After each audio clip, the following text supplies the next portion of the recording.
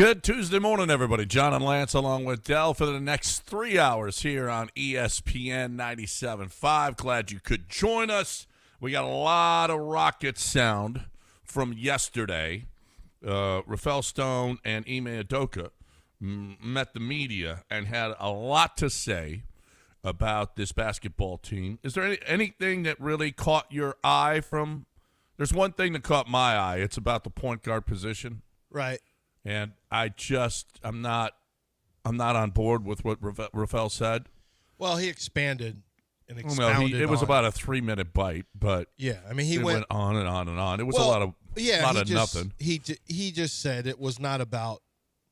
They basically we'll probably hear it. I don't know if we'll play the full 3 minutes, but he basically he said I didn't want somebody who just dribbles the ball and then gets into it, and then that's it. They've got to be able to defend and shoot. And I'm like, but you got Reed Shepherd. I mean, streaky shooter who doesn't defend. I mean, come on, dude. Is this really a huge concern for you? Well, right. Well, we don't want another one.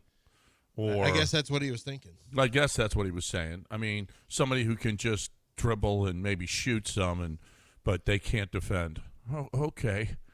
All right. Well, I saw Brian Geltzeiler, who used to be. He actually started his career on this show.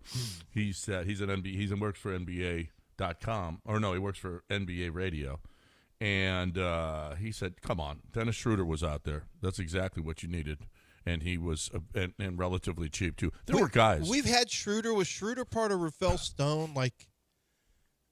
Remember, Schroeder was a Rocket for a little bit. Yeah. So I don't. They may not have wanted Schroeder personality wise either. I don't know.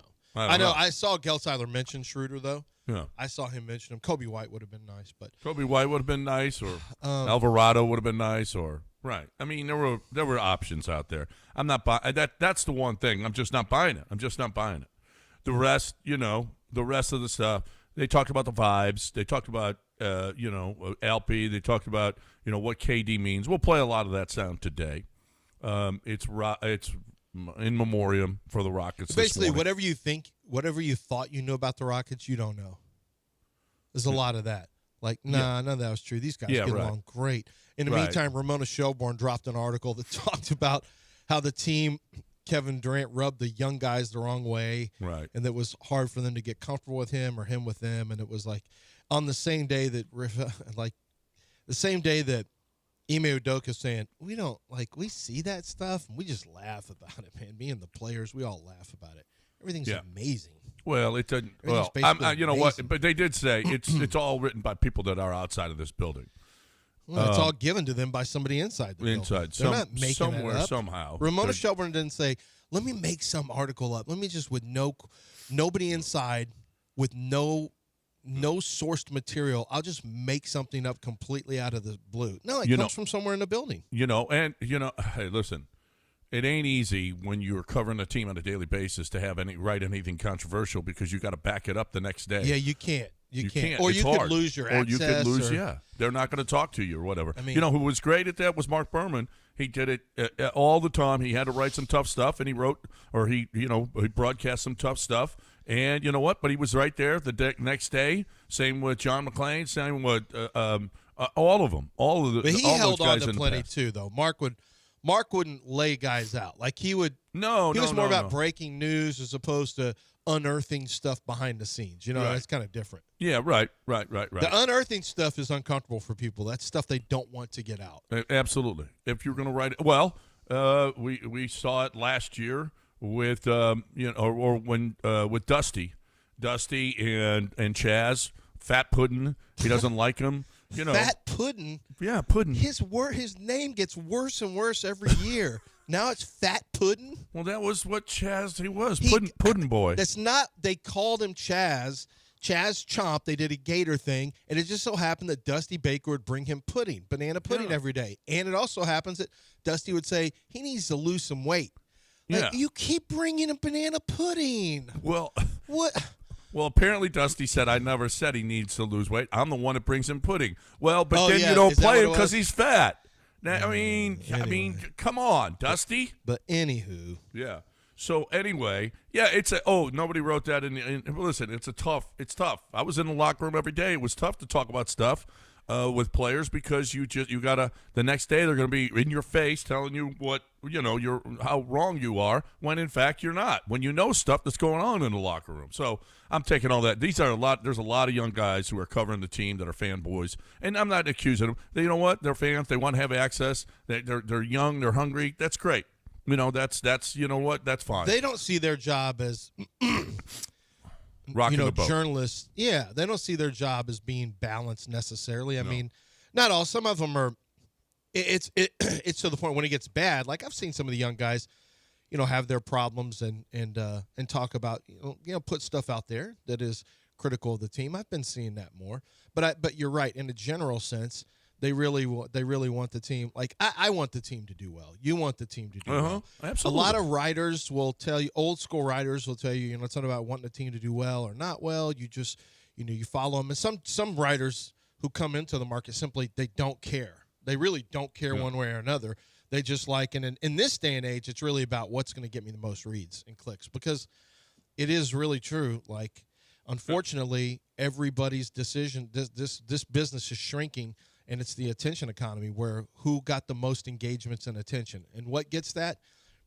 I get paid by how many clicks. So yeah, I mean, it's terrible. Our society is like that because now you're going to get the most sensationalized. What is the thing that's I'm going to put out there what is going to get me the most attention? And that's not great, but it is what it is. Yep. 713-780-3776 is the number if you'd like to get in here with us. I think the Rocket stuff was going to – I'm not sure it's going to die off actually because now there's talk about the Rockets are expected to turn their attention to Giannis. And I really worry that – I don't know. I got a that's hint from Is it yesterday. Shams say? Is that what Shams said? I got the hint from what I thought was they're going to just run this back with the two guys. Yeah, I know that's what you heard. That's what I heard from them. We'll see what happens with the Fertittas. Yeah, because frankly, they don't matter when it comes to that. I mean, if the Fertittas say we want a star, we want to win a championship, go do it. Their job is to go do it. Yep. I mean, it's ultimately Patrick and Tillman's decision. Yep. Now, I personally want them to run it back. I wanted Giannis instead of KD. Once you got KD, that's fine. Let's go. Let's see what happens. I don't want them both because that kills off all – because the report I saw yesterday was it would be Jabari and Alpi and draft picks. And if that's the case, then you're left with Amen and Reed Shepherd and a couple of old – and like 4 old guys. And it's poof, it's done. You've got as long as Kevin Durant can play basketball, that's how long you've got. That's how open your window is. And then you're done. Then you're cooked. And by that time – Giannis is going to be 34. Yeah, I don't know that you want to. I listen. I was at the game and I was watching Patrick's. I got. I'm behind the basket, so I had a good view of where Patrick was, who's on the side, right on the side, and talk about Tillman's in Italy, so I didn't see him. Although I do know somebody that was with him, and it was obviously Patrick had this look on Friday night. That was one of the worst. That had to be one of the worst experiences for the Fertitta family when you got a chance to get back in the series and you lay as big an egg as they did, and everything about it you could just see how disgusted Patrick was, and rightfully so. He should have been, and if he wasn't, then something's wrong.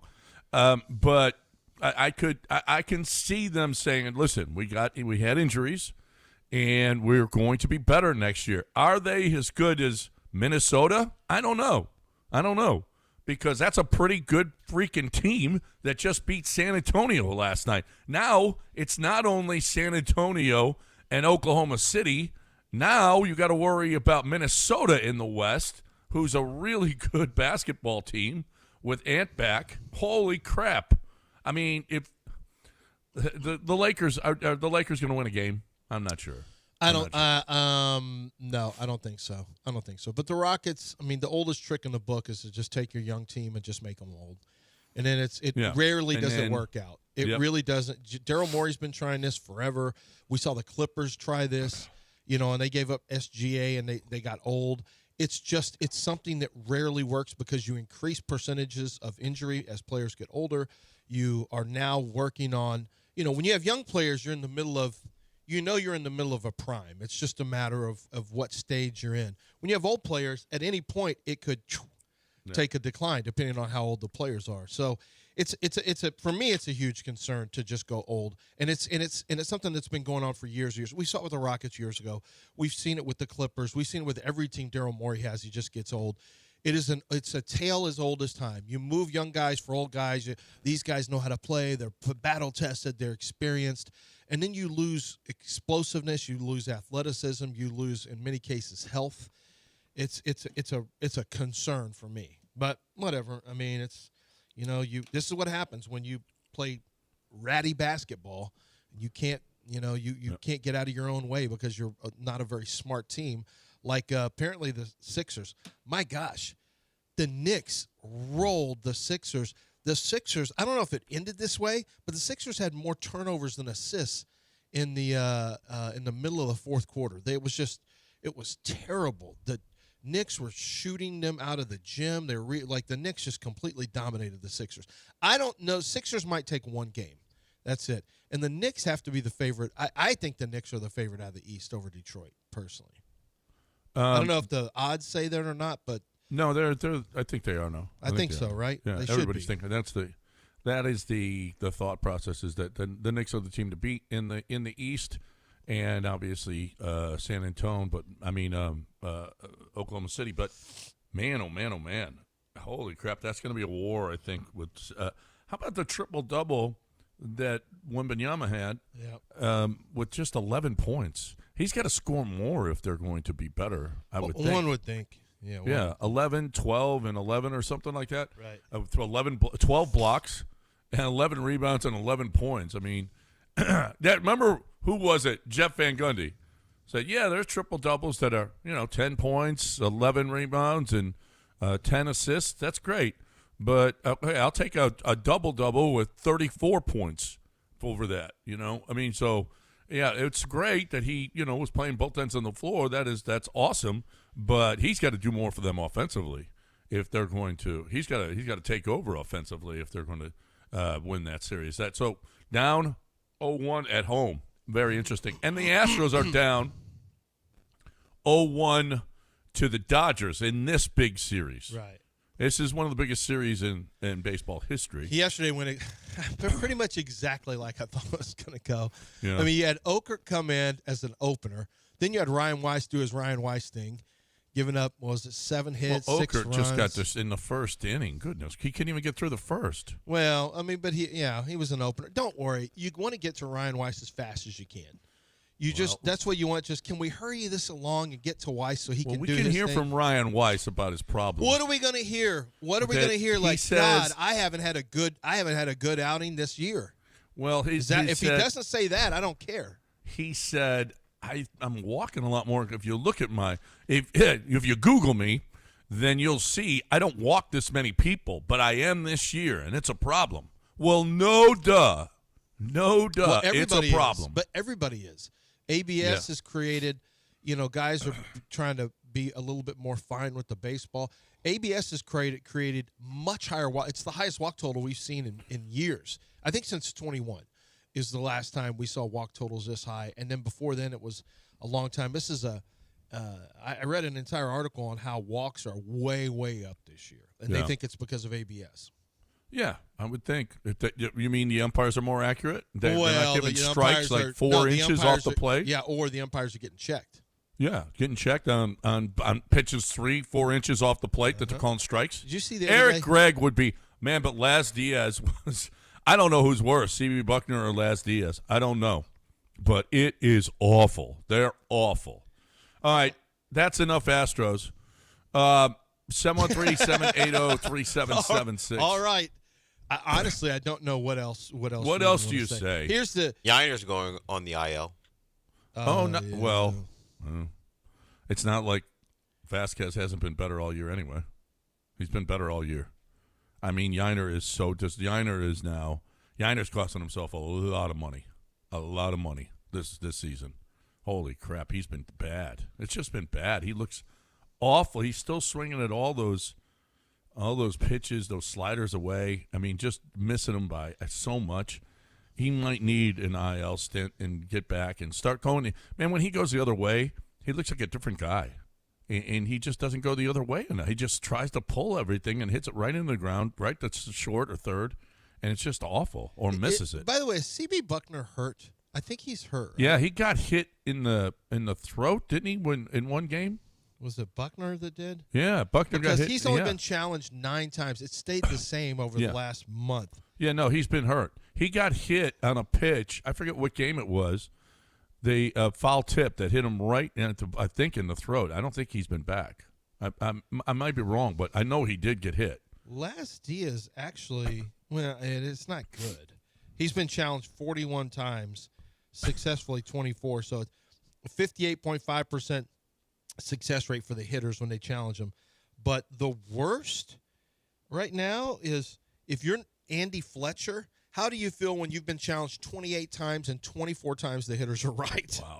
Wow. They're right almost 86% of the time. When you get challenged, you're going to be embarrassed. Right. Like, that's got to be the worst for that guy. And Chris Siegel, 32 challenges, 24 successful, 75%. That's just horrible, horrible numbers. On the flip side, if you challenge Emil Jimenez, get ready to lose. 14 challenges, 3 wins for the hitters. Wow. They can't beat him. Derek Thomas. Remember him? Pass rusher? Yeah. Now an umpire. He's not because he passed away. He's But dead. 23 challenges, 6 wins. 26% winning percentage for the hitters. Don't do it. Don't try it. Don't try He's it. like, don't try me. You know what you do need to try, though? GiveMeTheVin.com. That's what you need to try. And if you want great results, not like Las Diaz, you're going to get great results. You're going to get more for your car. It's what you do at GiveMeTheVin.com. Love John Clay Wolf and what he has done. It's what a success story he has been in the world. I mean, the dude is he's dealing in cars in the B's, not millions, billions. That's what he does every year. Okay, he's got such a, I mean, talk about building. He built it from scratch here in the city. He was doing it for somebody else. He built it from scratch here and in Dallas, going back and forth. And, man, he turned it into an empire and one of the biggest car buyers in the country, if not the biggest right now. He's got, you can hear him on Saturdays right here on ESPN 97.5, the longest running show. But there's a reason. There's a reason. It's because he gives you more for your car. That's why he's so big. And he just works on pennies on the dollar as opposed to the other guys that are trying to gouge you and make as much as they possibly can off each buy. That ain't his philosophy. His philosophy is, let me buy as many as I can, give the most, and I'll make less when I sell it at auction. It's all at GiveMeTheVin.com. One place I always say you have to go if you're selling your car, GiveMeTheVin.com.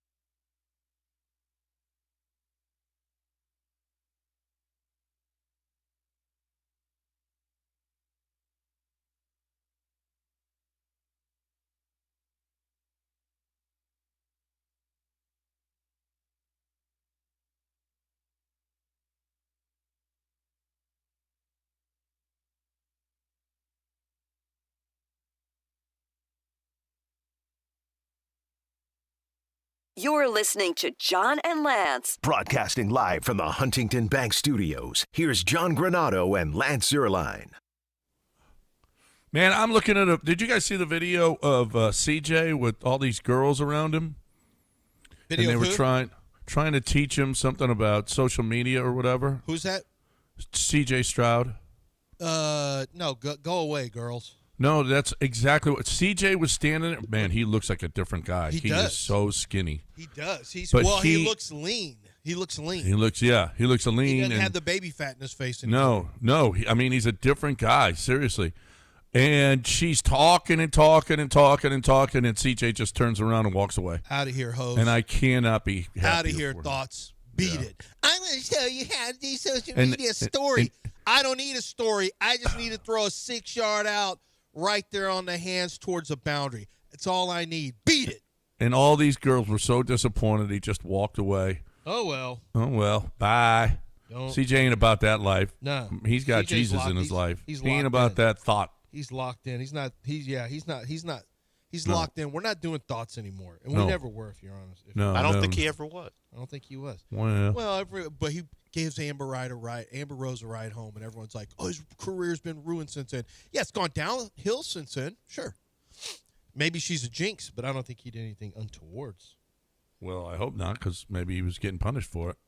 Maybe now he's not going to be punished anymore. Okay? You know, there's another theory that perhaps he should let loose and maybe he'd be less constricted on the field. Well, Perhaps find your joy off the field. no, maybe we should follow the Bible, and that's where we'll find joy. Okay, Well, maybe not. I not asked the in question 10-yard without outs. answers. We'll No find one- our no joy one really in the cares Bible. about how he follows the Bible when he's throwing picks in the playoffs. People don't care. Yeah, that's true. Well, I don't care what people care about. CJ cares about his You soul. didn't care either when he was as awful as he was. Yeah, you didn't say, "Well, he loves Jesus."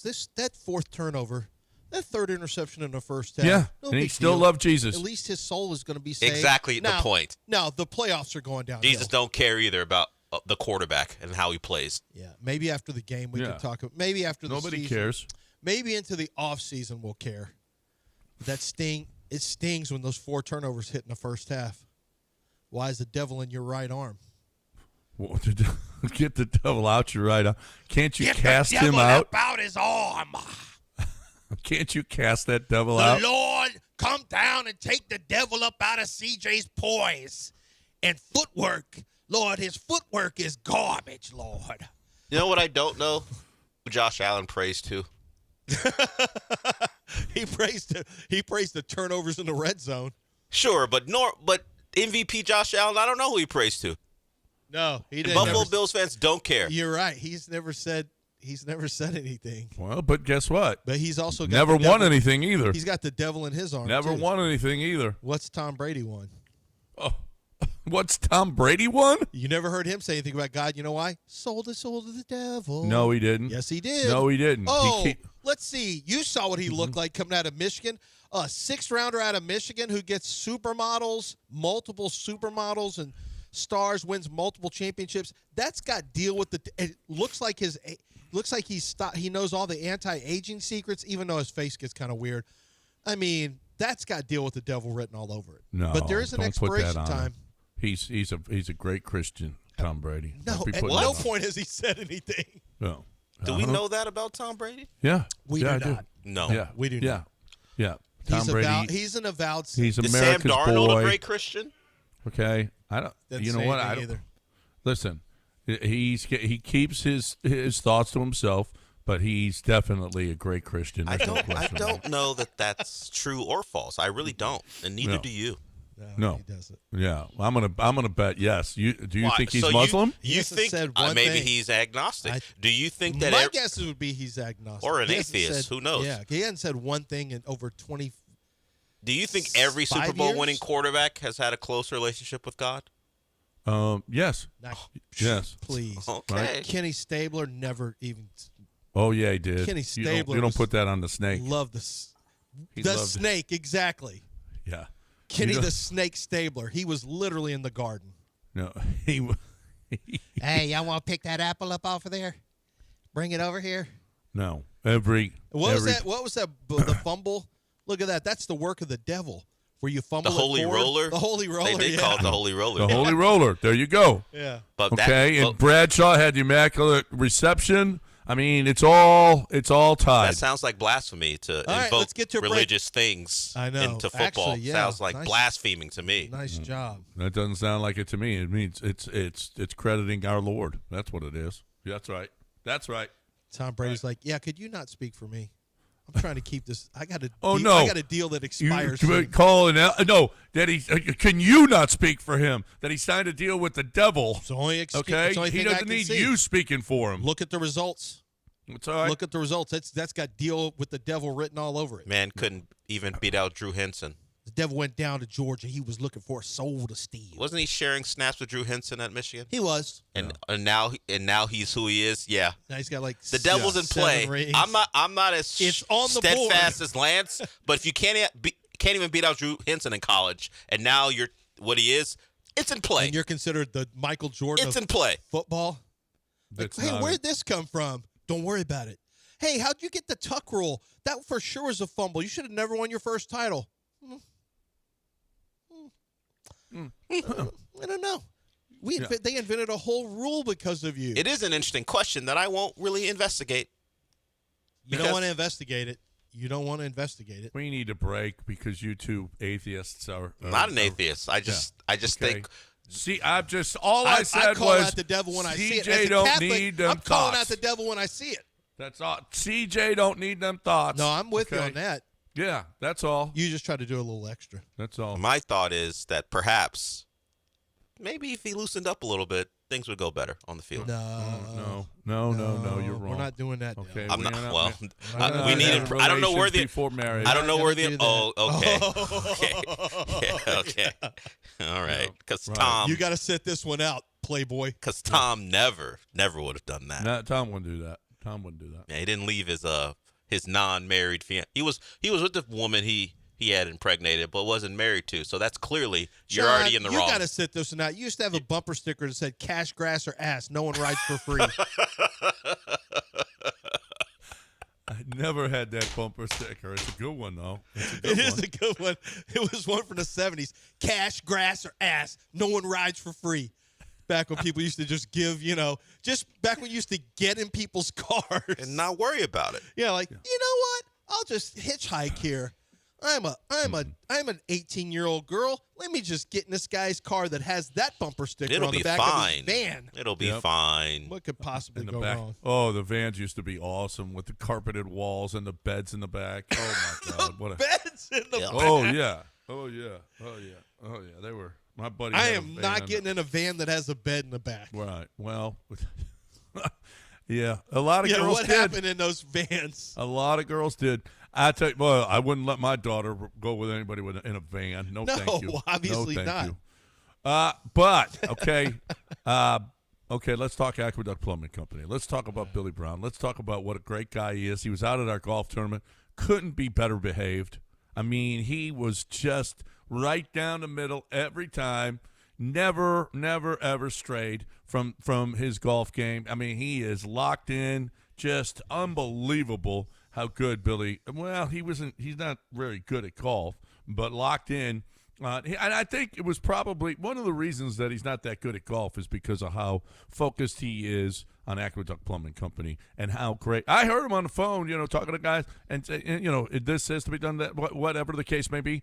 Billy he's unbelievable, the business that he has built and how you can trust. The thing about a plumber is, Lance, they've got a terrible reputation, especially in big cities in the Northeast. Not here. I mean, the Aqueduct Plumbing Company guys come to your home and you can count on them. Yeah, and they take it as they have the same urgency you have. When you have a plumbing issue, there's this level of urgency that sets in. And Billy's got the same urgency in Aqueduct Plumbing Company. That's why they have so many trucks, so many workers that they can get to the issues that you're having, get there quickly, get it looked at, get it diagnosed for no fee. They come out there, no fee. You won't find anybody else that does it that way. And then they're going to, offer to fix it for you for a very fair price, very transparent, and their work gets done the right way the very first time. It's aqueductplumbingcompany.com, 281-488-6238. That's 281-488-6238, Aqueduct Plumbing Company.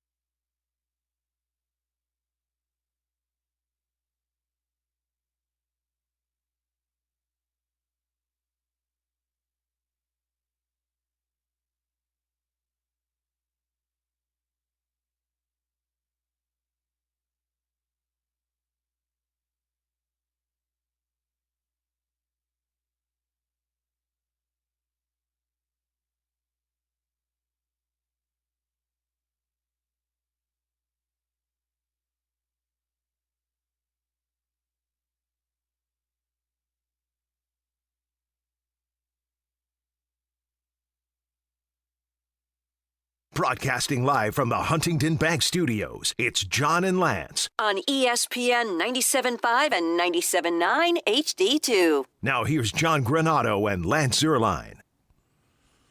All right. Let's get this disappointing season in here, Dell.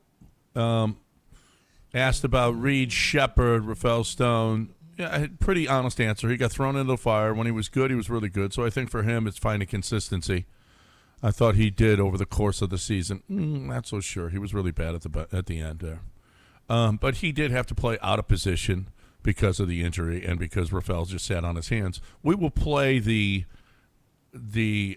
point guard, him talking about not getting a point guard. But as far as what you looked at this Rockets season, and if you were disappointed, if you didn't think if they achieved what you thought they were going to achieve, if you were frustrated with the team, you're not alone. Everyone in that building felt the same way. I think the season was frustrating and disappointing. We expected to win more games in the regular season than we did, and I think we expected to win more games in the playoffs than we did. And I understand that we took a lot of injuries this year, and I do care about the injuries, but the expectation for winning is with the players that we had playing. So, and I think that feeling of disappointment is definitely felt everywhere in our locker room with all of our players, all of our coaches, all of our front office and ownership. I think everyone feels the same on that front. Yep, as well they should. And I know for a fact that it was a frustrating. It's not as good. Well, you all felt the same way. All felt the same way. They're not as good as we thought they were going to be. It was frustrating to watch them blow leads, to not win as many games. They won the same amount of games as they won last year with a better team. They blew games. They, obviously, they had the injuries, whatever, no excuses. Well, to me, and let's get his answer about the point guard position.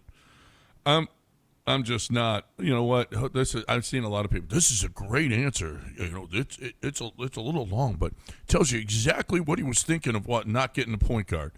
Baloney. To me, it's baloney. You could have picked up somebody. I mean, as opposed to just having Holiday on the bench and coming in once in a while and not trusting him at all to come in and run the team until the very end in the playoffs, giving him 10, 11 minutes, whatever. You could have had somebody that was out. There were guys out there that were better than what he's saying. Well, they could. I don't want anybody if they're not running. Well, let's listen to him and about not picking up a point guard. The issue is just like what I don't believe in, I guess philosophically, is just going to get a point guard because they're a point guard. And let's just say somebody is a very good ball handler and passer, but they can't defend and they can't shoot. Well, I'd rather just cobble it together than, okay, yeah, we can get into our offense good, but like no one guards them after they make the initial pass. And then on the other end, they're just a sieve.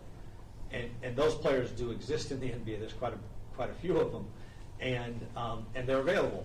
But I didn't think that would make us better on the whole. So I think it's always an opportunity cost. And there's lots of ways to win basketball games. There's lots of ways to lose them. My goal is simply to win. And aesthetics just aren't that important to me. And so, like, understanding the concern people have about the way things sometimes look, there are trade-offs. And our team this year was very big and we were very physical. And when Fred went down, I think we made a conscious decision just to lean into that. And I think it paid off at times, and at times it hurt us. But again, there's a trade-off. And if you can get a player who's big and physical and a point guard, that's optimal. Those guys are kind of hard to find. So sitting here today, going into the summer, we would like to be more skilled. We'd like to be better shooting. We'd like to do all of that without giving up defense and rebounding. I hope we can do that. Like that's always the goal. But but if you can't, then we'll have to make some hard decisions around the margins. I think the timing of when Fred went down dictated our course more than anything else, because at that point in time, and even bleeding into the trade deadline, it was going to be very hard to make a short-term deal that didn't hurt us in the long term, and provided kind of what we thought was an optimal trade-off. And so we did what we did. I'm not buying it. There were too many. He just wouldn't pull the trigger. To me, this was very. Remember when Luneau wouldn't pull the trigger and Jim Crane finally said, "Hey, just do it." On Verlander. On Verlander. Now, to be fair, he wouldn't pull the trigger on Sonny Gray, and then Verlander wasn't available at that time. Then when Verlander became available, basically Crane just stepped in and said, "We're doing this." So Yeah. It is what it is. Yeah. So, I mean, I just think, you know what? Oh, the timing. The timing was before the season started. What do you mean the timing? It wasn't like it was a week to go in the trade deadline when he went down. Oh, we got to scramble and find somebody. He had the whole season to find somebody. I mean, that I know it was right before the season, a couple of weeks before the season started, or a week before the season started, whatever. But there were plenty of guys that were moving in the league with expiring contracts, or they just wanted to unload them with one. I mean, I ain't buying that. I'm not buying it. I just think to me, we had Grage yesterday. He had a D for not doing anything, not doing a thing when they needed him to do something. They needed him to help, and he just sat on his hands all season long. I mean, they needed help. Oh, we don't want a guy who can't shoot and can't play defense. You mean Reed Shepard in the postseason? I mean, that's exactly what Reed was. Exactly what Reed was. And he couldn't shoot, and he couldn't play defense. And you drafted him. And that's what you had instead of a guy that maybe could have helped you out starting the offense. And Reed was playing out of position. You had no options. That's the problem. When you looked on the bench, there were no options. No options. And Ime talked about, I don't know if we have, I've read Ime's comments. I have not seen the actual, I don't know if anyone captured the audio of him talking about Amen Thompson and Reed Shepard as point guards. And it makes sense. I mean, he basically likened it to a young quarterback, a rookie quarterback. Yeah. Who you just have to go through the ups and downs. And I get it. Yeah. But you also sometimes have a backup veteran point guard, a backup veteran quarterback. Bring in Kirk Cousins. That's what I'm saying. You sometimes have that backup veteran, and if there's an injury, Holiday was supposed to be that, but he never trusted Holiday. If you have an injury, you may trade for Joe Flacco or sign Joe Flacco. That's what Rafael didn't do. He didn't bring in a Joe Flacco. Would you have wanted, both of you on this one, would you have wanted Chris Paul? I don't think Chris Paul would have fit. Chris Paul likes to tell everyone what to do, but he's not as good anymore. And there's a lot of people who said, just go to Chris Paul. I don't think Chris Paul was the right kind of guy to get on this team. Because he's too much of an alpha in your face and needs to be the boss of everyone. I don't think that was needed. You just needed somebody who would just do their job from the bench 15 minutes a game. 12 minutes a game. Plus, sometimes maybe no minutes a game. What was left on his contract this year? Was he making money on top of that? You had to pick up prorated whatever it was. Well, it wouldn't have been a whole lot. I don't know. I don't know what he's making this year. We have to look, but I don't know. No, a Schroeder would have been great. A Kobe White would have been great. An Alvarado would have been great. I mean, there were a lot of options. Steph Castle would have been great. He just keeps doing this. A Steph Castle would have been great. He keeps bringing up a guy who just wasn't talked even about on their board. Big point guard, physical. I mean, why wasn't he on their board? Where was he drafted? He was drafted 4th.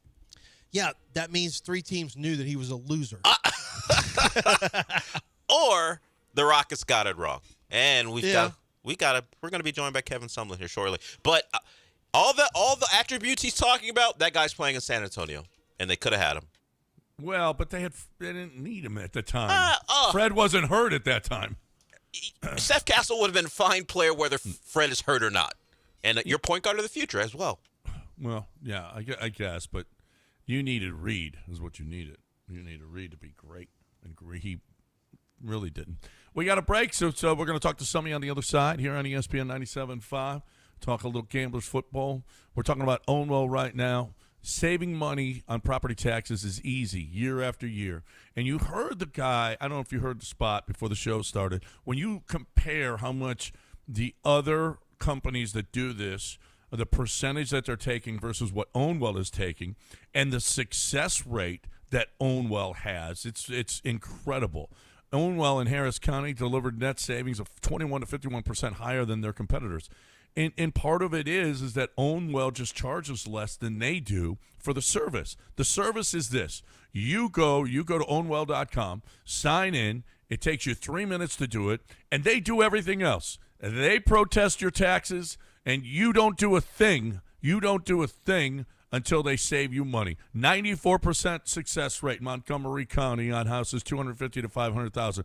Doubling your money in Brazoria County with homes $500 to $750,000 range. More than 2 times what they say by using other firms. I'm telling you, it's stat after stat after stat that Ownwell runs this show. Okay, they're the best. They're the biggest, and they've been doing this, and they're going to do it for you. Don't wait. The deadline to protest is May 15th for most counties. It's coming up fast. Once that deadline passes, you're stuck with your current tax bill for the year. To save money on your property taxes, go to ownwell.com before the window closes. That's ownwell.com. Let them know I sent you when you complete your sign-up at ownwell.com.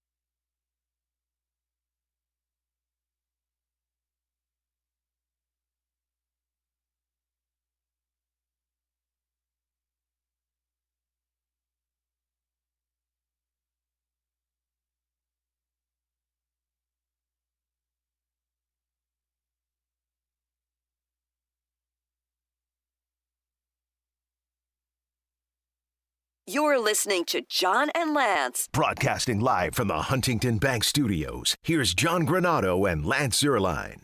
All right, welcome back here on ESPN 97.5, bringing in the coach of the Houston Gamblers, Kevin Sumlin, joining us here on the show. What's up, Coach? Oh, just trying to get ready and get back in the win column this weekend with a home game on Sunday, and trying to get healthy. A lot of injuries, and particularly quarterback didn't help us last weekend. No. What? So tell us the situation now. Well, we're getting back to we had 2 of our quarterbacks that hurt.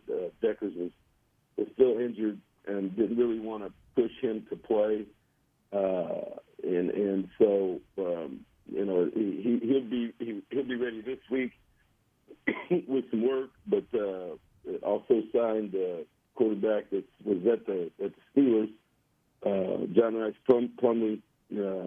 So got 2 new guys here. We're about to get out on the practice field this morning, and then announce a guy later on this week who's going to start this week. Man, it's got to be, and you're playing the same team back to back, right? And that's a tough situation, home and away, right? And so they get to know your offense a little bit. So and you're dealing with, you got 3 different guys throwing the football last week. Yeah, I mean, it's a lot. It's a lot. So, it's a bit much. No, it's a lot, but we're doing all right, and we'll see where these guys are. We made a couple trades, some personnel switch up, and so our guys are kind of got some new guys in the room this morning for meetings, and then we'll see where we are by the end of the week because we've got a little longer week because we don't play until Sunday. So that's the good news. Get these guys healthy, the guys that have beat up a little bit, and then find out where these new guys can help us. Yep. So talk about it. Who's standing out for you? These guys have all got aspirations to play in the NFL. Is there anybody that's exceeding expectations for you offensively or defensively that you say This guy's got something.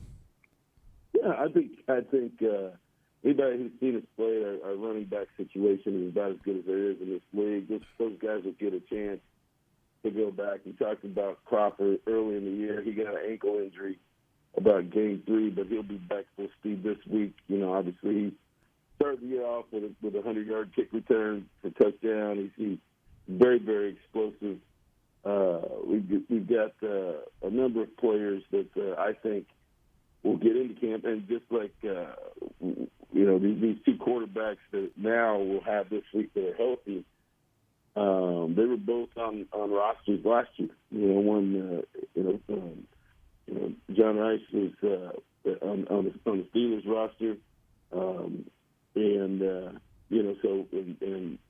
Deckers was on the Saints roster early in the year. So those guys have been talking to us about, hey, we got to get these guys developed. That's what this league is about, and trying to get them ready to get back into camp this summer, but also get us better so we can win some games here. Coach, I'm curious. One of the things that I've always noticed, it's hard enough to find good offensive linemen in the NFL game because they're just outmanned by the amount of talent that's on the other side of the ball against them. And It's just been a problem in college football, just all the way up. And then once you get into your level, and I start looking at some of the linemen on different rosters, because I always do this. I mean, there's not a lot of recognizable names. There's a lot of guys who are sitting on practice squads in the NFL who are average at best to below average. That's got to be a little bit of a scrap for you to find, to try to cobble together the best line that you can so that you can execute what your offense is supposed to look like. Yeah, well, you hit it right on the head. I mean, it's hard at any level to find quality offensive linemen, let alone the depth at that position. So, there's a mad scramble around this week for guys. I think they're probably the most added and subtracted position in this league because there's very few guys that are that level of player, and so that becomes difficult. I think right now where we are after we've made some personnel decisions with our offensive line and bringing in some other players, we've actually gotten better. And to give you an example, the guys that we traded away and or cut, we've been able to run the ball very effectively. We've got to get our passing game going. But there's one team in particular last week that there's between trades and cuts, Louisville had 3 of our offensive linemen that were on our roster to start the year. They're starting for them. So that's your point right there. So, there's not enough of those guys walking around and with that kind of talent, and you have to continue to try to keep those guys healthy on your team if you have some quality offensive line. Does Gottlieb play for you? I watched him when he was in, I think, the FCS, and then he moved over to Maryland where you were as well. I'm pretty sure he's in Maryland. Is he starting for you? Yeah, we traded for him. Okay. Actually. We traded Braylon Sanders to D.C., back to D.C. for as we call him, Gotti. So I knew about him when he was at Maryland. He's playing left tackle. We've moved Jackson. We got another good player, the second-round pick for Clemson. He's playing guard next to him. Jack's been a center for a long time. Our offensive line has gotten incredible. I mean, it's gotten better and better. And that's where we've been able to run the ball. We've got to get our passing game going, and a lot of that is just the incontinuity at quarterback, not because of talent, just because of injury. And we're not trying to have musical chairs. The guys have just been hurt. So, I think, with the guys that we have coming in at quarterback this week, with the rest, they'll get those 2 guys. We should be a better offensive team, and we've got to create more explosive plays and score some more points than we've done the last couple of weeks. And Sunday, you're playing a 5:00 game. Do the schedule makers know about holidays, or you played on Easter Sunday? Now you're playing on Mother's Day. Hey, you know what? I just show up. So you get the schedule, but it's a hats off the Heroes game. So we're gonna do some fun things there at the stadium with our heroes, our mothers. Thank our medical professionals, first responders, and military. So it's an opportunity for us to pay tribute to all the people that do a lot for us, and especially mothers if they're there at the stadium, and so we're looking forward to it. Like I said, we got to get this thing back going again, and I think with the new people that we've added, I'm kind of excited to get to practice today. Good. Well, go get them. We appreciate you, Coach. Go get them. It's the Orlando Storm. They're playing at 5 o'clock at Shell Energy Stadium on Sunday, on Mother's Day. Bring Mom. Go to Mother's Day brunch, and then head on over there to the stadium. And hats off to moms that day. Hats off to heroes. They're the heroes for sure. Coach, we appreciate it, and we'll talk to you again next week. All right. Appreciate it, guys. All right. Thanks, there Coach. he is, Coach Kevin Sumlin. Every week talking Gamblers right here on ESPN 97.5. 713-780-3776. If you want to get in here, 713-780-3776. Time to talk a little East River 9. Love me some golf. I think you know that. Love the facility. Love the beauty. Love that you can play day or night because it's a lit course. That makes a difference, people. Okay? Well, I don't get off till 6:30. I can't play golf. Yes, you can. You can go to East River 9 and play golf. And you can have dinner there. And you can you can watch all your games there. I mean, they got a gigantic television outside that you can watch it during the day. It's perfect picture even during the day. That's how good it is. But at night, I imagine it's just fantastic. And it's a really cool sports bar / restaurant. It's got everything you could possibly want. It's a great place to entertain clients. It's a great place to have a first date. It's a great place to meet your boys at night because you can't play during the day. All of those things. About an hour and a half is all it takes to play the 9 holes. It's great. You're looking for a great way to have fun, and you still get to play golf, but yet you still get to work. East River, the number 9.com. EastRiver9.com. Tell them you heard it right here.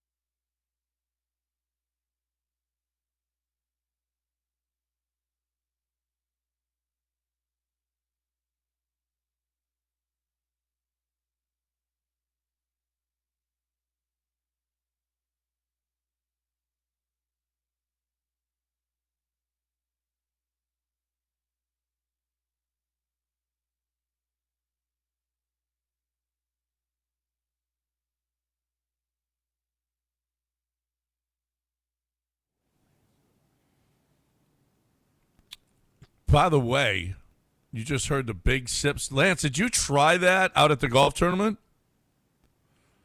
Did you try the big sips thing? Yeah. They're good. Yeah, I had that one chocolate. The chocolate one? Yeah, I wanted to see what that tasted like. I'm like, huh. It was It good. tasted like chocolate milk. Yeah, it was good. I was like, this is good. It's dangerous. It was dangerous too, yeah. Because there's alcohol in there. And, yeah, those are good. Holy cow. Try those big sips. They're good. They really are good. So the Texans had their golf tournament yesterday. And Cal and Hannah were out there. They had stuff to say. I did not get the invite yesterday. I didn't get an invite either. I don't know why. Yeah, I don't either. I don't know why I haven't gotten an invite since I left the organization. I don't know why. I don't know what happened there. But Mike Timone also was there. Maybe it's because you call him Timon and Pumbaa. Maybe that's one of the reasons that you haven't. That you say, okay. No, You call I never. Timon and Pumbaa. And that Timon and Pumbaa. That's not it. That wasn't what I was thinking. I was thinking of Timon from the Fast Times. Oh, Mike Timon. Yeah. That's who I was thinking of. Well, he's not selling us tickets. He's not gouging us. Well, he does want you to buy tickets from him. Actually. Well, he does. Yeah. He does want you to buy Actually, tickets there's some similarities there. to a football team. Yeah. Yeah. I'm thinking though. I'm hoping it's a better deal, but that this Mike Timone is having than that Mike Timone was having. And he also was asked, "Hey, y'all leaving or what you doing? What's going on with the stadium and the search and what's happening with Reliant?" And here was Mike Timone. I mean, the focus. I'll even get a little more micro. The focus is Reliant Park. Like that is our focus, and so the reason we feel that way is if you take a step back and you look at Reliant Park, just the attributes of it. You have 350 contiguous acres on major arteries with the 610, and soon to be the third largest city in the United States. Like that is pretty special. And so when we think about our partnership with the rodeo, we're both aligned on we'll do everything we can to make it work on that specific site because we really think that can be transformative. Well, tell him what your problem is, Dell, with that one. And you're not the only one, Dell, what, who heard 610? this. Get the 610. Embarrassing. He said the 610. He said the 6. Someone get him up to date Is he on from how. LA, where they say the 405. You guys they don't always say say 405. They say the 405. When I was in LA, we said the 405. We didn't say the 405. What did you say? I said 405. It's changed since you've been gone. No, it's has the it? here. I It's don't the. know. I Every never said weather, every traffic, 405. everybody says the out here. 91. I don't say the 91. Yeah, 91, you take 91, 91 not freeway. In Texas. Mike, I don't know if you heard. You ain't in L.A. no more. We don't say the 610. We don't say the 610. It's just 610. It's 610. Well, you could say the 610 loop. Now, you do say the Beltway. The Beltway. Or the loop. The loop, yeah. You could say the 610 loop. You can say that. But, yeah. I know you got to say it out here, though, and I got to watch when I'm back in Houston not saying it. Well, that's nice, except something's got to be done with the Astrodome if they're going to do it. There's no way you're going to put up another building if they are, in fact, going to put up another building. John McClain said, why not do it across the street where Astroworld used to be? Although that will be a long walk to the park from the parking lots to at where Reliant is now to across the street. Just get it. That's not that bad.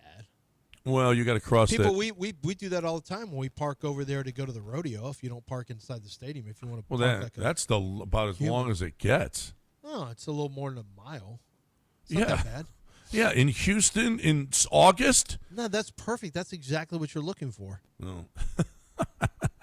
I guess it is August, but I mean, no, I did that in Las Vegas. Wait, why are you walking from there over to there? Well, because if they put it on the other side, you're gonna put parking spaces if they put it on the other side of the 610, then they. Yeah, but you're going to put parking over there too. Well, not as much. A lot of the parking is going to be on the other side. Hey, on here's the an idea. side it is now. Build a garage that goes upwards instead of just having to do everything flat space. As if it's not hard enough to get out of there now. Are you kidding? Getting stuck in a garage? Yeah, garages suck if you get. That's why you do like I do. You leave early. Avoid getting stuck. Like all you dummies who get stuck. Yeah, I missed, the greatest comeback in Super Bowl history. Super Bowl comeback, but, that's a small price to pay. The greatest comeback in Super Bowl history you missed, but you got home. You got out of there early. And I watched the end of it with a bunch of gloating Patriots fans at a hotel, which is not ideal, where my car was parked. I was like, oh, my God, I got to watch them win. Yeah. Anyway. Gronk. Like, oh, no. What did you do, Kyle Shanahan, with your play calling? What did you do? So staying in the Reliant Park area is nice. That's a good sign. I think they're backing off of a lot of this stuff. At first, hey, we gotta get a new stadium, and we need the support of the community. No, you ain't getting any support. But they are doing the Toro. What's the real name? We call it Toro Town. What's the real name? Toro District? Compound. District, I believe. What is it? Toro District. Toro District. Yeah. Is it? You're still gonna have that though. Yeah. Well, no, but that's for their facility, their compound where everybody goes. And what is this going to be for? This is for the games. The games are going to stay in Reliant. Yeah. Yeah, the stadium is going to stay. Yeah. No, that's what they're talking about. The stadium's going to stay there, not Toro land. But they're not talking about a new stadium. Well, not anymore. Not that you know of. Yeah, not that I know currently of. Publicly. Or it's a major renovation. It'll pop back up if they win a Super Bowl. It'll take. Might as well build. Let them win stadium. a Super Bowl. Everything's on the table. Is Houston still in the rotation for Super Bowls? Not Is really. the building still up to snuff? Not unless everybody comes up with a new stadium. Let's go. Let's build a new stadium so we get a Super Bowl. Yeah. This is the dumbest thing in the world. We get plenty of Final Fours. We got a World Cup. Who cares about Super Bowl? Big deal anyway. I don't. No one in this city should care except for a few Raj businesses. I'm going to send that to Raj. No, Raj has already got. Everyone else is getting them. I'm saying, Houston, we don't need it. We don't need a new stadium. We don't need a new stadium. Well, you decided to build this raggedy we ass. Do either that or put about $500 million into this one. Why? What's wrong with it? Oh, it needs major stuff. Like what? Well, first of all, it doesn't have a roof. Other than that, well, that works. There's $500 million right there. We don't want it open. But it's even too when hot or too cold. What roof do you need? They don't want it open ever. Even when you can't, it rips apart every time it rains. Doesn't matter. Did you see the freaking rain pouring in there? Because they never opened it. It probably was broken because it never got open. It was broken because of the little thing we like to call a hurricane. Yeah. Well, that's okay. A hurricane hit it, so let's build a new one. Yeah. Yeah. Guess what? Hurricanes are going to keep rolling in. Guess what? A lot of people have to rebuild.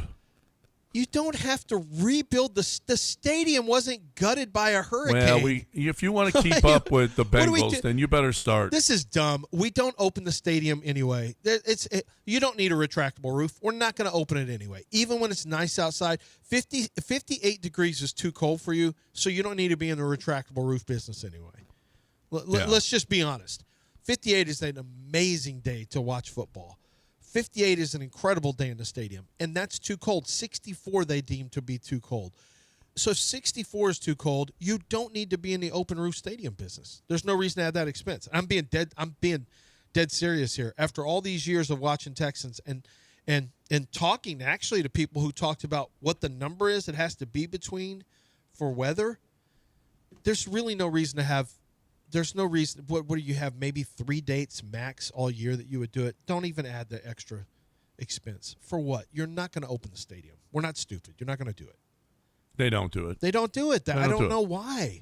I mean, if it's over 45 degrees, open it up. We'll just wear coats. It'll be fine. Yeah. We don't need a new stadium, bruh.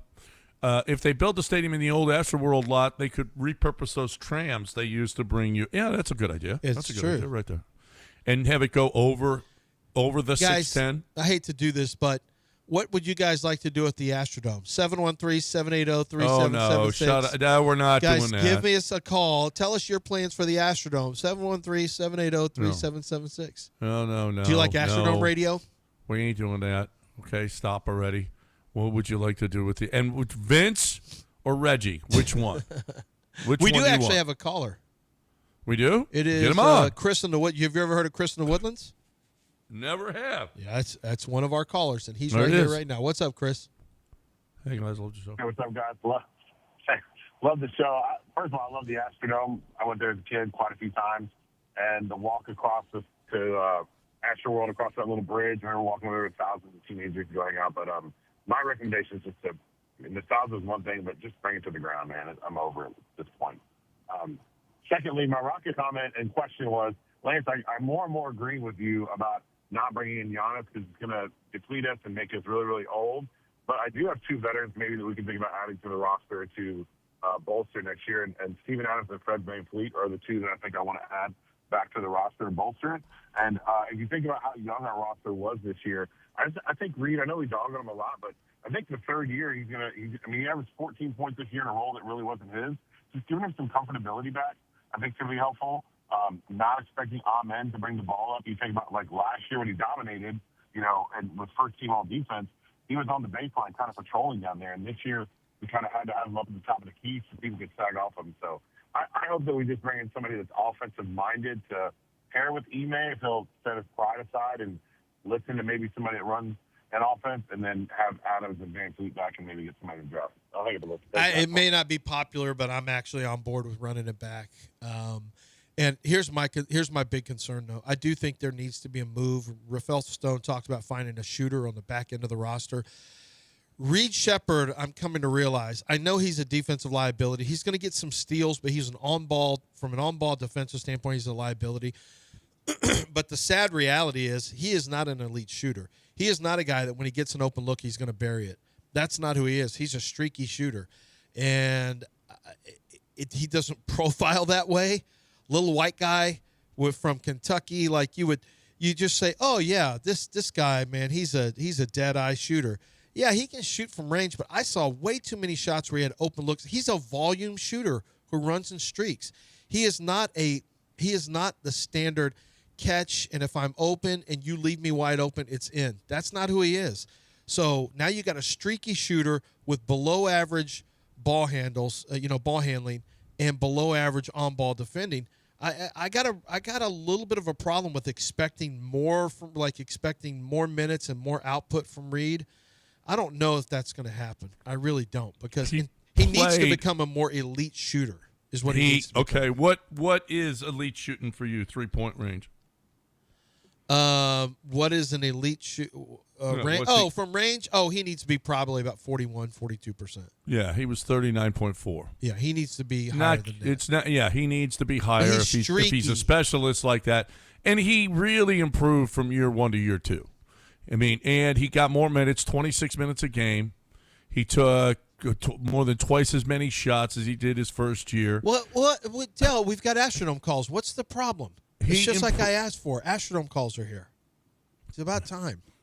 Dell's shooting fingers at me, John. Reed improved drastically over year 1, and he was better. He needs to become a great shooter. That's his job. Right. He's not a ball handler, and he's not a defender. All you right. got one job, son. Shoot the rock. And when the ball's in your hands and someone's not guarding you, it must go in. I don't know what else to say. Like, he should be over 50% in unguarded threes. Yeah. Yep. Well over 50, honestly. And he was, and in postseason, he was just awful. But that was his first postseason, so we got to give him a little bit of a break. All right. A little bit of break. Jalen got traded after his first postseason. Do you want the Dome or not? Yeah, there he is. 713-7. Astrodome talk right now. Astrodome. Yes, yay or nay? Okay. Yeah. What are your Hurry plans up. for Let's the get in. Astrodome? Who's there, Dell?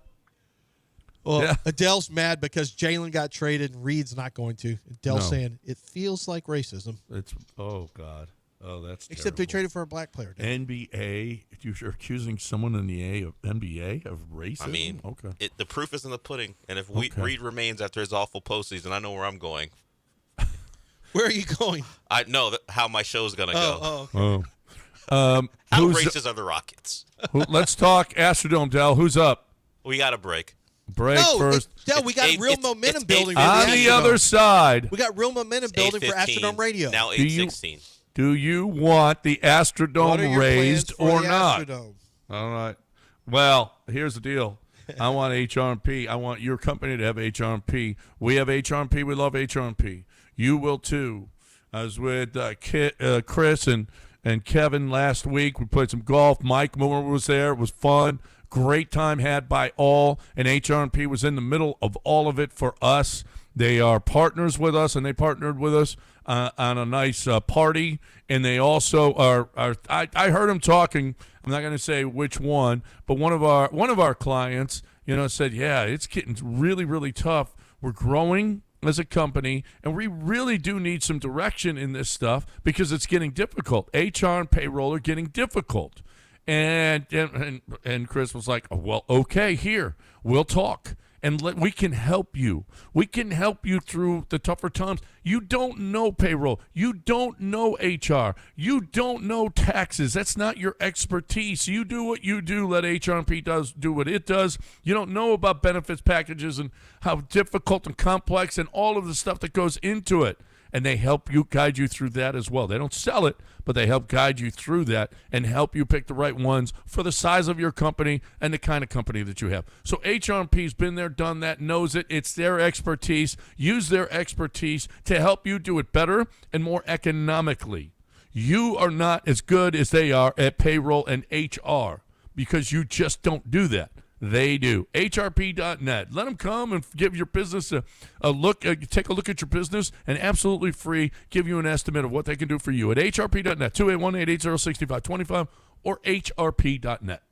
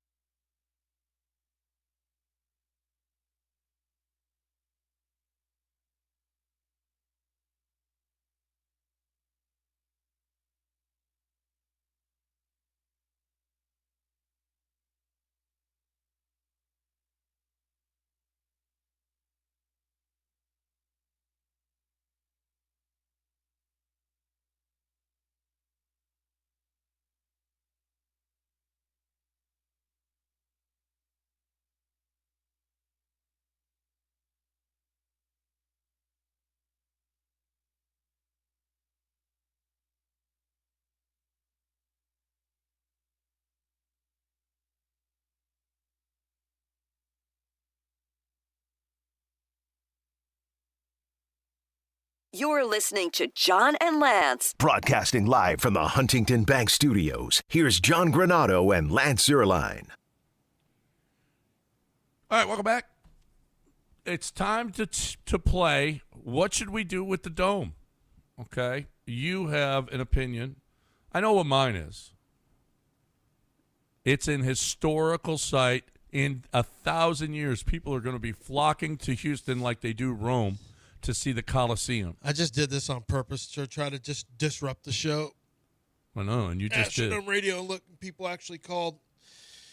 I want to burn it down. I want to blow it up, burn it down. If you're not going to put anything cool inside of it, I just erase the whole If thing. they had said that about we never have the Coliseum right now. Yeah, this isn't the Coliseum. What was played in here? A bunch Yeah, of it losing kind of games. is. It kind of is. Bunch of It's our losing Coliseum. games. No, it's not our Coliseum. No one who was born here even wants it. Yeah. We all want to throw it away. It's a rat trap. Well, if we put some Get rid cats of it. in there, we'll be fine. They got rid of Yankee Stadium, gone. Polo Grounds, gone. Yeah, but they don't care about stuff. But Astrodome stays. Very The short-sighted. home of what? Monster truck rallies? Very short-sighted. Very short-sighted. And a I'm team thinking that about choked the a million long-term times? health of people thousands of years from now. Okay? Oh, that, I care they about. can't wait We're gonna to be come around? to. Literally, that's like people going to a museum to go see a typewriter. No one's going to care. Oh, this is the precursor? The typewriter? Cool. Oh, it will be. It will be. They're going to go in there as, how was this ever a thing? This looks terrible. Do you remember when we were inducted last year into the Texas Radio Hall of Fame? There was so much old radio equipment there at the site. It's like so cool. And I went looking on. You don't care. Oh, it's not new. I don't care about it. Well, this is how we started, okay? And this is and I like that. And this is how we developed as a race. You know, nobody's gonna come. Like people are gonna come from out of town. Like, I've got to go see the Astrodome. Did you hear, guys? They're doing tours of the Astrodome. This is amazing. It's a big cavernous space with nothing in it anymore. You know they've gutted the whole thing. Yeah. What are you looking at exactly? That's great. That is awesome. All right, get some of these important calls in here, John. Okay. I'm just going to take this segment off. I did my job. Kill a segment. Did Michael bring food again today? Is that what you did this? No, I just want to kill this segment. Oh. Okay. Del, who's up? Let's go to Lloyd. Lloyd has thoughts on the Astrodome. Lloyd, what do you think, Lloyd? Hey, good morning, fellas. Classic show as always. Thank you, Dale. John, your idea of the Coliseum, I actually thought about that. That's not a bad idea at all. I like what you're thinking, but to be honest with you, I'm not worried about the people in the future. I'm worried about the present. And, I've had some fond memories at the Astrodome, like a lot of y'all have had. It's the eighth wonder of the world. But it's going to be two things you can do with it. You're either going to tear it down and give us back Six Flags, or even a Disney World, like they've been talking about doing forever. I'm tired of Dallas having a Six Flags and San Antonio having a Six Flags. Either one of those cities are better than us. They don't deserve it. Or you make it some big Texas Mall of America, because we all want money, right? It's a capitalistic society. So you either tear it down and give us Six Flags, or you give us a Mall of America. What do you guys think? If they'd have thought that way about the Coliseum, it'd be, do you see? Make more money. If you just think long term, okay, and what's best for society in the long term, 1,000 years from now, it's going to be like, holy crap, look at this building. The astronauts were in here, and the guy, the scoreboard with the cowboy that shoots the guns. This is from the guy that anytime anyone mentions, hey, that's worse for the environment, I don't care, I'll be dead. You don't care about anyone's You future. actually don't care. I care about the future of Houston. You don't care. It's not even going to be. We won't even have a future. AI is about to wreck everything. Just while we're here, let's just be able to take guns and shoot at it or something like that. So you Throw don't think flamethrowers how on it. long do you think society lasts? Not as long as you do. Not based on what the experts who have been in the AI field and now are getting out and warning everyone, who are saying, oh, this is really bad, guys. We got to put some guardrails up or this is really going to be bad. So, no. That's why I'm playing in my escape. Don't worry. Well, we'll be dead. I mean, AI is not going to take over the world before we're dead. That's for sure.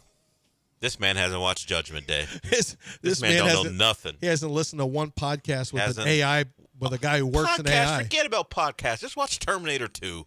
That was made so long ago. Yeah, exactly. And it's still predicting the future, even though that's the whole premise of the Daryl movie. Morey told me, live your life the best way. We can take them. Daryl, we can take them. No, what? we can't. What are you, dumb? We'll beat their ass. Those dogs with machine guns on their back. Stupid ass. Shut up, you dummy. They can literally just shut down a whole grid. We cannot take them. We can't even handle when a red light goes out. When red lights are blinking or go completely out. Everyone's What happens to you when your Wi-Fi goes out? You've lost your mind. When my Wi-Fi goes What out. happens then? And you think you can take AI? Worse than that, cart path only. Dell worked for AI. He knows the depths of hell. And now Raheel is working for AI. AI's bossing him around now. All right. Who's next, Dell? Got a full board, thanks. Why did I do this? I don't know why you guys better start treating this as a joke. No, it's too late. In the spirit it was meant. It's too late. Who's next? Wayne. It's literally the whole board Wayne's is full. world right now. What's up, Wayne? Oh, not much. Hey, John, I enjoy listening to your show, man. This is my first time to call y'all. As far as my concern about the Astrodome, I personally think it should stay up, make it into a museum, as competitive as the one in Fort Worth, make it into a Houston museum of the great legends that once played there in the Astrodome, like Earl Campbell.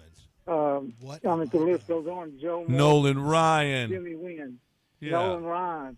You can even put down the period where Mickey Mantle hit his first home run in '65 in the Astrodome. Right. And just make a huge museum out of it of all the great players that once played at the Houston Astrodome at one time. Thank you. That's just my opinion. That's right. No, you're good. That's right. You're absolutely right. We got to keep our traditions alive, okay? This is on me, John. I got to do better. Thank you, Wayne. Thanks for listening and calling in. This was John so McClellan. important. Wayne's been listening for years, and he finally called in. That's right. You made this important, Lance. That's why you're a Hall of Famer. That's why you're a Hall of Famer. John, we got to do better. I got to do better as a coach. I got to make sure and put us in the right position to succeed, and I didn't do that today. You did. No, you did. Let's get another call in here. What do you think about the Astrodome? I wish they would grow up. I'm pulling an Nime here. Everyone here needs to grow up. Woods, Raymond, Keith, y'all need to grow up. Who's next? Well, it's Raymond. Knows? Raymond. Who's our? Yes. What's up? Hey, man, what's going on? I got one for you, John. The Sphere in Las Vegas turned the dome into one of those spheres where you show the Wizard of Oz and shit. Hey! He wants to make our own sphere, like they have in Vegas, where they show Wizard of Oz and ship. But he doesn't say the P. Yeah, and ship. Where they show Wizard of Oz. What? Sir, wait a minute. We can just go to an IMAX theater, sir. Well, no. Could you see in the dome it playing on the ceiling? Actually, Wizard of Oz? Actually, to be honest with you, That would be cool. It would be pretty tight to have our own sphere. Yeah. A giant sphere. Watch sporting events at the giant sphere. Yeah. That would be awesome. Concerts. Actually, that's not a bad idea. That's a great idea. Nice some of your historians, John, your biggest fans who are calling in, are they've got some good ideas. One guy told me about the history of the Astrodome. I'd never heard that one before. That was a new one. Yeah, Mickey Mantle. You never heard that? Yeah, it's nice new stuff. Yeah. Okay. All right. Billie You're Jean learning King. stuff. Yeah. One more. Let's get another one in here, Del. Oh my God, what have I? One more. We got three people. What have I done? This.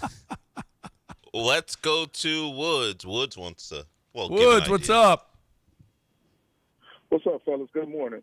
Man, you know what we could use the Astrodome to do? We could attract athletes for years, Astros, Rockets, Texans, make it a multi-level strip club. Ooh. The biggest stripper pole in the world. Imagine a chick coming all the way down from the Astrodome roof to the floor on a big old pole.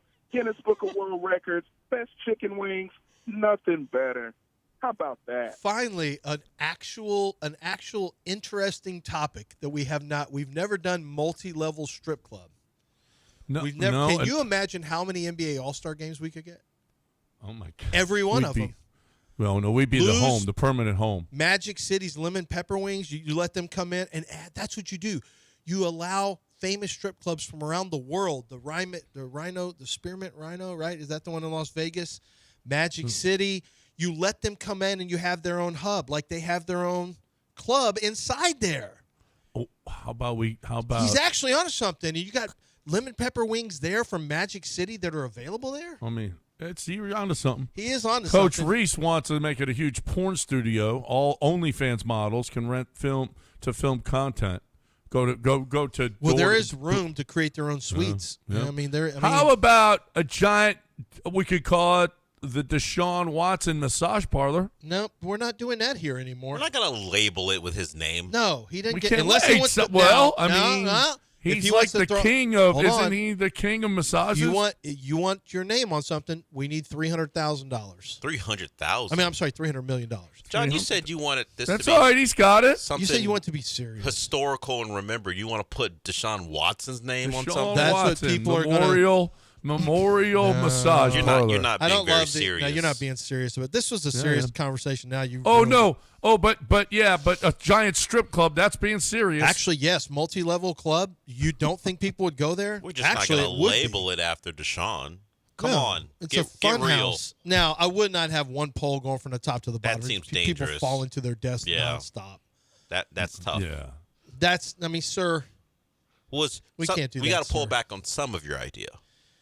Yeah. But I mean, you are like, and you can open up obviously food. You can't open food courts there.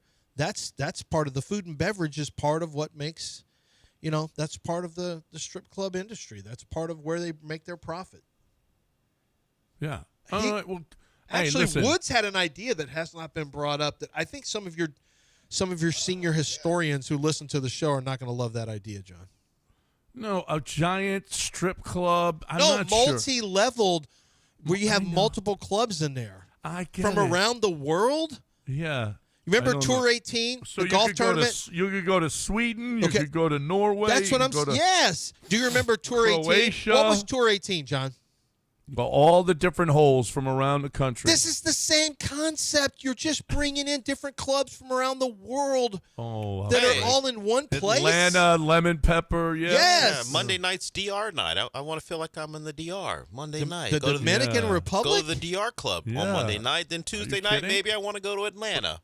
Maybe you want to go to Colombia. Yeah, just to Brazil, just to Pins. Oh, yeah. Now No. John's coming around now. Wood's not so bad with that idea. Not so bad. I can see it. I'm not sure you want to. I'm not sure that's what God intended.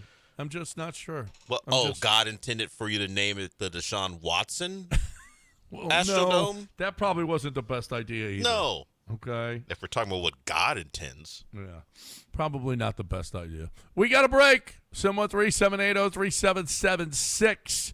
Apparently this is a holiday show because nice job, Lance. Don't go anywhere. Lance is on ESPN. this show? A couple of the callers didn't acknowledge that Lance existed. Well, the Tell older Houston ones. we said hello, John. The older ones. What excuse is that? He's been around as long as you have. The older ones. Tell Houston we said hello, John. All right.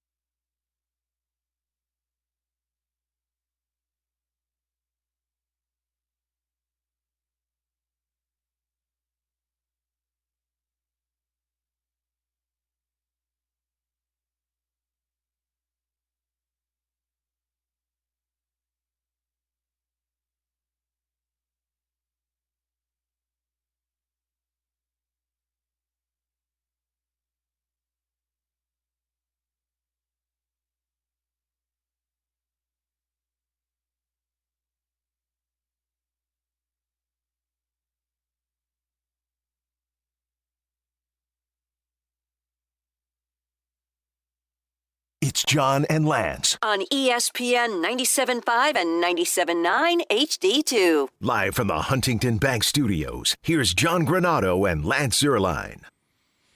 All right, welcome back on ESPN 97.5, 737-803-3776. Astros surprisingly lost yesterday to Yamamoto.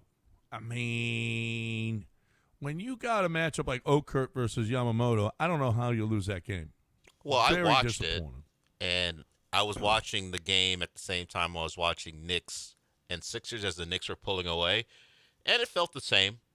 Like this battering that the Knicks were giving the Sixers, watching Ryan Weiss getting raked around the yard, felt the same as the Knicks pouring it on. Like there's an article from Chandler Rome detailing the crisis they have with their pitching staff and why Espada had to give Ryan Weiss to the Dodgers as a sacrifice just because he had no other option than to let him go as long as he could. How terrible is this guy? He's bad, but he had to pitch last night because they had nothing else. How is he on the roster? Because his arm works not well as far as, not getting well. guys out. He's got a 2-1-2 whip, and we're not like 3 games in. But he can still pitch, so that's why he's on the Can roster. he? He can still actually throw. He can go out there and throw. Chaz is better than him. Well, Bring Chaz you back. don't want to be Remember a Chaz? complete joke out there. I don't know if joke. Chaz had a big a whip as he did. Yeah. No, he didn't. This guy's given up 8 home runs in 26 innings. He's out there. It's one of the worst numbers in the history of baseball. He's out there because someone has to be out there. 30 strikeouts, 20 walks, 8 home runs in 26 innings. He's given up 22 earned runs and 35 hits. Absolutely horrific. He's on pace for 36 homers allowed. He's not even a starter. I mean, has started before, but not on this team. He's not going to be a starter. Look at these outings. Good Lord. The good news is you got Ohtani tonight against Peter Lambert. You know how upset Jim Crane has to be? The 2 Dodger Japanese All-Stars come to town, and his guys in Sugarland tonight.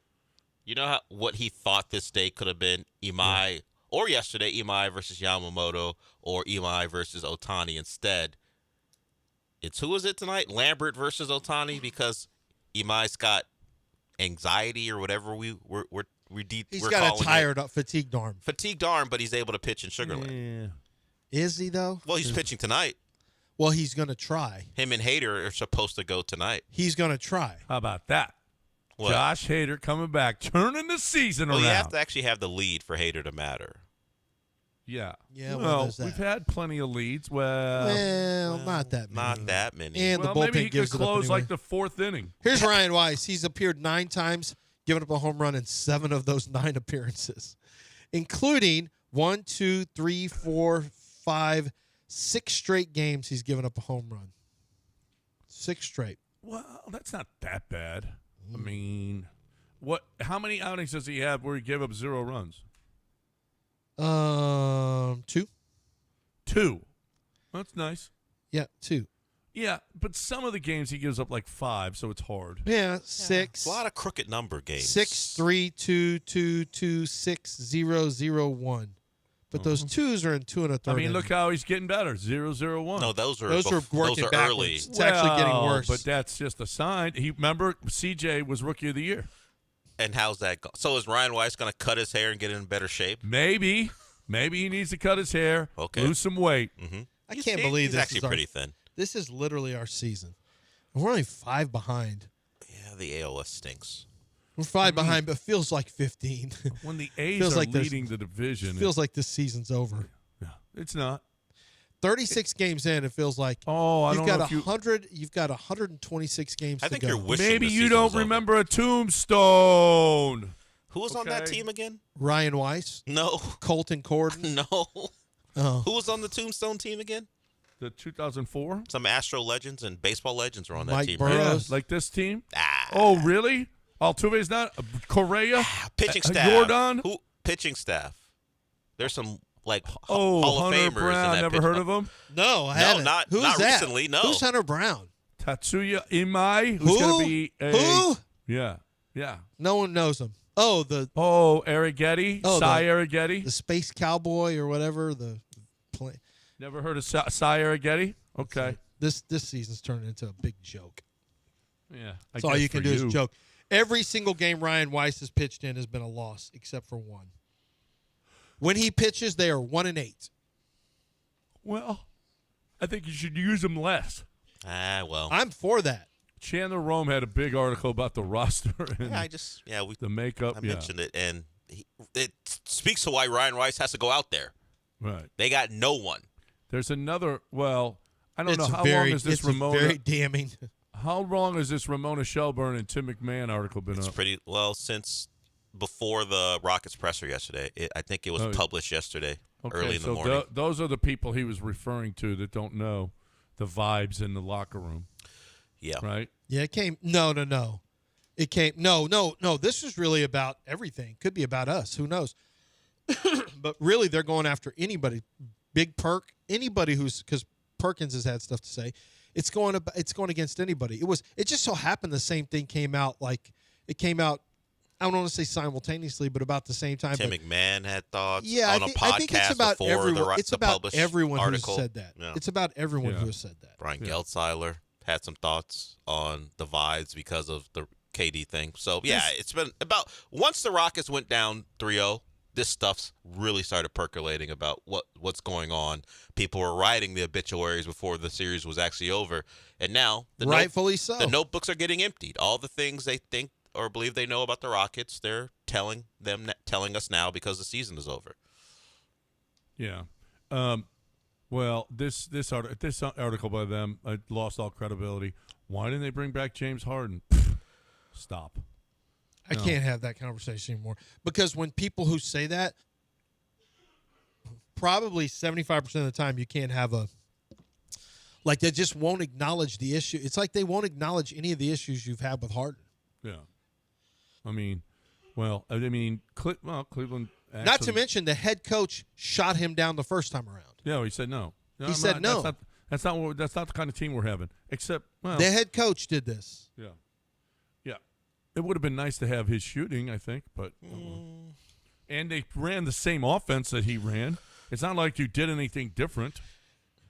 Only you have if he an wasn't actual James, guy who could. Okay, if he was just AI with no background and just a number, and didn't have any. Yeah, but James has his background. James has his elimination. James has his off the court stuff where it's not about ball, like all the things that Ime didn't want the first time around. If he was actually the guy that Daryl Morey treats players like, just like a stats and you mean numbers the guy. liar Daryl Morey? Well, before, but like the one that James called a liar. Yeah, sure, but like a guy who's just a player with numbers and analytics and no personality, he'd be pretty good for this team because but that stuff actually exists. Who he is as a person and what he means to a franchise, and then the lack of clutchness in certain situations is real.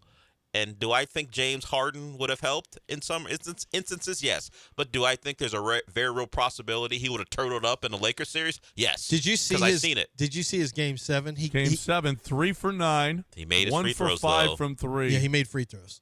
That's why the numbers don't look as bad. And his rebounds and assists. Yeah, he was all right. He was 6 rebounds, 3 assists, 2 turnovers. He didn't shoot the ball well. 3 and 2. Yeah. But that's what we've become accounted to. Yeah, that's what I That's mean. He was gonna fade and wither because it was a Game 7. It's what he do. Yeah, it's not that. Yeah, it's nothing new. It's what he do. I don't know this selective amnesia when it comes to him for people here. I don't get it. I don't get it. Like we all saw it. I guess they always think right around the corner things will flip. Why? Why do you think it's gonna turn? I know we're desperate. We watched this team not be able to run offense, and you want an answer. He's proven when it matters, for the most part, he's not going to answer. Why would you want to put yourself through that again? Yeah, I don't know. It is strange to me as well. It's just a complete, I think a lot of people don't care about team building. It's not for them. It's just who you put. It's like an NBA 2K game. It's just a collection of people on the court, and there is nothing else to consider. You just whatever he does basketball-wise is all he does, even though he's diminished. But it's like there's no historical It's like there's no memory of James Harden for some people, which is strange to me. And maybe we know more about him behind the scenes than some people, but I feel like that's out there. I feel like most of his behind-the-scenes stuff is out there. I don't think that's really a secret. Like in a 7-game series against the Cavs where he won't get crushed because they wound up winning it, he shot under 40% 3 times. Yeah, he had somebody to carry him. Yeah. He likes being the second. He likes being the – I don't know if he's still like that, but he kind of likes things the way he likes them. But he doesn't love all the pressure that comes with that. Well, he doesn't handle it really well. That's for sure. Not in elimination games. It's real. It is real. 713-780-3776. You know who else is real? Houston Powder Coaters. Houston Powder Coaters is really the biggest and the best. You're looking for the best way to powder coat whatever it is that you have to have. We were just talking about AI a little while. Oh, Houston Powder Coaters is making a big contribution. There are going to be 3 huge AI places here in the city of Houston, and Houston Powder Coaters. They have to have the compartments that they're in have to be perfect, like not even dusty, or they have to be coated perfect. And Houston Powder Coaters is who they called on because Houston Powder Coaters is the best. So if you are somebody that wants to get whatever it is powder coated, you got a boat. It's starting to rust out. Your anchor or any of your boat parts that are rusting out, send it to Houston Powder Coaters. They'll pick it up, deliver it back to you absolutely free. Of course, patio furniture, but whatever it is that you have that's metal, any car parts, bumpers, wheel wells, whatever it is that you have that is metal and you want it to look great, you want it to look like your team's colors. If you're out there tailgating with your patio furniture, your lawn furniture, and you bring it out there, you want your team colors, right? So put that, make them Houston Powder Coaters with those colors. They can make any color that you could possibly imagine with all the combinations that they have. You're looking for the best way to powder coat whatever it is. Houston Powder Coaters is the way to go. HoustonPowderCoaters.com. Ask for Robin. Tell Robin that you heard it right here. HoustonPowderCoaters.com.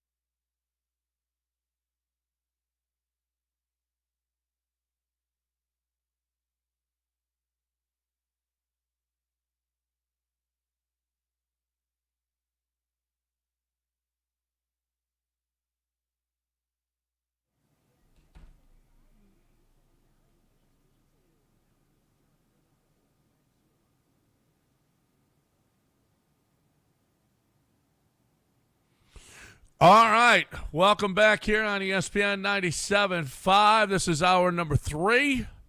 We had a lot of discussions. I think we pretty much solved the situation at the Dome. For those of you just joining us, if you have any thoughts on what we should do with the Dome, you're more than welcome to get in. Okay. Not We really. still got Keith left over, right? Okay. So we got him. He wants to get in. He's got suggestion for the Dome. 713-780-3776. Okay, let's get him in here because he's been waiting. What do you say, Keith? What's your suggestion on the Dome? Yeah, the Dome is a simple solution for it. Houston's the 4th largest city in the country, and there's only one IKEA. So I think you just turn the Dome into a second IKEA. That's going to help out a lot of people, solve a lot of problems. As for Ryan Weiss, I told Dell about Taiwan Walker weeks ago. He'd be the number 2 starter on this team. Taiwan Walker's way better than half the guys in that bullpen. Ryan Weiss is getting shelled like crazy out there like home run derby last night, and you got Taiwan Walker ready to go. And IKEA is a no-brainer, plenty of parking already. You know, everyone needs furniture. You need 2 IKEAs in a big city, in my opinion. If we are going to be a big city, we do need 2 IKEAs. Every big city has 2 IKEAs. Yeah. Really. Somehow, some way, Taiwan Walker has a higher ERA than Ryan Weiss. Ooh. Somehow. There's a reason. The Phillies are awful, and they let him go. Keith loves guys that are DFA'd everywhere in every sport. Yeah. I mean, dude, he's not good. Do you think, who's clamoring for, he's bad. There's a reason he's out on the street. They're all bad. This is terrible.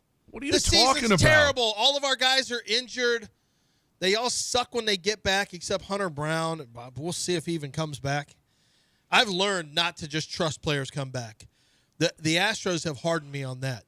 I can't just say, no, he's coming back. No, he'll come back. He'll be fine. He's fine. Yeah, he's fine. He'll come back. No, we're expecting him back at, mid-May, late May, early June, sometime into mid-July in that neighborhood, or he should be back to start the season next year. It changes. Just like when United kept delaying my flight, that's what happens with the Astros. Don't even tell me about delayed flights. Took me 12 hours to get back here. 12 hours. What, you got delayed a second time then? Yeah, but the second flight I got on got canceled.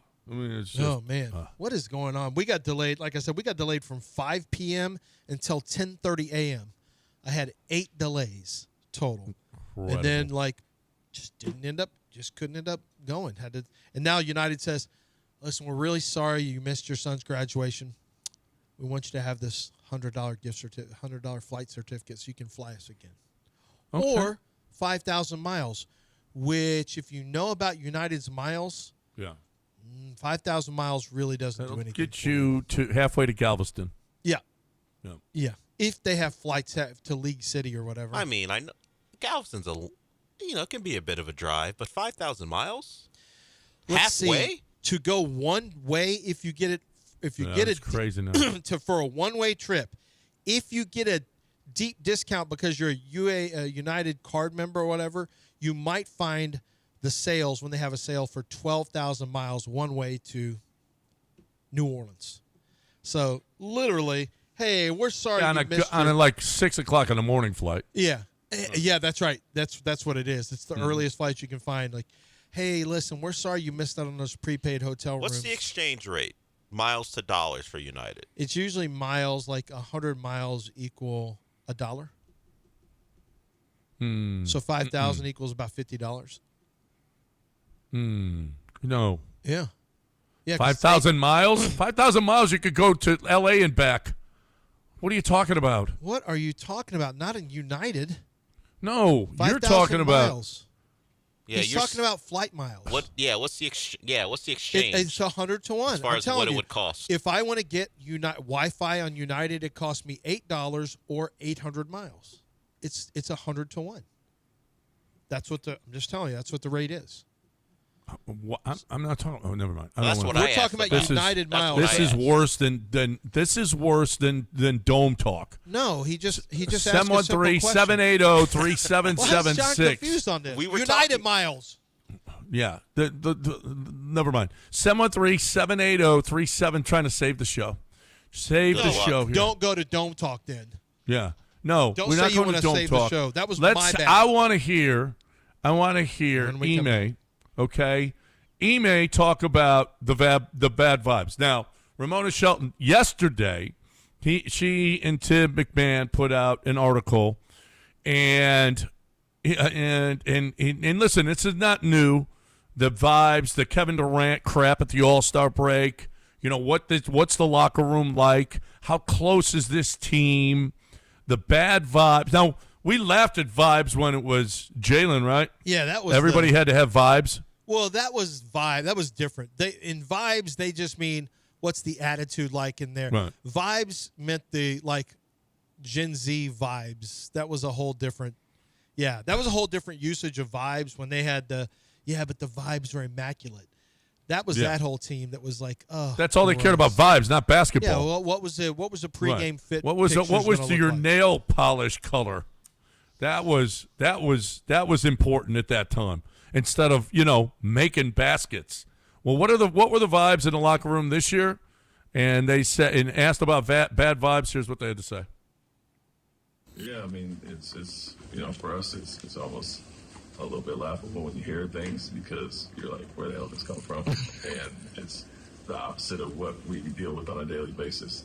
And I think that be echoed by the players if you ask them, day to day, man to man. And so they all make jokes about it and laugh about the vibe and all that. I think you saw it throughout the season, but things are said, and it's always been the case. I've been in some bad situations, and we're far from that or anything like that. You go through your normal ups and downs of the season, and guys are frustrated with losing at times, games we shouldn't lose, or whatever the situation may be. But like I said, you almost turn a blind eye to it and make a joke out of it more than anything because these reports come out and you're like, where'd it come from? What they talk about is the opposite of what we're feeling, and so don't put as much stock into it, honestly, and I don't think my guys do either. Yeah, I want to add to that one. One thing I did note, which I thought was really funny, is none of you in this room wrote about that. So the people who were around the team weren't the ones writing it. So that I did find that really interesting. That the people whose faces I see every day, they didn't write that. So those of you who aren't here today, you can note that. Yeah, and again, we talked about this a little bit earlier. Wait. Standing in a locker room after the game is not the same as going on road trips. It's not I get what Rafael's saying there, but it's also coming from somewhere to national media sources. It's coming from somewhere inside the building. They're not making something up for clicks, no matter what some of you conspiracy theorists think. These are people who are not going to put their reputation on the line. Like, let's just make up something about this. No, they're hearing it from somebody in the building. I don't know who. It could be a player's agent. It could be a player. It could be somebody connected to a player. It could be somebody, probably not on that coaching staff. It could be somebody who is in the front office. There's a lot of leaks that come from a lot of places. Well, and at first, I think the Kevin Durant text stream really played a role. And, we at first we didn't believe it. We were like, whatevs. But then it was like real. I mean, Kevin Durant never denied it. They really wouldn't address it. Nobody would address it. But it didn't seem like this was it just didn't feel like it was a super close-knit group. It just didn't. They fell apart at the end of games. They just didn't seem like they were. I mean, we're at a distance from it, but it certainly is very believable from people with credibility, like you said, Lance. They're not just going to make it up. It's not like they're just saying it out of nowhere. They're hearing something somewhere, wherever it's coming from. It didn't feel. It felt like a team that wasn't very close. That had internal problems, had chemistry problems, and Kevin Durant kind of brings that to the table. He does. I mean, he's not a leader. Doesn't want, like we talked about it plenty of times. Doesn't want to be a leader. Wants to play basketball, and leave me alone. He's a young guy. I mean, it's a team full of young guys. He's an older guy. To say that there is some disconnect on the team between Durant and some of his teammates, it doesn't have to be nefarious, but to say that, I don't think that's really much of a stretch. KD is not clicked up with all of his teammates everywhere he goes. It's not really his move. Can I ask you guys a question about their evaluation? Because inside that article that we assume that Rafael Stone is referencing and scoffing Ramona at, Shelburne? and Tim McMahon, there is someone inside the Rockets who believes that Reed Sheppard can be Steve Nash. That's apparently one of their internal evaluations, that he could be Steve Nash. A rival scout said more like Steve Kerr. So I don't know. I don't know if he said that he or she said that. I wish he would be either. Or Steve Nash, or just scoffing Steve at the Kerr. Rockets I'll take evaluation. Steve Kerr right now. Well, you don't. The Rockets can't have him be Steve Kerr as a third overall pick. I think he can be Brent Price. Brent Price. Yep. Not Mark. But not Mark. If that is true, that they believe he can be Steve Nash. No. Now, Steve Nash didn't become Steve Nash till later in his career. Let's be honest. He wasn't the guy he became early. So, okay, fine. But Steve Nash, this is what you're projecting? Perhaps delusion is something we might want to discuss as far as they're concerned. Like Hall of Fame Steve Nash, they see that? For a guy who wasn't even a point guard in college? Well, and again, he's 2 years in, and he had great improvement this year. No, not so he's Steve not a Nash. finished product yet. But Dude, Steve Nash was 90, was a big-time guard Steve was in a college. 90, 50, 40 guy. Like 90 free throw, 50 field, 43. Steve Nash was a two-time MVP. Steve Nash had tremendous court vision. Steve Nash was a great ball handler. I mean, what? Steve Nash? Where do you okay, Kerr is fine. Plus, he's not a point guard. I know. I don't know. The Steve Nash thing is troubling. I mean, See, who said Steve that, Nash, Bill? Who he said that it came from inside the Rockets building. Who said that? That's in the article. It's in the Internally, article. they believe it can be Steve Nash. God. What the hell? That's disconcerting. There's other names you can come up Well, with. Nash wouldn't be the name. This is I the come same up with. organization who was comparing Tyrese to Kawhi. No wonder Rafael doesn't want to trade anyone.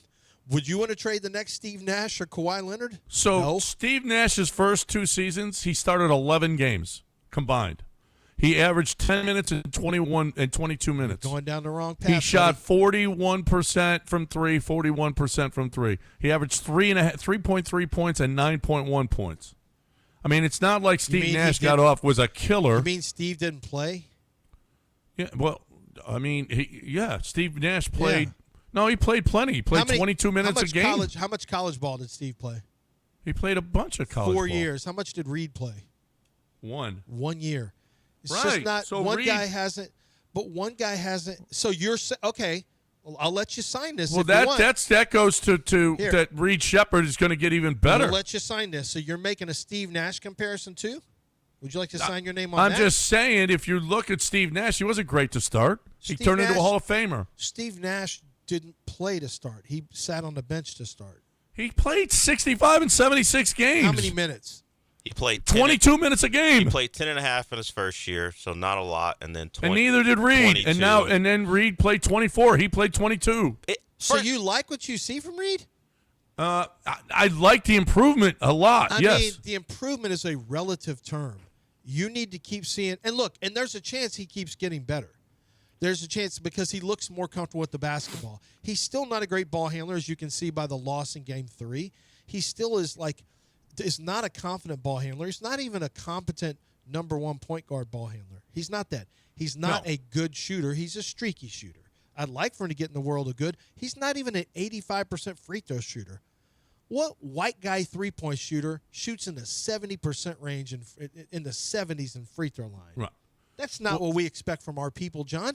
And again, what's wrong with you? Steve Kerr would never. Again, you brought it up. He only played 1 year of college ball. Steve Nash had 4, so he had a lot more experience coming into the league. I mean, Reed Sheppard got much better this year than he was last year, and hopefully he gets better again. I mean, I'm looking at the positive of it as opposed to, he only shot 39%. Do you think he got much better or he just played? Well, yeah, both. No, I mean he played. Experience will help him. He's much more experienced. I don't know how much better he is. He didn't play that much last year.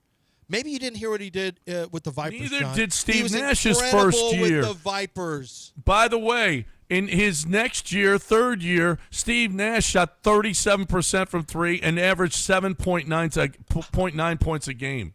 He didn't average double digits till his fifth year in the league. I don't care. And he turned into a Hall of Famer. When he went to another team. I don't care what Steve Nash did as a Ute. I don't care. The comp to a guy who was clearly a big time point guard in college to a combo guard who they don't trust, it's nonsense. How about we allow Reed Shepherd to be a guy you actually trust? Yeah. Than to start the whole we think he's Steve Nash. Don't call him Steve Nash. They're not the same player. Well, who did they say evaluation. it to? They said it to the writers. Ramona and Tim McMahon. They were quoted as saying this, or that's what they think in the building? Tell them what they said. That's what I have to go find it. building. But internally in the building, they were told.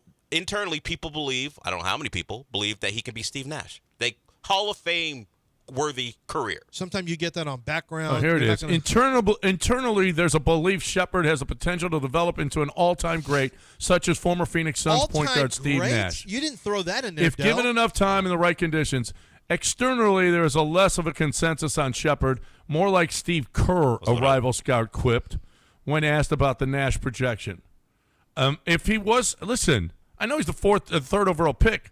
I will take Steve Kerr right now. Hitting big shots, shooting a high percentage, I would too. Having that kind of I'll take Steve Kerr. So you're but looking he for needs a guy to get much better as a shooter. He's very streaky right now.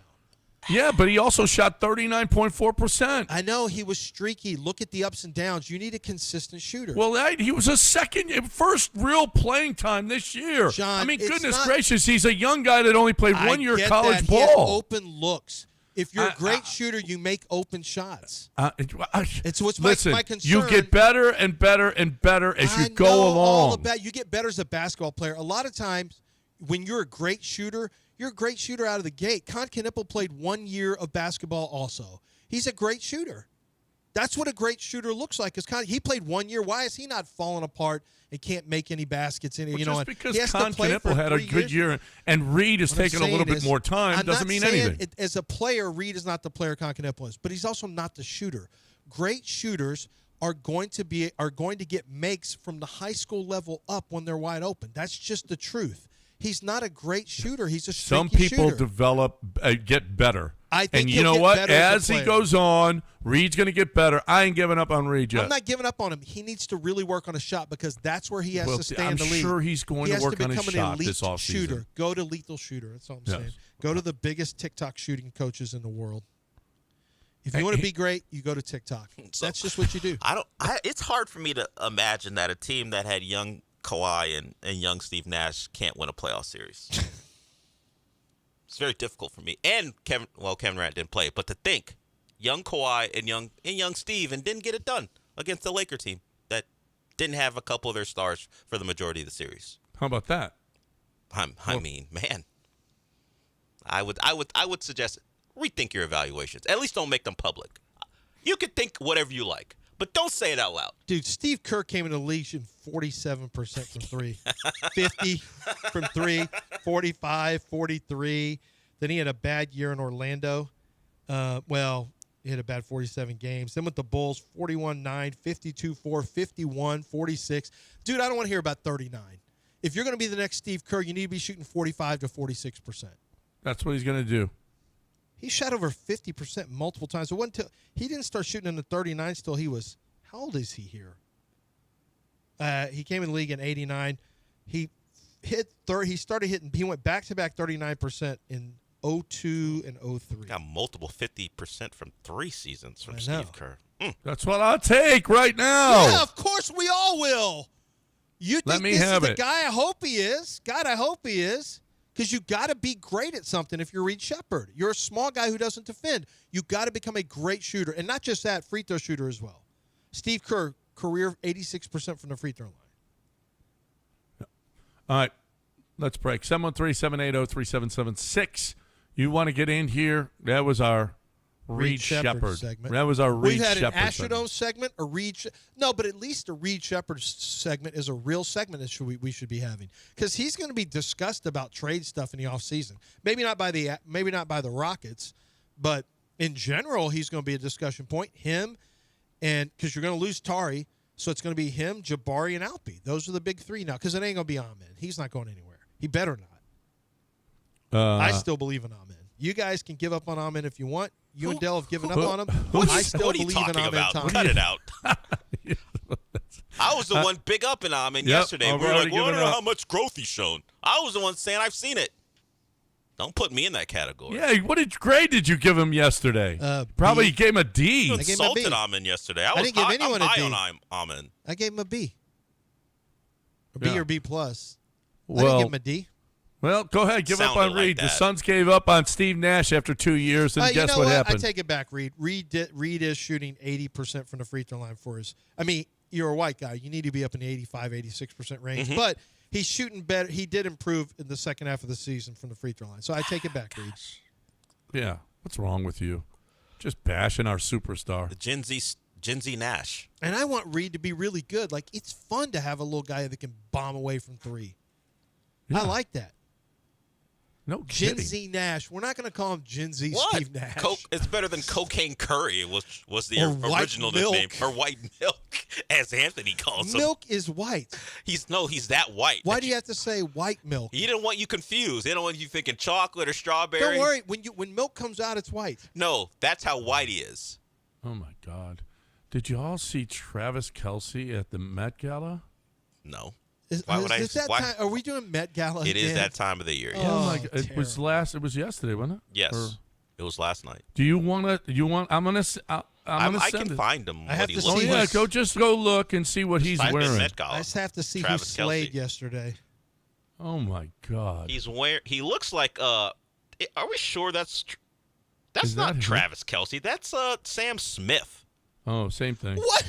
They're not even remotely close. They both have beards and reddish hair. That ain't Travis Kelce and Sam Smith. People thought that was Travis Kelce. That's Sam Smith.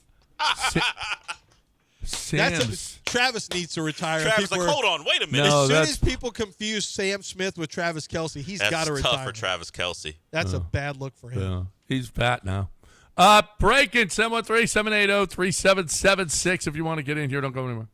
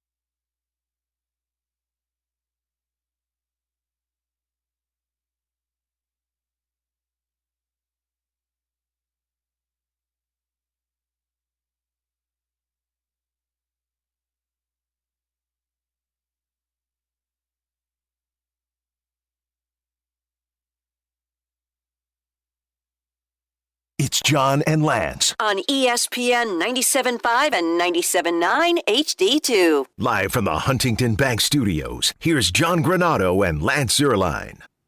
All right, welcome back. We got a full board. People want to talk about this stuff. Is it about the Dome, Dell? Is this what it is? No, actual Astros calls.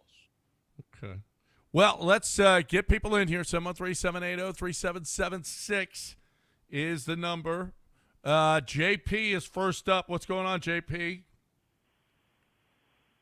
Hey, good morning, gentlemen. I looked. You often don't know when the end of something is until you're, past it. But November 29th, 2022 is when Jeff Bagwell said, "This game is played by humans, man, not computers." And that was the end of it. And I don't know, we don't talk enough about how Jim Crane just got sick of winning 100 games and going to ALCSs and the World Series. Because the start turnaround has been so disappointing the last couple of seasons. And then the reality is there's a lot of people that call in, and I'm probably, agree with them that we should rebuild, but the right front office isn't in place to do a rebuild. The decision-making we've seen the last couple of seasons, do you trust that team to trade Jordan and get the greatest return and trade Hunter Brown and get the greatest return? Because I don't. And then, Crane was 57 when he bought the team, and he's, 72, 73 now. He may not even have the appetite to do a full rebuild. So now we're back in the Drayton McClain years of, let's go get Carlos Lee and maybe improve our team by 2 wins, and we'll win 74 games instead of 72. Because that really feels like the path that we're on. And I don't know what you guys think about that, but that's how I've been feeling here the last couple of weeks.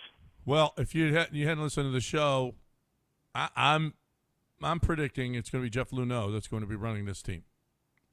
Jeff Luhnow is going to be running this team next year. I mean, that's just a prediction. And it'd be one of the biggest stories in the last 10 years in Houston sports. Yeah.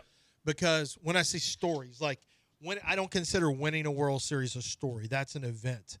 But a story meaning something that just transpires. To be fired for a cheating scandal that rocked Major League Baseball and rocked the history of Houston sports, where the owner got rid of him and the manager because he was, quote unquote, embarrassed about the situation, to bringing him back. Now, don't get me wrong. I would love it. But that would be an immense story if that happens. Yep. It would be huge, and it will be huge. Jeff Luhnow coming back will. And now, do you trust him to do anything?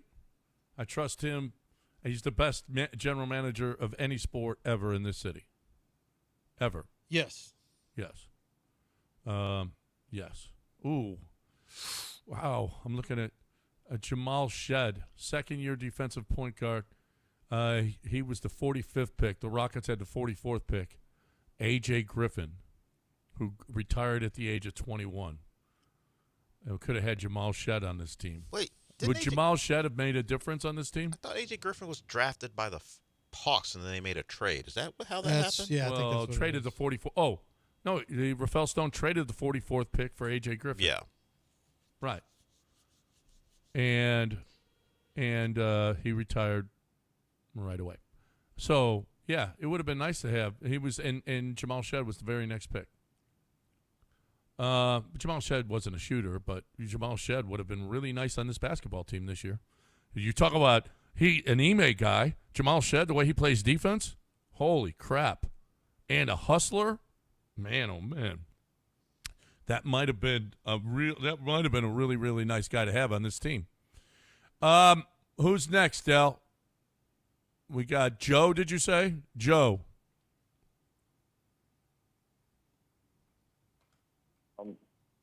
About the Astros pitching situation, whatever happened to Jason Alexander? Didn't he come up last year and did fairly well? Is he still in Sugar Land? No, he came up. He came up and struggled the other day in his appearance. So no pitcher struggles for the Astros. I know. He came up and struggled in the bullpen. He's still in the squad. I didn't see where he had gone down, did he? He's still here. Um, That's one who was terrific last year. Yeah, he pitched. No, he's back in Sugarland. Oh, he did go, so he it was just a pitched one and 2 done. innings and gave up 5 earned runs. He was bad, and they optioned him on Friday back to Sugarland. Yeah, well, he gave up 5 earned runs. Well, doesn't stop them from pitching Ryan Weiss. I want to He get has back a 22.5 ERA. in one appearance. That's your hero. It was a bad. Yeah, he's a bad starter. appearance. He's a hero. It was a bad He's appearance. my hero as a starter, not as some guy who comes in Who out was of the the bullpen. last caller, Dell? What was his name? The one previous? JP. So not this one. The last one was? Yeah. Yes. So he made a really good point. Well, he pinpointed it to November 29th when Bagwell said baseball is played by humans, not computers. Well, our human computers that were playing before were winning titles. And when he made that comment, that is really indicative of when Jim Crane, after that, Click was gone. Dusty was gone soon after, although Dusty and Click didn't really see eye to eye. They made some really bad signings with their human eyes. I know there's been a history of getting rid of some of the analytics-based guys who have been in the organization. And some have just left. Like Mike Elias went to Baltimore. There's nothing you can do about that. But so they've lost some pretty good people. They lost the pitching coach that was so instrumental in the come up, Brent Strom. Like there have been some questionable moves, in my opinion. I don't know Sid, they lost their South American connections. Uh-huh. They've lost a bunch of people in that front office that were making really, really good decisions. Yeah, it's different. It's the whole organization is different than when they started this thing and put together a decade of greatness. It's all different. Yeah. So, I mean, you gotta if you can get back to that, a guy who, I'm sure I'm sure that it'll be difficult to start right up and get him, back on the winning track right away. But Jeff Luhnow would get him there. I don't know how long it'll take him because this is a mess. It's a mess right now. So we can't expect anybody that comes in if, in fact, I don't know how Dana keeps his job, quite frankly. I don't know. either. I don't either. I don't know how he keeps his job. Not with what's going on. And I don't see Joe keeping his job either. Now, you can't. It's hard to blame him. I mean, he's got no pitching staff, the worst pitching staff in baseball to work with. He can't get nobody can get anybody out. So I don't know how you can blame Joe, but that you know what? You don't win, you get fired. That's all there is to it. Who's next, Del? Elliot. Elliot's next. What's up, Elliot? Hey, good morning, guys. Good to hear you. Quick one on the Rockets. It's frustrating watching all the teams that were in the same draft window that were trying to bounce back all succeed while Houston's regressing. They're all progressing, like OKC with SGA and Chet, and Spurs with Wemby and Castle, and Cavs with Mobley, and Pistons with Cade. All these teams got their guy. They've got their superstar. They've got their leader of the franchise. We're making fun of Reed. We say that Sengun dribbles like a turtle from his eyebrows. We're trading Jalen away. We're losing in the first round. We have a GM that's making weird comments. And that's one of the most frustrating things is you're watching Detroit win Game 7. Cade's going off, and Spurs look like they're the next elite franchise. And OKC obviously is doing what they're doing, and the Rockets are here like, well, what do we do with Reed? Is he Steve Kerr and Jalen, you can go, and Sengun sucks, and Amen is an offensive liability, and it's just really frustrating. So just wanted to make that comment. It is. It is, absolutely. The Spurs are what the Rockets thought they were going to be. The Rockets thought they were going to be right there with Oklahoma City this year, and they weren't. And Rafael started off the press conference with, it was a frustrating and disappointing year for everybody. I don't think any of this warrants firing for either of those guys. I could see it with Ime, but not with I just don't think people are doing the work on just a basic Google search of how much money Ime Udoka has left. He is just not going to. The Fertittas are not paying him $55 million to go away and then get another coach.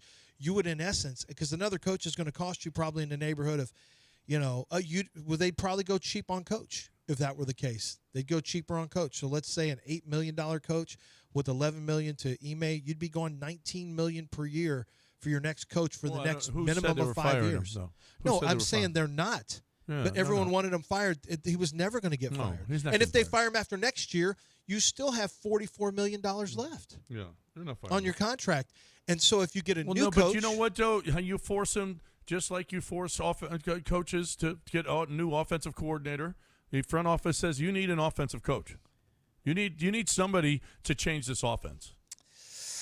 he already said it's going to be different next year. Did you not see that? Yeah, great. He said I'm well, going to run how it is it different. going to be different? He said it's going to be different because Fred and Steven will be there. Oh, and yeah, it automatically gets different. That's what he said. And they plan to bring back the entire staff. Well, Yep. does that mean they'll add someone? I don't know, but they are not projecting staff changes. No, it's not getting different, John. The staff's staying the same, and he said the offense will be different next year Because you'll have when Adams Fred's and here Fred back. and Steven Adams is here. Well, first of all, Steven Adams, what does he do? High screens. So you got a screener. He's not really part of the offensive flow. He's a screener. Okay. And rebounder. Gets And them rebounder. second shots. Yeah, and second shot is news not about he never possession. gets hurt. Never gets hurt. That guy. Yeah. We picked him up when he was hurt. That's how we got him. We can count on that. We can count on him being there because he never gets hurt. Okay. And so everything is going to change. Everything's going to change. It's going to be great. It'll be beautiful, John. Everything will be beautiful. Beautiful. It's going to be beautiful. Steven You know what else back. is? Fred You know what else is back. beautiful? Champion Energy. Electricity's beautiful. Never seen it. Don't even know what it looks like. I know if you plug something in and it like flashes, that blue, you don't want that. What you want is your electricity to be invisible. You don't like that thing? No, I don't like I that don't part. like that. No, it's dangerous. But with Champion Energy, it's good. Okay, it comes through your walls beautifully. Beautifully, it comes through. And it comes through at a lesser price. That's what I'm talking about. You're looking for a great way to get electricity to your home. You don't want to see it. What you want is to be it's to work all over the house, and you want it to be less expensive. And that's what Champion Energy does for you. I loved them. I had them for 18 years when I was living in Texas. I would still have them today if I could. I wish I could here. But if you're looking for a great way to get electricity to your house, champion.energy/1560, champion.energy/1560.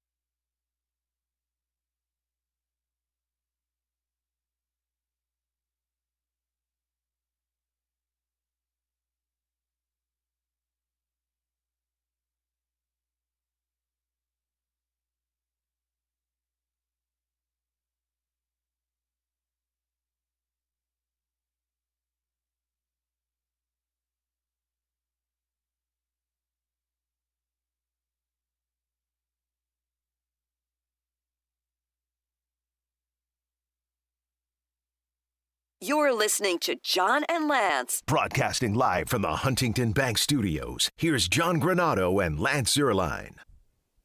So Dell just asked me, about that Gap Band. Of course I do.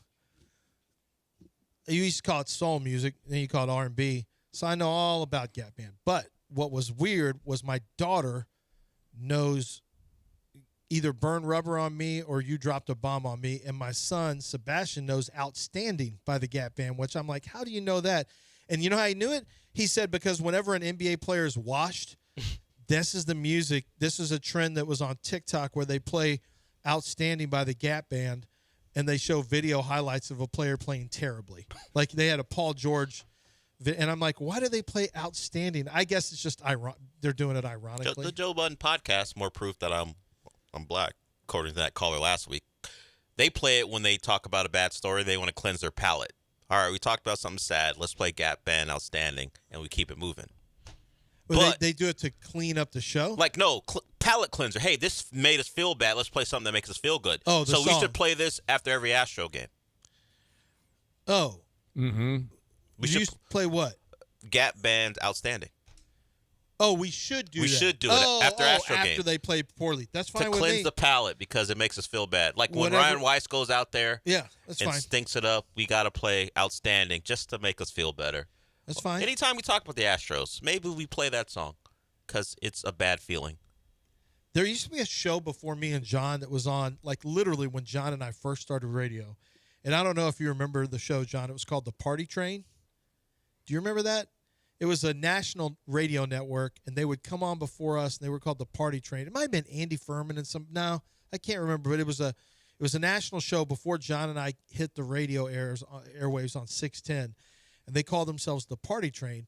And the song that they played, they took that obviously from the Gap Band, Party Train, which is a great song, but the show was super dorky. So we had that lead in, so we always just obviously made fun of it because me and John were jerks. We just love to mess with other shows and other people. I think you probably did, but I didn't know. No, John probably didn't say anything about him. No. It's not his Doesn't sound like John at all. That's not me. That's not me. Does not sound like something he would To make fun of Especially someone doing their job in the way they think best doesn't sound like John at all. That's not me. Okay, we got to get these calls. His PD, is that what you said? PD and PD's on the hold? Yes, PD Oh, and well, Eric. this is always special. PD, what's going on? Hey, man. What's up? What do you say, PD?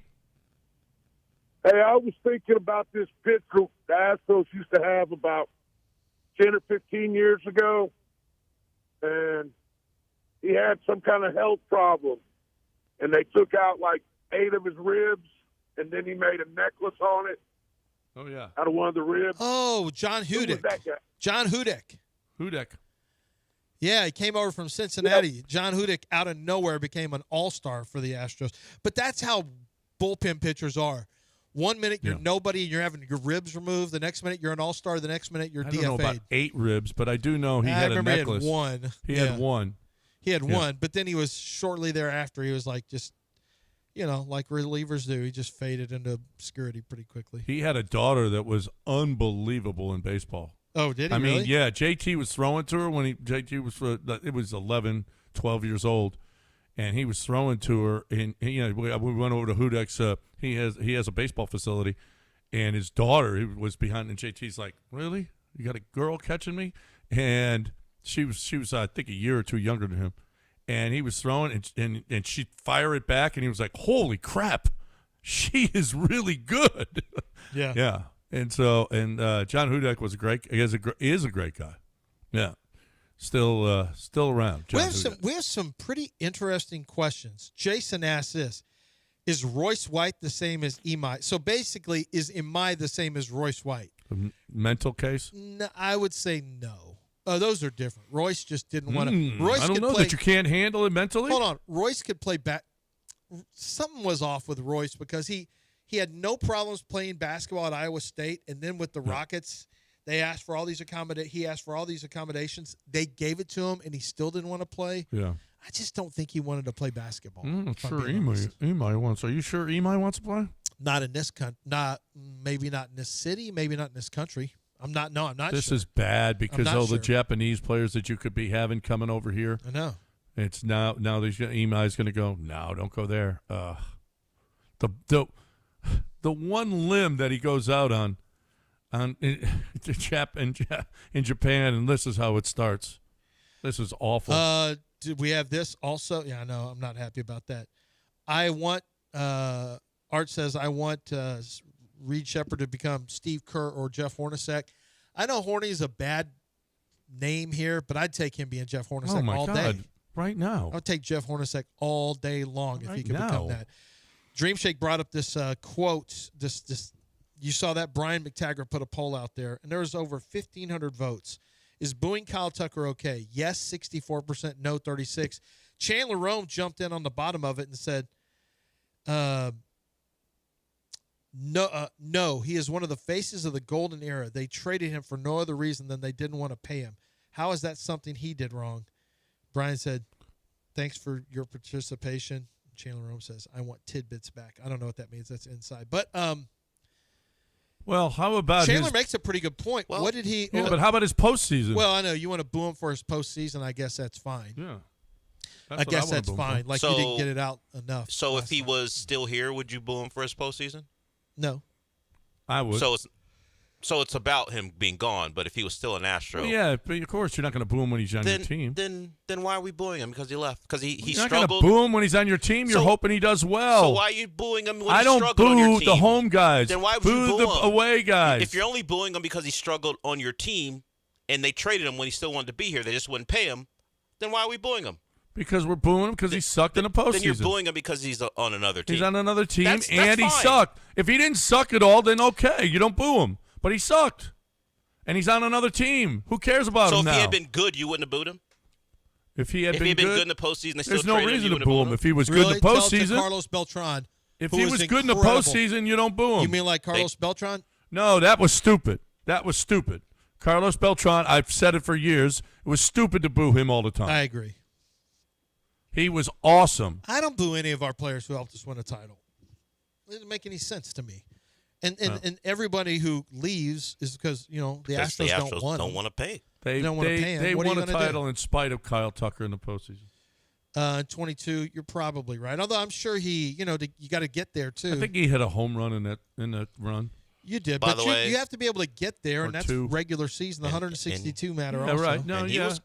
he was a good Astro, and the fans did boo him last night. He has not been a great Dodger. He's a Dodger he's now. got a 711 OPS I'm just finishing up the question. It was asked by McTaggart, and the fans said, yes, we will boo him, and then they did. And they did. So good on them. Yeah, Good way. on them. It doesn't matter. Didn't matter last night when he hit a home run. He actually had his highest number of. No one knows if did he hit a home run? Yes, he did. Yes. No in the one year knows. they won a title, Off of he Ryan had. Weiss. Yeah, in the year he had. Oh, well, it was off Ryan Weiss. It doesn't count. It counted on the scoreboard in their 8-3 Doesn't win. count. Why do we pitch him if it doesn't count? Yeah, what do you mean doesn't Why are count? we treating this like Well, minor it's league not like start? he hit it off of a Who? What Astro Good- pitcher would it count with? good pitcher. Well, they don't have any. Yeah, they do. Who? He's just Who's on active? IR. All right, then. So pick an Astro. So this entire series doesn't count. Doesn't count. That's what we're going No, I'm with. not counting this. I'm not counting this series. No, who cares? I mean, it's Kyle almost Tucker- impossible to know that Kyle Tucker hit a home run No. last night because no one cares. No, I watched it as I said, as the Knicks were putting it to the Sixers. I watched as they were putting it to Ryan Weiss. Now, Kyle Tucker did have 3 home runs in 13 games in 2022. In the postseason?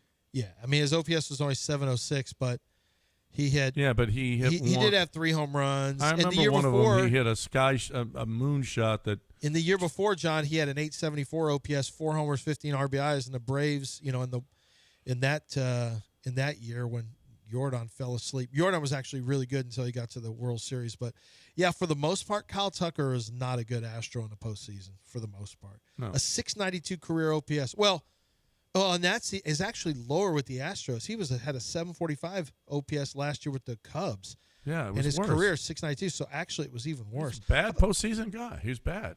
Yeah. One Well, at least more. Who was for the 23 and 24, he was miserable. My Who's the- gosh.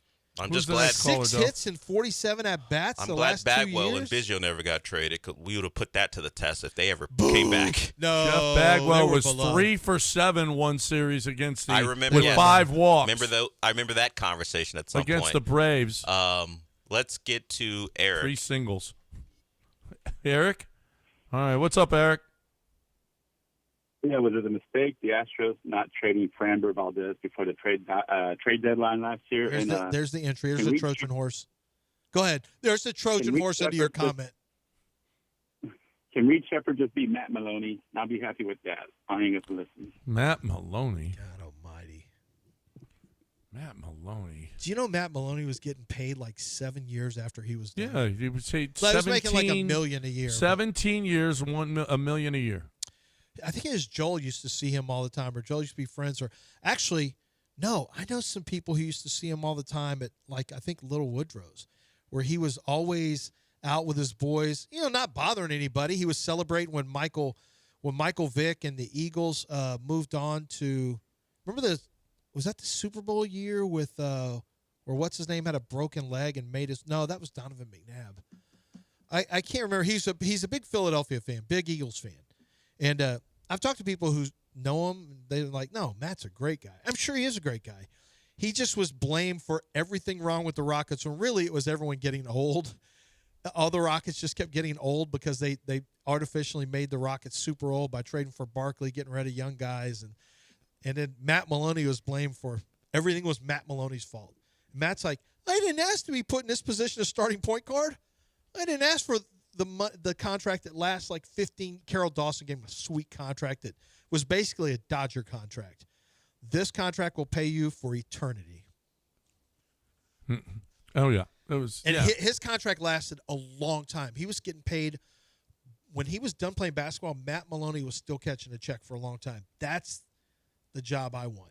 If only I made a huge mistake going into radio and not becoming a basketball guard, becoming a point guard. This is a huge mistake on my part, not becoming an NBA point guard, where I could have done what Matt Maloney did. I mean, I could have been Matt Maloney, and here I am on radio. I mean, I made the Hall of Fame, yeah, and I wouldn't have I don't think I would have if I'd played NBA basketball. We don't know. You don't think?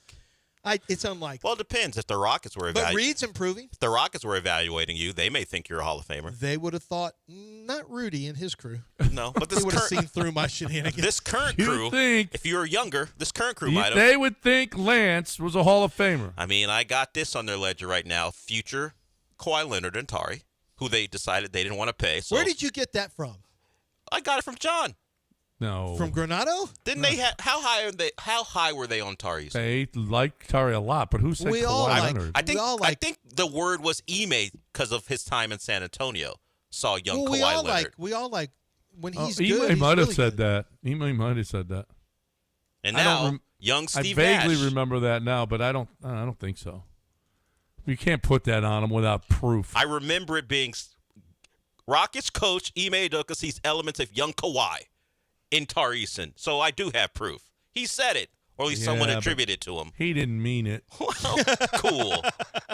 He didn't. We got to quit throwing these names out there as comps. I told you. Reed Shepherd and Steve Nash, Kawhi and Tari Eason. We have got to stop these comps. And you took it out of context. And I quote, I had a young Kawhi Leonard, and Tari is the closest thing that reminds me of what Kawhi did back in the day. Well, okay. That's different. That's not calling him a young. He said reminding me of what he did. What else does that mean? He said a young Kawhi.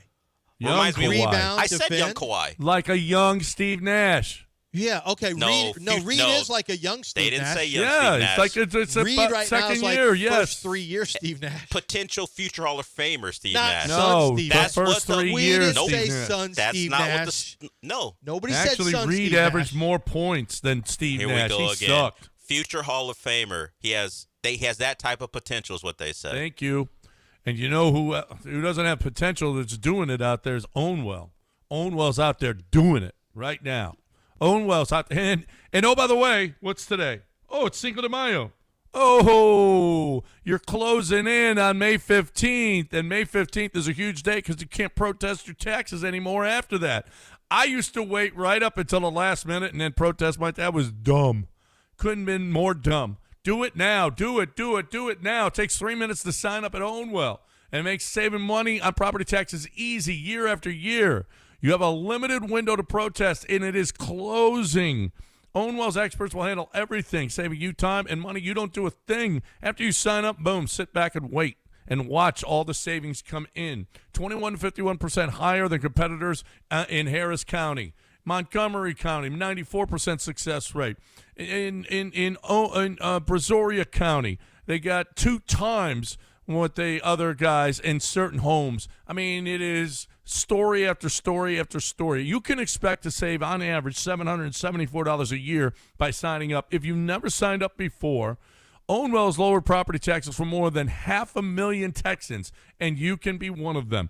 Don't wait. The deadline to protest is May 15th for most counties, your county. It's coming up fast. Once that deadline passes, you're stuck with the current tax bill for the year, and it only compounds after that. To save money on your property taxes, go to Ownwell.com now before the window closes. That's Ownwell.com. Let them know I sent you when you complete your sign up at Ownwell.com.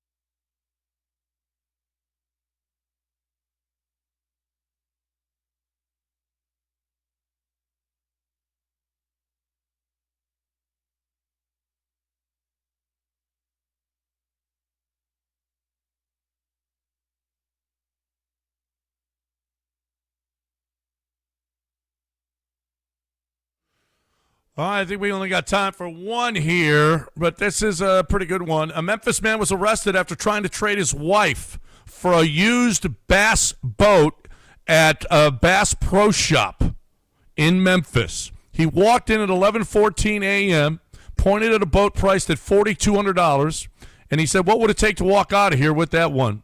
He said, "I'll offer you my wife, Denise, $400 cash, and a bag of frozen catfish to close the deal." Wow. He did have a document titled Wife for Boat Transfer Agreement.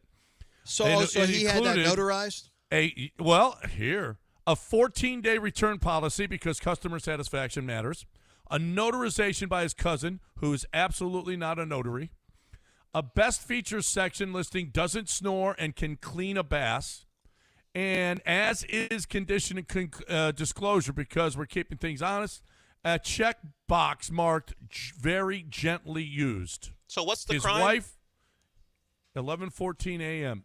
What's the crime? The crime is trying to sell a person. She was outside, completely unaware when the cops came. The manager called the cops, and when they got there, she said, "He what?" And he insisted the trade was fair market value. Do you think trading your wife for a $4,200 with, of course, $400 cash and a bag of frozen catfish, you think that's a fair trade? How do we take this particular I gentleman actually didn't seriously? think all that. I mean, I didn't think it was. He went to a public establishment. It's not like the dark web, and he tried to do it. He goes, "I'm going to walk into a store and see if I can trade my wife." This man clearly didn't have the expectation of this working, did he? I mean, he's in on the bit clearly, but what expectation did he actually have of this working? I don't know that I don't know. Maybe he thought, maybe. I think this is an I'm gonna try. elaborate bit he played, and now he's in real I really trouble. want that boat. There's no chance anyone's selling a boat for a person. I don't Not know. not a actual real I'm looking at company. him.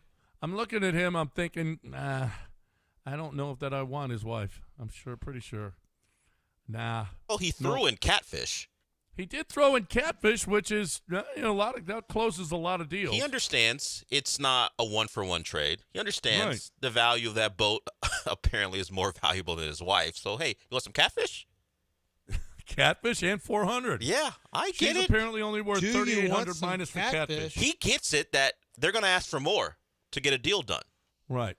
It's like, I mean, hey, we'll give you Alpy for Giannis. Nah, we're going to need more. Alpy and Holiday. Right. We're going to need more than that. Yeah. Is Holiday the catfish? I don't know. Well, he's not the $400. He's certainly not. $400. That's Reed, right? Sure. You mean Gen Z Steve Nash. Gen Z Steve Nash. That's right. That's it. All right. Well, he didn't get away. I mean, I like the deal, though. I kind of like that. Ooh, I don't know. I mean, who got the better of it? We don't know what the wife looked like. That's the problem. But I'm thinking. Well, if he's throwing in cash, prizes, and catfish, She can't be. we're going to assume that I'm going to assume that the boat place wasn't going to be happy with the deal. And he said she's been very gently used. Well, considering used, gentlemen, sir, I don't know if gently is the right word. I don't know either. Oh my gosh. No. Some really bad news coming out with Houston restaurant scenes, but what? Yeah, bad story about Travelers Table, the owners there. But we're not going to end the show like this. Just something that just came out. No, we're ending it on the Bass Pro Shop. Bass Pro Shop. That's it. Sell your wives. Yeah, I think Bass is what John Pro said. Shop I isn't wasn't paying taking your attention. wives in Did you exchange say, for boats. What did you say, John? Sell your wife. You can sell your Sell wife. us your wife. Sell us your wife. Give me your wife.com. Show me. So easy. You can do it in your underwear. We did a kids thing with this, right? Way back we did when. do a kids thing. Sell us your kids. Sell us your kids. Yep, we did that. We actually did that on the show. John Clay Wolf loved it. Tucker's getting booed. Rich says Tucker's getting booed because he chose to be a Dodger. That's fair. Okay. That's fair. Yeah. Understood. Yeah. Now it makes sense. Yeah, I mean that's like They would boo us. KD went to the Warriors. Oh, yeah, that's what it's like. Yeah, I mean he's going to the Dodgers. Did he get booed as a Cub? Probably, huh? When he came think back. so. Oh, he didn't. Not as badly. Oh, no chance he got booed as badly, if at all. Yeah. Well, he will be now. It happened. It already happened. Anyone who goes to the but he's going to keep. Yeah, he's going to it's keep getting continuous. booed. Oh yeah. Anybody who goes to the Dodgers should get booed. You're just going to, oh, good, you won a title with the Dodgers. Great. And lots of money. Congratulations. Yeah, and you get lots of money. Congratulations. And it's spread over 47 years. Congratulations. We're done. Mopey and Mapes are next right here on ESPN 97.5. And Tariq Scoobles and Trouble. Yeah, he's done. We'll talk to you again tomorrow, everybody.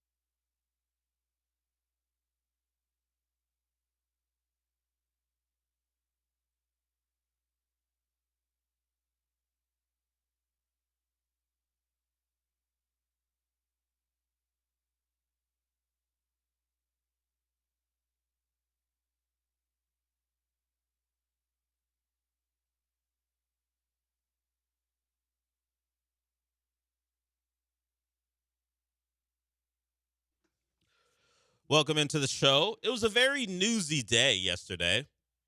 I mean, there was one game of some importance that didn't go well we'll get to, but as far as locally.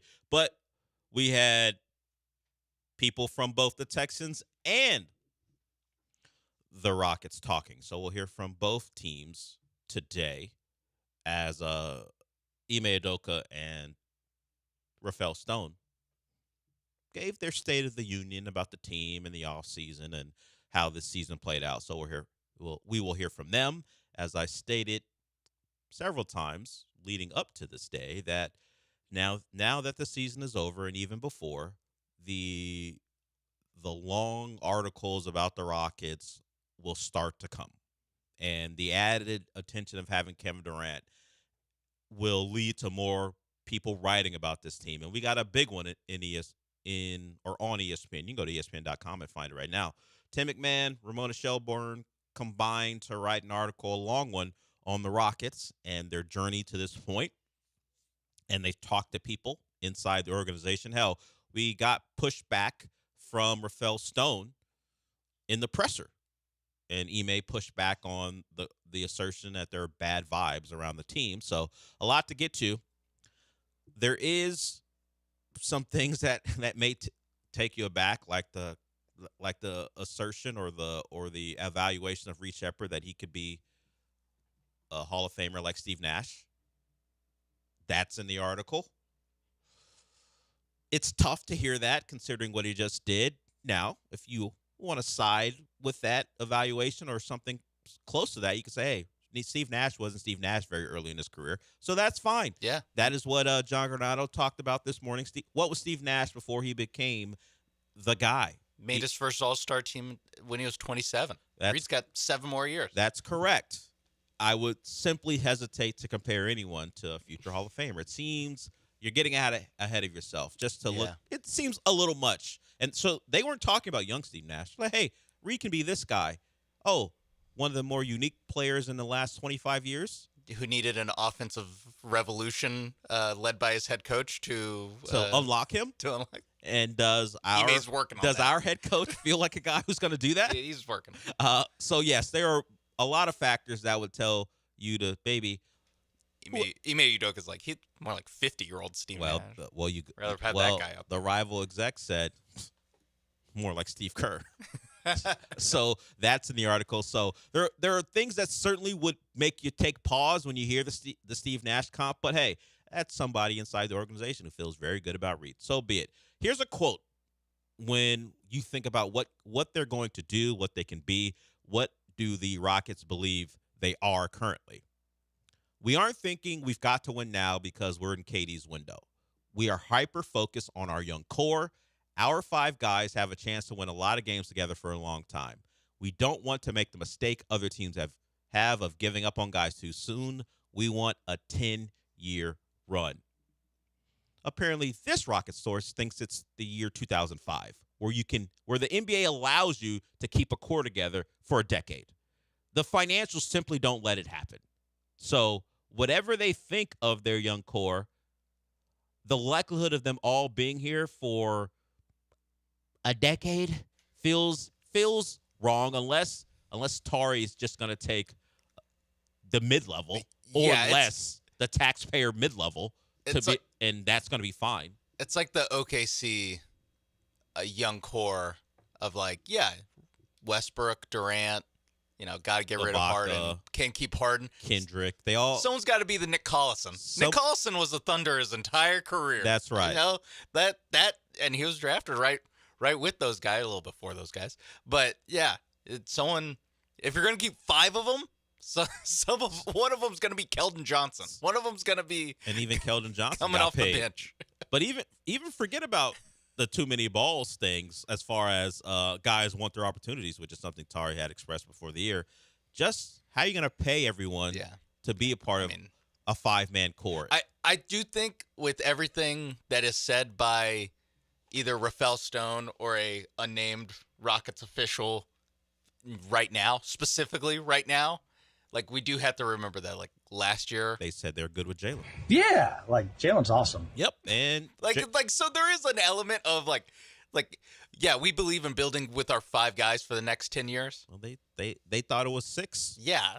And if they included Dylan, 7. Yeah. Or Cam Whitmore was the 7. And well, they immediately got him out the door. Yeah, but there is an element of like, I don't know, if you're to do over-under, like 3.5 of these guys on the team in October, like maybe the over, probably not 5.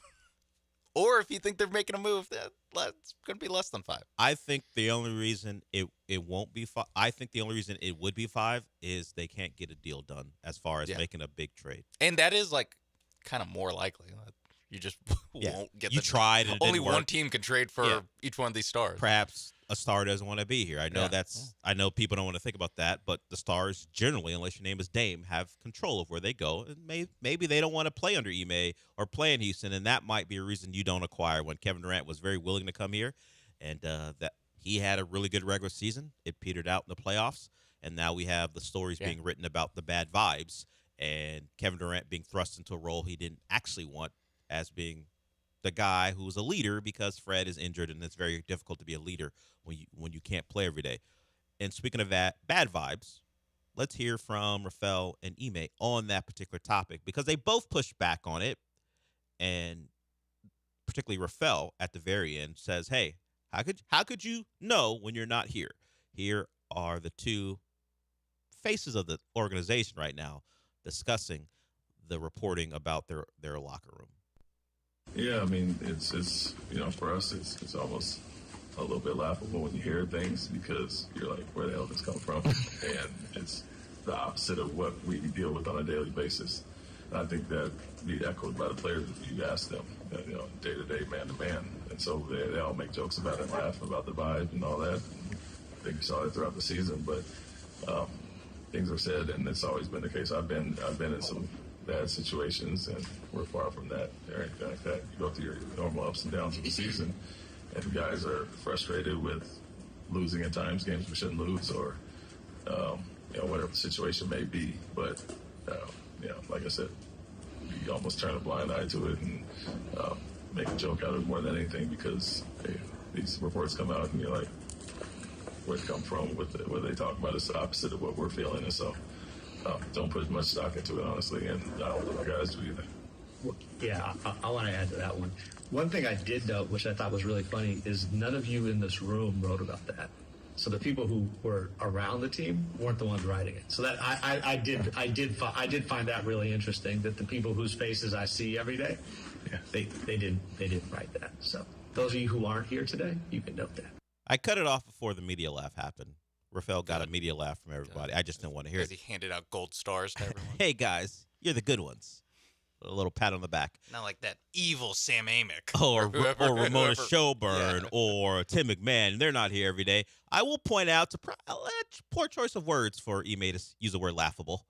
There's another coach who's been in the media who pushed back on reporting and called it laughable, and then wound up in therapy, family therapy. That was Mike Vrabel. There wasn't more proof that came out after that, though, was there? No, not at all. So while the Rockets may be able to keep this internal, unless a player goes on a podcast and says, yeah, it really messes up what KD said. It is the offseason, so who knows what podcast will be joined and what player will say something. Laughable is a word I would stay away from, because the last time it was used, immediately it was proven that your pushback was wrong.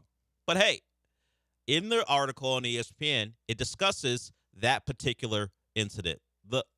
The direct messages from the burner account, and the Rockets talked about it internally, and at least according to a team source, because all these guys are on social media and young, they kind of weren't as affected by it as you might think, because it was just, hey, that's the way the world is. It's social media. We don't take it as a big deal. But they did have internal discussions. It led to a meeting about other issues that the team was facing. So it did at least garner a meeting from the players, and they, in some ways, hashed some things out. In other ways, kind of pushed it aside and said, hey, whatever, that's social media. It is what it is. So that is the first of some of the sound we'll play from Ime and Rafael Stone. He had a long answer about the point guard that really didn't strike a chord with people. In fact, it just made people upset. So we know they were silent at the trade deadline or before. They did not make a move to bolster this team, and those issues were a thing down the stretch, even as they were winning the games they won late, but particularly in the playoffs when they simply did not have someone who could be a primary ball handler consistently. They just needed one more guy, and that's why they think they're right there with the best teams in the West, because they believe that guy is coming back. So we'll hear more from Rafael and Ime when we get back. And I would say if you wanted your pound of flesh, you didn't get it. They were pretty steadfast, and we're fine. The injuries played a part. Yeah, we're frustrated. It was disappointing.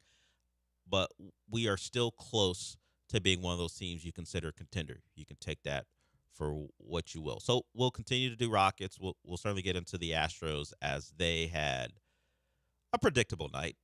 You've got Okert and Weiss as your two first pitchers. It went the way you should have expected it to go against the Dodgers, who I don't know velos. I didn't look that up, but with Ryan Weiss out there, it felt like every ball had a chance to get out of the ballpark. It just depended on how elevated it was. They smacked him around, and he had to be the guy last night because they had no other pitchers to go to.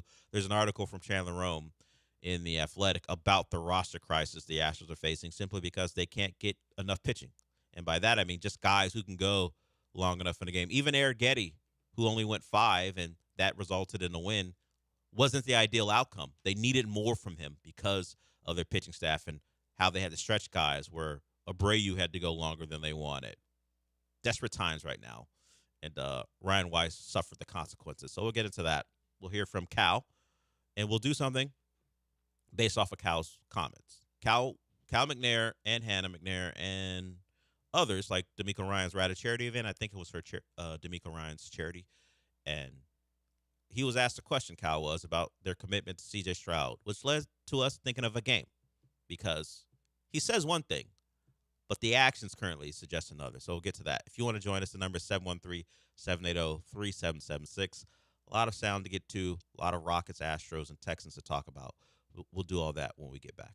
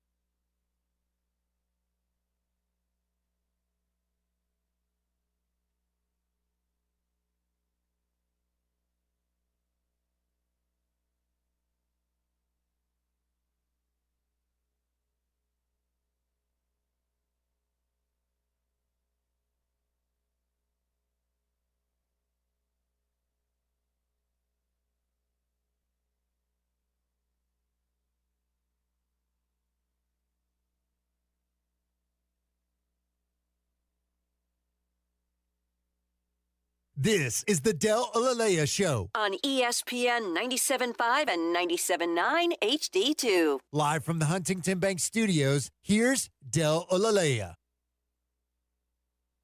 Like Ime said, we're not completely dependent upon them. It's not, the offseason plan isn't, they're coming back. It's fine. I think it's much more looking at our young guys and saying, you guys need to improve.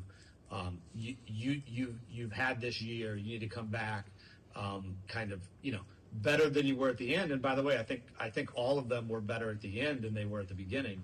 And so, so it's really, that's where we're looking for the real improvement. I do think Fred and Steven will make complete recoveries. We expect that to be for the beginning of the season, but even if it bleeds a little bit, if those guys, if the rest of our team is doing what they should be doing, I think we'll be in a good place. That was some of Rafael Stone's comments about the offseason plan. And yes, internal improvement is going to matter quite a bit because they are in a tough spot. If they don't make a trade for a big name and maybe they're working more on the margins, Ime talked about improving their shooting, they're going to need steps from their young guys, incremental steps. Maybe they get an exponential leap from one of them. They become someone or a team that people and internally actually believe can go win a title. Because despite the quotes I read about this being a 10-year plan, I hope it's a 10-year plan because it feels like that's how far away they are. If you watch what happened in the game last night between the Spurs and the Wolves, the Spurs are supposed to be the number 2 team in the West and the Thunder's biggest challenger. The Wolves are just went in there and won a game 1 with an Anthony Edwards on a minutes restriction. The Rockets aren't close to the Wolves either. And who knows what the Nuggets will do as they have some questions to answer after their first round exit at the hands of the Wolves. But there are multiple teams, and the Lakers are another team, clearly. What are they?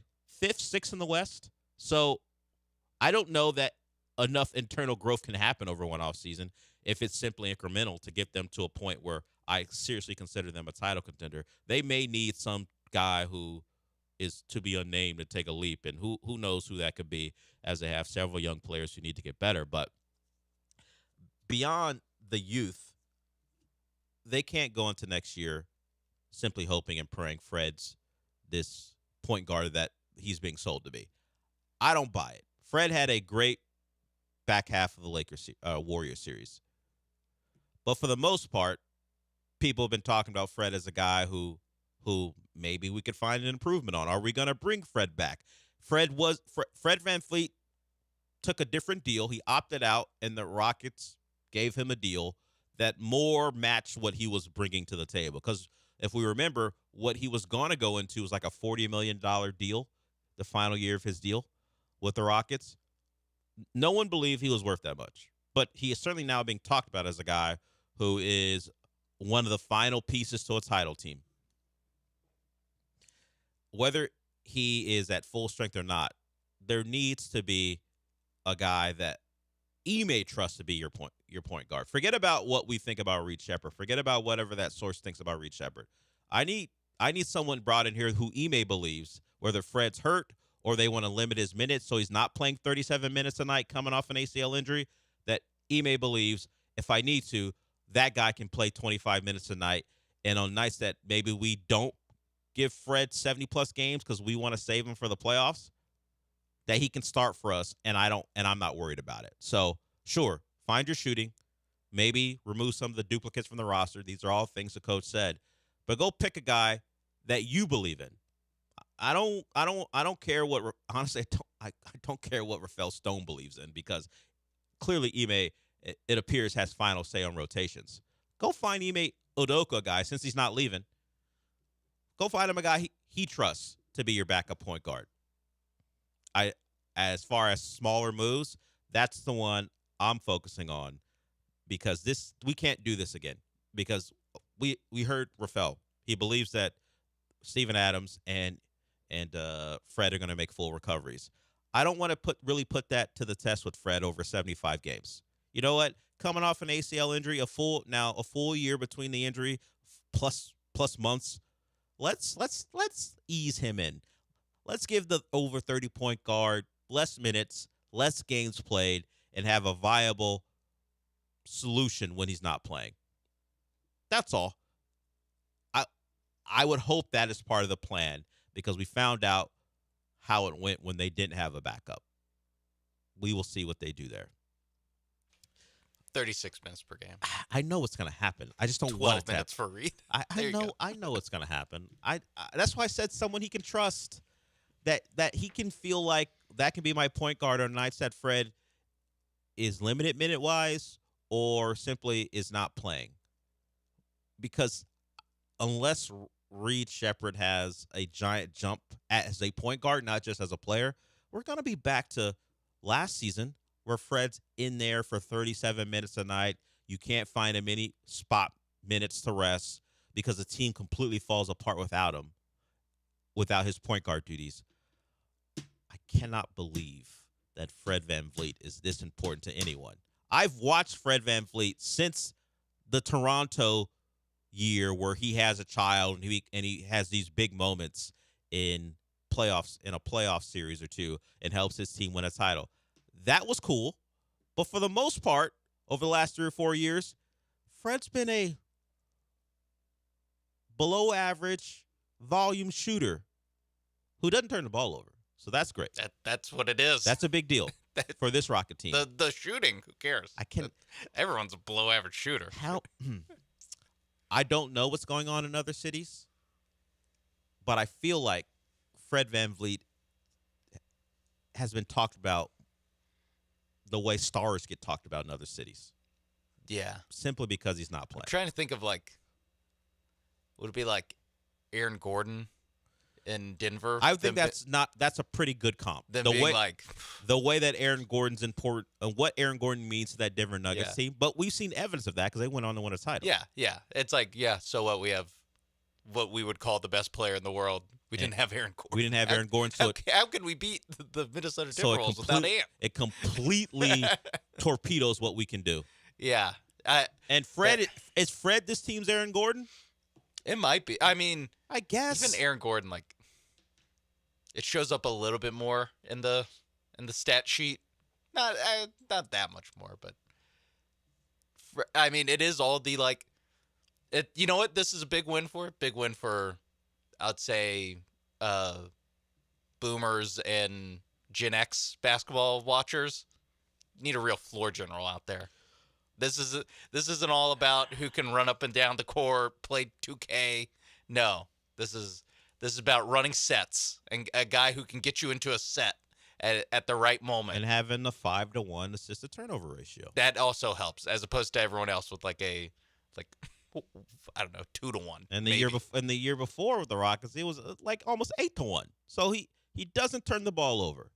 That is an admirable thing for a point guard. In fact, it's great for a point guard. His last regular season with the Rockets, he shot under 38% from the field. I know it's not all about scoring. There are ways to contribute. Find me a viable backup. That's all. If Fred's going to start, okay, cool. I mean, you would think you would try to improve over Fred VanVleet, honestly. When you actually consider things, you think the goal would be to improve over Fred VanVleet. And maybe that was what Reed Shepherd was supposed to be. But if that's not the case, find me a guy that he may trust, because not as much, because no one he trusts as much as Fred. But find me a guy who he trusts to 70% of what he trusts Fred. Yeah, Marcus Smart. Come on down. I mean, that's the thing is the Ime Udoka point guard. Chances are they're also going to shoot 36% from the field. Yeah, sure. So there is a little bit of just going into the worst impulses of yeah, sure, give him another drink. Give him another Josh Okogie. Josh Okogie, but a point guard. Jayshawn Tate, but a point guard. I don't need him to have full control of the roster because we see what happens. But if it's Kobe White, he's going to be he's going to get blown by, and he's going to, nope.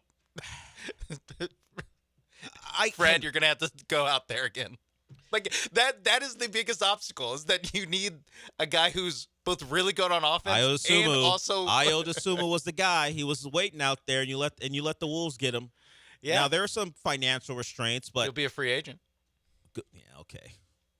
Why would you need to? You're not going to pay Ayo Dosunmu what he's going to ask for. Not after this playoff run. Even if you wanted, I don't even know if they have the non-taxpayer mid-level. I don't think they do. No, they don't. So they're not going to be able to pay him.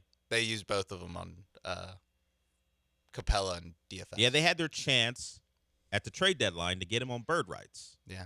They didn't do it. So now that's Minnesota's choice to make as far as paying him what he might demand. Alvarado? Get some Alvarado in your life? Well, not according to Rafael. We didn't hear it here, but what he talked about with point guards, I don't know if Alvarado fits the mold of what he's looking for as a point guard. See, this is where I have some questions about this Stone Udoka pairing, because Alvarado is basically what Ime Udoka wants. That's what he wants. He wants a team full of those guys, a team full of full court press, playing hard defense, annoying, maybe getting in a fight. On offense, who cares? Well, we know on offense, whatever. We know what Rafael, he wants a Reed Shepherd type. Yeah, no, I think Rafael Stone wants more Mike D'Antoni, and he has the opposite end of the spectrum as his head coach. I have to imagine it's the reason Stephon Castle isn't here. Yeah, like for all the conversations about what they want at point guard, maybe the differences. You have this big point of attack defender who will likely get better as a shooter. He's not great from three. He's like 31% or whatever. But he's, as a big guard, he's shooting about 48% from the field. I believe that's what I saw. Can be a guy they lean on in a playoff game, can harass whoever they need him to. And yet, you sided with, future Gen Z Steve Nash. So I guess I should have known. I should understand why they made the decision. They think he's a future Steve Nash type. Yeah, and it also makes sense from like a roster balance. Yeah, how they're situation. Built, sure. It's like, we need someone who can come off a screen and shoot a three. Yeah, the Spurs didn't care. Yeah, like Castle and Dylan Harper, neither one is a great shooter. Just big, strong guards. Yeah, that they can deploy. I will say with this is just now a Spurs thing. We're getting pretty close on the Dylan Harper. Why don't you just take the reins for Fox? I know it was a bad Fox game. Fox had a bad game, yeah. But there is a little bit of I think when this thing hits its next gear, it's because Harper's ready. To be and the full-time point they guard. can flip Fox for someone who's 6'8". That'd be very nice for them to have. They do like big wings. Now the thing for them was they made the trade for Fox and never assumed they jumped to a spot. They weren't. Yeah. They weren't. They should have known. They're lottery, but they're the Spurs, so they just assumed they should assume they were going to get great lottery luck. But they traded for Fox with no belief that they would get Dylan Harper or be in a spot to get him. And they so happened to move up to number 2 and get him. And now they have a surplus of backcourt guys, and the Rockets are running out Josh Okogie in playoff games. Yeah, need to. Aaron Holiday. Desperate to. Ooh, take a look at the difference in talent level. Well, overall, just look at the rosters, but particularly when Wemby just takes it to another level. Although they're a little short in the front court, the Spurs. We talked about that yesterday. Maybe that came to light even more after they lost to the Wolves. But look at all the backcourt talent the Spurs have. Wings everywhere. It's like Wemby wings and backcourt backcourt guys. Yeah, it's Wemby and Keldon Johnson had his moments. Devin Vassell knocked down a shot. Somehow the final shot came to a Champagny. And he missed it, but he did get an open look. Best shooter. He did get a great look, just didn't make it. But Harper and Castle and Vassell and just go on. So good. You know how many minutes Harrison Barnes would be getting on the Rockets, and he can't get on the floor. That's why would love Harrison. He would love him. That's why the Spurs are so frustrating. Harrison Barnes would get 30 minutes a night here, and the Spurs are like, get out of here. Hey, Tar Eason, sit next to me. Watch how ball's meant to be played. Oh, man. Harrison Barnes. And with all that, all the compliments to the Spurs roster, they lost game 1 at home to a Wolves team. Yeah, to a Wolves team with hobbled Ant. I guess what I'm saying is the West is really tough. Yeah. The Rockets that have a big offseason. I will say watching the playoffs, I almost do kind of believe in the honestly, just kind of keep running it back. And 1 year, just enough guys are gonna tear their MCL. Sure, somehow Ant came back from what we thought was a torn ACL, but he avoided that ligament injury. One year, you're just gonna get the Boston Celtics run of just everyone gets hurt. Yeah, it might happen. That's because the Celtics, outside of that run, it's appalling defeat after appalling defeat. There is an element of they have lost. Keep rolling the ball out there. They have lost several series in the last 4 years as the big favorite. They've done it other than, as you said, winning the title, which validates everything, unless you're Jaylen Brown, who didn't find validation apparently from winning a Finals MVP. Hey, Jaylen Brown, want to come to a conference where it's super harder to win a title? Yeah. Yeah. You want to be the man? Well, I think we got a guy who will let you be the man right there. You know him. You love him. Sure. I mean, paying Jaylen Brown, what is it, $60+ million a year going forward? Yeah, but only for a couple of years, A couple of years too long. And then he'll want 70. Oh, that's what you mean. He will. Yeah, he's only under contract for 3 more years. Yeah, he'll get traded and then want an extension. That's just how it goes. Come on. Jerry, you want to talk Rockets? Hang on. We'll get to you when we come back. Anyone else? 713-780-3776. After we do that, we'll talk to Jerry. We will get to some Texans, mostly because we got a game to play. Cal spoke, said they're committed to C.J. Stroud. We'll see how committed they are when we get back.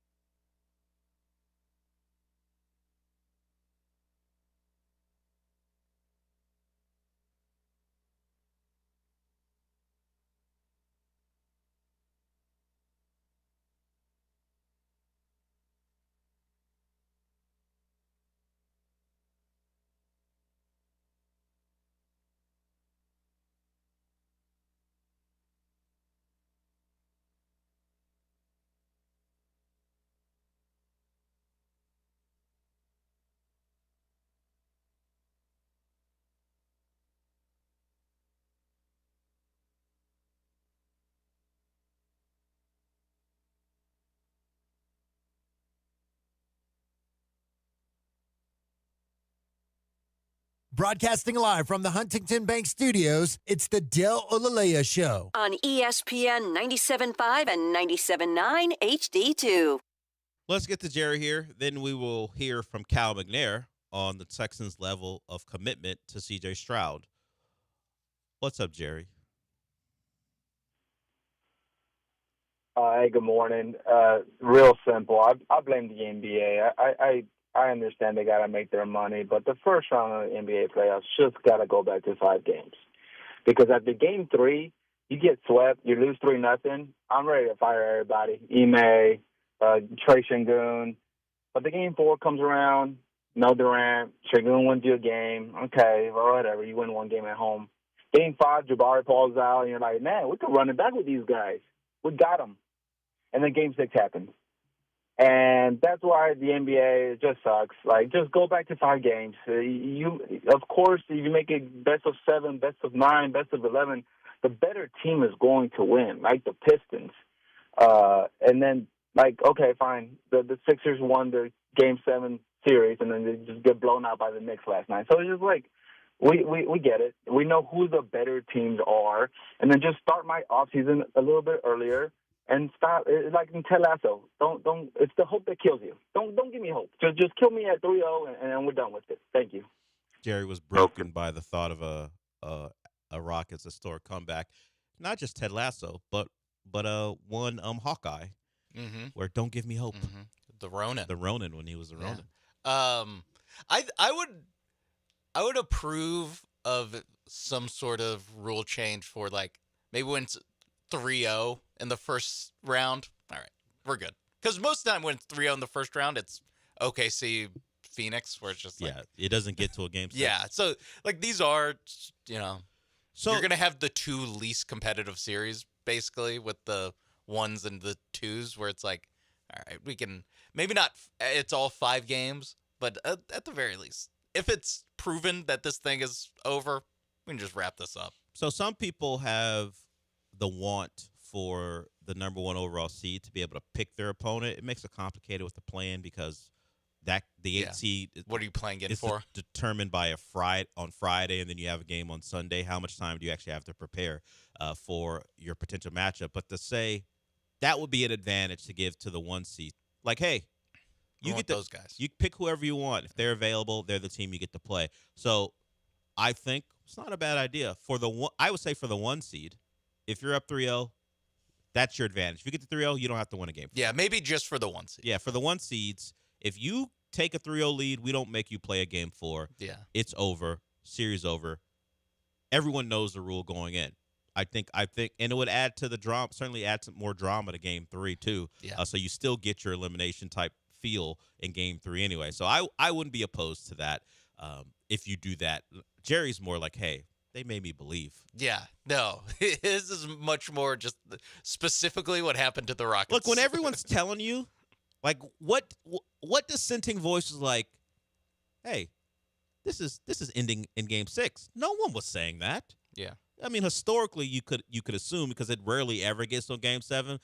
But when you consider what we thought of the Lakers, even coming into the series, and the surprise that they were even up 3-0, there was a lot of momentum. Thinking not only could the Rockets win Game 6, but they could win Game 7. LeBron's tiring out. It's a long series, so on and so forth. And then they just kicked the Rockets' ass for 4 quarters in Game 6. If Game 3 was like the start of the series, you'd be like, yeah, this is just what we kind of expected, where Rockets trick off that game but look like the better squad for the second half. And then they win the next 2 games, like, not one of them pretty easily. The second one not super easily, but they led throughout. And it's like, yeah, like those 2 Rocket wins, and even the Rocket once in a lifetime loss, it was like, yeah, this is just the Rockets outplaying the Lakers. Then the problem was that there's 2 games before that where Luke Kennard and where they outplayed you, and Marcus Smart made like 10 threes, and your margin of error was very slim, and you could not have that type of even get off to that type of start in Game 6, and they were done really after the first quarter. All right, let's hear from another team who had some playoff failures. One specific to their quarterback. It was a tough road for CJ, But we've got new CJ. Haircut, he's slimming down. The hype is building. Even more so than coming off last season or the 2024 season where we had heard he was rededicating himself. He was going to go silent, like LeBron's Zero Dark 30, whatever he called it, when it's the playoffs. But for CJ, offseason, no podcast. You're not going to see me around. I'm working on my game. And then the season came along, and then the final couple games came along, and now people are rethinking the CJ Stroud thing. Some people are. Some people are still steadfast in their belief, including the Texans. Somewhat. But he's lost weight. He looks like a different individual. We will see how that plays out on the field. At a charity event yesterday, I believe it was for the D'Amico Ryans Foundation, Cal and Hannah were there, and Cal was asked about their commitment to CJ Stroud. Here is his answer. Well, as you know, we'll leave that up with Nick, and those communications are behind the scenes. But yeah, we're fully committed to CJ. I think you saw we extended it. We exercised his fifth-year option, and so we'll see how it all works out. We have a real example of them being fully committed to a guy in the same draft class. There's no question how committed they are to Will Anderson.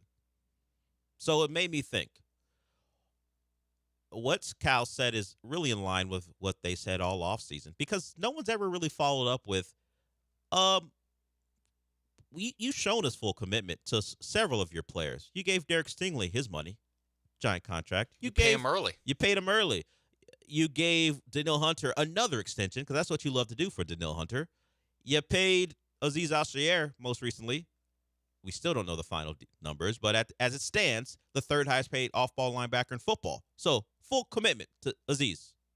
Certainly, you haven't shown that level of commitment to CJ, despite the fifth-year option, which seems just unless you're a total disaster at quarterback, if you picked in the top 5, you're getting that fifth-year option. So let's rank the people or things that the Texans are more committed to than CJ Stroud, despite their assertions to the contrary.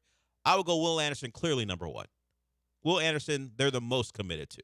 He is the epitome of what they want as a Texan. He fits everything they want, and they paid him. So he has done it on the field. He's off the field, the guy they want. We understand. Will Anderson gets all his money. So he's clearly number 1. I would go Derek Stingley at 2. As you said, Sean, they paid him early. They got in before they really had to. Well, much like Will Anderson, they didn't have to pay him this offseason, but they did it, and it all seemed like a foregone Top conclusion. of the market, year early. Yeah, no question about it. I mean, how much negotiation was there? Probably not much. They gave him his money. No question. So those are the clear 2. Now we get, and if you are a CJ supporter, you're like, okay, we get it. Those guys are all pros. Now we get into the fun stuff. I think if you pay Azeez Al-Shaair $18 million a year for 3 years, wow, that's not the number. That's not the money CJ will be getting. In fact, Azeez Al-Shaair's total contract is what CJ is going to scoff at if they offer him that annually. Like if they go, hey, you want 54? No, that's a start. We can keep talking.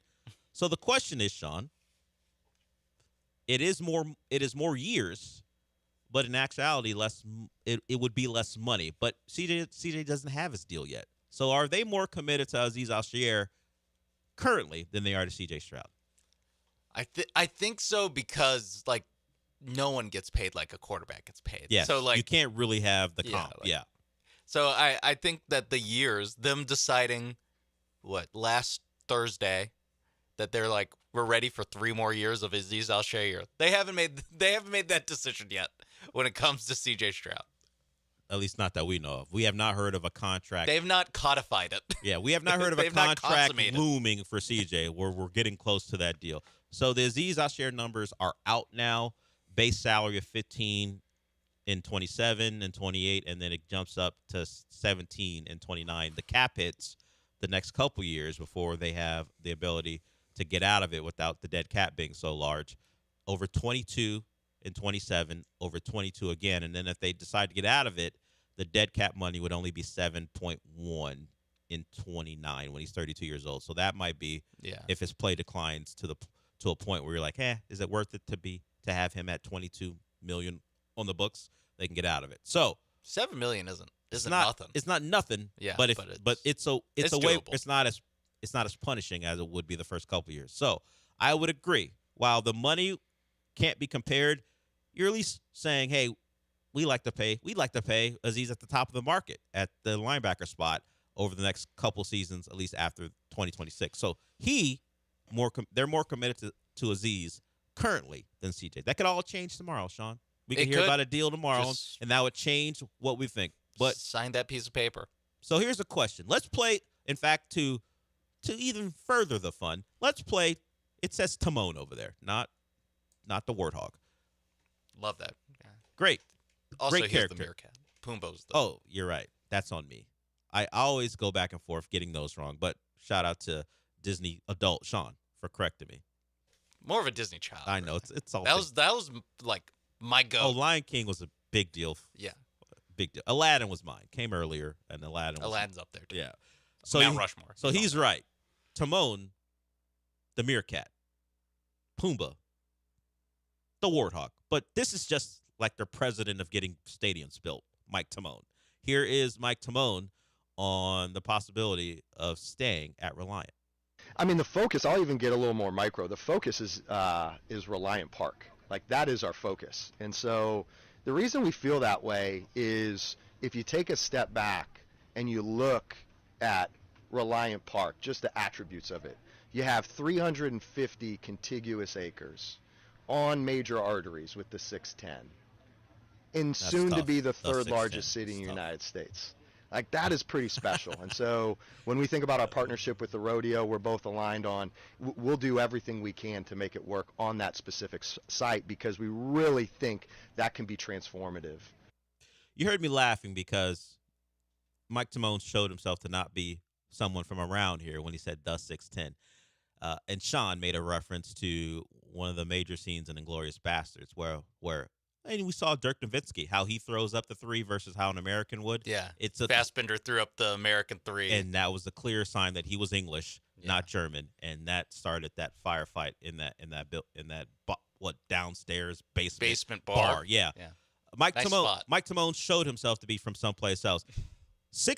Calling it 610 has infiltrated my mind so much that I'm from California, and when John said the 405, I thought that was the wrong way of saying it. When in fact, that's how Californians talk about their highways. They go the 10, the 45, the 91. I thought that's not how you say it because I've been here long enough where it's 610, it's 45, it's 59. Mike Timon, get with it. Yeah, I'm trying to look up where he's from. Can't find any. It's not from here. So, Sean, since we played that clip because I asked you this. Considering some of the conversations about where the Texans might build a new stadium, whether they would refurbish what was NRG, now Reliant again, are they more committed to Reliant Park, considering what you heard from Mike Timon, than they are to CJ Stroud? I mean, they definitely sound more committed. I mean, he gave me the full I am being sold something pitch when you look at it in the micro level. Mm-hmm. So whatever continuous acres, like, yeah, they love themselves some Reliant Park. Maybe we've been, looking at Bridgeland, looking at all these other places of where, if they do move out of Reliant Stadium, where they could go.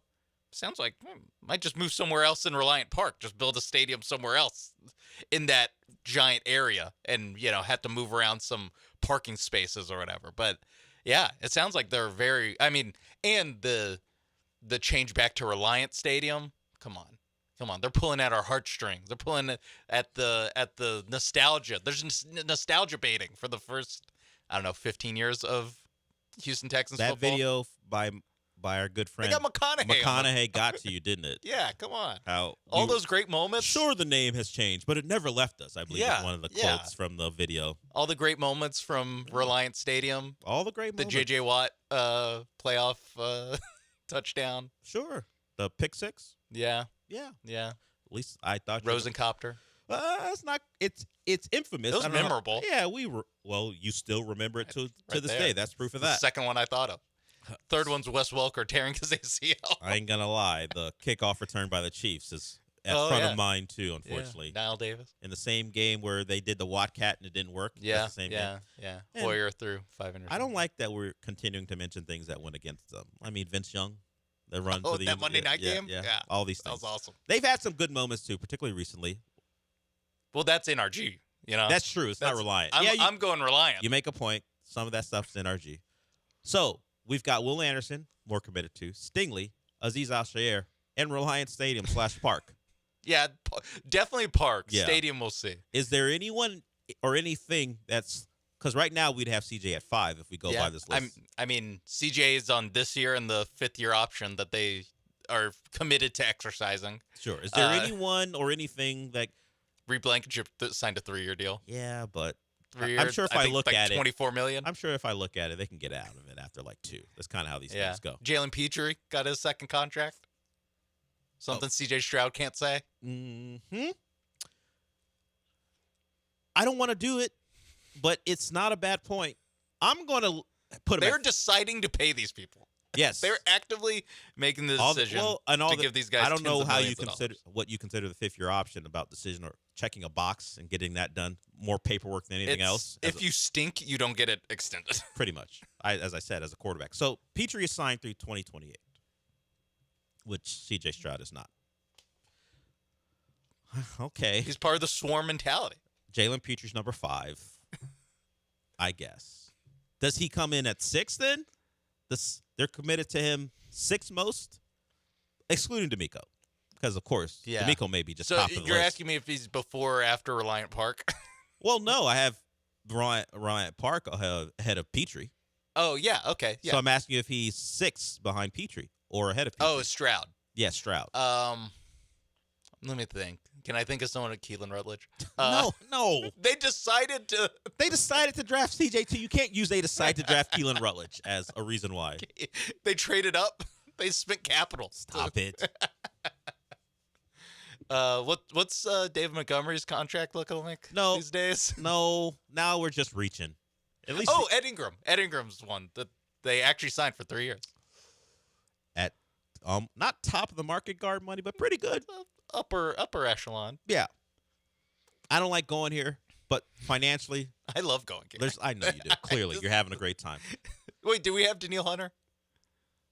We have not thrown him on the list because his short-term extensions are in fact short-term, but they keep paying him. They do of it money. a lot. They love him. They love paying Daniil Hunter money. So yeah, he goes on the list.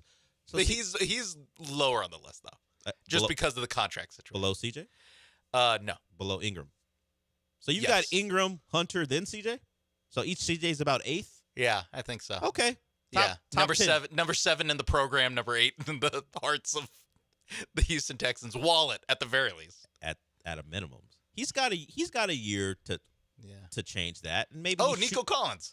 He's got a short-term deal though. Yeah, I guess they haven't extended him yet. So who do you think gets extended first, Nico Collins or CJ I think Stroud? you know my answer, but you're making me say it. It's my answer too. While Nico's production is dependent on CJ Stroud, I think Nico gets his deal before CJ gets his deal, because I believe that. I believe they think, and rightfully so, that as long as Nico's healthy and we have semi-competent quarterback play, he's going to put up numbers. Yeah. I'll give CJ semi-competent. Yeah. Mostly competent. Mostly competent. There's just been some real peaks and valleys, and the valleys came most recently. So, yeah, he's about 7th or 8th, depending on how you feel. And if they decide to give him a deal this offseason, that can change. Yeah, he'll be number. Likely, if they give him a deal, he'll be 1. Yeah, depending on how it's structured. But yeah, it's true. So we're not far away from changing our list, but as it stands now, we have an inanimate object who they were trying to move away from ahead of him. Probably billions of real estate dollars, but yeah, they're certainly more committed to Toro Town or Toro District than CJ. Oh my God, number 1 at the top. That's the thing they're most committed to. Yeah, even D'Amico can't challenge that. Bridgeland. Yeah, the city of Bridgeland. The city of Bridgeland, the Texans are most committed to with the investment they're about to make there. All right, we'll go to break. Yeah, just play better. Then we don't have to do this. We wouldn't have to do this if he didn't do what he did against the Pittsburgh Steelers and Patriots. We would have a much different conversation, and And then they wouldn't be talking about how exercising the fifth-year options is a clear sign that they're committed to their quarterback. Okay. I do hope at some point when people talk about C.J. Stroud, they stop saying he's won a playoff game in every season he's played, and as if that's supposed to mean something as far as his future with the team. Because you know what they won't do? The people who do that, they won't bring it up as a reason why they were wrong. They'll be like, they won't even mention it. They'll use it as the defense now, but if the Texans pay him and he doesn't play well, they're not going to be like, well, it made sense. He had won 3 playoff games in his first year. They will go to, hey, he never got past the division round. Why would you ever pay him? He only won 1 playoff game every year. Yeah. He won 1 playoff game every year. Yeah, it'll change because no one wants to admit to being wrong or look wrong. Hopefully CJ doesn't make them look wrong. Their belief in him is justified. His season 4 will have a lot to say about that. All right, we'll go to break. We'll do some Astros because it was a rough one. Kyle Tucker is back as a Dodger. He got booed. Didn't matter. He pulled a Jose Altuve. You boo me, I make you pay. He did that thanks to Ryan Weiss. We'll get to that when we come back.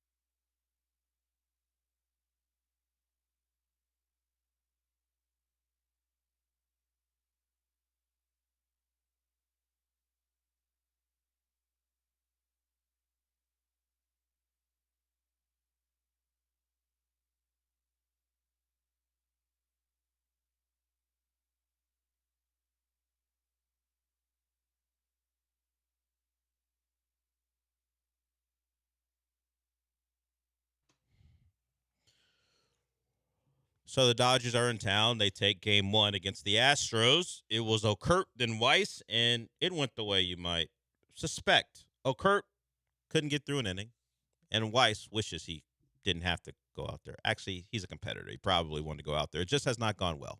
He has pitched poorly since he has been an Astro, and it's just gotten worse. He was okay to start, and you just start to look at the appearances as he kept getting more opportunities, and they have been bad, and last night was bad.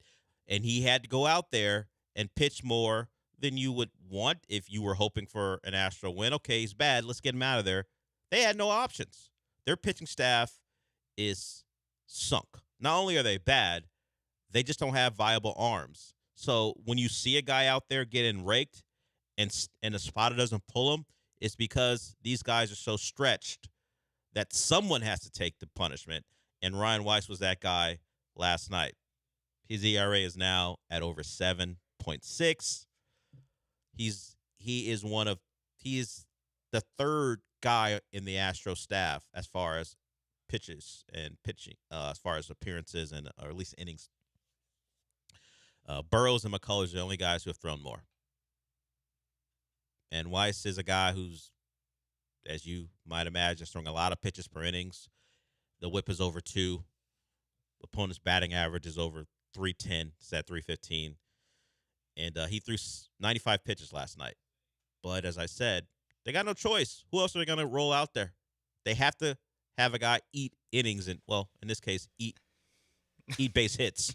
They have to have a guy go out there and just take a beating because their staff, because of whether it be injury or just guys not performing, they have put guys in spots where, hey, if you don't go out there and take this beating, the guy behind you is an injury concern if we roll him out there. There's a whole article about it from Chandler Rome discussing the roster crisis and how a spotter just has to let guys get punished out there, or he can pitch another guy who he puts at risk for injury. So it didn't help that they had their doubleheader thanks to the weather. And, you know, they've had the bullpen games. They had one on Sunday. They had one yesterday. And using those 5 relievers on Sunday really cost them and Ryan Weiss yesterday. You don't have the options, and you don't have guys who are effective. People are going to pay the price, and Ryan Weiss is currently that guy. So get used to it until either the pitching performances get better or you get reinforcements. Imai's down in Sugarland pitching for the Space Cowboys. Josh Hader's down there too, as Imai and Hader try to find their way back. Imai had a rough outing at Corpus Christi, looking for a better performance tonight, and we'll see if Hader gets the work necessary over the next couple weeks maybe before he's back with the big club. But Kyle Tucker hit a home run. He was booed, but he hit a home run. And I asked the guys this morning and about why are we booing Kyle Tucker? I know he's on a different team, so you boo him. I get the fan reaction, but he didn't ask out. He simply was traded because he was worth more than the Astros were willing to pay. I don't remember him being booed as a Cub. Do you remember that? I don't remember, but he probably did. Yeah. Booed. So it was succinctly put. Not that I want to have a long discussion, not getting after you, Sean, but since I asked you the question, but it was succinctly put. I wanted to highlight the listener. He chose the Dodgers. He gets booed. That's enough for me. That makes sense to me. And he, for all the playoff success that the Astros had with Kyle Tucker, the playoff numbers for Kyle Tucker. Yeah, we know he wasn't great. And that is spoiled Astros fan of that era of make the ALCS every year, make the World Series basically every other year.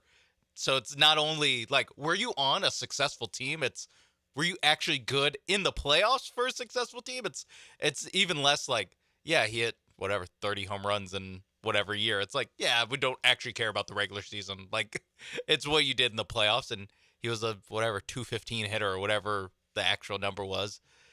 Just that right there, and then you add in the fact that he's on the Dodgers. I think Dodgers Yankees you just get auto booed, and Kyle Tucker, people don't love you like they love Correa, Altuve, that Bregman.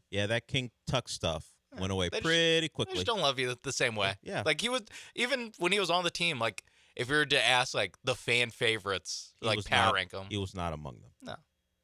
Hey, you play good Good baseball. player. We love you when you play good, and we don't love you so much when you play bad. Yeah. It's Peter Lambert tonight against Shohei Stopper. Ohtani. Oh. Well, okay. I wish that for random Tuesday night games, they gave the full like giant like picture of one guy, giant picture of the other starting pitcher. Like it's a playoff game or a World Series game, or how they sell NBA games where it's like LeBron, SGA for Thunder Lakers. Where it's Ohtani, I think Lambert. they still pick Altuve. If they did do that, The tail of the tape. If this game was on national TV, I think they'd find a different Astro than Lambert. The two Nope. the starting pitching matchup. Nope, you have no, and you also get the entertainment of Ohtani versus pick Yordan. I think it'd be Ohtani and Yordan. I know. Yeah, Ohtani ruins it because he can do both. Yeah. But yeah, No, I get it because it'll happen on Thursday Night Football if one of the teams has no stars. It might be it might be the coach. They put Belichick on there one yeah, time. for the Patriots. I know it happens. I think that everything you need to know about the Astros season so far is that Yamamoto started last night for the Dodgers. Ohtani started tonight, or it's going to start tonight for the Dodgers. The Astros are running out there. Okert with Ryan Weiss to be the bulk guy and throw 95 pitches to get out of 4 innings. All right. And then Peter Lambert. Is it Peter? Ryan Peter. Lambert? It's Peter. Peter Lambert for game 2. It's like that's the Astros this season, all wrapped up into 2 games. The where biggest it's like they got intrigue- Yamamoto, they got Ohtani, we got Lambert. The biggest intrigue is what's happening for their AAA club because Hader and Imai are possibilities to pitch. So you're far more put that game on. You're far more interested to see if one of those 2 guys is making their way back than watching Lambert on the mound. Hopefully, forget it. I'm not even interested in completing that sentence. Yeah, send TK and Blummer to Sugarland. Broadcast that game, This or at least game- have picture-in-picture. This game should not be. It's on TBS apparently. Oh, it is? Yeah. Okay. So maybe we will get a Ohtani, Lambert. It won't be over next on NBC. If TBS. they do it, they will pick someone from the lineup because I don't think they have a graphic. Oh yeah, for Lambert. He wasn't there on media day. They don't. He wasn't on the team on media. Yeah, you know what his picture is. It's just a superimposed Astros jersey on him, like they do, because he wasn't there when they took these pictures. They just they superimposed that hat and I'm shirt on picturing him doing the full arms cross where they not toss the baseball up. Or in like when the cap- Premier League does, when NBC has the Premier League lineups and all the guys. Like it's either Champions League or Premier League where they do a serious pose. Yeah, they like and turn then then they do a kind of a more relaxed pose. Yeah. Or maybe that's a World Cup thing. Either way, Lambert wasn't involved in one of those for the Astros, but he is on the mound tonight. Good. Lambert God help versus us. that Astros lineup, or excuse me, that Dodgers lineup, and Ohtani versus the Astros. So Yeah, and even tomorrow's game, it's Tyler Glass now versus McCullers. These Dodgers, man, they're They good. They got a stacked roster, don't they? Huh? They got some guys. They continue to roll They out got guys. some real guys I on this mean, team. look, it Not makes- enough people give them credit. It makes sense why they're pretty good, right? Every Yeah. time you turn around, there's another pitcher who's pretty good. Yeah, their lineup goes like 7 deep of real guys. I Man. remember when we were like that. Maybe we're looking Maybe at about maybe one day. 4 years ago. I'll tell my grandkids about that. Show them that graphic from the 2019 Astros where it's just like all the guys in one lineup. And remind them that that team did not win the World Series. No, I think that is really the like even more so than anything else. That's the one where I'm like, God, that sucks. It sucks they didn't win that one. That team was awesome. Simply because they could not win a game at home. I know. Then they've done that before. Or they've done that since. Well, they too. did it against the Rangers. They Yeah. would have gone to another World It's like Series. the only 2 times that's ever happened. Yeah, simply cannot win games at home. All right, we will go to Eric here, then we'll go to break. What's up, Eric? Yeah, I mentioned a couple weeks ago about Jim Boonhouse returning as a general manager. and they'll scoff at me, but John Granado brought it up this morning. I think that's a real possibility. And if you could do that trade over again, would you rather get Giannis instead of KD? And Peter's another name for Wiener. I believe that's in reference to Lambert. I did scoff at you. John is positioning it as he has a feeling. Like he's not reporting, but he has a feeling. I don't know why he has that feeling. What is it? An itch? Is he hearing rumblings? Is it a scratch? Yeah, Eric, are you hearing rumblings like John is hearing rumblings? Yeah, I scoff at you because a lot of things you say deserve scoffing. Like you're allowing me to think about Peter being another word of saying wiener. So, or the opposite. So I will scoff at you and we'll continue. If it happens, cool. I mean, I get it. You're trying to relive the magic and find that again.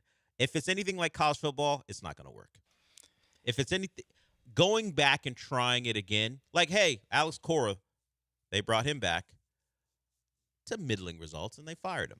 Yeah. And with Luno especially, it's like he was just so like cutting edge on all this stuff. Yeah, is he out in front and everyone copycat of baseball now if he does it again, if he comes back? What's he doing? Isn't he owning soccer teams? I don't know if he's making great success. Is he making decisions for them or just is he an owner? He at least has positioned it as he's getting involved in soccer analytics, which are, still younger on the development cycle than we're baseball. It's like you can just look up a stat for everything. So he's got a couple of teams in Mexico. Yeah, isn't one like literally Cancun FC, and then there's the other that he bought more recently back in 2022. So, I don't know if he's running those teams, the day-to-day operations that would allow, or is he someone who could be an owner there, like the Commanders owner who owns like the Commanders, the Sixers. and the Sixers, and then the Kroenkes Stan owns like several teams. Yeah. And then he could own those two, but do the day-to-day operations for the Astros. It would be interesting, considering you might think that Jim Crane threw him under the bus. Yeah, I mean, at the very least, like, can't they get? He's got to have some lieutenants out there that you can. Well, Todman was one of his lieutenants. Yeah, maybe like Mike Elias. I'd go more with Mike Elias. Oh, okay. You don't. Okay, not Todman. Okay. No, a lot of guys have to say no. A lot of guys have to say so no. You would have him on the list, but you'd have to go through like 6 or 7 guys. Very down on the list. He's your Josh Heupel. Yeah. I think Jeremy Branham might be ahead of him on the list. Okay, but they're both on the list. Okay. If it happens, I would be surprised considering the fallout and why it initially happened, and does baseball. What were we talking about? Where Todman, he was one of like 10 guys who were on some type of exempt list. Oh, yeah, where he's like literally cannot. Yeah, Luno's not one of those guys. So I wonder if baseball would just like say, hey, Jim, how about you not? Yeah, I think they can backroom deal it where it's like, all right. Like we didn't put him on the list, but let's not have one of the guys who we have, whether right or wrong, we have positioned as one of the co-conspirators for one of the, as we consider it, biggest cheating scandals in all of sports. How about we don't give him his job back? Like, they never let Pete Rose back in for gambling. This is different, but it's still one of the things baseball, and they pick and choose, but they picked the Astros as something they were going to come down on. Yeah. It'd be interesting to hear what baseball, like the general baseball mafia, would think about Luno being the general manager again. Like, I'm just picturing baseball mafia with like Rob Manfred, Joe Torre, Tim Kirkshin, all the smoke-filled rooms. Jeff up passing. Yeah, Ken Rosenthal calling a hit. You come to me on the day of my daughter's wedding. What? Passing? Excuse me? A.J. Przinsky's like the Luca Brasi. Jim Crane's coming in, hat in hand. He goes, I don't know what to do. I came to this country. I came to baseball with nothing. Jim Crane's with like the Johnny clothes on my back. Jim Crane's like Johnny Fontaine. I don't know what to do. You can act like a man. Who would be that guy? What's the matter with you? You cry like a woman? Yeah, I don't know. Who's that guy? Who's the Godfather? I'll think about during Is the it break. Manfred? Is Manfred acting in the Godfather role if Jim Crane came hat in hand asking can I hire Jeff Luhnow back? No, I don't think he's Fontaine. I don't know who's Fontaine. I don't Maybe think it's just like small market owners. Yeah, I don't think just being like I don't think Jim Crane is Johnny Fontaine. I just think it'd be interesting. Yeah, no, it'd be funny in that. it's in, one of the in best parts of setup. that movie. Yeah, it's one of the best parts. Yeah, Hollywood. Then he uses a word. What's the matter with you? And then he uses an Italian word I can't say. Yeah, Mostly it's insulting. It is. It was insulting. Yeah, so I'm not gonna say it. I hope we get a scenario and then we hear about Jim Crane having to ask for permission to hire Jeff Luhnow back. Before this year, we can have ABS in the minor leagues, but we can't let it touch the major league community. All right, put in the minors. That's a reference I always talk about where the most racist. It's the most racist, like The Godfather. Probably one of the most racist things said in a film. Yeah, The Godfather's full of racist things, and films in general have those. But that particular scene where they're talking about selling drugs, but it's not. It's for the and the not for us. Because they're animals. Yeah, because they're animals. Yeah. It's an interesting thing. I know it's a great movie. I know it's critically acclaimed, but there are some things that guy gets like a piano wire to the throat like 5 minutes later, so it's all right. But still, it's a little pause there. Like, yeah, is this for me? Aggressive. Is this for me? And then he dies, and you're like, okay, maybe it is for me. All right, we'll go to break. Hopefully, Eric and John Granado are right, and Jeff Luhnow is your GM. I just question whether you can duplicate all that success, or are you just asking for? You're asking to really to ignore what has kind of been historically a bad decision. Great success, try to relive it, and it rarely, if ever, matches what your thoughts are. All right, we'll go to break. We got a couple more segments ago. You can join us, 713-780-3776. We will be back.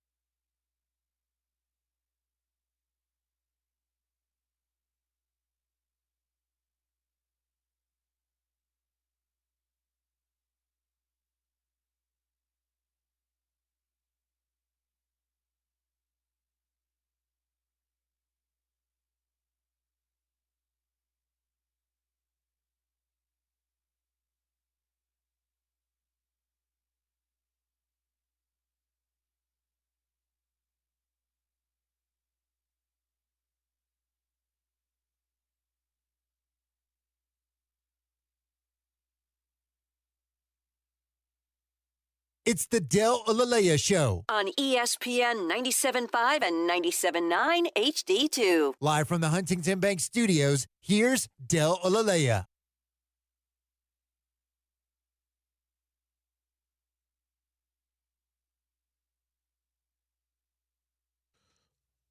We'll get back to the Rockets here. Let's hear from. Do I have the? Did I put the Rafael Stone on Kevin Durant over there, Sean? Maybe I didn't save it. Oh yeah, I see. Okay, so we've got people with their speculation on Kevin Durant. Patrick Beverley's another one who is asking a question in a tone that suggests he may believe the question and doesn't need an answer. He already believes what he's asking, that Kevin Durant was ducking the Lakers. He says he really hopes Kevin Durant wasn't ducking the smoke. Now, it's Patrick Beverley, so take it for what it is. But when you go out the way the Rockets did and Kevin Durant doesn't play except for one game in the series, you get opened to these types of baseless questions. From all accounts, you look at what happened in Game 2. That ankle turned pretty severely, and he was unable to play. You go by what the Rockets say. He tried to get back. He just simply could not. There is a rub dirt on it, tape it up and play, take the shot that needs to be taken and go out and play. But the Rockets told you it wasn't about pain. It was about mobility. So if he's out there limping around and he just gets taken out of the game because he can't go, what does that mean? What does that do for the team? Some people would have preferred to see the effort, even if it was performative. But I think he was injured, and they made the choice, and the right one, not to put him out there, because while the hope this year was to compete for a title, the Rockets themselves said this wasn't acquiring KD wasn't simply about championship or bust. And here's Rafael Stone on his star player. Say with respect to bringing Kevin in that it was championship or bust. I never said that to him. I never said that to anybody. That's very much not our attitude. We thought he could be additive to the team. He was. We thought he could be a wonderful example to the team to the young guys of how to work like a professional, how to like really hone your craft. I thought he did a really good job of that. Yeah, that's the thought process. So I read the quote from the Shelburne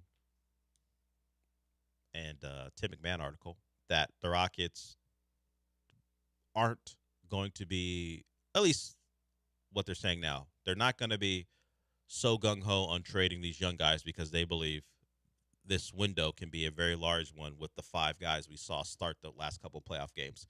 And Kevin Durant would supplement them, at least for the next couple of years. Do I believe that, though? Now, championship or bust certainly would, if they're treating the season like that, would make this an utter failure.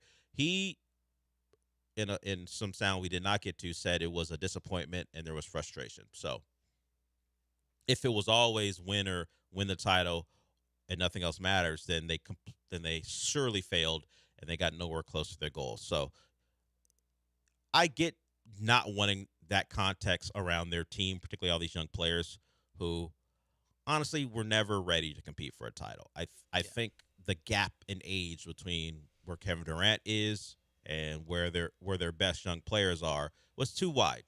You look at who the best teams are. You got young players, certainly with Chet and Jalen Williams and others. You go around the league, Wemby certainly young, Castle and Dylan Harper. But in the Spurs case, we don't know that they're going to win the title. They're already down 0-1 to a much more experienced Spurs Wolves team as far as these depths of the playoffs. And OKC has an MVP candidate. The Rockets don't have that. And he, despite being young, isn't 21, 22. He's been around quite a while now. Yeah, he was drafted in 2018. Yeah, so Shea is in the prime of his career, while the Rockets' best players, outside of Kevin Durant, are at the very start. Yeah, Shea's 27 years old. He won earlier than what has been the case back 25, 15 years ago. These guys didn't win to their 29, 30 years old. That has changed. I think Dwayne Wade won it at like 24, but he had Shaq with them.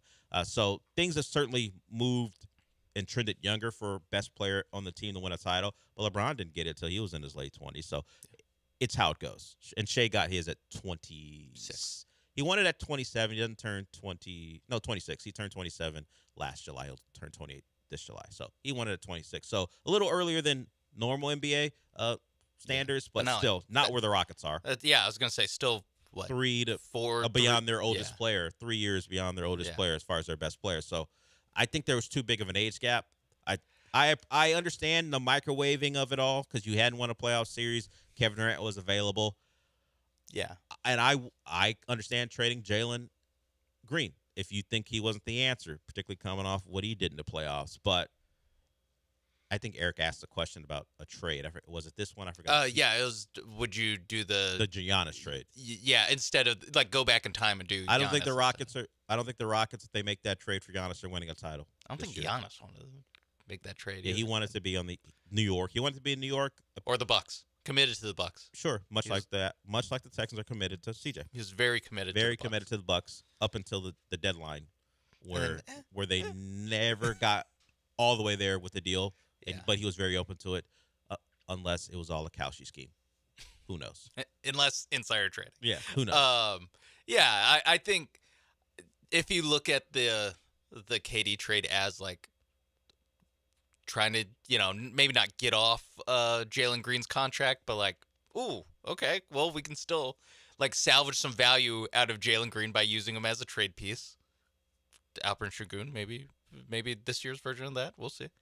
Dylan Brooks, good role player, but role player who, before he was a Rocket, his name was Mud in the NBA. It's true. And the 10th pick in a pretty good, but so-so draft. Yeah, low lottery. Yeah, that's not a championship or bust move. It's just the name of Kevin Durant. You're like, oh my God. And you won 50 games last year. Yeah. The expectation is he's going to elevate you. But I think when people say championship or bust, they forget the second part of that, the or bust part.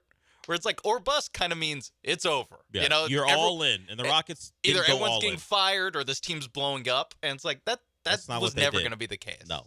So it was a move to improve. Definitely, it was a move to hopefully go farther in the playoffs than you did the year before, and extenuating circumstances. We've talked about it all with A, the guy you traded for not playing, B, the most valuable player on your team, Fred VanVleet, not playing, and then maybe the third most valuable player on your team, apparently, Steven Adams, not playing. But I think that, KD trade, not great results, especially when you throw in the burner stuff and what that may have done to the dynamics of the interpersonal dynamics of the locker room. But I don't think it's again, the or bust part. It's well, they can very easily run this back and probably win 50 games again next year. I mean, in reality, the Rockets' best players likely won't be ready to really win a title until KD's done.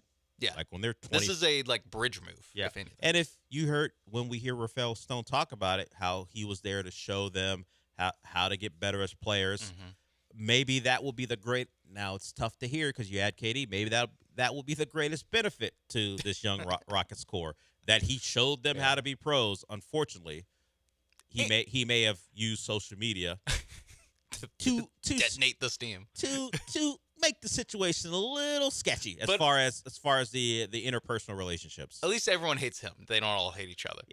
You can coalesce around hating one person, as opposed to the rivalries that come from young players trying to find their way. He didn't tear the team apart. He tore the team apart. He from brought himself. them together to hate on him. Yeah, but that's not what the Rockets say. Yeah, I will say the best thing is probably the 5 to 10 games that you definitely lose without Kevin Durant on the team this year. That's true. That's actually the best part is winning the basketball game. I'm talking about the long games. Yeah. 3 years from now, we won't remember the Pelicans game. No, the most consequential thing that might have come from the Kevin Durant experience is that when he's done, the Rockets' best, however many players still remain from their young core, are actually now in a spot, amazingly enough, thanks to Kevin Durant's presence, to go win. Now, the question is, does he do more things to detonate, as you say, this team before he's done? But the Rockets say none of that's true. Yeah. None of that's true, despite the meetings they had to talk about it. All right, we'll go to break. We got one more segment to go before we wrap it up for the day. We'll take your call if you want to get in, 713-780-3776. One more segment, then Rich Eisen. We will be back.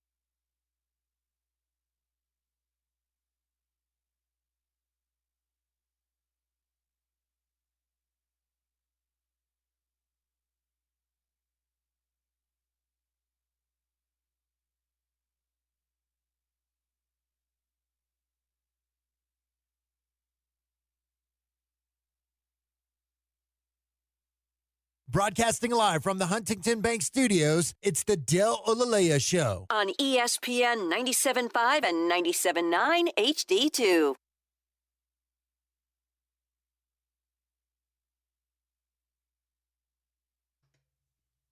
Not Like Us means we're just about done. That was a song that the Cavs played as they were dispatching with the Toronto Raptors. And the Cavs, James Harden, Donovan Mitchell, and Texas's own Jared Allen, they get going tonight against the Detroit Pistons in that game one. The Pistons did what they had to do. I mean, thanks to Jalen Suggs and his non-shooting ass and the rest of those Magic, they were able to come back down 1-3 to win that series. So that one seed gets the four-seeded Cavs at home, and you got Lakers OKC tonight. As far as the games that happened last night, runaway for the Knicks. I was watching that at the same time as I was watching Ryan Weiss get battered around. So it was a very common experience. Both those things were much the same, watching the Knicks put away the Sixers. And that could maybe just be, hey, the Sixers had an emotional Game 7. They only had, the 1 day off. Maybe they'll be better in Game 2. It's not a long trip from Boston to New York, but you can imagine the turnaround with the Knicks being rested and them having to come back from a deficit of their own, down 1-3 to Boston. They weren't ready to play last night. We'll see if they're ready in Game 2 against the Knicks. But the Wolves, just a tough out, man. That's a team who had their ups and downs. There were questions about them coming into the playoffs, mostly because of the health status of Ant Edwards. And then they go lose Dante DiVincenzo in the Nuggets series, and you think they're losing Ant. And you know what? They go into San Antonio. And it was a bit of an adjustment because I was coming off watching the Astros, and I flipped to the San Antonio Minnesota game, and I did not know it was Fiesta night. The Fiesta colors were a bit of, okay, let me adjust to this, because they do the color code thing in the stands, the court special. I got with it, but it did take me a little bit. And then the game itself, it was very old school as far as points scored. Wemby had double digits in blocks, some fraudulent ones. Some guy was keeping track. There are a couple fouls that should have been called, a goal 10 here or there that should have been called. But he got to his double-digit blocks. Didn't have a great shooting night. Did get his triple-double. Did it with blocks. Hassan Whiteside said, welcome to my world. I'm doing it with blocks. But he did that, but it wasn't enough. As the Wolves did the thing that they always do. They almost threw that game away because it is just part of their DNA not to be normal. They had a lead, and it still wound up with Champagnie having a wide open look to win the game. He did not knock it down. So they go in there and take game 1. I thought the Spurs would win it probably in 6, maybe. Now, yeah, I don't know. I don't know. Especially Taking getting game 1. Just winning game 1, just banking that. And getting Ant back. Getting Ant back, because we both we talked about it yesterday before the game, obviously on yesterday's show, where we kind of we're penciling him in for game 3 as that's kind of the maybe they could guys steal can one and he back. can come back. Instead, he's back in game 1 and minutes restrictions still moving pretty well. Obviously not Ant, and he even said in the post game he was like, I have to be smarter because I am not as physical, or I can't be as athletic as I normally am. But yeah, the Wolves, you're right. They're just they're just dogs. Like Mike Conley has his moments. Like Terrence Shannon, who Chris Finch admitted, hey, we used to just put him in the corner, but you know what? We're just gonna give him the ball and let him attack. That's his best way of being a contributor, and he has done that. He's been fearless. They just got a bunch of fearless dudes. Jaden McDaniel. Daniels is a guy who has taken the playoff leap. What it means for his future beyond this series and these playoffs are another question, but he's been their best player in these playoffs, and he made some big buckets down the stretch. So they take game 1, and it didn't make me feel great. I wasn't rooting for the Spurs, but just the thought of Minnesota just being another obstacle and add them to the list. And them not going. I already knew they were, but this is more confirmation that not only are they talented, but they're just of a mindset that nothing daunts them. They'll go play the Spurs with Ant hampered and go take game 1. And now I wouldn't be surprised. I don't think they'll take game 2, but they'll attack it like they can get game 2. It won't be an approach like, oh, we got our 1. They will try to take the heart of the Spurs in their next game. We'll see if the Spurs respond. All right, we're done. Rich Eisen's up next. Since we're done for the day, Sean, what does that mean? Do you want my dead mom's clothes? Nah, sir. I'm good. I'm good. All right, we'll talk to you tomorrow.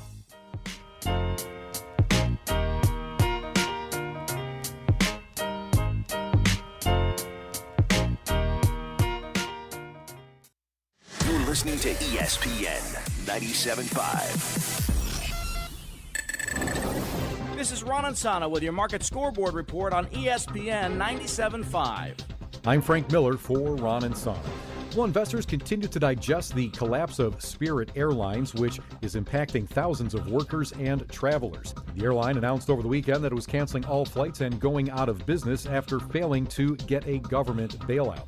The airline says that those who book flights will automatically get refunds. In regards to what caused the sudden collapse of the airline, a company spokesperson says that a massive and sustained increase in fuel prices was one of the main culprits, in addition to recent geopolitical events. In additional statements made in court papers filed on Monday, the company also said that it became clear that sufficient incremental liquidity wouldn't be found, and there would be no longer any viable paths to a restructuring or a continuing of operations. This comes as fuel prices remain in the spotlight worldwide.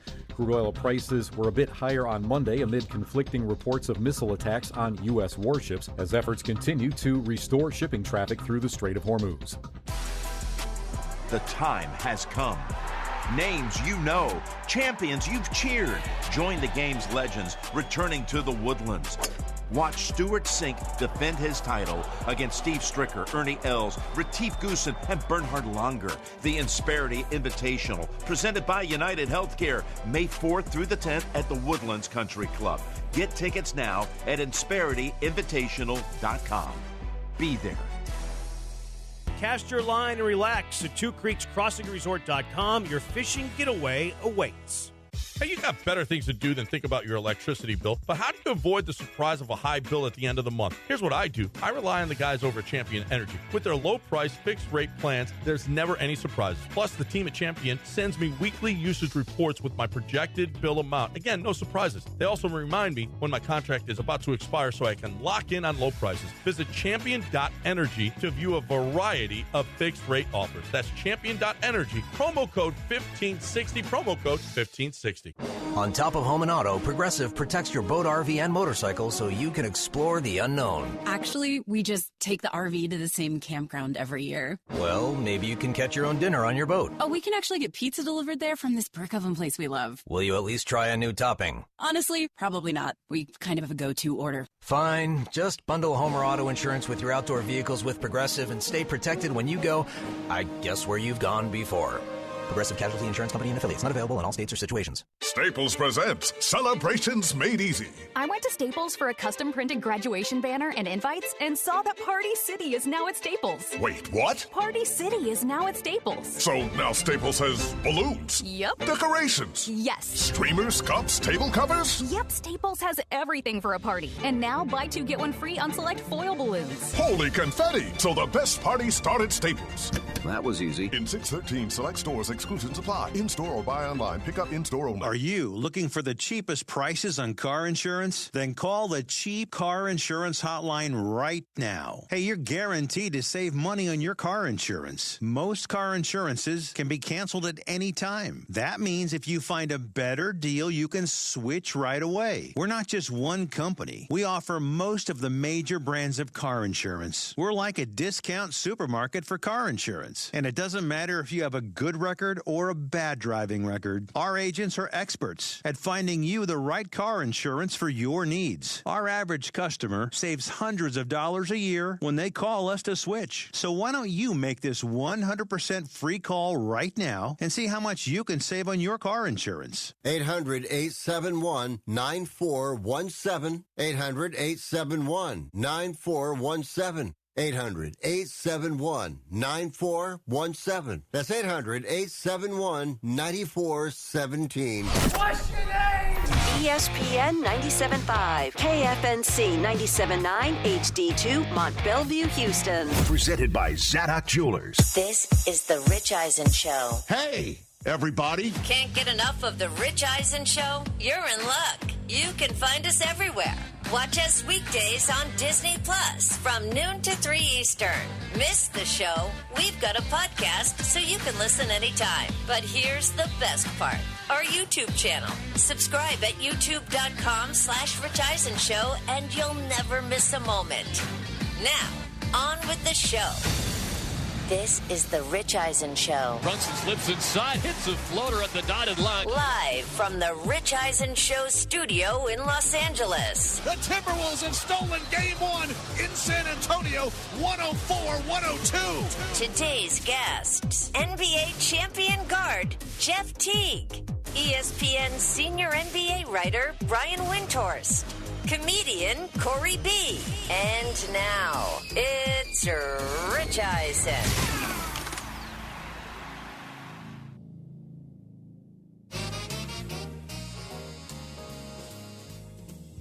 Well, hey, everybody. Welcome to this edition of the Rich Eisen Show live on Disney Plus, the ESPN app, ESPN Radio, Sirius XM, Channel 80, 844. 204 Rich is the number to dial here on this program. We've got Jeff Teague joining us here on the show. First up here on our program to talk about what he saw last night. Brian Windhorst is making his way to our studio, and that's going to be a lot of fun in hour number 2.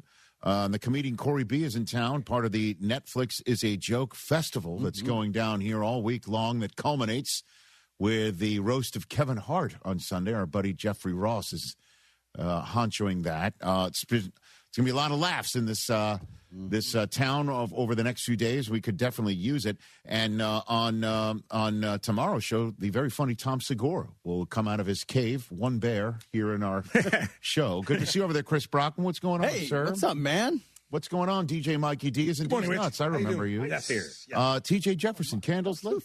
Yeah, I mean, look, this Kevin Hart thing, I might actually leave the crib. Really? Whoa, you're going to go? No, I mean, no, but I would. Oh, okay. He might go out for snacks. I mean, You know what I mean? we know people if you need tune tickets. in. I mean, if someone got me a ticket and it was good, I would. All right. I mean, All right. wow. Listen, the conversation coming out of the Sixers win over the Celtics was Joel Embiid flopping. And who knew that last night going to Madison Square Garden, the entire Sixers team would flop. Right there on Broadway. We were tired, yo. Okay. I mean, yeah. No, listen, it's possible. It's possible. Down 3-1, had and to hopefully fight back. And 2 days rest. and Nick Nurse pulled his starters in the middle of the third quarter, got him some extra rest because the game was over. And I'll tell you this, I don't know if I'm a factor on this front or not. Ooh. But ever since I said the Knicks would not finish off the Hawks in 6, but rather 7, because the Knicks don't do anything easy. It's never easy with them. Hold the beer. Yeah, you've won by 11 billion points. The New York Knickerbockers off of last night's 137-98 final in Madison Square Garden becomes the first NBA team in playoff history to win 3 postseason games in a row by 25 or more points. Not even the Jordan Bulls. I mean, we could go on and on and on and on how some great champions didn't do this. Or even teams that didn't win championships and had great runs in the playoffs. Nobody's done what the Knicks did over the last 3 games. They are plus 119 over those games. That's the largest margin of victory combined over 3 straight playoff games ever. Over their last 4, if you want to include the Game 5 win, which wasn't a monumental blowout, but a nice win for the Knicks to send things back to Atlanta, they're plus 135. And the reason why I bring this up is this offensive explosion. This is why I imagine the Knicks and Dolan and the front office and Leon Rose and everybody there, they had an issue with Tom Thibodeau because defensively great, and the playoffs hit, and suddenly there's some gas tanks that are pinning on E rather than F. And the offense wasn't enough. Too much hero ball from Jalen Brunson. Too much working on the defensive end and not enough points on the offensive end if the transition game wasn't flowing and the three-pointers weren't dropping. Not enough on offense. Too much throughout the regular season, and everybody's gassed in the playoffs. Well, as of right now, the team that's gassed is the Philadelphia 76ers. And the Knicks didn't look rusty after not having played since Game 6. And offensively, they are doing things no one's ever done. And I'm looking at this team, and I'm not looking at them thinking they're gassed at all. And listen, I know Mike Brown was choice F after they kicked the tires on everybody who had a contract in the NBA to see if they would leave that coaching job for theirs. But so far, so good. I mean, it's just one game in round 2, but I've never seen anything like this. Nobody's ever seen anything like this. Certainly not from the Knicks. Here's Karl Anthony Towns just matter-of-factly saying, all right, this is basically what we do right now. I would hope so. That's the hope. You know, you hope that at this time you're the best version of ourselves. And, you know, for all the guys who've been covering us all year, I've always talked about that, getting better 1% every single day. And at the end, we need to be proud and happy of the result we bring in the playoffs. And I think right now we're, seeing a culmination of the trials and tribulations we went through in the season to be at this point. Yeah, I mean, matter of fact, this is what's going down. And unfortunately, this is the scars. What the Knicks are doing for their fans is giving them hope. So right now, they look like the best team in the Eastern Conference. We'll see what the Oklahoma City Thunder do against the Lakers. They treat the Lakers like their plaything like they did the Suns. We'll see. But an outstanding turn of events for the New York Knickerbockers over the last 4 games of their playoffs, 4 in a row, winning, finishing off the Hawks, and obliterating the 76ers. I mean, this wasn't even close. And it's not like, again, like it's the Denver Nuggets of the ABA here, where they're winning 140-130, and then they're not playing defense like they did maybe under Thibodeau as well. Embiid missed 11 of 14 shots. You might say that he was gassed. I don't know. Maxey didn't have a bucket till the second quarter. Ooh. Don't know if he was gassed. He was gassed. Okay. I'm trying to give him the benefit of the doubt. Well, how are they going to refuel? Well, get their rest in, get their fluids in. No starter played more than 28 minutes. They I said, battled back from 3-1, one day off. Like, all right, there you go. Yeah. And it kind of waved away the series is over. I'm not saying the series. Yeah, for sure. I mean, but look, Cat right off the bat, 2 fouls. Robinson comes in. They're in foul trouble. This was all Brunson, man. We got to find a way to stop him. Is he going to put up 35 a night for this series? I don't know. If he is, we're in trouble, though. Meanwhile, this series feels over. I don't know about that. I mean, again, it felt over last series too. When we got blown out in game 1. That's true. Let me ask you this question: is there another sport in the playoffs where one result doesn't really beget another than the NBA? You know what I mean? Maybe a baseball series. In a baseball series, they come right back tonight, and you could turn it around real quick. But you feel the momentum. I think. I think in the NBA, result 1 has nothing to do with result 2 more than any other sport with a series, if you will. Or as Perk says, a series. I buy that. So we see a great start. The Knicks are just lighting it up, and I just wanted to point it out. Like, we're already seeing in the first, 7 games of this playoffs for the Knicks, stuff that nobody's ever done over the last 4 and 3, and stuff that the Knicks were hoping they would see with Mike Brown, bringing his offensive mindset in a way that Thibodeau just couldn't. And I don't see gassed Knicks players. And that was always the conversation about him, Thibodeau. Is that by the time the playoffs hit, they were toast. You guys are deep, man. Well, that's the other thing, too, is they hit their roster in the offseason. I don't want to start talking about it too deep. It's just one game. I get it totally. But Tibbs would only play 6 guys. That's it. I know. Meanwhile, Anthony Edwards returned for the Minnesota Timberwolves. And I just love watching him play. The only thing I love watching him do more than play is talk after the game. He's talking during it, too. They showed up with the color schemes all back in San Antonio. And listen, I know Chris Webber calls Rudy Gobert the Stifle Tower, but Victor Wembanyama's out there, too. Gobert's not the only Frenchman out there. And Bonjour. Wembanyama, 11, 15, and 12. He got a triple-double. The 12 being not assists, but blocks. And Anthony Edwards leading the way along with Jaden McDaniels and the rest of this team. And they went into game 1 feeling good about themselves because, Ant was back sooner than I think a lot of people expected. And put it on the board, man. Because he didn't just show up. He showed out with 18 points, and I do believe he did, in fact, play how many minutes right here? Coming off the bench, he played 25. Didn't start. 18 points, 8 of 13 from the floor. And then, of course, a big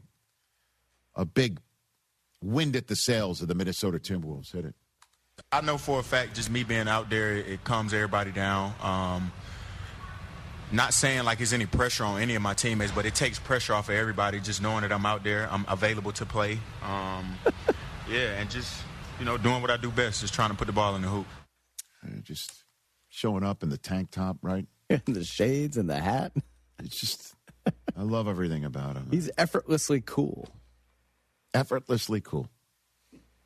And, Julius Randle with 41 minutes last night. He had a double-double, 21 and 10. McDaniels with 16 points. Naz Reid, he's so good, that Naz Reid. He's big and he's good and he could shoot threes. You don't leave him open. He actually led the team in the plus-minus department with plus 15. Yeah. And Wembanyama last night, with that triple-double on the defensive end, he appeared gassed on the offensive end, don't you think? Yeah, 0 of 8 from 3. Didn't get break double-digit points until, the late fourth quarter. He really struggled on offense. So did Fox. Like, the two of them can't combine for 20 points and expect to win games. If I'm not mistaken, let me get this correct. The most misses from deep without a make by a player in Spurs playoff history. 0 for 8 from 3 for Wembanyama, who did admit afterwards that expending all that energy on the defensive end left him lacking on the other end. Start by making some shots. Feel like know how to use my energy. Obviously used a lot of it on one side of the court, and on the other side, I used too much. Offensively, I used too much energy in things that didn't really help our team. So that's on me. But first thing, I started by making some shots. But it's a lot on me because obviously my game wasn't good, wasn't feeling good tonight, and that's where the team is going to look for me, And, if I had been better, if the offensive leaders of our team had been better, it would have been different. So basically, if everything was different, it would have been different. Ladies and gentlemen. I think that's a new drop. Mike, can I get that a new drop? Yes. Basically, if things were different, they'd be different, which is a different. That's like a Yogi Berra. No. It does seem like the best thing about us is about us. Yogi Berra. If things were different, they would have been different. It would have been different, obviously. Which is one way to put it. Figure it out. I'd like that. What else you want to know? Let's follow up with that. Follow up with that easily. Goes without saying that if things were different, they'd be different. Because when you take that bus, eventually you get there. 104, 102. Edwards. We're not done with him yet. Oh. Apparently, he had a nice comment about the playing on the road with the colored shirts and everything. In the crowd. Please. I mean, everybody in the arena is against us. Yeah, I think that's the best thing that's the best thing about it. Like, you start on the road, everybody got on pink, blue, and whatever the color shirts there is, chanting "Go Spurs, go," and doing all that. And I'm with Minnesota. Like, I got Minnesota back at all times. So I'm out there with my brothers, and we're going to war. You're going to war. Up 1-0. So that series has started. That's what they say, right? In those series. Yeah, when road team. So the road team wins. That series has started. Knicks, Sixers have not. Yep. Mm-hmm. As of yet. No. Well, we shall see. Rudy Gobert is somebody who can take Wembanyama. Randall then takes him when he's out. And it seems like you can somehow, some way get him to take those threes, and he misses them. He can come out with the win. Because certainly when he's taking 2 steps from the top of the key and jamming it down with his left hand, as he did in the fourth quarter last night when the Spurs needed points, too. Doesn't help that Castle fouled out, too. So there's ways for the Spurs to improve, but fun stuff from the first game in round number 2. Tonight, Oklahoma City taking on the Lakers, as well as the Cavs and the Pistons in that Eastern Conference series. We'll talk about it with you, 844-204-RICH, number to dial. Brian Windhorst in hour number 2. But joining us next, ladies and gentlemen, Jeff Teague. Let's go. Will join us to give us his 2 cents. That's next. This is the Rich Eisen Show.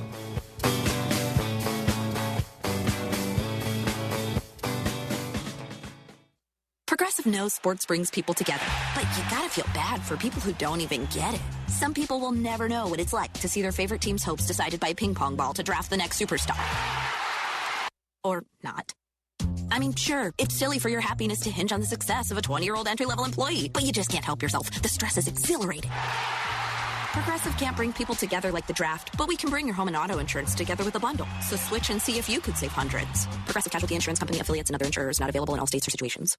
In a world in need of a hero, one man rises to the challenge in style. He is just driving the kids to soccer practice. Make every day feel epic in an all-new Hyundai Palisade Hybrid with up to an EPA-estimated 619 miles of range on select trims, advanced tech, and class-leading interior space. Because when you're hauling kids, gear, snacks, and backpacks, space matters. And so does comfort. Just make sure they keep their cleats off the seats. Visit HyundaiUSA.com or call 562-314-4603 for details. Mike Holly, class of 1990, has been protecting the interest of Cougars for over 30 years. First as a Cougar offensive lineman and now as president of HR&P. HR&P provides comprehensive human capital management services, including HR compliance, benefits administration, and payroll. Don't struggle with the demands of human resources. Let HR&P eliminate these burdens and customize a plan that fits your business needs so you can get back to growing your business. Learn more by visiting hrp.net/U of H. That's hrp.net/U of H. Most car buyers don't know this. The longer you loan, the more like you are to owe more on your car than it's worth.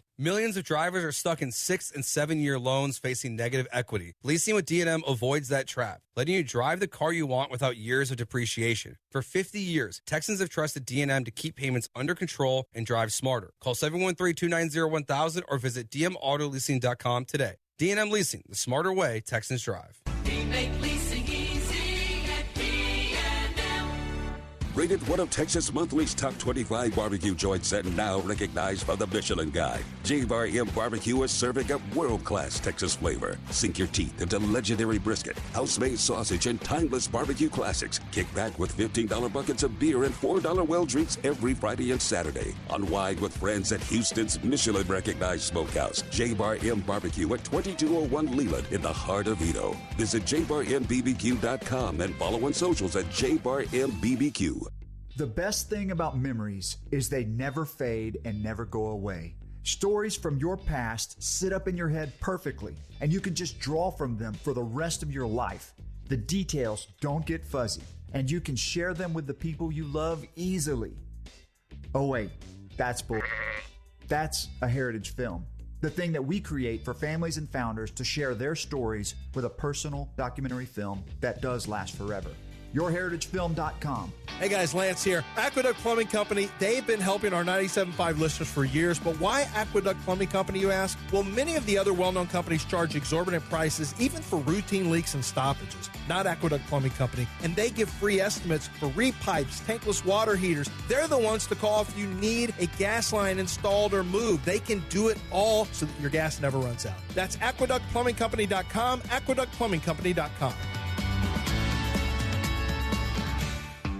T-Mobile has an exclusive bundle for customers 55 and up. I'm Sarah Bowl. Yeah, I'm Frank Bowl. A reliable network is key for us. And with T-Mobile, it's been wonderful. And going to the 55-plus plan saved us so much money. A lot. And that's important. Trying to keep costs down. The home internet's been perfect. It's fast, it's quick. The setup was so easy, it took less than 15 minutes. It was like, ta-da! If you want simplicity, coverage, reliability, you want the whole package, T-Mobile has it. Right now, T-Mobile customers 55 and up can get 2 phone lines on America's best network, plus America's fastest 5G home internet for just $30 each.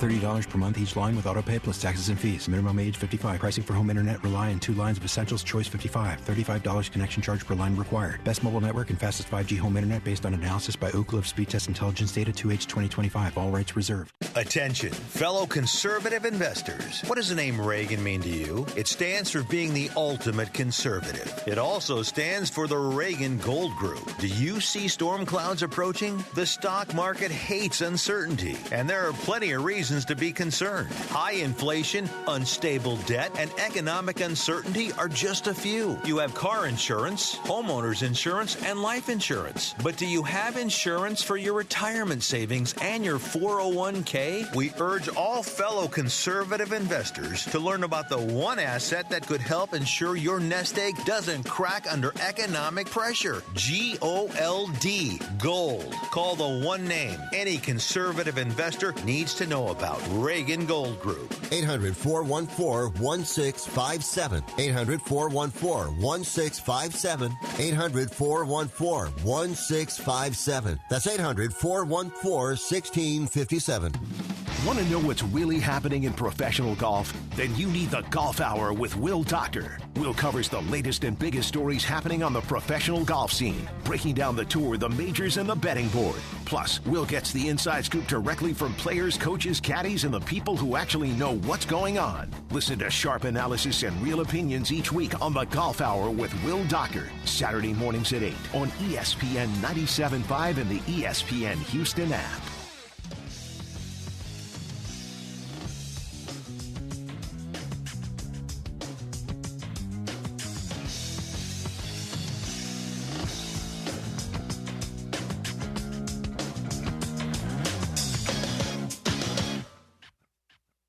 Got so many guys that they play and that play so hard.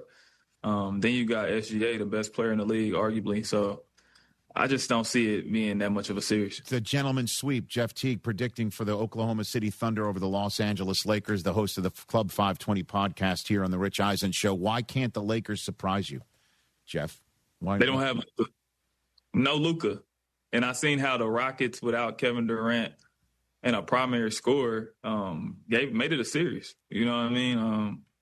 We expected LeBron and those guys to take advantage of Kevin Durant being out, but actually the Rockets made it a series, and I just don't see they can do anything with that OKC team. So if Luka was healthy, you'd have a different tune right now. Oh, definitely. I mean, that's 35 points that you're missing, and the playmaking ability, obviously, defensively, would have been a question mark, but offensively, he's so good. And I've seen him dominate series and take a team to the finals.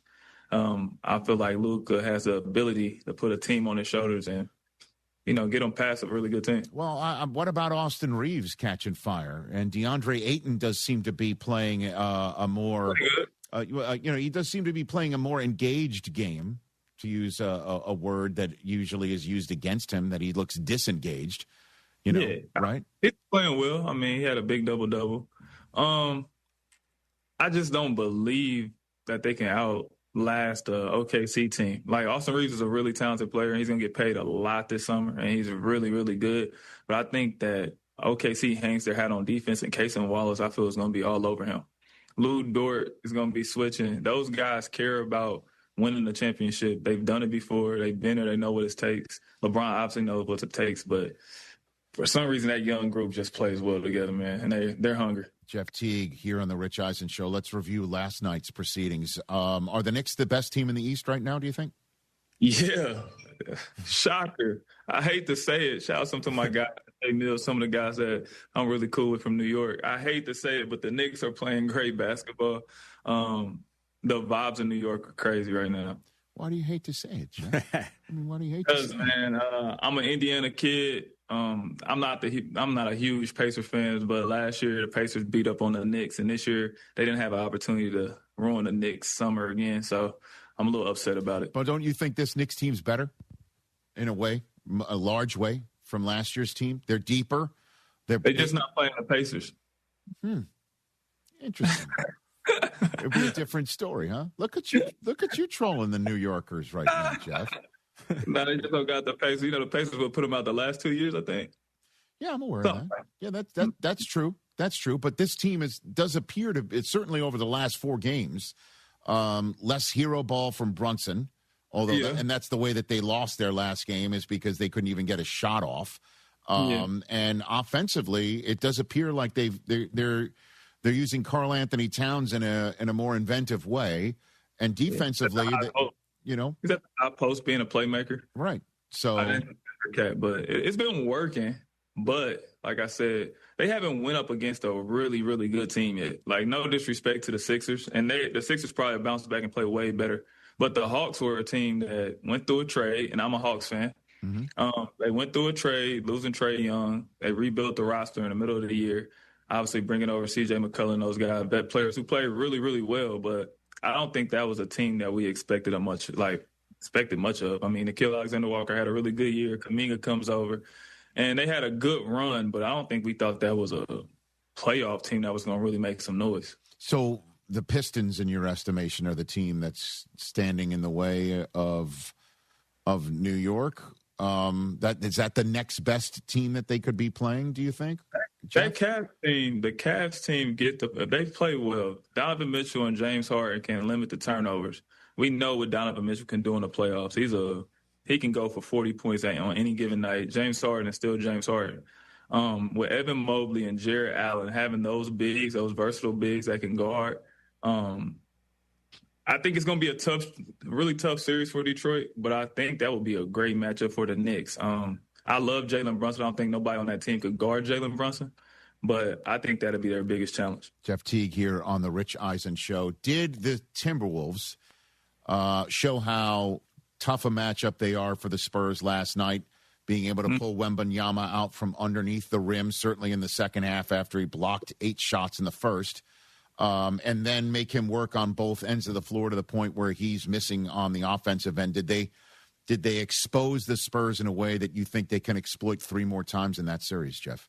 Yeah, I mean, Anthony Edwards coming back was a huge, huge bonus. I didn't expect that. I mean, I don't know what they're doing in Minnesota. I wish they would have did that when I was there. But shout out to them. But him getting back in, he changes the series. I mean, he's a star. Fourth quarter, he goes off for 11 points. But the X factor for me, I knew Wemby, he's going to have better games, and defensively he was amazing. But De'Aaron Fox has to be special for this team to make noise. And last night, that wasn't his best game, his best performances. And we know that he's a really good player. He dominates in the fourth mostly, but he's going to have to step it up and play well. But I expect this series to go 7. I think it's going to be a back-and-forth battle. I think San Antonio is really, really good. But the Timberwolves, they've been here before, and Anthony Edwards is a problem. Julius Randle played great last night. It's going to be a back-and-forth series. I see it going 7. I don't know who I have, though. Oh, why don't you have somebody? What do you mean? Because I played in Minnesota. Okay. Nas Reed is one of my guys. Okay. De'Aaron Fox is one of my favorite players. I got ties all over. I was about to say, Jeff. I mean, 5 teams. I got ties. Well, when you play for 22 teams in your NBA career, you start That's right. I was about to say. Teague's like a common denominator through all of these. 6 degrees of separation. Yeah, 6 degrees of Teague. Literally. Yeah. So at the end of the day, though, you're going to have to take a stand against somebody that you like or played with or who's your guy. You know what I mean? Game one never really counts to me. It's a filler game. You know what I mean? But filler? Okay. Yeah, you got to test the teams out. It's not really, game 2, I'll see how they play, and that'll give me a little more of a gauge on who I want to go with. Okay. So we'll put a pin in that, Jeff Teague. And that's what we'll do. So at the end of the day, who's got the best chance of beating Oklahoma City? Man. Well, out the East, the Knicks. Just because I think Jalen Brunson is that special. I think he scores the ball just as well as SGA. Defensively, they have the wings. They have the size. If Mitchell Robinson could make a free throw, oh, my God. If he could just make a free throw. Right. The Knicks, the Knicks will be really, really good if he can make a free throw. Because when he's on the floor, man, he's a dominant player, man. Offensive, rebounding, protecting the rim, really good defender. But you just can't keep him on the floor because of the free throws. But I think the Knicks really got a really good chance to make it a competitive series against OKC. Okay. Seems like I feel like it's pulling teeth for you to say something nice about the Knicks right now, Jeff. It is. I'm not going to lie. Because I got a lot of friends in New York. Yes. Oh, they're so geeked right now. Because last year, obviously, being from Indiana, we beat them. I got to talk a bunch of junk. Yeah. Tyrese hit those shots. Aaron Nesmith went crazy. And I'm not even a Pacers fan. I did play for the Pacers. So that's one of the other 19 teams I played for. But you just don't like the Knicks. Do you not like New York? Is it the food? No, Is it the people? I love New York. Okay, New so York why would you want New York to be happy then? I mean, just the rivalry, like Reggie, Spike, the choke sign, like all that. Growing up in Indiana, you just kind of got a little hate for the Knicks just because of Reggie Miller. But they're really good this year. So why don't you hate the Bulls as much? I mean, because they're the ones. I mean, let's be honest. I mean, if we want to talk about an impediment, to anybody in the East, love Michael Jordan though. I know. I'm with you. I mean, I was rooting for Mike against the Pacers, so I ain't gonna lie. So it is a New York thing. It's just Mike. It's different, man. It's just Michael Jordan. Everybody rooted for Michael Jordan. I didn't even know basketball without Michael Jordan. Like, it's just Mike. But when I seen Reggie Miller go against Spike and all the hate we got when we went up to New York, and then when they came here, we was going against them. The rivalry was just unbelievable. And every time I see a highlight and Reggie hitting those, what he scored, 8 points in what? 18 seconds. Yeah, something like that. Yeah. Okay. I wanted to remind y'all, you know what I mean? I mean, that was honest. You know, I'm a New Yorker, Jeff. I know. I know you know that, but I'm just pointing it out. That was one of the worst days of my sports life that day. You've brought it up no fewer than 10 times in the last 3 minutes. Okay. What was first? Was it when, like, Aaron Neesmith hit those 5 threes? Or was it that Reggie? No, Reggie. I mean, because Reggie, that shouldn't have happened. You know, Neesmith, by the way, where's he been? You know what I mean? Like they resting up. They getting ready for next year. Don't worry, he'll be back.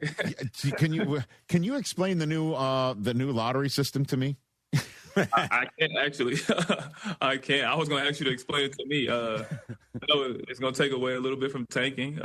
Is it? I don't know. I mean, me and Mark Cuban was talking about this on the show, and he was just, this is one of the dumbest things I ever heard. And shout out to Mark Cuban. But he was trying to explain it to me, and I was like, well, hopefully the Hawks just get the number 1 pick this year, and we get AJ DeBanza, and I wouldn't care about the tanking next year. Well, you know, the Pacers are in that mix, too.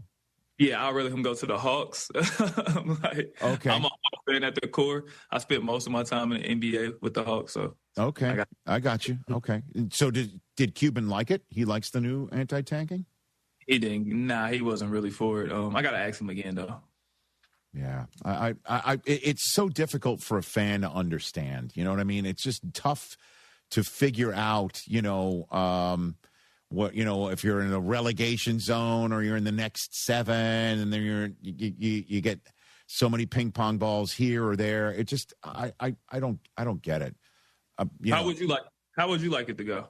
I would like it to go where you finish in last and there's no lottery. You know, the NFL does it with no lottery. Why does there need to be a lottery in the NBA? Why can't teams and players or front offices or whoever it is be trusted? Why don't they care about winning? Yeah. Why don't they care? I wouldn't be mad at that. As long as you couldn't get the number 1 pick like 3 years in a row. Like, you only can get it like, what, every 3 years or something like that? That would be cool. Yeah, I mean, they did come up with that part of this anti-tanking, but it's as simple as if you're terrible, you should get the best player to try and get back in the mix. Yeah. And, you know, if you now create a system where there's a bunch of people that have a shot at getting the best player, and all you got to be is somewhat terrible or terrible. I mean, why not just leave it up to, I don't know, maybe that's naive, trusting everybody to try and win, you know? That's what I'm saying. Man, I'm not going to lie. I agree with you, but, boy, it's been some bad teams, and I hate to get drafted to some of those. Like, I know Cooper Flagg was so excited when he got drafted to Dallas. Mm-hmm. like I get to go to a cool city. I know when he seen that draft lottery, no shade to any of the teams in the league, but I'm pretty happy. I'm pretty sure he was happy to go to Dallas. Yeah, but what did they do this year? Nothing. Zero. Oh, nothing. You know, but I really nothing in Dallas and nothing in some of these other cities. Jeff Teague, everybody, right here on the Rich Eisen Show. All right, good to chat with you, Jeff. I appreciate the time. You know, let's do this again more often, and please. I would love to come on the show way more. Rich, I got one more question. Please. So, Teague, what up, Teague? We spent a lot of time walking by each other at WrestleMania this past 2 weekends ago. You didn't tell me you ran into Jeff Teague. I mean, or you walk past. What do you mean by walk past? Well, we acknowledged each other like Roman Reigns was in the building. Oh, okay. A few times, you know. But Teague, you were in the midst of Karl Anthony Towns, Joel Embiid, a little scrap a few years ago. It's like I said, you're like that Marvel character that connects all these different dimensions and things. What do you remember about this? If you remember this, Brockman, Cat and Embiid get into it. Ben Simmons throws Cat into a headlock. Yeah. Teague's right there in the middle of it all, bro. What do you remember about this? I remember before the game, we always kind of hype Cat up against Joel Embiid. You know, that's a big man matchup, both really talented players. And Cat just kept saying, like, I'm not going today. I'm not going today. I didn't know he meant like he was going to fight him that day on the day. And they got to, you know, playing hard against each other, talking trash back and forth. I think they were beating our butts. Man, they were probably killing us. And I just see Cat, like, everybody made a little ruckus or whatever, and Cat had him in a headlock for a second. And then I ran down there to try to get Joel Embiid. I don't know what I was thinking. He's 300 pounds. I'm 190. I thought I was doing something. I wasn't doing anything. But it was good to see because, Cat get a lot of slack. People talk about he's not that tough or whatever. And for him to protect himself and, get a little rumble a little bit, get active a little bit, I liked it.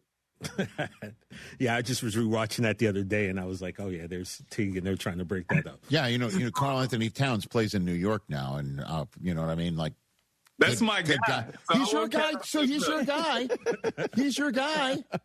Right. And Jalen Brunson. So yeah, Brunson's your guy. He's your guy. I consider myself now your guy, Jeff. That's right. Rick is my guy. Rick Brunson, that's really my guy. Okay, so what's going on? I got the Knicks winning the finals, man. There we go. Could you imagine if they get a parade going downtown Manhattan because of what they do? It would be lit. I just seen what they did to J.R. Smith. I do not. Oh, man, it's going to be crazy. Yeah. Chris, you got something for Jeff? Yeah, look, the Celtics jersey's hanging. I'm a Celtics guy, and I've already seen this, and I feel like this is going to be a conversation this summer. Should the Celtics try to go after Giannis? Wow. And let who go? Feels like JB is a 1-for-1 with the salaries matchup. So, I played in Milwaukee. So Giannis is my guy. I am not proposing to do this. I do not want to break up the Jays, but there is a faction in the media that has been wanting to break up the Jays for quite some time, and I feel like this is going to be a conversation because clearly Giannis wants out of Milwaukee. Yeah, I don't want to break up the Jays either. I think they play well together. I think they need to switch up the way they play offensively. Like, I think they have so much talent with those two to drive the ball to the basket. I think Jaylen Brown is probably one of the best drivers of the ball I've ever seen in practice or been around. And I know Jason Tatum, he's come back from injury, but he can get to the basket too. I think they need to, this no shade, but like move on from Derek White and like try to get a big. And if they can make that happen, I think they still have a really good team. Are you saying don't trade for Giannis? No, I don't think so. I think Giannis, obviously Giannis is a great talent, but I just think JB and JT, it worked. They won a championship, but the surrounding pieces around them were really good. Like Al Horford made shots, Porzingis made shots. He was hurt during that run. Drew Holiday was special for them. And Derek White played well too, but I think they need to get some more complimentary pieces just around them. You agree? Obviously, I agree. Can we add Giannis and keep the Jays together? Oh, my gosh. I don't know if there's an apron large enough. What? That's, that's what, I don't know how they can work that on the cap. We're back under. I got a question. Who would you like, though, since you can't get Giannis? Obviously, you don't want to break the Jays up. Who would you like to see in the Celtics? No, you're right with needing a big. Clearly, if Embiid is healthy, the Celtics have no answer, no one to guard him. I don't know. I don't know what's out there. I don't know what the fix is, but I agree with you that a change in offensive philosophy is needed. I don't want to fire Joe. I think he's done a great job, and he's a great motivator, and I think he's kind of perfect for this group. Can't shoot 53s a game. We can't go on like this. Just take it down to 35. Just 35 threes a game. That's totally fine. Just get it big. Totally fine. Let's just find a big somewhere. You need a big. You can't have you can't have the defensive can't do it front like you had against Embiid. Keita played great this year, but he's just not thick enough to defend these guys. Yeah, they had Jaylen Brown guard him down the stretch in Game 7. Yeah, that was great. I know. I loved it. That's when all that flopping took place. Apparently, you got a front row seat to the flopping. There's video evidence. He was the one pulling the chair. I don't even think he's flopping, Teague. I just think Embiid's just kind of awkward. Like when you're like 13 and you hit a growth spurt and you're kind of all over the place. I think that's just carried over into his early 30s. He's just kind of a gangly, awkward 7'1", 300-pound. Yeah, he's like, as we kept saying, he's like that windsock outside of the Ford dealership. He's like he's like a Bailey floating outside the car. Bailey used to use. Remember? Definitely. Yeah. He's got no appendix, no ligaments left. He's got nothing. We call that sloppy where I'm from. Okay. Jeff, great chatting with you. We'll chat again soon. Thanks again. I appreciate it. You got it, everybody. Right, check out the Jeff. Club 520 podcast. There goes Jeff Teague, everybody. Love it. That's a lot of fun. He played for every team, and he knows everybody. He's like you. Kind of. You know everybody. He knows everybody. He's like, I played for them. Perfect match for us. You know, we get along. I think. You get a team. Perfect match for this You get program. a team. Absolutely. You know? He only played for 5. I got to go seek out that cat Embiid. Oh, it was like 2016 or something. Yeah, I don't recall it off the top of my head. Obviously, like you, as a Sixer fan, would. Yeah, it was great. It was great. Karl Anthony Towns, my favorite. Point center. We got to get him back. Do we? Yeah, we do. Yeah. Do we? We need to get him beat. That's who. Because he's making the Eagles fans, who he loves, very upset. I don't think he cares, though. I mean, he could knock out the Sixers and root for the Eagles just like anybody else. Prioritize. Yeah. He's 3 games away from that. All right. Windhorse making his way to the studio. 844-204-RICH. Isn't it? Oh, he's here. Oh, hey. Wendy's here. All right, so he's going to join us top of the next hour. Play the song, Mike. No, I can't. I can't do that. Can't play that song. Play the song. What's the matter with you? It's just a couple bucks. Just play the music to break. Mickey's got money. There's that song. I'll play it. Here Rich Eisen Show. Back in a moment. Wow. Hey, it's Rich Eisen for Pella Windows and Doors. Sometimes teams take a timeout to regroup and call the right play. When it comes to your home, Pella Windows and Doors always has the winning game plan. They're not just window and door experts. They're experts at taking care of you and your home. At Pella, they find the products that meet your needs and their experts install them. They do it every day, and that's why your neighbors trust them. Discover why Pella is a trusted choice for homeowners everywhere. Visit Pella.com/Eisen today. That's Pella.com/Eisen. Chris Canty here. PayPal is now the official peer-to-peer payment sponsor of the NFL, which means all the money moments that your fandom creates, whether splitting tailgate costs or chipping in on tickets and game day food between friends, are covered. Wherever the game is played or watched, PayPal moves with fans. You can send money through text, email, or directly to your friends with eligible accounts on Venmo. Just download the PayPal app and share all the moments that matter. Account with PayPal is required, not available in all regions where PayPal operates. The time has come. Names you know, champions you've cheered. Join the game's legends returning to the Woodlands. Watch Stuart Sink defend his title against Steve Stricker, Ernie Els, Retief Goosen, and Bernhard Langer. The Insperity Invitational, presented by United Healthcare, May 4th through the 10th at the Woodlands Country Club. Get tickets now at InsperityInvitational.com. Be there. Is your money doing everything it can for you? Like automatically pushing more of your money to savings every day? I don't think so. Then switch to Huntington Bank. And let's get more from money. Huntington Bank. Welcome. Eligibility requirements apply. Some features may require enrollment. No purchase required. Terms apply. Available at ownwell.com/terms. Estimate based on your neighborhood average and individual results may vary. When I saw how high my property tax bill was, I was shocked. We couldn't afford this. But I discovered Ownwell. Ownwell reduced my property taxes and saved me over $1,000. Your property taxes aren't set in stone. They can be protested and they can be reduced. But instead of filing protests yourself and very possibly losing your appeal, Ownwell does it all for you. And we give you the best chance to win and save big. Ownwell has reduced property taxes for hundreds of thousands of Texans and put money back in their pocket, and you can be one of them.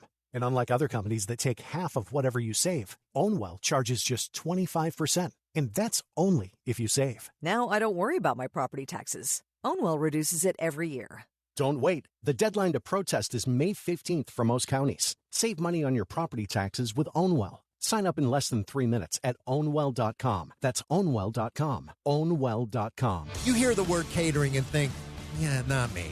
I get it. But think about it. Office meeting, birthday, family dinner, last minute, what are we eating tonight situation. Yeah, that's you. Good thing Valencia's Tex-Mex Garage makes it easy. From 4 people to 200, fajitas, tacos, enchiladas, even wings. Order online in minutes, pickup, or delivery. No stress, just great food, and you get all the credit. Valencia's Tex-Mex Garage, catering made easy at TexMexGarage.com.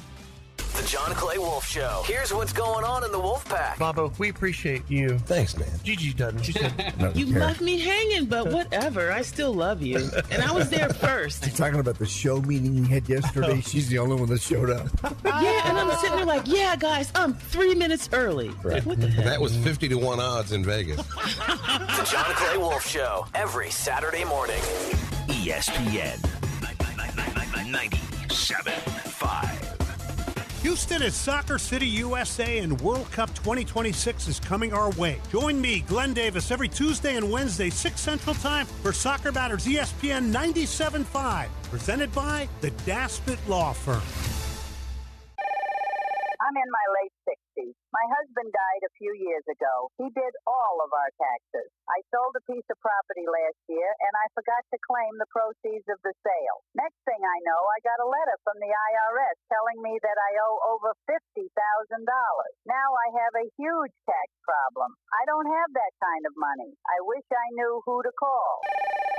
If you sold property in the last calendar year or didn't claim all of your part-time or even retirement income, you could be in big trouble with the IRS. Call first before they send you a letter. If you've already got a letter, call. We'll help you file years of past tax returns and save you time and money. So call the tax doctor. The call is confidential and free. 800-240-4587. 800-240-4587. 800-240-4587. That's 800-240-4587.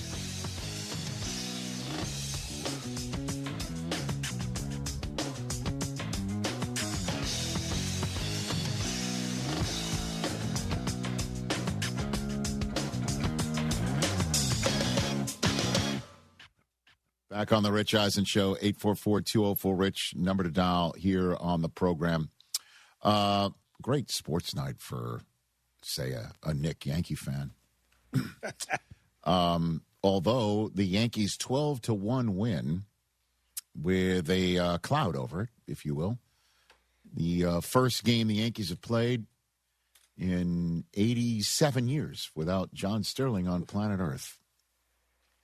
And as we know, John Sterling passed away, and his longtime radio and broadcast partners, Susan Waldman and Michael Kay, laid flowers on home plate as a remarkable, seek it out. I know not everyone's a Yankee fan or a John Sterling fan with that, but it was about a 6-minute long tribute video to him, which was just remarkable. The Yankees nailed it. And then the game starts. Aaron Judge steps to the plate with a man on, bottom of the first inning, and this happened. And the pitch. High drive. Right center field. Going back to Veras. It is high. It is far. It is gone. Aaron Judge. A Judgian blast. Here comes the Judge. Everything but all rise from Michael Kay giving a John Sterling salute with his call. That's what he would have. It's what he'd done with a Judge. Yep. Pretty much. Pretty neat stuff right there, and it's just it's sad. Just did you see the other radio calls that happened yesterday though? Yeah, around the league too. Man, yeah, like Mets win, Mariners. Like all the radio guys were adopting his calls, and that was really awesome. That's cool. It was great. It was around the around Major League Baseball. I saw that. Hold on a second. The Mets won? That's just surprising. Yeah. On the Met Gala night. Wow. Yeah. Yep. Yeah. Everything was coming up Mets. Stunning. The Mets actually won a baseball game. I mean, your team's got 14 wins, so won yesterday. Thank you. But one more than us, so you probably shouldn't have that. Guys, it's not this segment's not about you. Oh, sorry. Okay, yeah, sorry. It's about. Well, if you want to make it about you. No, not this one. I mean, if you really do want to make it about you, put it up. All right. There it is. Yanks are now 24-11. Not in last. And the Metropolitans just 9 games under right now. Just 9. That's it. It's a long season. Red Sox 7 under. Peyton Toll was dealing yesterday. The Yankees have the Texas Rangers. Ranger. For 3. 127 games left, boys. A lot of time to turn this ship around. I'm with you. I hear you. Turn the ship around. I hear you. Turn the ship. Let's go to Nick in San Pedro, California, just a little bit south of here, of the Rich Eisen Show. What's going on, Nick? Hey there. Good morning, Rich. Good morning, guys. What up, Nick? How you guys doing? Nick? I tell you, Rich, just want to give you your flowers on Michigan real quick. I've been following you for a while now, and I like the show and everything, and I figured this was the one way to get my thoughts or my message across. I love baseball. Baseball is my favorite sport. And I'm sorry about Sterling passing away. And I think the Yankees are a great organization. They play nothing but above 500 baseball. And I'm sick of baseball now because of my team. I boycotted a year. I put a bag over my head for the year. I've asked Artie Moreno to sell the team, and you already know how that's gone. It's breaking my heart in pieces. And now I lost one of my favorite baseball players in GA. And it's just been devastating. This whole year, it's been a disaster. And we got an intern coach, I feel like, at Kurt Suzuki at best. And it just breaks my heart because I see this good kid out of Millville, and I want him to have it so bad. I want him to have it so bad, but I don't see it happening anytime soon, unless there's a drastic change with the organization. I mean, for crying out loud, we even have rats at our stadium. Rats. I mean, that's the breaking news that we get out of SoCal Anaheim. And it's just breaking my heart. And I don't even go to the games no more.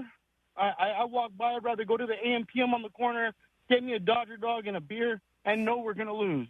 I haven't had only 2 wins in the last 3 weeks. And you know what? It's going to be a good year for sport people in New York. I got the Knickerbockers going to the finals against the Thunder. And then I also have the Yankees going up against the Dodgers in the World Series this year. And all I'm asking for is if they're not going to do nothing for my Angels, then give Mike Trout a chance. Send him off to New York or send him off to the Dodgers. Well, I mean, Give this man a chance. we all know if he ever decides to, make that decision where we all assume he would want to go, Nick. And I feel like I should give you one of those famed Rich Eisen Show bro hugs. Nick's feeling it right now, man. Here comes, I'm going to go, tired, my arms out. Now, hold on a minute. We tap, and then we separate. And I gave you a little light hug there. But I appreciate the call, Nick. And thank you for saying what you said about the show. Call back and, hopefully better times ahead for your Halos. I felt that, man. He was I felt that. Very emotional right there. Yeah. But I feel like Angels fans are broken. They were off to a decent start this year. They've only won one of the last. When they came into New York, they were world beaters. Yeah. They beat the crap out of the Yankees. And then ever since then, they've gone right off a cliff. And Trout is back. He's having a great season. Well, Trout, being from South Jersey, I think Phillies fans will raise their hands and say, "We'll take him." But it feels like he would have asked out by now. I don't know. At this point in time, the Angels are 10 under. Oof. 10 under. Worst record in the American League, so I'd understand it. This deer season, John Deere wants to give you the home field advantage. We're bringing you the best offers of the season, whether that's cash off on select new machines or a shot at the ultimate Major League Baseball prize package. Because right now, you can enter for a chance to win an MLB All-Star experience for you and 3 friends, complete with travel and lodging for All-Star Week this July. Deer season is going on now through June 3rd. Visit johndeere.com/deer season to enter and view the offers and complete contest rules. Major League Baseball trademarks used with permission. Okay, team. Huddle up. Why are you dressed like a hockey player? Because America's energy security is on thin ice. We're facing an overburdened electric grid, rising fuel costs, and severe weather. But here's your power play. Propane. It's affordable, abundant, safe. Propane is reliable energy, even when the grid isn't. Advantage Propane. Learn more at propane.com/powerplay. This is Chance McClain reminding you that you can always put off getting a Heritage film. Your dad, the guy you love more than anything, the guy that taught you right from wrong and had it hard as a kid so you wouldn't have to, he's going to live forever. So there's absolutely no rush. You know what they say, there's always tomorrow. No need to go to yourheritagefilm.com and contact us about making a feature-length documentary film of this extraordinary man. yourheritagefilm.com, no rush, People are immortal. How was your break? It was great until I stopped for gas. Prices have gone up almost $1 with no end in sight. I might have to start watching how much I drive. That's exactly why I use Upside. I never pay full price for gas with the free Upside app. Upside? Yes, Upside. It's the free app that gives you cash back just for buying the gas you're already buying. So, even with the rising gas prices, I'll never have to limit how much I drive. Does that actually add up to anything? Just last year, I made over $200 with the Upside app. Wow, that's serious extra cash. I'm downloading the free Upside app right now. Download the free Upside app to earn cash back on the gas you're already buying. Use promo code THRIVE25 for an extra 25 cents per gallon bonus on your first tank. You can cash out anytime, right to your bank account, or an e-gift card for Amazon and other brands. Just download the free Upside app and use promo code THRIVE25 for a 25 cents per gallon bonus on your first fill-up. That's THRIVE25. Offers vary by user and location. Go to upside.com for terms and conditions. Snapshot from Progressive wasn't created for just anybody. Oh no, we made it for you. Smooth accelerators. When that light turns green, you're off. Like a warm knife through firm butter. Going from 0 to the speed limit in an appropriate amount of time. Sure, your car has horsepower, but your horses prance around as silky smooth as your right foot. Fancy Prancerton. With Snapshot, safe drivers like you get personalized rates based on your driving habits. Sign up today at Progressive.com. Progressive Casualty Insurance Company and Affiliates. Snapshot not available in California or from all agents. Lowe's has the brands pros trust to get the job done. You can now shop new Catalyst fencing solutions and save big when you do. 10% off when you buy in bulk. Plus, save $180 on a DeWalt 12-inch dual bevel sliding compound miter saw. Now just $449. Our best lineup is here at Lowe's. Valid through 5/6 while supplies last. Selection varies by location. Attention, fellow conservative investors. What does the name Reagan mean to you? It stands for being the ultimate conservative. It also stands for the Reagan Gold Group. Do you see storm clouds approaching? The stock market hates uncertainty, and there are plenty of reasons to be concerned. High inflation, unstable debt, and economic uncertainty are just a few. You have car insurance, homeowners insurance, and life insurance. But do you have insurance for your retirement savings and your 401k? We urge all fellow conservative investors to learn about the one asset that could help ensure your nest egg doesn't crack under economic pressure. GOLD. Gold. Call the one name any conservative investor needs to know about. Reagan Gold Group. 800-414-1657. 800-414-1657. 800-414-1657. That's 800-414-1657. Hi, this is Harold Gunn. And this is Bill Olson. Texas Outdoor News is the longest running, most award-winning outdoor radio show in the state for a lot of good reasons. We bring you the latest news and information about hunting and fishing across our great state and beyond. And our guests are who's who from industry, government, and the field. Texas Outdoor News is brought to you by Ford Trucks and your best in Texas Ford dealers. Join us Saturday mornings at 6, Sunday at 7 on ESPN 97.5. Listen up. ESPN 97.5, presented by Zadok Jewelers. KFNC 97.9 HD2 Mont Bellevue, Houston, a Gal Media station. This is The Rich Eisen Show. Hey, everybody. Can't get enough of The Rich Eisen Show? You're in luck. You can find us everywhere. Watch us weekdays on Disney Plus from noon to 3 Eastern. Miss the show? We've got a podcast so you can listen anytime. But here's the best part. Our YouTube channel. Subscribe at youtube.com/Rich Eisen Show and you'll never miss a moment. Now, on with the show. This is The Rich Eisen Show. Brunson slips inside, hits a floater at the dotted line. Live from The Rich Eisen Show studio in Los Angeles. The Timberwolves have stolen Game 1 in San Antonio, 104-102. Earlier on the show, NBA champion guard Jeff Teague. Coming up, ESPN senior NBA writer Brian Windhorst. Comedian Corey B. And now, it's Rich Eisen.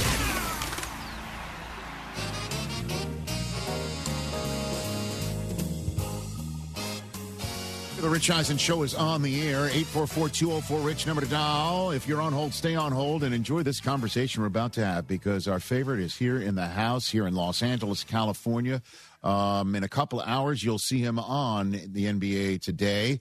Across the family of networks, the man whose Hoop Collective podcast is a must listen to, ladies and gentlemen, Brian Windhorst. Thank you. You're in studio. Great to see you, man. Always happy to come in. It's so much fun to be here. Awesome. Good to have you here. What's your opinion of what we saw last night, Brian? Man, I got to tell you, I enjoyed that Spurs-Minnesota game so much. I really appreciated. First off, I did not know 2 days ago the Ant was going to be ready to play. How about that?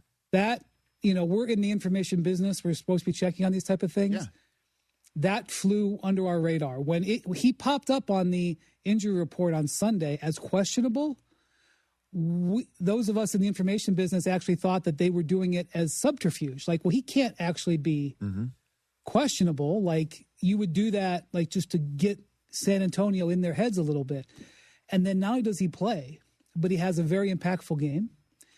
But the mental discipline that it took to play this game for the Wolves, and what I mean by that is Victor blocked 12 shots. That's amazing. And if you watch the game, I compared it this morning to trying to get to LaGuardia in a taxi during the UN General Assembly. You turn down this avenue, nope. Turn down this side street, nope. You're just like looking for all these ways. That's what was happening with them. They would drive here, he's in the way. They would come over this way, nope, he's in the way. Let's keep going up. He blocks our shot, nope. And they never let down. So he blocked 12 shots. I went and looked this up. 5 of them they got back. Okay, they retained possession. Yes. Twice they got fouls. Once free throws. Twice they got baskets. So and they split the free throws, and one of them was a 3. There was a 3-pointer actually in the fourth quarter. Mike Conley hit it. So they generated, after Wembanyama blocks, 6 points in a game they won by 2. And that, to me, even though there's a lot of other stuff going on, that, to me, illustrates the approach that you have to have against a player like this. And whether they can keep that mental edge when he does it to you for 2 straight weeks, I don't know. But I was so impressed with Minnesota. So to complete your analogy, they did make it to LaGuardia. They did. And the countries blocking them from the General Assembly were all French-speaking, pretty much. Beautifully done, yes. Pretty much. Tahiti. There you go. Tahiti was there. Oh, I didn't ask you. Guadeloupe. Look at him naming him. Oh, wow. Wow, this is impressive. Because during the Olympics, yes, they had all the French. They got all the police from all French-speaking nations and had them do traffic. So, like, you could have been in Paris, like, getting waved through the Champs-Elysees, and you stopped and said, hey, how do we get to the Eiffel Tower? And they were like, I do not know. I am from Haiti. Oh. Or I am from Montreal. There you go. And, but that's what they did. So I learned all of the French-speaking countries. So if we find out Edwards is playing after flying under the radar, how do we not know if Luka is flying under your radar right now? Well, first off, he's listed as out. Okay. But that's a fair question. Thank if you, your point is the Lakers kept it under wraps. Now, from my information, and, very clearly it may not be pure. Okay. I don't think Luka has begun recovery conditioning yet. Because when you're out, at all is going to be relative. I mean, maybe he has, but when you're out a month, you have a procedure you had to build back up to. Right. And I don't think, like Austin Reeves was building up, and there was, incremental updates. And I know we see Lucas shooting, and it's possible he's doing it and they're just not telling. But, it's a pretty severe hamstring injury. And, I'm a big actions over words guy. Yes, you are. When Luka got hurt, they sent Luka went to Spain for treatment. Have you ever heard of someone? I mean, I've heard of going to Germany. Yeah. Yeah. I've never heard of going to Spain. Now, Luka also has a newborn who is in Slovenia, and so I certainly think if he had an opportunity to go and get some time off, go to Slovenia and see your newborn child.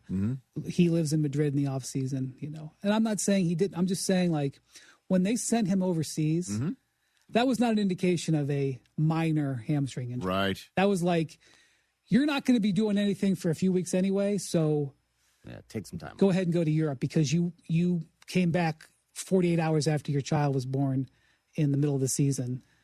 Go to Europe. And as soon as that happened, I was like, this does not sound like a small hamstring injury. And so that is unfortunately what it looks like is going on. So what is the time frame, do you think, right now? I know it might not matter if the time frame lasts longer than a certain series against a certain wagon of a team that won the championship last year. But. So I think the Lakers are probably in wait-and-see mode. If they go to Oklahoma City and they get walloped in 2 games, that'll inform their process. And if they go to OKC and they split, or they look like, wait a minute, we might have a formula here, that might inform the process. But, I've watched guys come back early from hamstring injuries, and no bueno. It can sometimes be tough. And, look, if it, they said it was a grade 2 strain. Yes. And that's 4 to 6 weeks. It's been 4. Yes. So 6 weeks is maybe the end of the season. So even if he came back in 2 weeks, that would not be out of line for grade 2. They didn't say it was a minor strain. They announced grade 2. So cycling back again to the Timberwolves win, Chris Finch, you mentioned you broke down all the blocks, right? Chris Finch made it seem like not all the blocks were legitimate blocks. That's correct. I mean, I just love the way coaches work refs from straight out of the Phil Jackson playbook. Just drop a little breadcrumb here or there from the podium. Him just saying, yeah, some of them were goaltends. Yes. And are they sending video to I don't know if New York City now or what? I've never heard of a team sending a block to New York City. Normally, it's contact or screens. Well, this guy just blocked 12. I mean, that was he joined the stat that I have written down here. He joined Andrew Bynum and Hakeem Olajuwon as the only guys with a triple-double involving blocks in a playoff. So it's interesting. In the last round, you remember they played Denver, and Finch, don't hold me whether it was after game 1 or after game 2. Sure. He complained about officiating then, what it was on Jokic or on, and I don't remember what it was on. Yeah. And the next game, there was mild improvement in the balance. And so, I'm not saying that it matters. I'm just saying that Chris Finch has been around for a long time. And I picked up on that last night. Just just as a throwaway, talking about the blocks and that some of them were goaltends. I always think of this story 2 years ago. The Pacers played the Knicks in the first round. It was the year that the Pacers won in 7. In game 7, they beat them. It was in the second round. And Rick Carlisle basically, I think, stayed up all night or very close to all night after game 2 and produced with his video staff I don't remember what it was, 47 clips that they sent to the league office, stayed up, working through the night and to provide the league office with the clips. And they were down 0-2 in the series, but, they came back and won. And, Rick Carlisle, he's been around a little while. He knows how to work a playoff series, and it looks like Chris Finch might have some of that too. It happens, you know what I mean? And in terms of, I got Brian Windhorst here on the Rich Eisen Show. You mentioned the Knicks. And the last time you were on, you were talking about how Mike Brown's starting to turn, or at least was focusing on turning Karl Anthony Towns into a point center. Well, if that's a newfangled thing or something, there's a new emphasis or whatever, boy, did that put a light on. I mean, what a run the Knicks have been on, albeit against Atlanta and a Sixers team that might have been on fumes after a Game 7. But have the Knicks figured something out, do you think, here? 2 Fridays ago, so they played on a Thursday in Atlanta. Game 3, they lost that game. It was one of their 1-point losses. Remember, they had back-to-back 1-point losses, or they came down to the final possession. Neither went their way. I wish I could tell you what happened in this team meeting, but they had a team meeting, and that wasn't like everybody. I mean, they, of course, they have a team meeting. It's an off day of a playoff.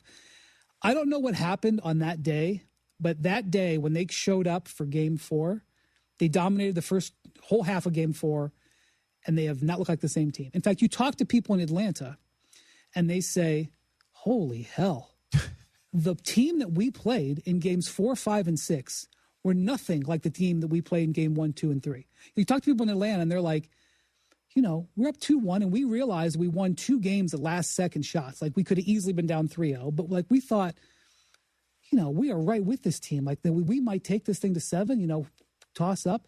And then they got bashed across the bridge of the nose the next 3 games. And they're like, where did this come from? And they carried it right over into last night. the energy with their movement, their teamwork, they came out in the first quarter with a game plan against Joel Embiid, and that was to put him in pick and roll, which is a common strategy against him, and to, whenever they got the ball in transition, when they got the ball, to go to the basket as fast as they could. Don't let Embiid get back. In the first quarter alone, Bridges got a driving dunk where he just beat Embiid back, and Towns got one where he got the ball, and Embiid was just like turning his body to look, and as soon as Towns got it, he went right to the basket and dunked, and he ran right by Towns. Like the Knicks were moving faster, totally showing that they had a game plan and they were executing it. And look, they made a lot of shots last night, so you're going to look good if you're running actions that generate made shots as opposed to just open shots. But they are playing with such a purpose and a focus on offense right now that it's starting to make you wonder. Now, I will say that this entire East is all flawed teams. They're all flawed. And so I could be sitting here a week from now and we going, well, what happened to that Knicks team from game one? Like, why haven't we seen that team again? That's very possible. But I am extremely impressed. And more than me, forget about me. When I talk to coaches and scouts, they're like, a beast has awakened here. Like, is this who they're going to be now? So the answer might be yes. This isn't a team that played this way for 3 months. So it's hard to believe in it. You know, they had a run like in midseason where they went 2-9. Right. And that's why they're the 3 seed and not the 1 seed or 2 seed. They couldn't beat Detroit either in the regular season. And that may be who they're facing. I mean, Mike Brown, after the game, I found this quote while you were talking. Quote, "It's a lot of fun when you have concepts on either end of the floor and the guys are trying to embrace those concepts at the highest level. And when they do, it doesn't really matter what you call or who initiates the action because guys are trying to play the right way." It seems like whatever he's been preaching is now being practiced and executed. Yeah. I mean, that's what I'm trying to find out. What is it? Well, they're making shots, which really helps. When Brunson, when Brunson comes off a screen and Embiid stays back and Brunson attacks that screen and he hits the first 4 of them, everybody looks good. The coach looks good. The screener looks good. Brunson looks good. The popcorn vendor looks good. So the real question in the NBA playoffs is what your margin for error is. What can you get away with winning a game when you've got your C+ game, not when you have your fastball. And that the Knicks haven't shown that yet. But what they have shown is that their fastball you can't touch. And if they keep throwing this, they could get to the finals. Like the pathway is there for them. And, you know, this Detroit series, I know Detroit has been installed as a minor favorite. I get people asking me about this last couple of days. They're like, well, how's this series going to go? And sometimes the responsible answer is, I don't know.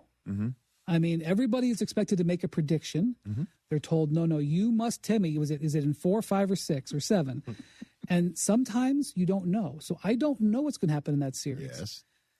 But the Knicks, if they can avoid Detroit, like potentially could, you know, Detroit, they would not have home court advantage, a team that's had great success against them. Correct.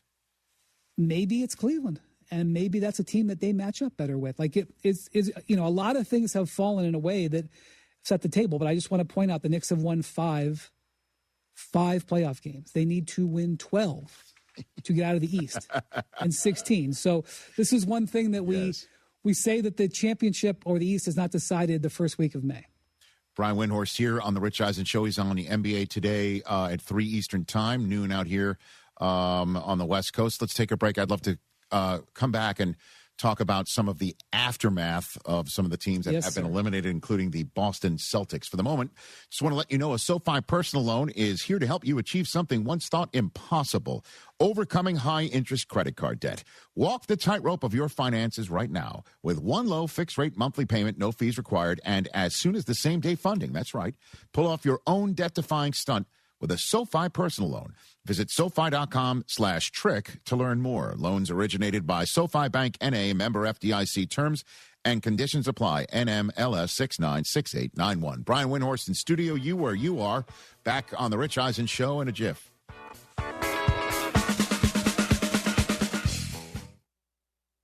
Rich Eisen here. Running a small business means every hire matters. A bad hire costs time and money, but the right one helps your business grow. The challenge? Finding that person without sorting through resumes. That's where LinkedIn Hiring Pro comes in. It screens candidates so you can focus on conversations with qualified talent. With Hiring Pro, you can hire with confidence and build the team you need. Join the 2.7 million small businesses using LinkedIn to hire. Get started by posting your job for free at linkedin.com/Eisen. Terms and conditions apply. Less than 4 in 10 kids aged 6 through 12 are playing sports regularly. 4 in 10 kids? Let it sink in. Just 4 in 10 kids. ESPN is building a nationwide coalition powered by Disney called Take Back Sports, with the purpose of training more coaches, expanding access, and creating community-driven sports programming that puts kids and fun first. We're working on that story.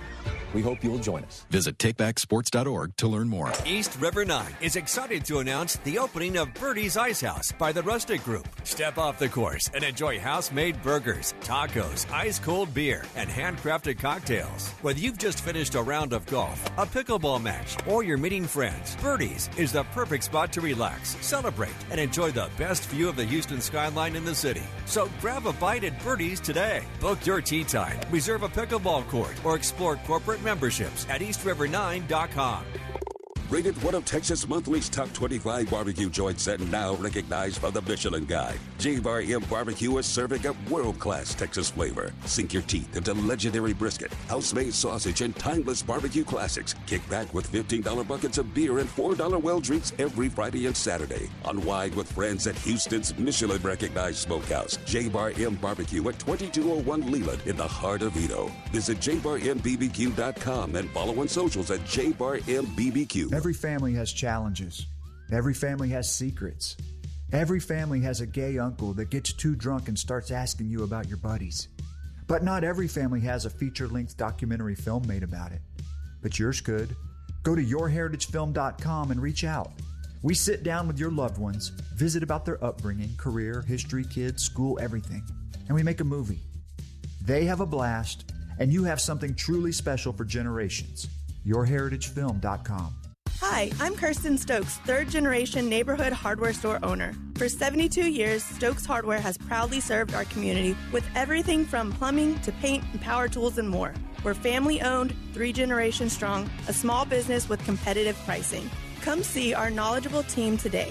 Hablamos Español. Shop local, save more. Follow Stokes Hardware on Instagram, Facebook, and TikTok. Stokes Hardware, your neighborhood store since 1954. Hello, friends. The greats are back in town.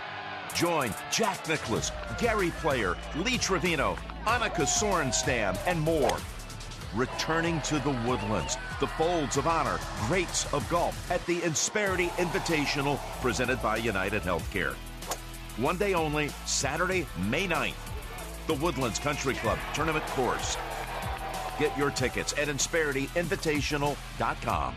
Be there. Hey guys, Lance here. You know, it's important to know a good plumber. You never know when that emergency is going to strike. Well, I've got a plumber for you. AqueductPlumbingCompany.com. They have been helping 97.5 listeners for years and years, and I can personally recommend them because they've done a repiping job, they've done small jobs, they've done mid-sized jobs. They do it all. They can clean tankless water heaters, install them for you. You name it, they can do it without charging exorbitant prices. That's AqueductPlumbingCompany.com. That's AqueductPlumbingCompany.com. Streaming TV is where it's at. It's not about cutting the cord anymore. That's old news. It's all about your customized TV options. With the best and cheapest high-speed internet and your own TV subscriptions, we've got your dream TV lineup. Between wired and satellite internet and TV, you now have tons of options. Save money and get more internet speed and better TV today by calling the Whole Home Connect. We scan your location and offer you the best TV and internet options. And we always have specials and promotions. So when you call, ask about that. Take 5 minutes of your time, make this free call now, and learn how to save money and get better internet and TV for your home anywhere in the U.S. Make this simple and free call now. 800-214-6191. 800-214-6191. 800-214-6191. That's 800-214-6191. Do you own a timeshare? Well, face the facts. You made a mistake. You made a bad purchase. A timeshare is not an investment. It's a money pit that continues forever. If you use your timeshare, that's great. But if you don't and you want to legally get out of your contract, call my friends right now at the Timeshare Exit Hotline. They're an experienced team of lawyers who help good people like you get out of a timeshare contract that they just don't want. Don't throw away your money on maintenance fees. Use it for things you really want. We can help you end your timeshare contract and stop the money drain immediately. If you're ready to move on with your timeshare, call our team right now. Call today for your complimentary free consultation. 800-403-8539. 800-403-8539. 800-403-8539. That's 800-403-8539.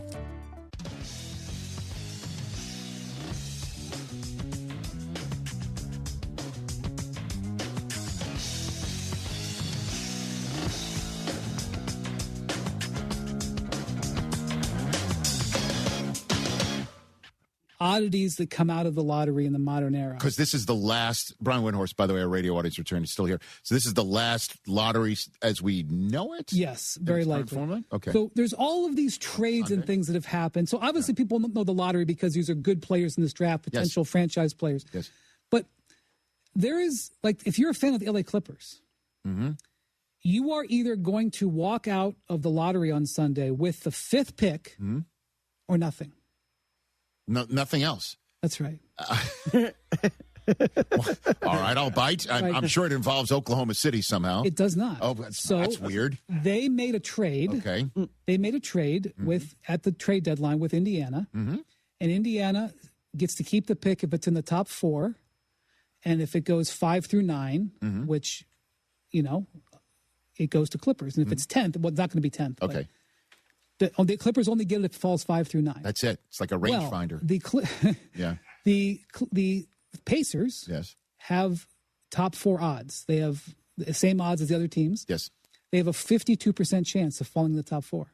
So that means if they get passed by 4 teams, which, by the way, happened last year to the Jazz and Wizards, we're not talking about something that we've never seen. It's 50-50. Right. So it's 52% chance that they remain in the top 4. Yes. 48% chance the Clippers get the 5th pick. Now, you think about this. You get the 5th pick in this draft. You could draft a new franchise cornerstone, or you have nothing. And, by the way, I'd like to point out, their pick is in the lottery, but it's owned by the Thunder. Yeah, the Thunder. And I just there we go. Now I know. And I just looked. Yes.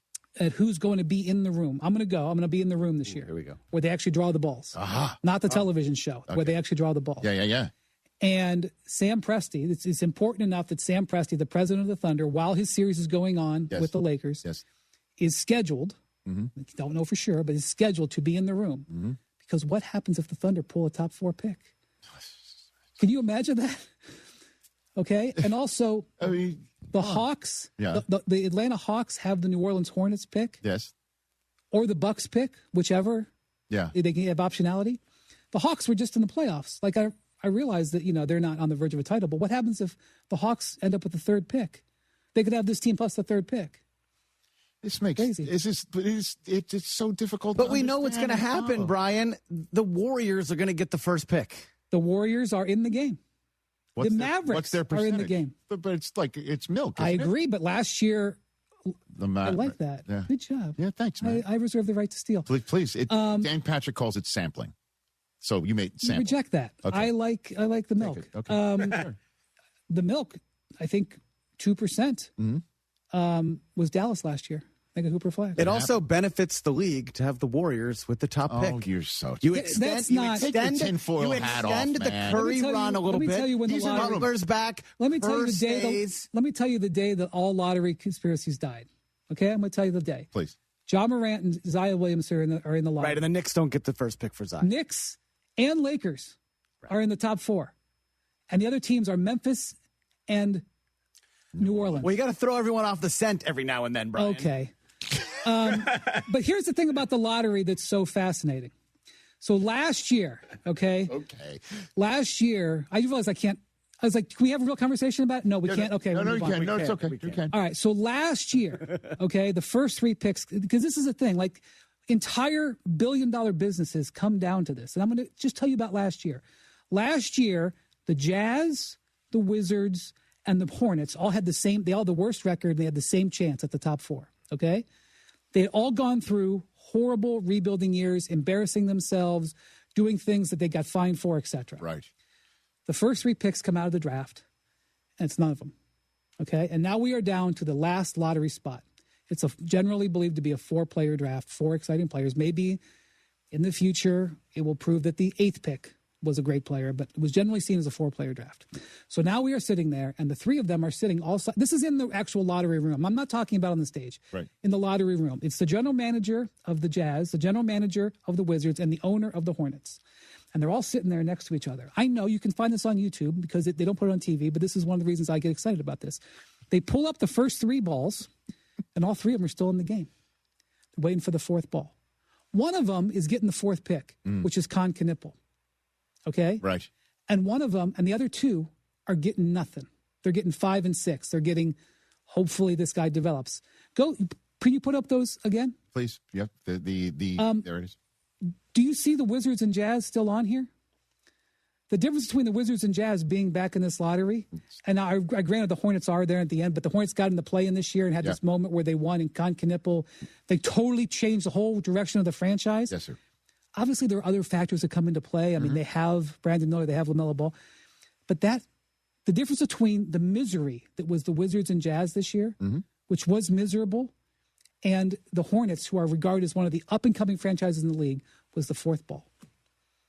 And this is the thing. Like, this is why it's maddening and why people tank and why it's frustrating and it spurs all of this agita, because it comes down to that. Because in basketball, the difference between one player and not is the difference between having a competitive team, that you have people flying into your building, and you have to embarrassingly lay on the ground and take your beating for another year. And so on Sunday, we have the lottery. That's coming. And, again, mock drafts and things of that nature, whatever obviously it's all subjective. But I just see that even if the Oklahoma City Thunder stick and pick at 12, I did see Yaxel Lendeborg dropping to them and one in a couple of mock drafts. And I can attest as a Michigan guy, that is way too low for him. And if Yaxel Lendeborg goes to that team, look out. I just want to say 3 years ago, this happened. Yes. They had one of the Kawhi picks, or not Kawhi, it was actually for Paul George. Right. And you lose track sometimes with the whole Clipper. They still owe next year's, by the way. If they don't get this year's, they still have next year. It's a swap. When does it end? That's it. It ends next year. Okay. 3 years ago, they didn't have, or maybe it was 4 years ago. They had a lottery pick, and it was the 12th pick, and it didn't move up. Rats. They got Jalen Williams. It is laughable. It is. So I asked you last week when you were on about after the Nuggets got eliminated, what is happening in the Denver front offices?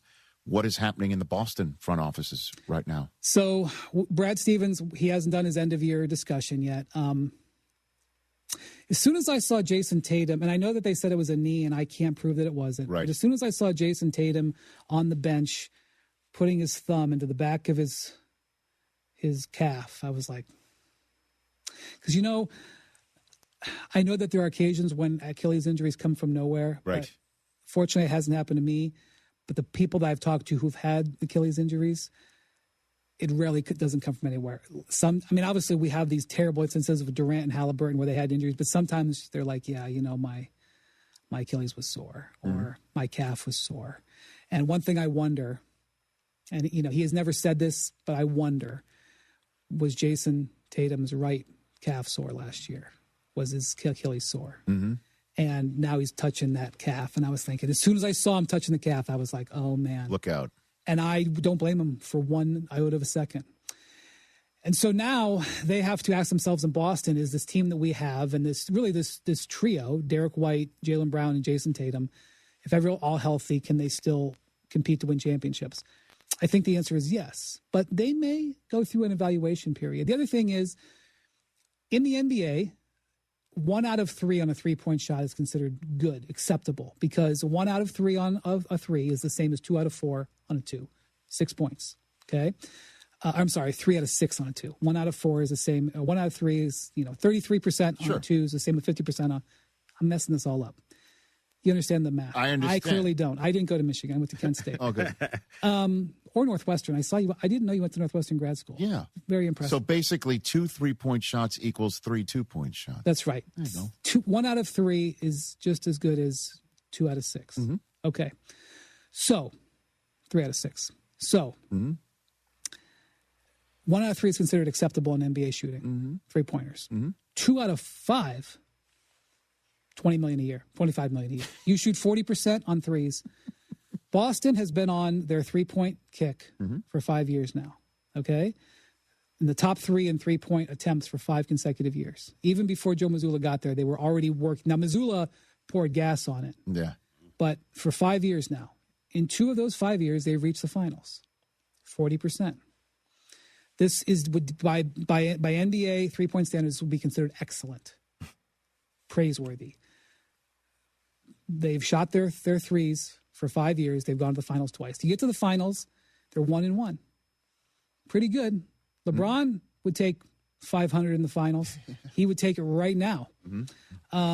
So you ask yourself, are you cool with that? You probably got 3 or 4 years left of Tatum and Brown's prime. Hopefully nobody gets injured again. You can't predict that.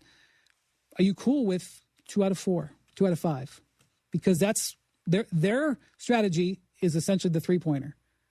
When it goes in, my God, it's glorious. When it goes out, you're like, why are you shooting it? They're 2 out of 5. So do they want to stick with that? Are they? I know what Joe Mazzulla feels. Mazzulla is borderline defiant.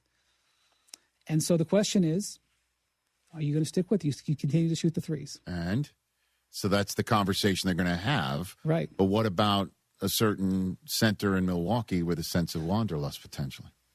I mean, right? I mean, but at the end of the day, the threes didn't go in and Embiid was unguardable because they didn't have somebody to guard him. Right. And thus, we're now talking about the Celtics game planning for future seasons. Okay, so the thing about whenever people talk about Giannis, like, for example, Masai Ujiri was just hired as the president of the Mavericks yesterday, and people were like, Masai tried to get Giannis in Toronto.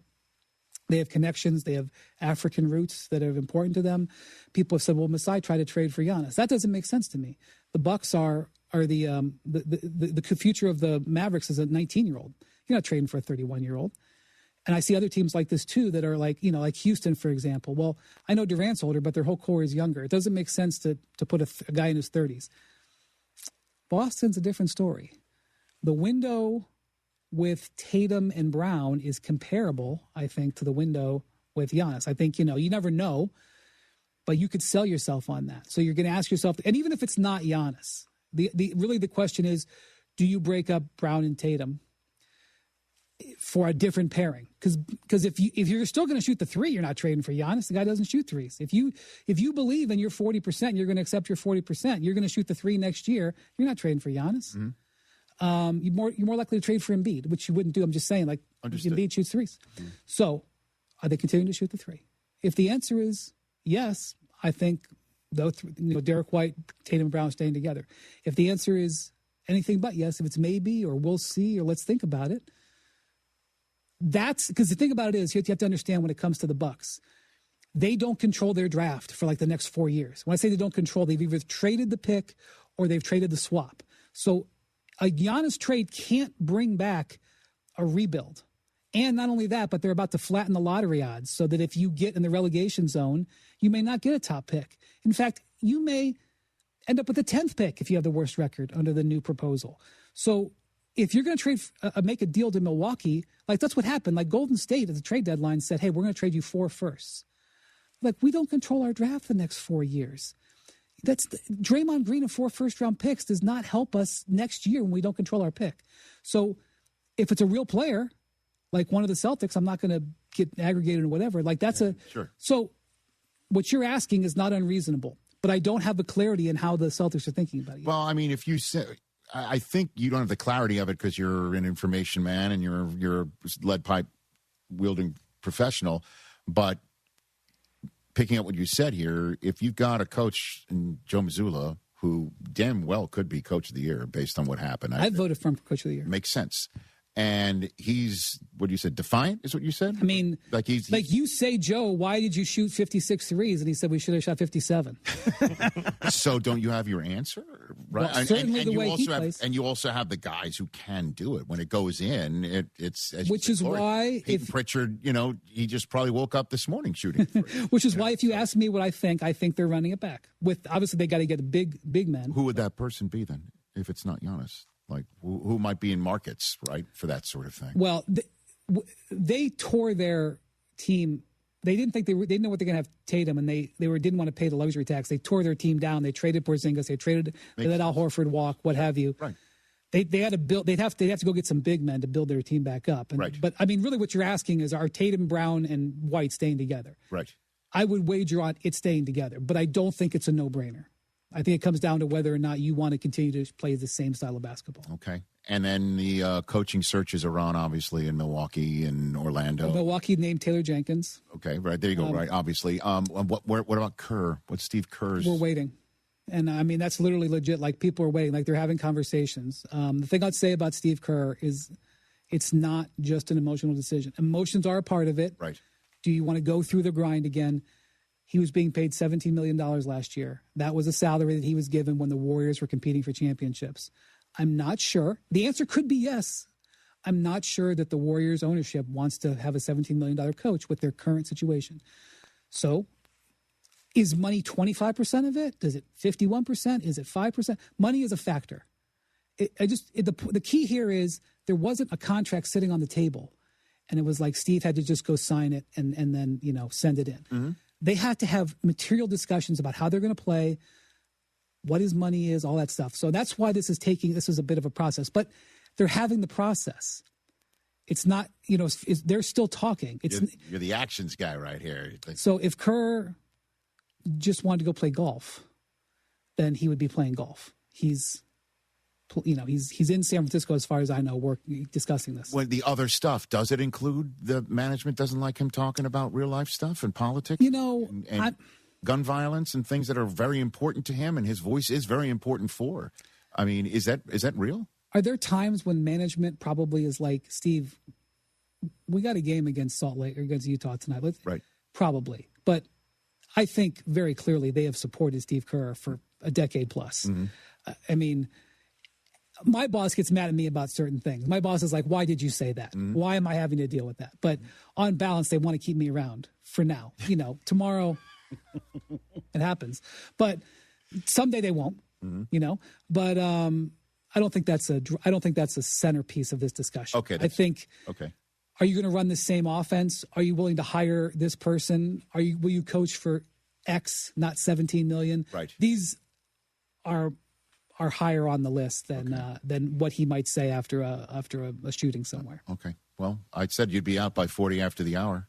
Look at that time. Look at us. God, what a professional. You know what I'm saying? With seconds to spare. Yeah. Have a great broadcast, Thank sir. you. Look forward to it. You bet. And it's just great having you here, dude. Yeah. So thank you. Always love it. I love it as well. That's and we changed our background for you. No, we didn't. Just kidding. Only you can do that when you zoom in. Oh, I see what you're saying. You see what I'm saying? I was like, boy, that's joking over my head. No, it's all good. It's all good. Yeah. By the way, you can't wind up in the relegation zone. You know what I'm saying? Well, I'm a Tottenham fan. You don't follow it at all. That means nothing to you. I do. It's not looking good. Yeah. They just won the last 2 weeks. They won their first two matches since December. Right. And they moved from 18, which is relegation, to 17 by a single point. And there's three matches left. How can Tottenham be relegated? Tottenham getting relegated would be like Massive. The Jets getting relegated. I understand that. Which it's not a shocker. Let's have a discussion. I understand that. Well, to use the Patino parlance, Harry Kane's not walking through that door. He walked out that door, and it turns out to be a good decision. Right there's the relegation zone. Oh my gosh! Send that so to excited. the NBA, please. Tell him, and my compliments to the chef of that creation. That's impressive. Ladies and gentlemen, Brian Windhorst here on the Rich Eisen Show. Check him out on the NBA Today later today on ESPN. We're back with your phone calls in a moment right here on the Rich Eisen Show. Rich Eisen here. PayPal is now the official peer-to-peer payments sponsor of the NFL. which means all the money moments that fandom creates, whether splitting tailgate costs or chipping in on tickets and game day food between friends, are covered. Wherever the game is played or watched, PayPal moves with fans. You can send money through text, email, or directly to your friends with eligible accounts on Venmo. Just download the PayPal app and share all the moments that matter. Account with PayPal is required. Not available in all regions where PayPal operates. My dad passed away unexpectedly. Of course, it was awful in every way, but we are very grateful that he had life insurance. So even after he was gone, he was still able to provide for us. And that's why I have life insurance for my family. Ethos.com. They make it fast and easy to get covered. It's 100% online. You get a quote in seconds, and you can apply in minutes and get covered the same day. Get your free quote at ethos.com/game. That's ethos.com/game. Paid spokesperson. Time spent on application may vary. Online health questions required. Rates may vary. Do you want to pay a plumbing company just to come out and see what the problem is? Heck no! Billy Brown and Aqueduct Plumbing Company has been serving 97.5 listeners for years now. They don't charge exorbitant prices, even for routine leaks and stoppages. Not Aqueduct Plumbing Company. They give free estimates for a repipe and water heaters and are the ones to call if you have a propane gas grill. Aqueduct can run a gas line so you'll never run out. That's aqueductplumbingcompany.com. aqueductplumbingcompany.com.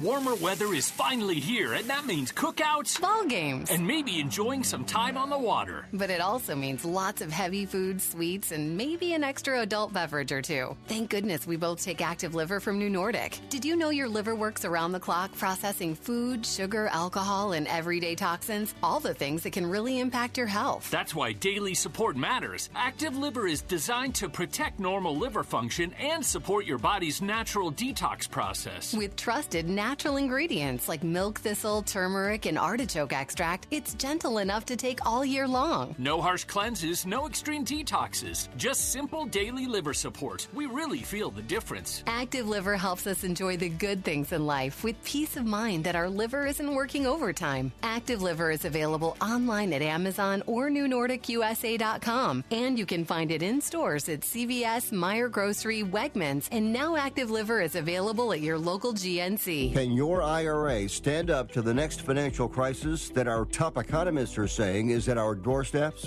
By allocating a percentage of your IRA into physical gold and silver with a tax-free rollover, you can diversify and safeguard your holdings from turbulent markets and economic downturns by putting your IRA back on the gold standard. Find out how to safeguard your assets with a tax-free rollover with a Genesis Gold IRA, the only IRA that can hold physical precious metals. Call now for your free gold and silver report. Protect your IRA today. Don't let your retirement accounts get caught off guard by trade and tariff wars. Learn why a Genesis Gold IRA is the #1 choice for thousands of Americans across the nation. 800-644-8611. 800-644-8611. 800-644-8611. That's 800-644-8611. Hi, this is Harold Gunn. And this is Bill Olson. Texas Outdoor News is the longest running, most award-winning outdoor radio show in the state for a lot of good reasons. We bring you the latest news and information about hunting and fishing across our great state and beyond. And our guests are who's who from industry, government, and the field. Texas Outdoor News is brought to you by Ford Trucks and your best in Texas Ford dealers.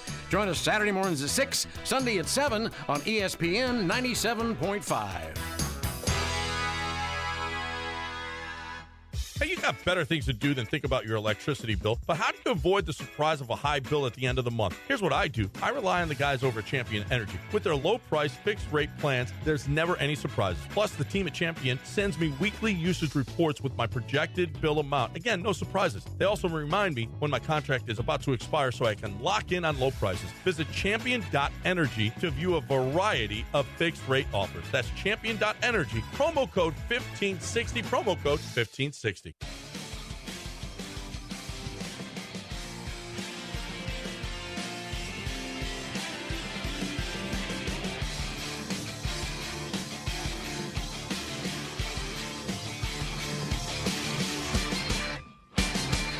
Different. It would have been different. Okay. Oh, we have the new drop? Oh, yeah. Let me hear it again. If everything was different, it would have been different. Okay.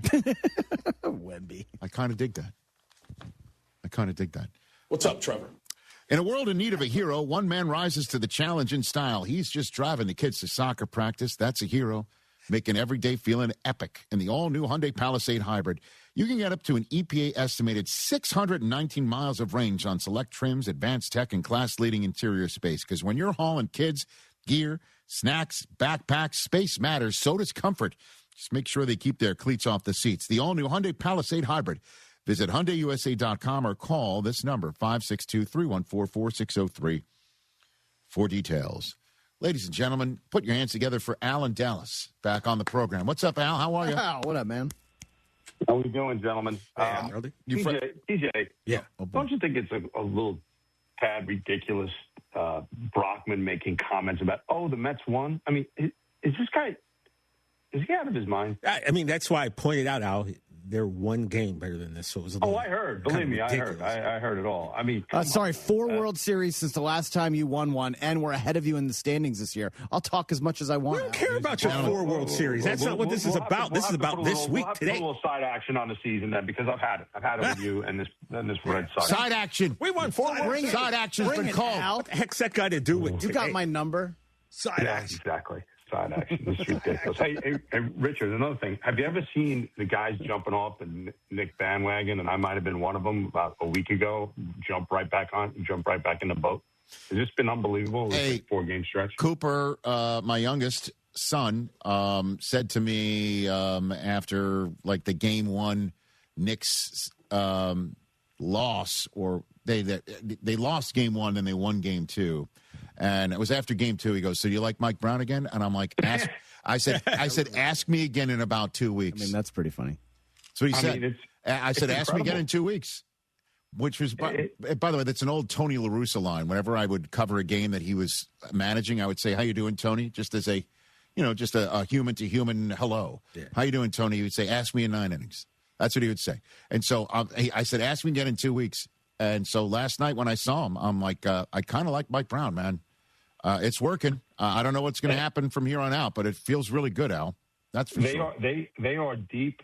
I will say, we all love Tibbs, right? So that's not a yes. I don't know anybody. I haven't heard anybody say anything bad about Tibbs, except for the one part, of course, that Brockman brought up, that he only plays 6 players, and he didn't do well playing bench players. But their bench, I mean, the Alvarado kid. Yeah. I mean, there are so many guys playing well on this team. It is just, it's amazing. Now, it would be great if they put a beat down on the Sixers in game 2, just for the mental psyche, because you know how crazy we are.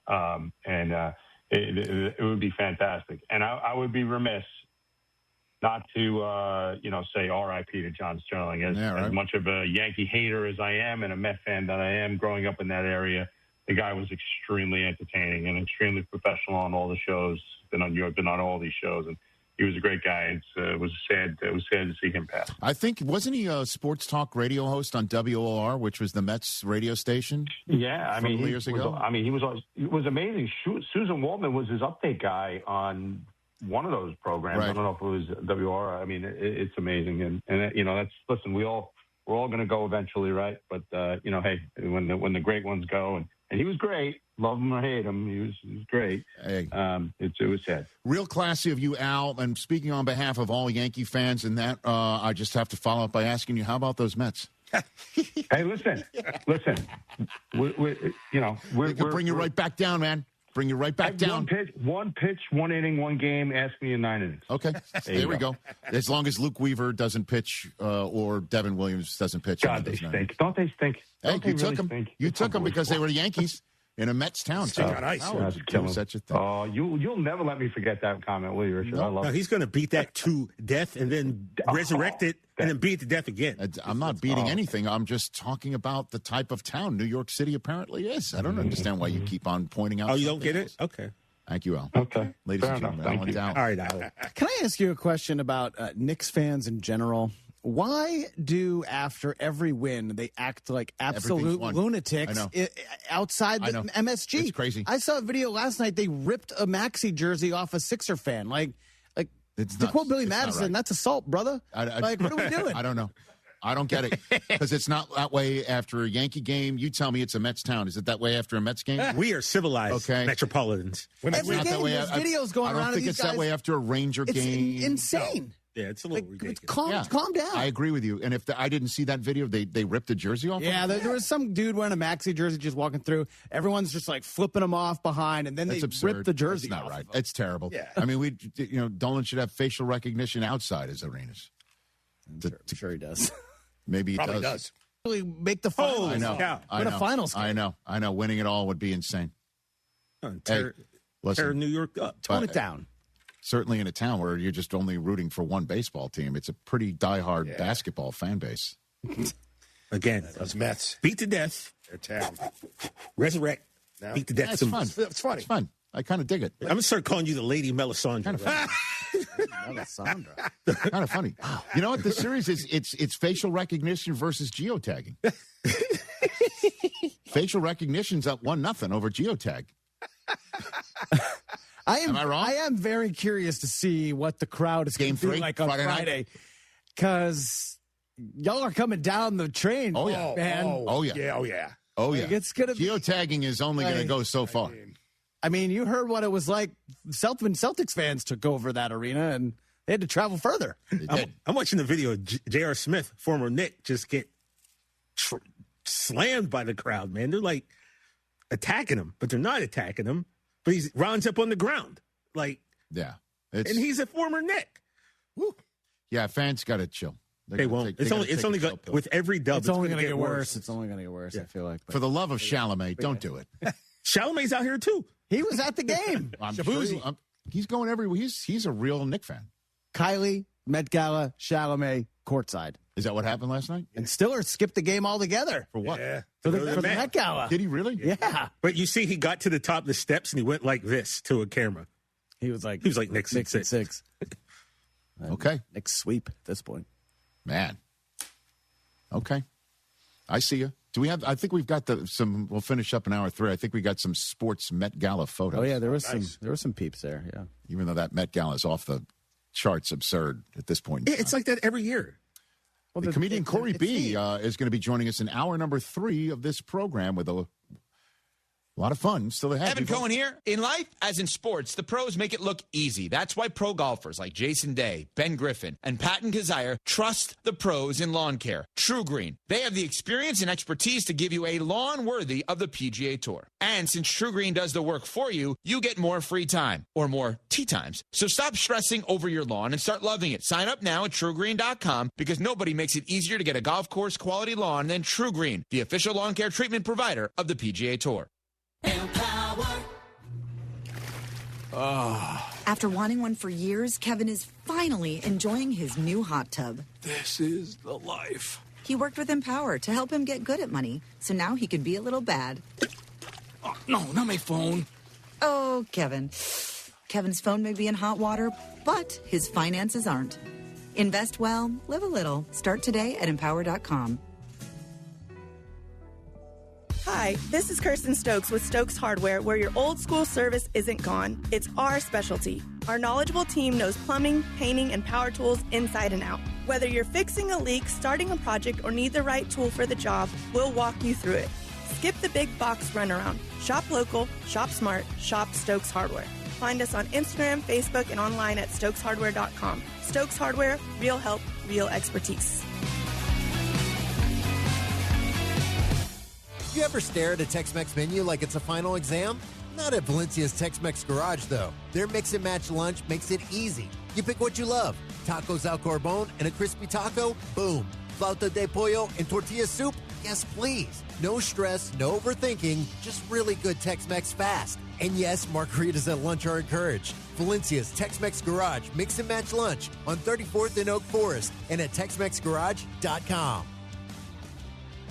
Texting enrolls you in a recurring automated marketing text messages. Consent not required to purchase. Message and data rates may apply. The team's looking good this season. I think so. Man, I miss playing football. Ever since I turned 40, I just can't find that fire I used to have. Think it could be lower testosterone? What do you mean? I was feeling the same way. After 40, the body has less testosterone, and men lose their edge. That's why I take Nugenix Total T2. That's the testosterone booster, right? Yes, but Total T2 is their brand new formula that skyrockets nitric oxide levels in as little as 3 hours. Since I started taking it, I've been lifting like when we played for Coach Carter. My energy is way up, and it even spiced up things between between me and the missus. Are they still giving out complimentary bottles? Yep, just send a text. Text SPARK to 215-215 for your complimentary bottle of Nugenix Total T2, the next generation testosterone booster. Text now and we'll include a bottle of Nugenix Thermo X, our newest, most powerful fat burner ever, absolutely free. Text SPARK to 215-215. That's SPARK to 215-215. These statements have not been evaluated by the FDA. This product is not intended to diagnose, treat, cure, or prevent any disease. The John Clay Wolf Show. Here's what's going on in the Wolf Pack. Bobo, we appreciate you. Thanks, man. Gigi doesn't. She said, you left me hanging, but whatever. I still love you. And I was there first. You're talking about the show meeting you had yesterday? She's the only one that showed up. Yeah, and I'm sitting there like, yeah, guys, I'm 3 minutes early. Right. Like, what the heck? That was 50-1 odds in Vegas. The John Clay Wolf Show. Every Saturday morning. ESPN 97.5. Hello, I'm Lisa Holland Nelson. And I'm Shavonna Robber-Schreiber. And we are so excited to be bringing you Culture Club HTX every Sunday morning from 8 to 9 on ESPN 97.5. Our show is about sports, community, fashion, and of course business, and all the things that make Houston the heartbeat of Texas. Our community. That's our favorite, right? That's one of my most favorite. So every Sunday, 8 a.m., ESPN Radio 97.5. We can't wait for you to tune in. Keep listening for details on how to get up to $300 airline credit. Sky Holidays introduces a one-of-a-kind air credit program. Our buying team got a little too aggressive in getting hotel and air deals, so now we have to liquidate our prices. Here's how. Whether you want to go to Paris, Las Vegas, London, Atlanta, Hawaii, or anywhere else in the world, we have amazing deals. Book a selected hotel and we'll give you up to $300 airline credit. Now you can book your vacation and get a free credit to use towards airline travel. We'll book both, airline and hotel, with one simple phone call. We have access to most airlines and deals on thousands and thousands of places to stay. Call right now, book your hotel rooms, claim your airline credit. You can change or modify it at any time. 800-245-1697. 800-245-1697. That's 800-245-1697. ESPN 97.5, presented by Zadok Jewelers. KFNC 97.9 HD2 Mont Bellevue, Houston, a Gal Media station. This is the Rich Eisen Show. Hey, everybody. Can't get enough of the Rich Eisen Show? You're in luck. You can find us everywhere. Watch us weekdays on Disney Plus from noon to 3 Eastern. Miss the show? We've got a podcast so you can listen anytime. But here's the best part. Our YouTube channel. Subscribe at youtube.com/Rich Eisen Show and you'll never miss a moment. Now, on with the show. This is the Rich Eisen Show. Runs and slips inside, hits a floater at the dotted line. Live from the Rich Eisen Show studio in Los Angeles. The Timberwolves have stolen Game 1 in San Antonio, 104-102. Earlier on the show, NBA champion guard Jeff Teague. ESPN senior NBA writer Brian Windhorst. Coming up, comedian Corey B. And now, it's Rich Eisen. And Hour 3 of the Rich Eisen Show is on the air. Otherwise, would you even hear me? 844-204-RICH is the number to dial here. Our phone lines are lit. We'll take your calls in a split moment. We've also got Overreaction Monday on a Tuesday coming up. Just had a nice chat in our green room with the comedian Corey B. is joining us here. The Boyfriends podcast, Kane and Corey podcast, just two of the ways you can follow this man who had a Netflix is a Joke Fest show here in Santa Monica, California last night. Over 23 million cross-platform followers for his digital platforms. And we'll be having a nice, fun chat with him in a matter of moments. Already had great chats with Jeff Teague in hour number 1, and in studio in hour number 2 with Brian Windhorst, who did a lot of pointing. He gave me one of these, too. He gave me an okay. Yeah. It was very good. It's just delightful having him here in studio. If you missed any of it, there's our Disney Plus page. You can go check out our show that way. There's also our podcast, all 3 hours of this show for your listening pleasure, wherever you get your podcasts. You can also get the Overreaction Monday show there. It's been sitting in your RSS feed for a day. No Contest Wrestling's latest offering is coming tomorrow. Do you have your guest all settled? We have the Samoan Werewolf, Jacob Fatu, has a title match coming against Roman Reigns this weekend. I've heard of him. You've heard of him. We also will be cut down, so we will be on ESPN2 on Thursday. Half an hour of that interview will be on. There we go. Okay. So yeah. And for those who may not know about a cut down, we're not cutting you off. No. We're not cutting you down. No. But what it is a television term for taking the podcast that you do, which is longer than a half an hour, and boiling it down to a half an hour. And all of the content is still excellent. Yeah, it's not taking us down. It's elevating us. It is. It's putting us on ESPN2, right? The Deuce. The Dose. Very good. Duh. And the latest episode of Women's Sports Now coming on Thursday at 6 Eastern Time. What else you want to know? Oh, yeah. I love that drop. That's my favorite. I got something for you. Oh, see? It's good. A.J. Brown. Yeah, what do we got, Rich Eisen? Future Patriot. Well, he had a youth football camp in Philadelphia. Because he plays for the Eagles. Yes, he does. I don't know if you're aware. Howie Roseman said that multiple times. I heard Well, he said GM. he said he's an Eagle. Well, he said basically the way it goes is I'm now going to tell you the answers I'm not going to give you with answers I'm going to give you to questions I refuse to answer. Essentially is what he said. Yeah. A.J. Brown's an Eagle. Everything's being reported about Jalen Hurts is wrong. Yeah, exactly. So take a listen to how he addressed the campers, and the parents have said campers threw a bullhorn when the proceedings were over. Roll it. Listen, I want to say thank y'all for bringing your kids. I had an amazing time. It was fun. We played hard. We competed. And I love you all. I don't care what you hear out there. I love you all. You understand? It's love. All right, we're going to bring it up. Eagles on 3. 1, 2, 3. Okay, so he broke it down by saying Eagles on 3. Yep. 1, 2, 3 Eagles. Well, he didn't say Eagles. Well, he did. He said break it down 1, 2, 3 Eagles. 3, yeah. It was at his camp, breaking it down by saying Eagles, and said basically don't listen to basically what you all. I love you all. Don't listen to what I said. Don't listen to what's being said about me out there. Yeah. I love you all. Which sounds like a farewell. Oh, you think so? I mean, play it again. You could hear him say, I love you all. Like that's goodbye?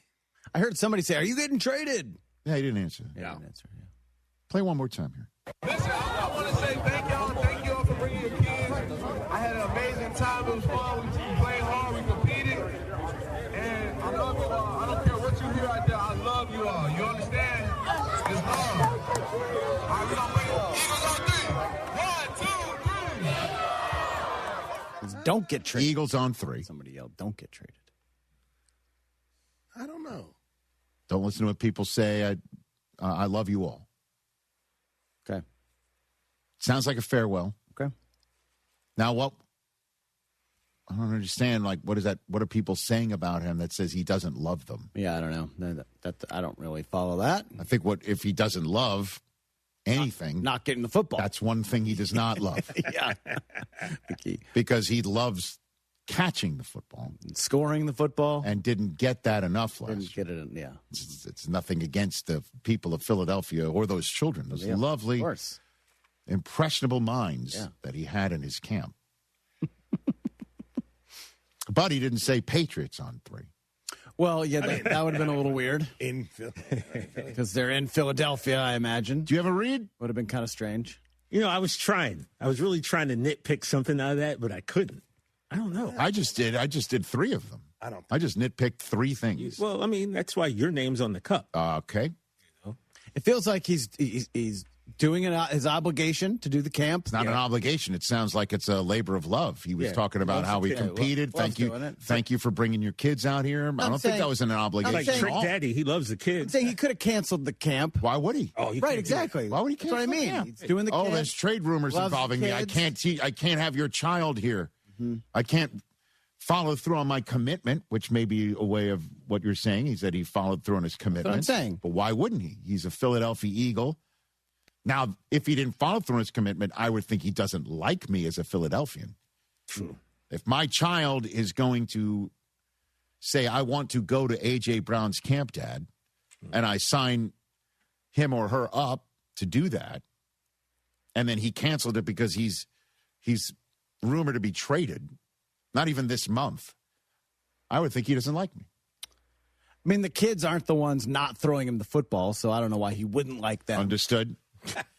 So, did that not sound like a farewell? I love you all. I mean, now, yeah, kind of. It did. Yeah, because he would basically say, I'm not getting traded. Or he say, I'm not going anywhere. Summer. I'll see you. See you next summer. But don't listen to what everybody's saying out there. I love you all. Right. Eagles on 3. 1, 2, 3. Patriots. I mean, you never know, because Shawn Michaels told Ric Flair quote once and he kicked him in the face. To paraphrase Mackay Lemon, True.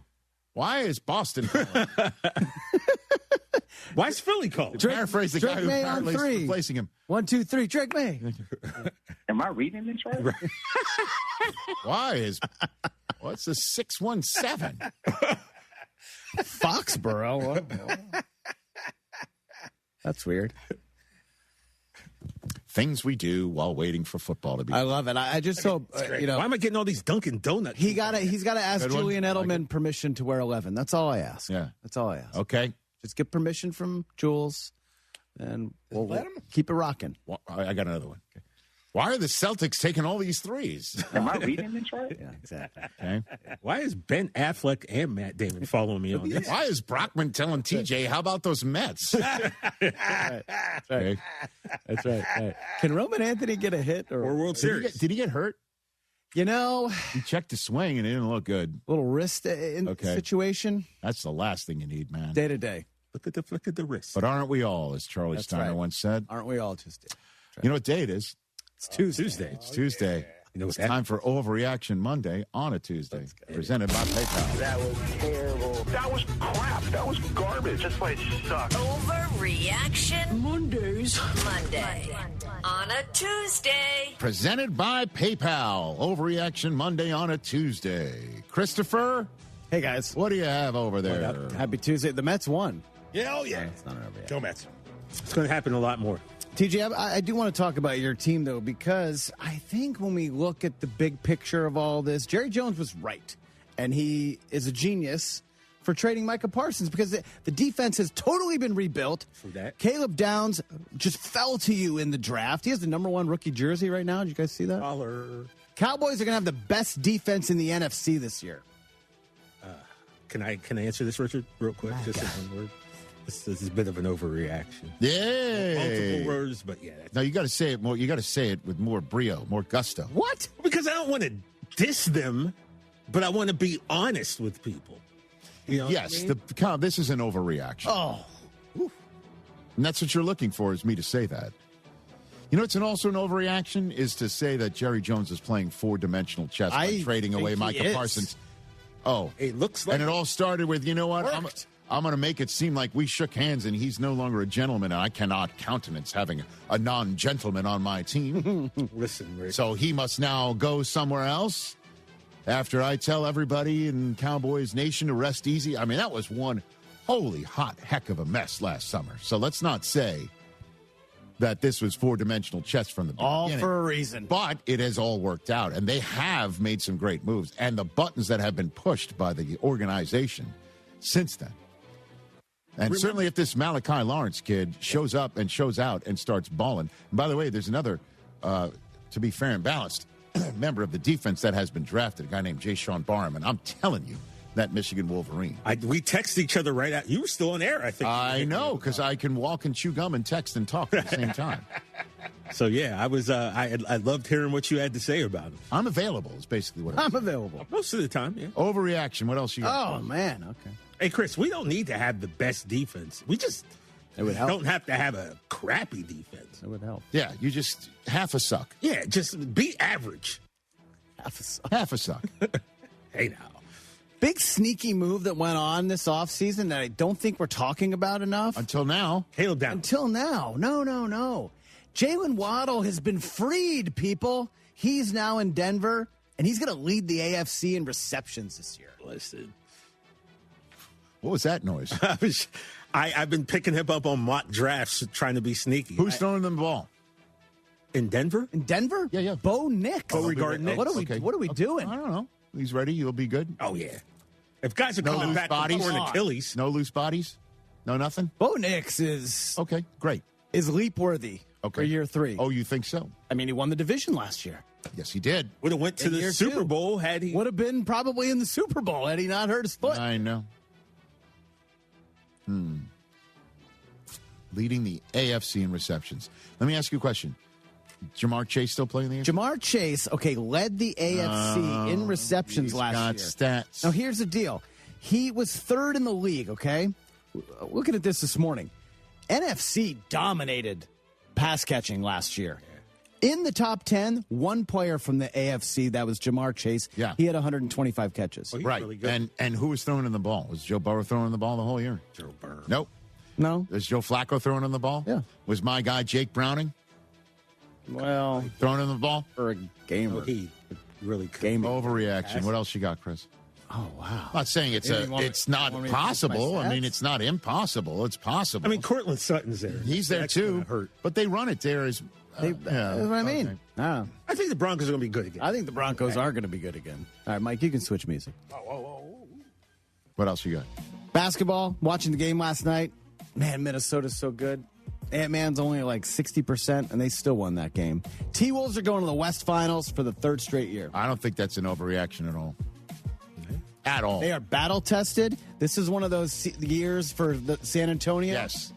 Glad you're here. Yes. You need to take some playoff lumps before you can go on to the... Well, it's not just that too. It's Pete Puma. Would you say that it's a lot more comfortable for Julius Randle right now?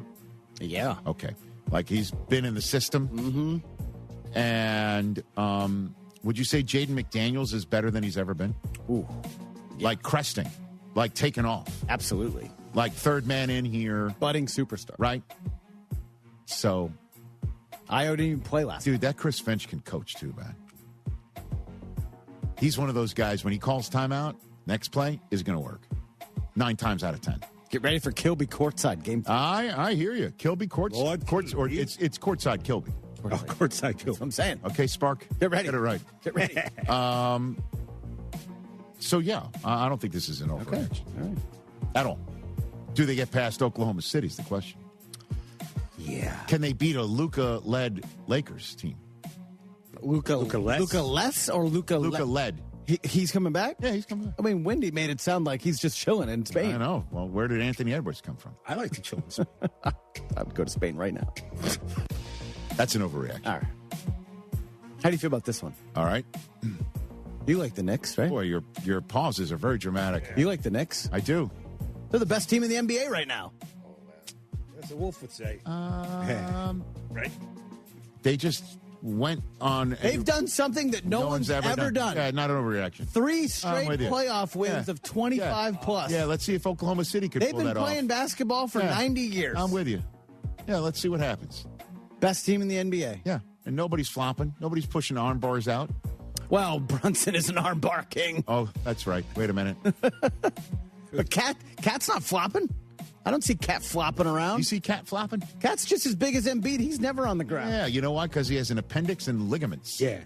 Joel doesn't have any of those things. That guy. Doesn't have ligaments? That guy, the diehard Eagle fan, making Sixers fans miserable.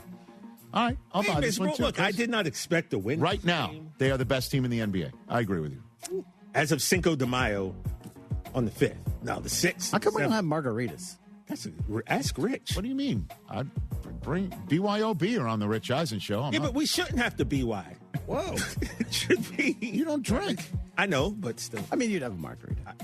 I'd have a mimosa when your wife. All right, I floated this a couple of times today. Rumors are going to start that the Celtics should trade Jaylen Brown for Giannis. Rumors are going to start. This is going to really pick up steam. What sort of topic bar is this? Rumors are going to start? Okay.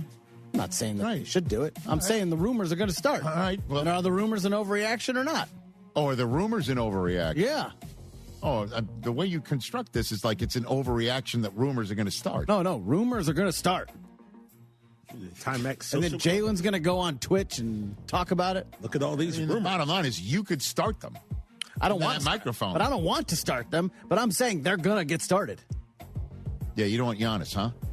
It's not that I saying don't trade for Giannis. No. It's not that I don't want Giannis. So you just don't want to. You want the Bucks to take less than market value for him because he's going to be going to the Celtics. So you could keep your team together. Right. Got it. I want to keep the Jays All right. together. What else you got over there? Anything else? You got I got a couple more. All right. The balls are juiced, okay? We're going to have multiple players at 60 home runs this year. Are you seeing what's going on in Major League Baseball right now? Yeah. My team doesn't hit home runs. So. It's May 5th, and Judge and Mirakawa have 14 each. Ben Rice, who's that? He's got 12. Ben Rice, who's that? Okay. You couldn't pick Ben Rice out of a lineup. Yeah, I could. You might not be able to. Actually, you could because the Red Sox don't have anything close to him. And where is he from? Your neck of the... It's just so great that Ben Rice and Cam Schlittler are two guys from your neck of the woods making the Yankees great again. Maya. I don't know if you want to use that phrase. Matt Olson has 12. Jordan has 12.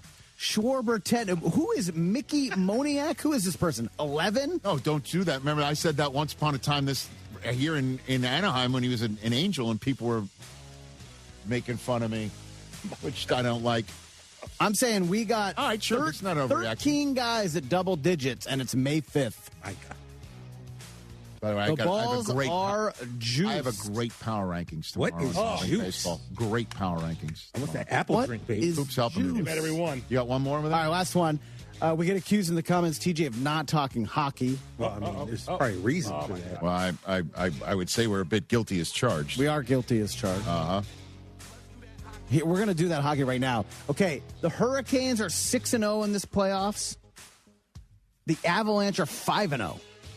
One of them is going to sweep their way to the Stanley Cup final. That's an overreaction. They're really good, but they're not gonna, Faux. Come on, somebody's going to. No. That's a good one. By the way, did you see that the games have been amazing? The Avalanche in their Game 1 victory of their current series scored 9 goals, 2 more than the 7 points the Broncos came up with in the AFC Championship. They outscored the Broncos. That's a shame. So, come on, be more respectful of their opponents. Good one though. And was that I don't know, like the Dan 5 good seconds of soccer or whatever? Right. Hey, listen, we love hockey. The games have been incredible. I can't stop talking about it. But they've been great. Good job. Thank you, Chris. I can only say McDavid is going to want to be traded so many times. You know what I mean? Overreaction Monday on a Tuesday, presented by PayPal, is in the books. PayPal is the official peer-to-peer payment sponsor of the NFL. 844-204-RICH is the number to dial. Let's bring Corey B out. But before we do, just to repeat again that PayPal is proud to be the official peer-to-peer payment sponsor of the NFL. When fans come together on game day, PayPal makes it easier to split ticket costs, cover tailgate supplies, parking, or even food. It's such a simple way to settle up. Fans can then stay focused on the moments that matter. The NFL brings people together, and PayPal helps make paying each other feel easy from kickoff to the final whistle. Download the PayPal app to get started. Account with PayPal is required. The very funny, talented, and highly popular Corey B is in our studio. That's next. He's next. This is The Rich Eisen Show. Evan Cohen here. In life, as in sports, the pros make it look easy. That's why pro golfers like Jason Day, Ben Griffin, and Patton Kazire trust the pros in lawn care. True Green. They have the experience and expertise to give you a lawn worthy of the PGA Tour. And since True Green does the work for you, you get more free time, or more tee times. So stop stressing over your lawn and start loving it. Sign up now at TrueGreen.com because nobody makes it easier to get a golf course quality lawn than True Green, the official lawn care treatment provider of the PGA Tour.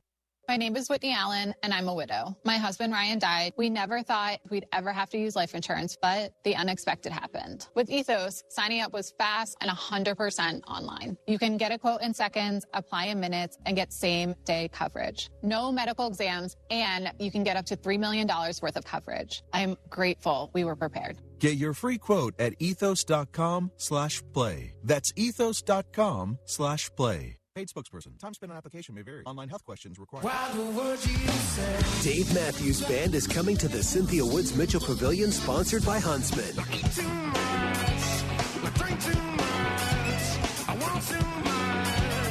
This Friday.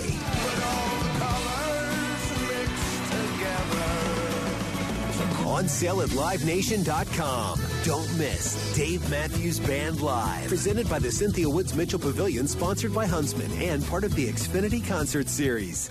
Looking for a career that offers real opportunity? IBEW Local 66 is opening the door. With more than 4,800 members, their apprenticeship programs combine classroom instruction with paid, hands-on training so you can earn while you learn and build a nationally recognized career in electrical, construction, or line work.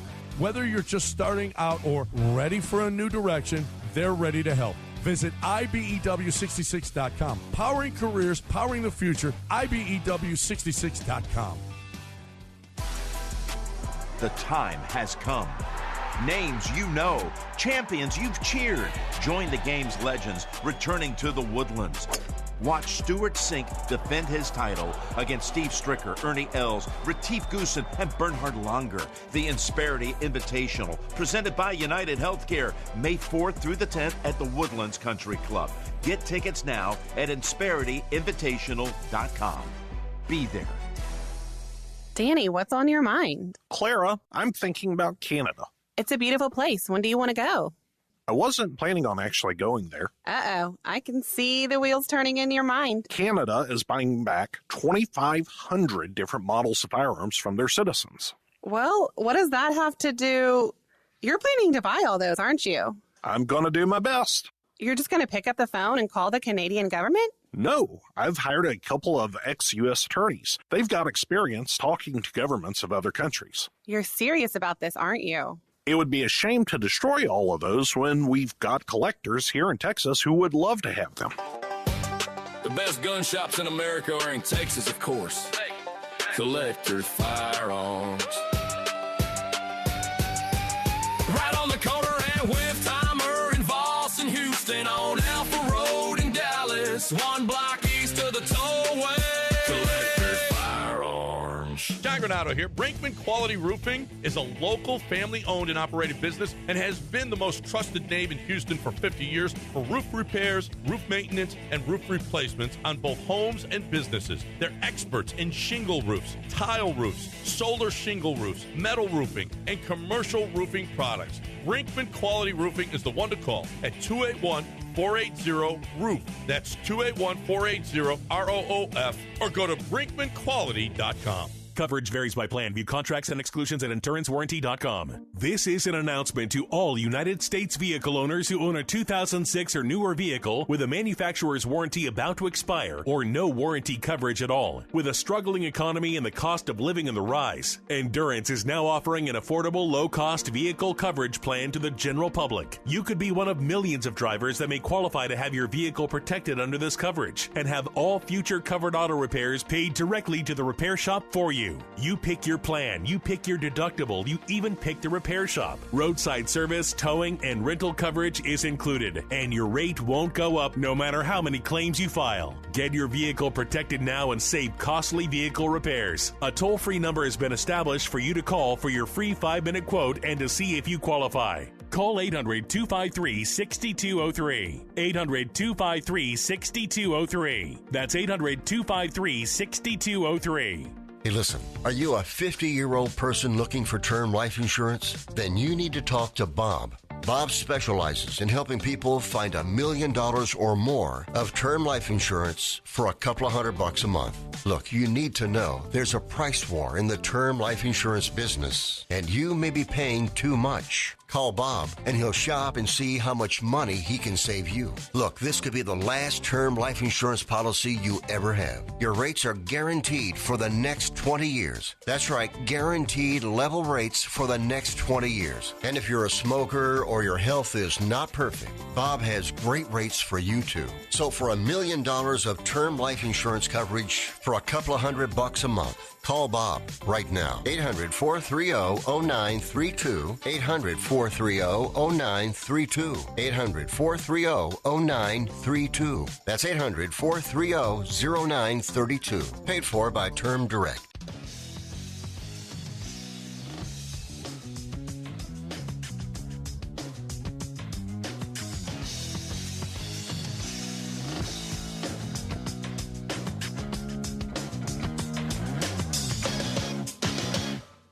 Our radio audience has just returned. Corey B is sitting here in our studio right now. Over 23 million cross-platform followers at I Am Corey B on Instagram, The Corey B on TikTok, and Facebook as well here on the program. You said your son, how old is your son? My son's 9. 9. Yeah. And he is growing up in New York City. Grew up in New York City, correct. Okay.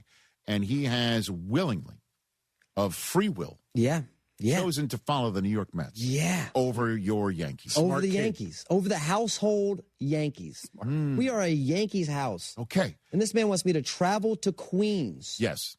To go see Mets games at Citi Field. Nice field. Okay. Why is he like the Mets? Because he's just... My fiance drank some water when she was pregnant. And I think there was like amoeba, like something like amoeba. Something was in there? Yeah, like the brain eat amoeba, but like only like half of one. Yeah. And it kind of got in there. And Sort of like a Bartolo Colon chromosome. Correct. Bartolo Colon, yes. A Bartolo chromosome. Bartolo colonosome. BNA. And so, okay. Yeah, but now see. My only question for you is a follow-up. And we've just met. Yeah. Can I help? Yeah, I would love for you to help. Can I help? I mean, he's got like some sort of like Soto disease where he just loves Juan Soto. Yeah, I get that. Yeah, I wish he just like, he doesn't even like Soto Pop. You know what I mean? Nice. He was a Yankee before a Met. Yeah, that's what I don't understand. The whole trade, like he didn't like him when he played for the Yankees. Right. So why like him now? I feel like, is he in school right now? Yeah, he's not learning much apparently. Because I feel like we should call him. You know, we should call my son. Yeah, what's wrong with you? No, I would. I'd be more gentle. I'd be more gentle. Yeah. What's wrong with you? But that would be the underlying question. Yeah, would be what is wrong. But I think it's just because Dad likes it. He doesn't want to like it. We went to a Knicks game one time. They were playing the Raptors, and he's like, "I want the dinosaur team to win." Well, I was like, "That's Toronto." He goes, "Yeah, I know." I like your son. Okay. What do you mean? What is wrong with you? Mets fan. He's a Met fan. Oh, okay. Yeah, broken. We get it. All right. Your son gets it. Yeah, how's that record going for you right now? Hey, listen, there's 127 games. Yeah, You got okay, a lot of time to turn the ship around. They really like to wait a long time to turn the ship around, don't they? Yeah. Listen, don't you worry about us. Yeah. We'll be fine. Yeah, 1986 to now. There's a ship that's been... We want to give everyone else a chance. That ship, like Tom Hanks, needs a new captain, okay? Yeah, ladies and gentlemen, Corey B. Thank you. Here on the show. All right, so we're here. We have something we like to call RES, Rich Eisen Show Consulting. Okay, yeah. So we can add this to our list of to-do items. Please. What's your son's name? His name is Lexington. Lexington. What up, Lex? Is that named after the avenue? It's named after nothing but the fact that if you got a job application in your hand and you got Frank and you got Lexington, you're going to say Lexington is probably the guy. That's the only... I've never met unhomed Lexington. We must hire this Lexington. Yes. Who the hell is Frank? Yeah. Frank's got no shot around here. Frank's got qualifications, yeah, but Lexington's got the name. Damn straight. Right. He's got syllables. Yeah. Okay, so Lexington, we're here for you as a service to call him up and basically say, I can attest to this. There are more championship possibilities. There are more World Series appearances. There's more happiness. Yeah. There's more happiness. One is a path of disappointment and self-loathing. Yeah. And another is a much happier life. I will say this, though. My son is convinced that he will one day play for the Dodgers. And he has told everyone this. Okay. And he thinks he is the second coming of Shohei Ohtani. And I have to keep reminding him, you're not even Asian. As if that's the first requirement. Yeah, that's the first requirement to be Shohei Ohtani. Sure. You're never going to be 6'4", and you won't be Asian. It's not going to be. We can go to Japan as many times as you want. It's not going to hurt. It's not going to help. Does he know about deferring salaries? That's the only way you can be a Dodger. He does. He has no idea. I don't even know about that. And so, but I. Okay. Sorry. Did you ask him to defer his allowance? Many of their star players are currently deferring much of their salary, so they don't have to get paid so much that there's a luxury tax that hits the Dodgers. So then they get paid down the road. As if they don't have the money for it. Gotcha. Did you play baseball? I did. I played baseball growing up. I was somewhat of an all-star. I played. Was there somewhat of an all-star team? Yeah, I didn't know that there was such a thing. In high school, they had all county, and I was somewhat of all county, and it was great. But I did play baseball. It was like that was like my childhood up until I was 18. Right. I played ball, and I played in Japan. I played on a travel ball team who was #1 in the nation every year. So you were really locked in. Yeah, I was locked in. So your parents were driving you all over the state? Every weekend was somewhere new. Every weekend was a different state or a different city in Florida. Serious business. Yeah. So who did you want to be? Who did you think you were going to be? I wanted to be Derek Jeter. That's what I wanted. Or Nomar Garcia Parra, and I know that was conflicting interests, but I wanted to be a great shortstop. Yeah. I mean, it was Nomar, A-Rod, and Jeter. Yeah. For your choices for somebody, I'm sure, in your generation. I didn't hit puberty, though, until I was 26. So every coach looked at me and they're like, nah, not even 120 pounds soaking wet. Are you going to make this college baseball? Yeah. That's a problem, it biologically. It was. But, I had heart, but my heart wasn't big enough. It was just a small heart. So you tapped out of baseball. I tapped out once I got kicked off I wasn't able to make my college baseball team because it was a Christian school and I got caught at a party that wasn't even drinking alcohol. I was too small. It would have killed me. I was at a party that had alcohol and they found out and they didn't even let me. The coach was like, "This guy's a bad influence." Yeah. And I was like, "Yeah, but I'm a great right fielder. Like I can catch the ball real well." There you go. And he didn't care. Didn't work. No, Jesus took the wheel. He just went like this. Different direction. So then I was like, you know what? I'm just going to do comedy and radio. Well, and then how do you find the interests that we see, all over your feeds? Like where you got comedy skits, you got your food hacks, you got all where do you? I was just doing at one point anything to make it work. I had a third grade teacher tell me, school's not for you and you better find a job in entertainment. Or else. And I was like, I'm 9. You should not tell me. Like, that's depressing. Like, you don't tell that to a 9-year-old. And I just kind of went that route. And I was determined to make it whether or not someone was going to help me, whether or not I could get acting roles or auditions. So social media kind of gave me a platform to do it myself. And I was making skits and all these things and going viral. And during the pandemic, everyone was inside making banana bread and just ridiculous recipes. Sure. And sometimes I would see a recipe that I was like, there's no way that works or that tastes good. So I would react to it and try it out myself. But the way I would react to it was in a goofy manner and saying these witty, silly, stupid things. Right. And it just went viral. And I've been riding it ever since. What was the first one where you're like, oh, my God, this is something I can do here? There was a video where, the first one I did that went viral was me. I played a part. I played my fiance and myself in a role where I would go back and forth, kind of like an Eddie Murphy movie. Sure. And it was like driving with your girlfriend be like. And it was just every turn was the wrong turn. And why did you take this way? And there's a pothole there. And I want McDonald's. Never mind. I want burger. It was just a chaotic video that was relatable to everyone that watched it, that was in a relationship, that went viral. So I just kept going from there. But the one that I did that was a reaction video was someone spilled ragu on a rug and cleaned it up with beer. And I was like, there's no way that works. Let me try it. So I spilled ragu on our brand new white rug in hopes that it would work. And it didn't. And my fiance's reaction and she was like, what are you doing? We're trapped inside. Like, we're going nuts. We're going cuckoo. It's the pandemic in New York City. Everyone's bananas. Yeah.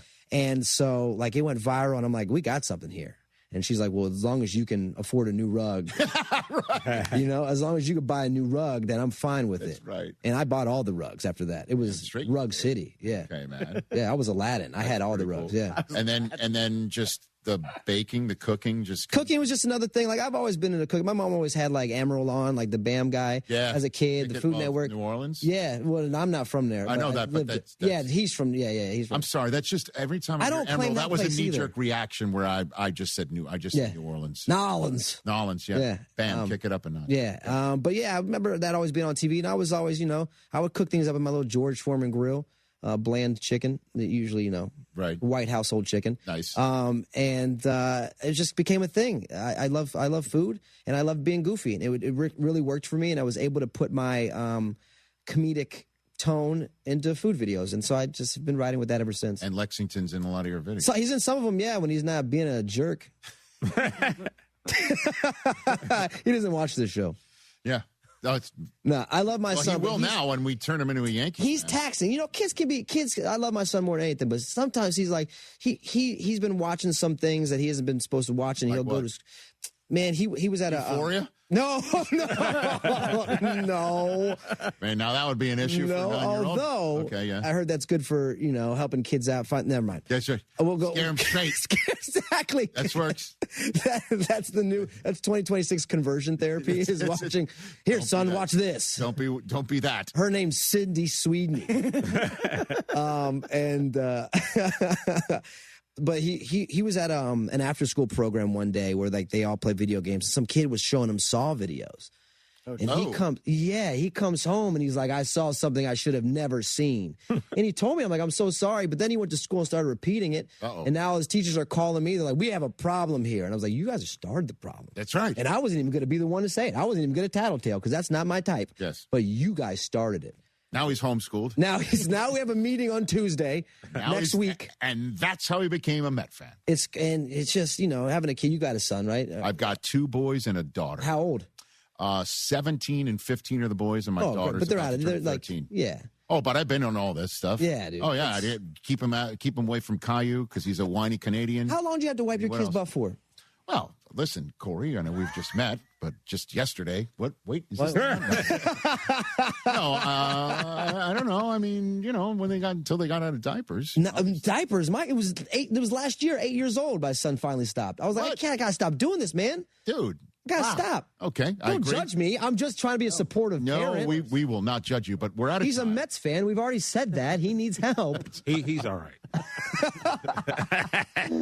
When'd your dad stop helping you? Probably when him and my mom broke up. Man. I didn't mean to do that. But it all makes sense now why you like the Mets. You like turmoil. That's right. Very good.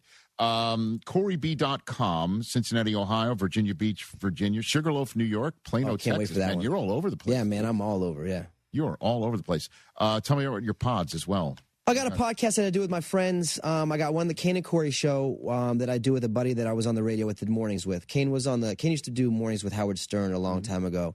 And we got kicked off because some things that we weren't supposed to say on air. That's odd. But so we started a podcast. Yeah. And then and I do another podcast with my comedian friends, my buddies that we're on the road together all the time. I bring them everywhere. His name's Matt Lopes is one, and Marcus Monroe. Yep. They're the great guys. Both have millions of followers. But it's just that we're kind of, we have fun together. And we really mesh well.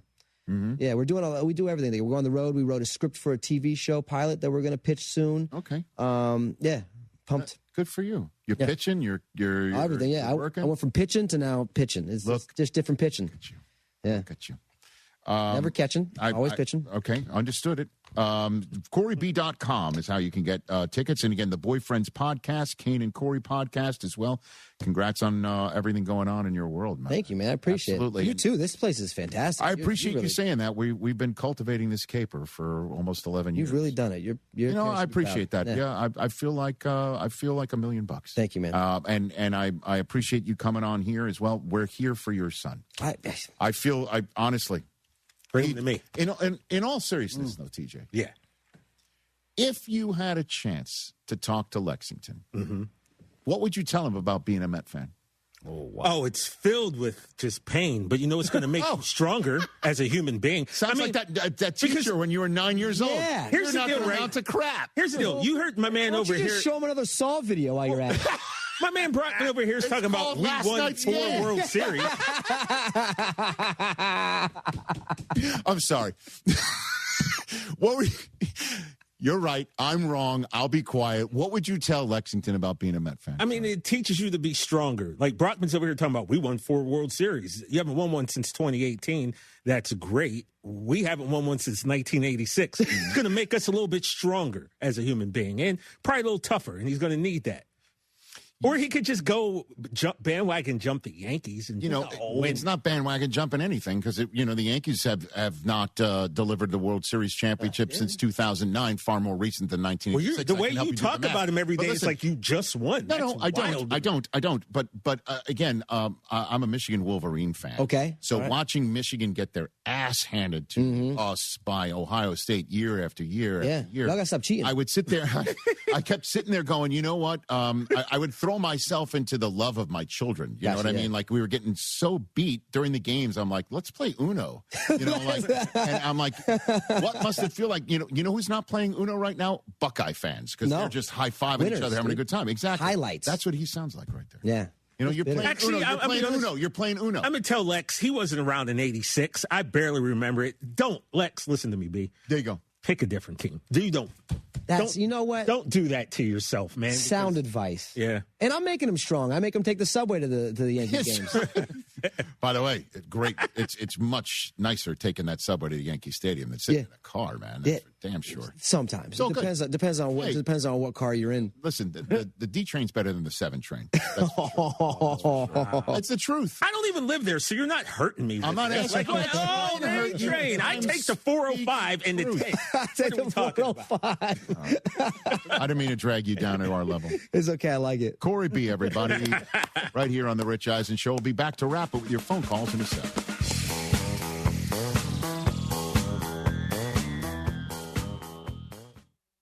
Less than 4 in 10 kids aged 6 through 12 are playing sports regularly.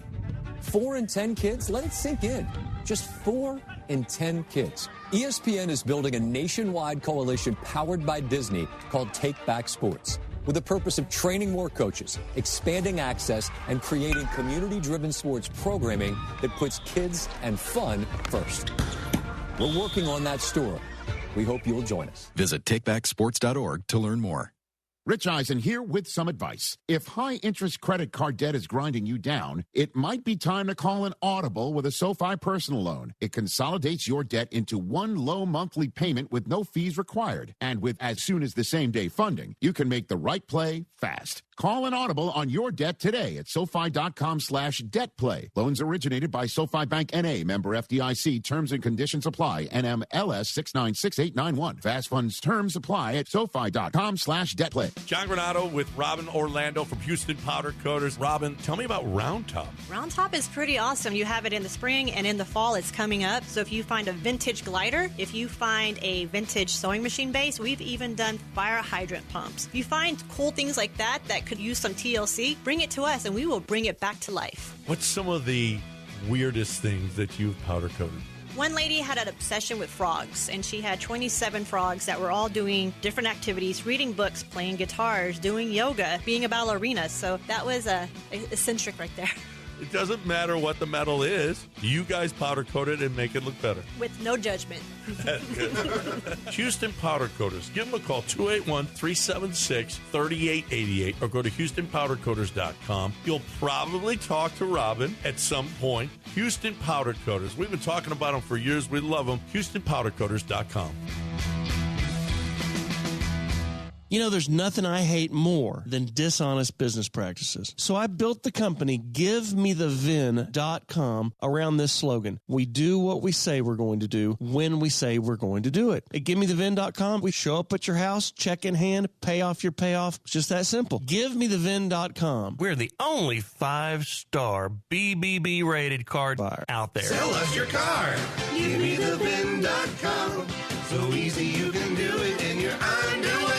Place your next bet at the DraftKings Sportsbook inside the Golden Nugget Lake Charles. Catch all the action and immerse yourself in over 3,200 square feet of LED screens. Wager, watch, and win in the sleekest setting with the best odds. Order your favorite game day bites and sip on an award-winning cocktail at your game day headquarters. Only at the DraftKings Sportsbook, Louisiana's largest sportsbook at the Golden Nugget Casino, Lake Charles. A 2-hour drive from Houston. Must be 21 or older. Gambling problem? Please call 1-877-770-STOP. Keep listening for details on how to get up to $300 airline credit. Sky Holidays introduces a one-of-a-kind air credit program. Our buying team got a little too aggressive in getting hotel and air deals, so now we have to liquidate our prices. Here's how. Whether you want to go to Paris, Las Vegas, London, Atlanta, Hawaii, or anywhere else in the world, we have amazing deals. Book a selected hotel and we'll give you up to $300 airline credit. Now you can book your vacation and get a free credit to use towards airline travel. We'll book both, airline and hotel, with one simple phone call. We have access to most airlines and deals on thousands and thousands of places to stay. Call right now, book your hotel rooms, claim your airline credit. You can change or modify it at any time. 800-245-1697. 800-245-1697. That's 800-245-1697. Hello, I'm Lisa Holland Nelson. And I'm Shavonna Robber-Schreiber. And we are so excited to be bringing you Culture Club HTX every Sunday morning from 8 to 9 on ESPN 97.5. Our show is about sports, community, fashion, and of course, business, and all the things that make Houston the heartbeat of Texas. our community. That's our favorite, right? That's one of my most favorite. So every Sunday, 8 a.m., ESPN Radio 97.5. We can't wait for you to tune in. Book your next event with Federal American Grill. Multiple private event spaces at every location. It's ideal for proms, graduations, birthdays, anniversaries, and more. And you're going to love it. The food is unbelievable. You love Mom? Prove it. Treat Mom to something special this Mother's Day with a 3-course brunch or dinner at Federal American Grill. Federal American Grill, where great food meets every occasion. Book your event today at thefederalgrill.com. That's thefederalgrill.com.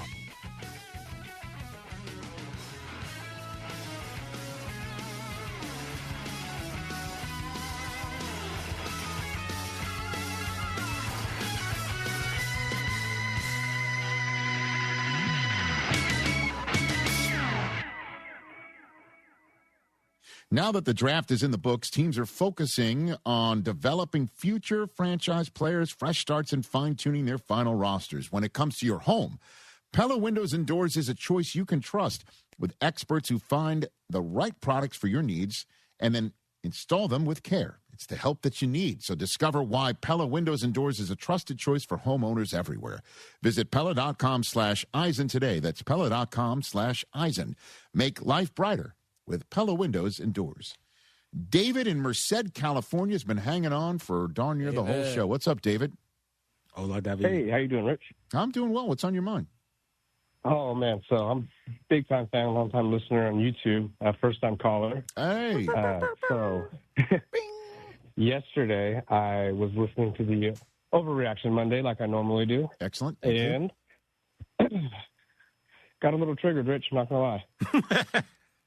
Well, what so Chris had a topic talking about 6 running backs to break 1,600 yards next year. Mm-hmm.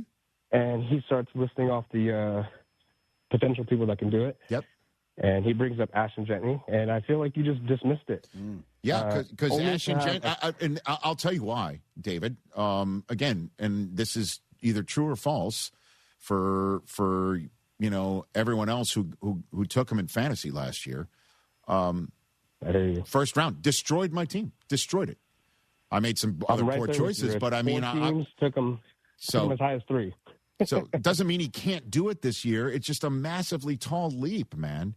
So that's why I said it's an overreaction. That's why. Hey, and you know what? I respected that, Rich. But then moments later, Omarion Hampton came up, and you were just Googling for that name, and yes. I don't know why. I feel like Ashton Jennings has a better case to break 1,600 versus Omarion Hampton. Okay. Upgrade on the line.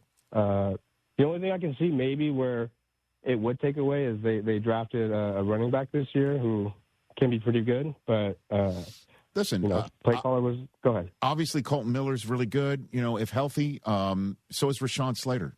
So is Alt. And I big center pickup. This is right. I kind of think that the Chargers are better equipped than the Raiders were last year. Coming into this year, maybe I'm wrong, but put a pin in it. I love Merced, California. I got my start up there in the North State. So say hello to everybody in the neighborhood. David, thanks for the call. Love you, Rich. Thank you. It's David in Merced, California. Hampton only had 56% of the yards that Genty had. I understand. He was hurt. Yeah, but he was healthy when it counted. The fantasy playoffs. I've got a name that I can't quit. Oh. In this rookie class, I keep mentioning him. No one else does because no one's talking about offensive linemen. It's Venga Ioane from Penn State. I can't quit him. Every day you're bringing this guy. Why not? Why not? I've got an overreaction Monday on a Tuesday subject matter about him. You just listen to him. He met with the media First-round draft choice, 14th overall. The Ravens know exactly what to do with him, which is work him and use him right away, and he's going to work people. What's the setup to the first soundbite there? Oh, but being in the NFL, hit it. It's unbelievable. Me and Kyron Hudson, my teammate from Penn State, and we were just talking after practice yesterday. It's a crazy feeling knowing that you're wearing the NFL shield on your chest now, playing in the league. We just finished our first practice in the NFL.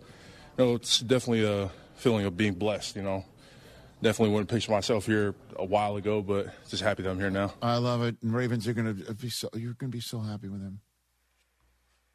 They're moving him to right guard, which is fascinating. This is what he said about being moved there. Yeah, for me at Penn State, I played both left and right, a little bit of center as well. Shout out to Phil Charlton, my line coach at Penn State. He made sure every day we were rotating left and right just to, get used to it. But out here, it's, definitely a little bit of work to get used to again, but ain't much to it. He's going to be so good. How good he's going to be. Finalist for Offensive Rookie of the Year at right guard. He is 400-1 to win the award. I'm not saying he's going to win it. I know. I'm just telling you the odds. Because, right guard's offensive lineman being nominated, let alone winning. That's how good he is. He stays healthy. A finalist as a lineman. Final five. For offensive. Final five. Wow. Oh, yeah. That is scorching hot. That is red hot. Red hot, but it's an overreaction Monday on a Tuesday. It's an overreaction. And not because he doesn't deserve it, just because the voters just don't do that. You're just right. You don't look at interior linemen. Yeah. Interior linemen, to boot. I'm telling everybody, all those mocks where he was going in the low 20s, I was like, get out of here with that. Put too much emphasis on these mocks, man. I mean, well, you heard Kyle Shanahan said that they look at them. And that they're often right. Yeah, but they're often not right. I know. You could say the same thing about the Mets bullpen. I mean, you, dead horse. You walked into that. This guy, man. You walked into it. But see, he's the reason why people hate the Yankees. Yeah. Well, there's no doubt about that. The show's about to end. Whatever you're doing on your phone, you could do in 30 seconds. Not me, him. Not me. Thanks for joining the program. What else you want to know? Tom Segura's on tomorrow's program. Hey. So is Bob Chesney of UCLA football. Rich Eisen here. Running a small business means every hire matters. A bad hire costs time and money, but the right one helps your business grow. The challenge? Finding that person without sorting through resumes. That's where LinkedIn Hiring Pro comes in. It screens candidates so you can focus on conversations with qualified talent. With Hiring Pro, you can hire with confidence and build the team you need. Join the 2.7 million small businesses using LinkedIn to hire. Get started by posting your job for free at linkedin.com/Eisen. Terms and conditions apply. Michelle Smallman here. PayPal is now the official peer-to-peer payment sponsor of the NFL, which means all the money moments that fandom creates, whether splitting tailgate costs or chipping in on tickets and game day food between friends, are covered. Wherever the game is played or watched, PayPal moves with fans. You can send money through text, email, or directly to your friends with eligible accounts on Venmo. Just download the PayPal app and share all the moments that matter. Account with PayPal is required. Not available in all regions where PayPal operates. Do you like going big? Then let me tell you about Big Sips, the 16% ABV cocktail made for every occasion. From tailgates to barbecues, Big Sips keeps the party going with bold flavors. Try one tonight and see why everyone can't stop talking about it. And if you're ready to go even bigger, Big Sips is giving away $16,000 every month to one lucky winner. Just sign up at BigSips.com for your chance to win. That's BigSIPZ.com. Then grab a Big Sips at your local store today. No purchase necessary. Must be 21 and up to enter. Void where prohibited. See official rules at BigSips.com. No purchase required. Terms apply. Available at Ownwell.com/terms. Estimate based on your neighborhood average and individual results may vary. When I saw how high my property tax bill was, I was shocked. We couldn't afford this. But I discovered Ownwell. Ownwell reduced my property taxes and saved me over $1,000. Your property taxes aren't set in stone. They can be protested, and they can be reduced. But instead of filing protests yourself and very possibly losing your appeal, Ownwell does it all for you. And we give you the best chance to win and save big. Ownwell has reduced property taxes for hundreds of thousands of Texans and put money back in their pocket, and you can be one of them. And unlike other companies that take half of whatever you save, Ownwell charges just 25%. And that's only if you save. Now I don't worry about my property taxes. Ownwell reduces it every year. Don't wait. The deadline to protest is May 15th for most counties. Save money on your property taxes with Ownwell. Sign up in less than 3 minutes at ownwell.com. That's ownwell.com. Ownwell.com. In a city as big and diverse as Houston, it's nice to know your bank still knows you. At Home Bank, their bankers aren't just here to help. They'll recognize you, know you, and earn your trust. They live here, work here, and care about community like you do. And because everyone's financial journey is different, the bankers take the time to understand what matters most to you. Right now, they're offering several banking specials designed with Houston in mind. Whether you're saving for tomorrow, growing your business, or planning your next big step. The best part? You don't have to figure it out alone. Stop by any of Home Bank's locations across Greater Houston, River Oaks, Pasadena, Sugar Land, Baybrook, Friendswood, and the newly opened banking center in Tomball. To speak with a banker who's ready to listen, answer questions, and help you find options that fit your goals. Home Bank, just real conversations with real solutions and opportunities. Go to home24bank.com to get started today. Good for business, good for life. Home Bank, member FDIC, equal housing lender. Hey guys, Nick of Nick's Place here to talk about sports. Enough about sports. This is Cindy, and what my husband fails to mention is that not only do we have all of the sports packages for the sports enthusiast, but we also have Sip and Paint every Wednesday night from 6 to 8, karaoke Friday nights from 9 to 1, and amazing brunch every Saturday and Sunday until 3. So come on out and express your artistic side while watching sports. Supplies provided, no time needed. It's Nick's Place since 1993, Rocky Ridge and Westheimer.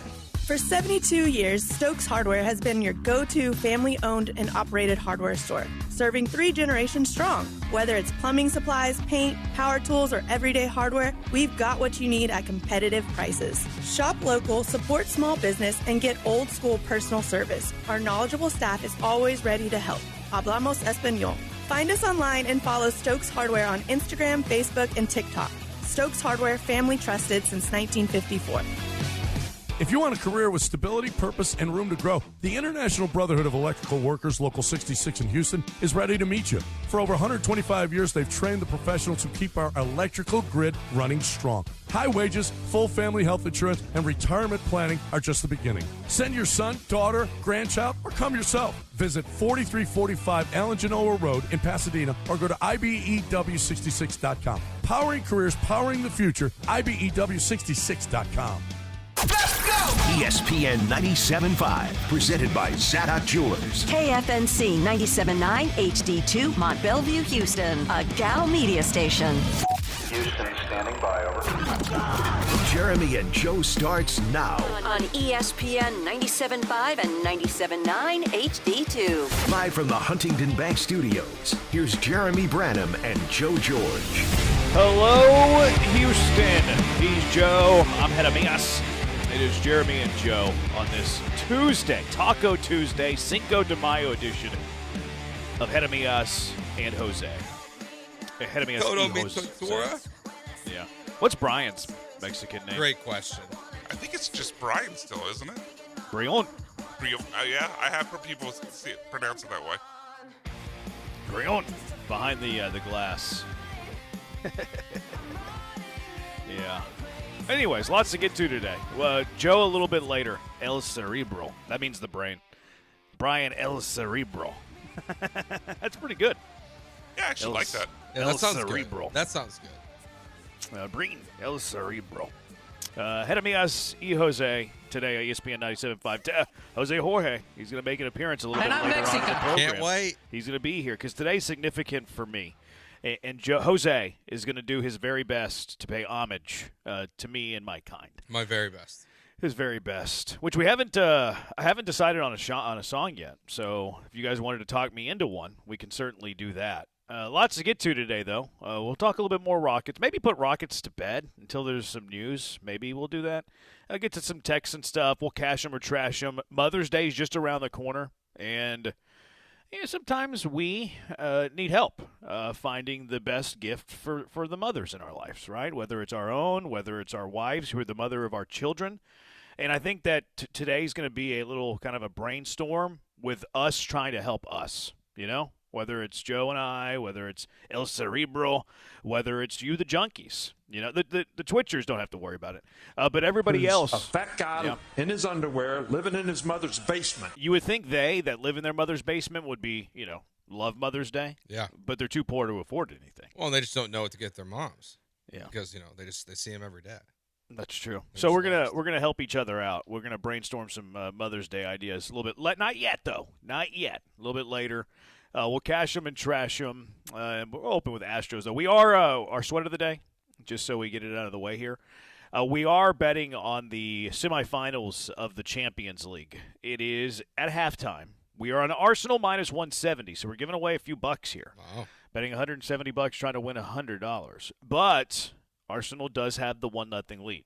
So we hope that the Cannons can control the match, see it through, win the second leg, and then advance to the finals, because on aggregate it's 1-1 coming into the match. It's 2-1 currently on aggregate.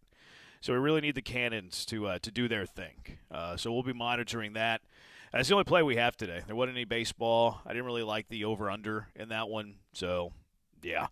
Anyways, we start with the Astros, who got worked yesterday, which this is... Yeah. Chase the fight.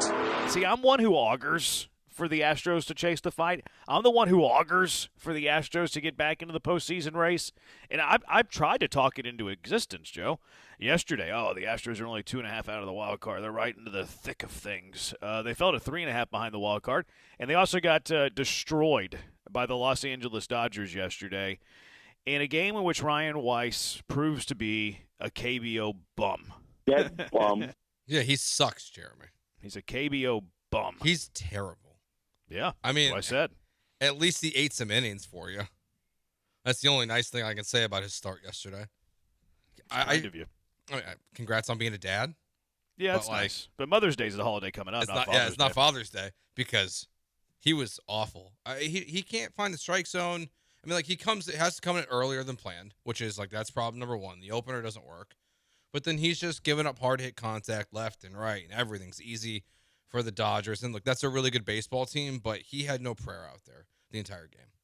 No, can't see. I disagree a little bit on I know it didn't work, but I felt like it was very close to working. No, it was close to working. It just unfortunately, some baseball bad luck goes against you, and you have to pivot from it. And he's got to come in a dirty inning. And look, it's not like it would have mattered. He still would have been bad in this game if he didn't have to come in the first. But I think it shows the last two games. They need another starter. Okay, well, how are they doing that? Stretch someone out, call someone up. They're not signing. Who are you calling up? You're just throwing these ideas out there for clicks. Yolola? He's can't control the zone. Can he give you 5 innings? No. I think blue ball. I think you said it yesterday. Personally, I think you're right. Jeremy Branham's right. But I would just extend him.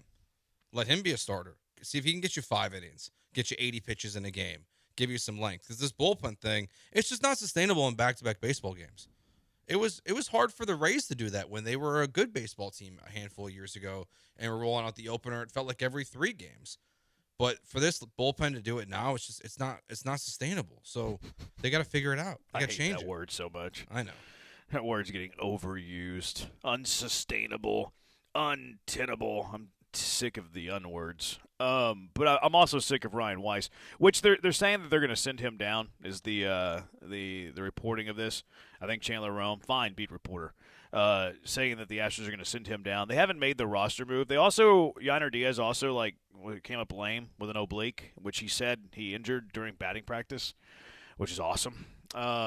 It stinks, too, because he was starting to hit the ball a little bit. He was starting, I think, to turn the corner, or at least hopefully turn the corner. He certainly was trending up. Now, he put himself at rock bottom where it's pretty easy to trend up. But, yeah, it's unfortunate that, he pulled an oblique during batting practice. A lot of people are going to be happy that Vasquez is going to start most days. So it's going to be interesting to see how they handle the roster on who they call up. I think they can still call up Alexander and Gordon, even though it's still within their window, because I think – because they send down Yainer, I think you can still call up a pitcher that has been sent down recently. So, Colton Gordon would be an option. Jason Alexander would be an option. Jaden Murray, even, who they just sent down, would be an option. I know some people are clamoring for Yolola. I think people don't realize the control issues that Yolola has.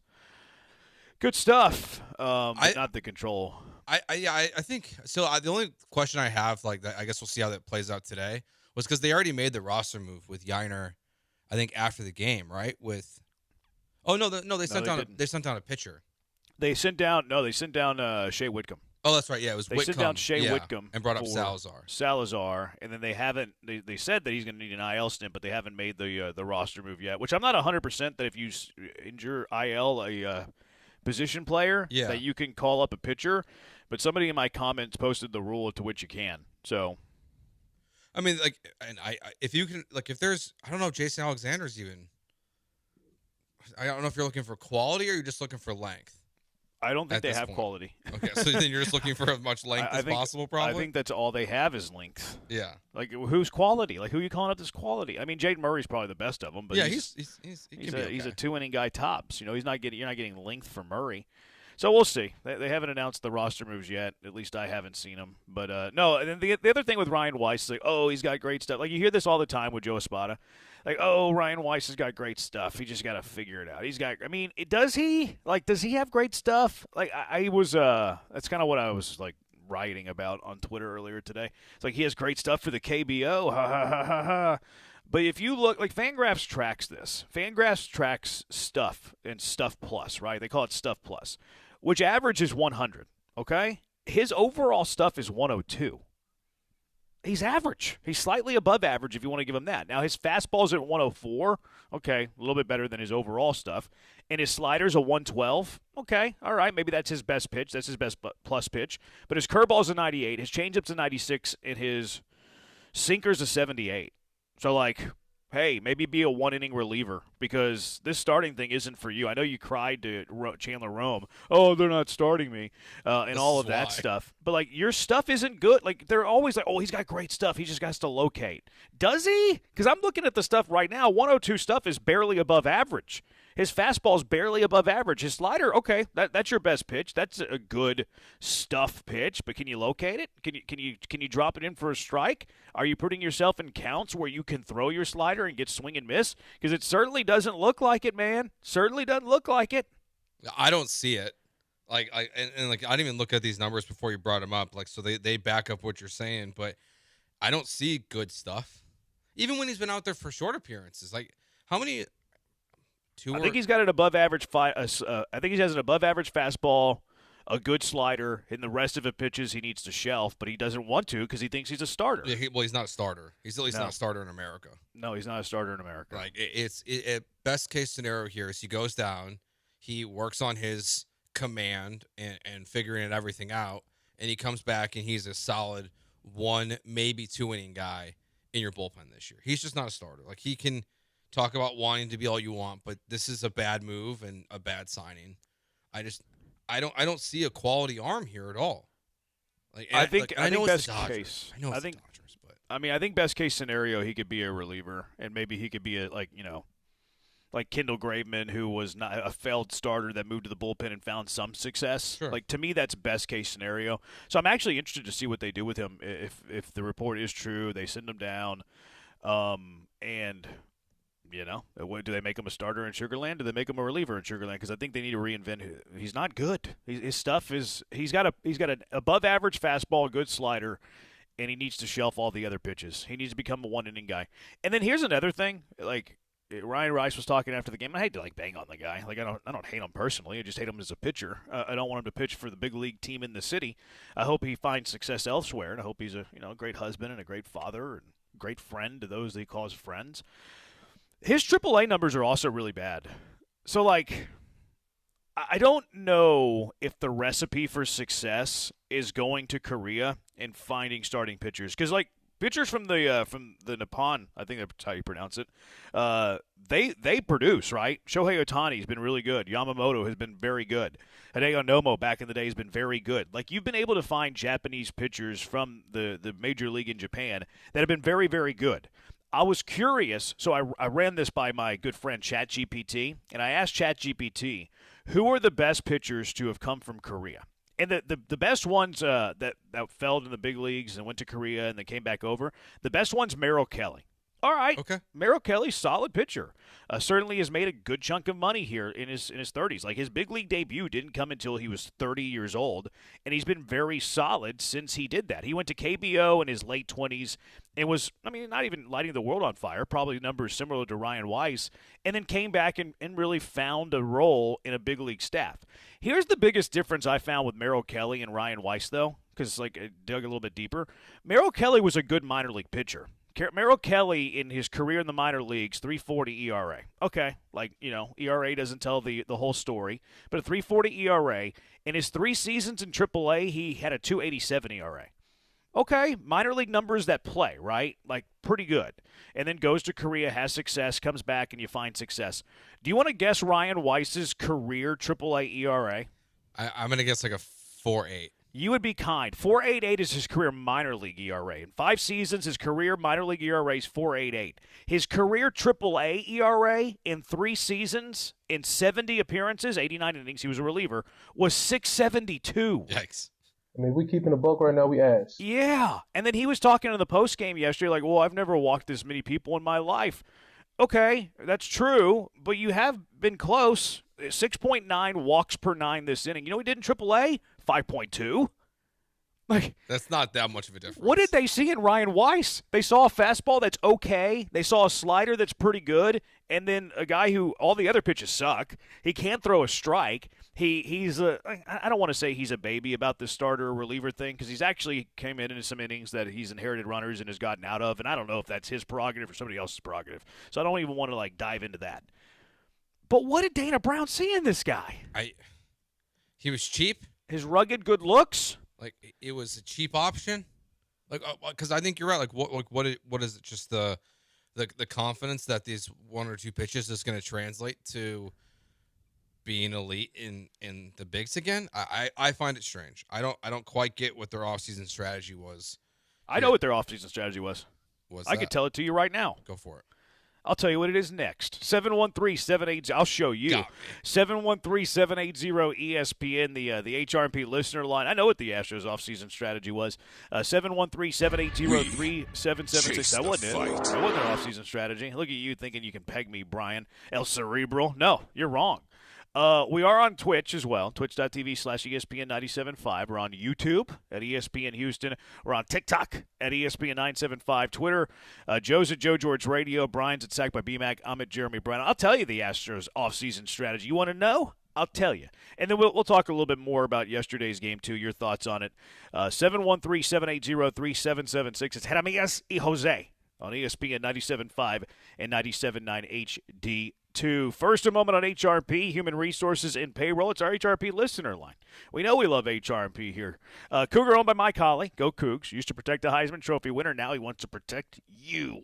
Also, Chris Fisher over there, he's an Aggie. He's good people. They hire only the best and finest at HRP. But business owners, let HRP help you. This is what you really care about, right? They can help you in HR compliance. That sounds nice. They can help you with benefits administration. That sounds daunting and difficult to do. Not for HRP. They can help you with payroll. Lots of numbers. Who wants to deal with that? Onboarding. You have to deal with new people. Let HRP do those things. They can help you with one of those things, all those things, because there's no boxes with HRP. They're going to customize a plan just for what you and your business needs. HRP is going to tailor it just for you. You have a problem, you have an issue, not even that stuff. It's not even that big a deal. It's not a problem. It's not an issue. You just don't want to do it anymore, right? You don't want to do the payroll. You don't want to do the onboarding. Let them take a little bit off your plate. HRP is going to find a way to help you that's going to optimize your business, going to give you the ROI that you're looking for, and they do it in a way that's unique. Technology, fantastic. They have the best technology in the game. It is the tip top, but their service, phenomenal. Guaranteed fulfillment. You'll never talk to a stranger. You'll always talk to someone who knows you and they know your business needs. So get your business back on track. Optimize that business. Create some time for the areas in your business that you really want to dive into. So give them a call at 281-880-6525. Let HRP customize a plan for you, brother. 281-880-6525 or check them out at hrp.net. That's hrp.net. This is ESPN 97.5. Rated one of Texas Monthly's top 25 barbecue joints and now recognized by the Michelin Guide. J-Bar M Barbecue is serving up world-class Texas flavor. Sink your teeth into legendary brisket, house-made sausage, and timeless barbecue classics. Kick back with $15 buckets of beer and $4 well drinks every Friday and Saturday. Unwind with friends at Houston's Michelin-recognized smokehouse, J-Bar M Barbecue at 2201 Leland in the heart of Edo. Visit jbarmbbq.com and follow on socials at jbarmbbq. Hello, friends. Nicholas, Player, Trevino, Sorenstam. The greats are back at the Woodlands Country Club. The Folds of Honor Greats of Golf at the Insperity, Saturday, May 9th. Get tickets at InsperityInvitational.com. Be there. Jeremy Branham here. You've heard me talk about Pro Dunk Hoops and their drill-powered lightning adjust system that lets you raise and lower your goal in seconds. It's 10 times faster with zero effort. Right now, with your new Pro Dunk basketball goal, you can get the lightning adjust system for free. That's a $249 savings. But you have to call. You won't find this offer on the website, so call Pro Dunk at 281-351-9822 and mention ESPN. That's 281-351-9822. Houston is Soccer City, USA, and World Cup 2026 is coming our way. Join me, Glenn Davis, every Tuesday and Wednesday, 6 Central Time, for Soccer Matters ESPN 97.5, presented by the Daspit Law Firm. Thousands of dealerships compete for customer satisfaction every year. For the 11th year in a row, D&M Leasing was named America's Leasing Company of the Year by Cars.com. Ranked number 1 in the Southwest for service and customer experience. D&M makes getting a vehicle easy. No dealership visits, no pressure, just leasing experts who handle it all. Call 713-290-1000 or visit dmautoleasing.com today. D&M Leasing, America's Leasing Company of the Year. We make leasing easy at D&M. Houston's independent voice for sports, ESPN 97.5.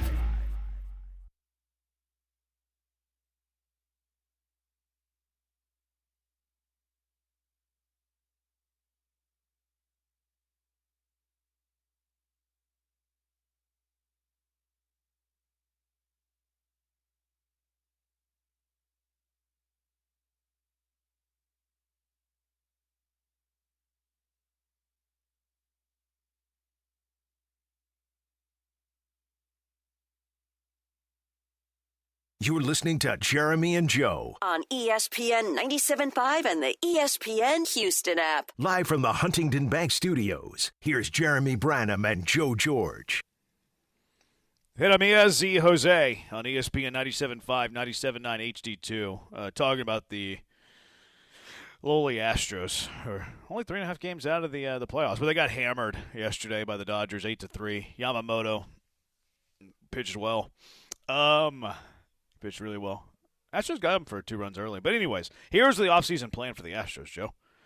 The Astros knew they needed to find pitchers, so Dana Brown scoured the earth, literally, for any pitcher he could find and was like, hey, I hope it works out. I hope that Ryan Weiss and his 6.88 career AAA ERA, I hope he can now figure out a way to pitch well in America, which isn't something he's done well in his whole life. I hope that this Ime guy, who all of Major League Baseball is like, we think that he's being overvalued. We think he might be a reliever. We don't really want to pay him a significant contract. Dana Brown waits to the very end and signs him for really a $60 million-ish 3-year, of those years being player options.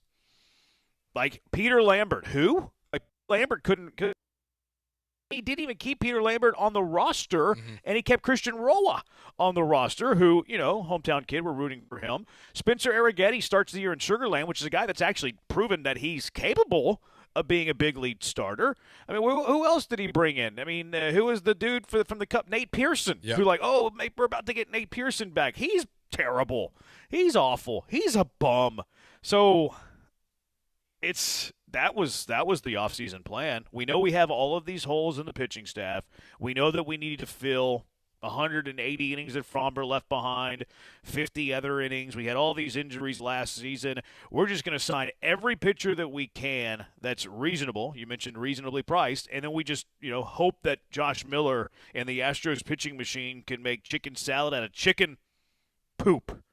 That's exactly what they did. I think the big part here is the money part of it. Like, remember when Dana Brown said we're not done yet? Like, now there was a lot of quality arms probably available to them at that moment, but they didn't spend money in the offseason. They saved money this offseason for the most part. Like, they went out and, like, they traded Jesus Sanchez for a salary dump for Loperfido. They could have spent $4 million on someone who's had success at the Major League Baseball level compared to these guys who are coming over from the KBO and guys we've never heard of before. Like, they just took a bunch of flyers. Instead of getting anyone proven, anyone legit, it was just flyer after flyer after flyer. And Peter Lambert has worked out. Ish. And, yeah, ish. I mean, he works out because he's worked out because it's like, I mean, 352 area, I'm not going to sneeze at.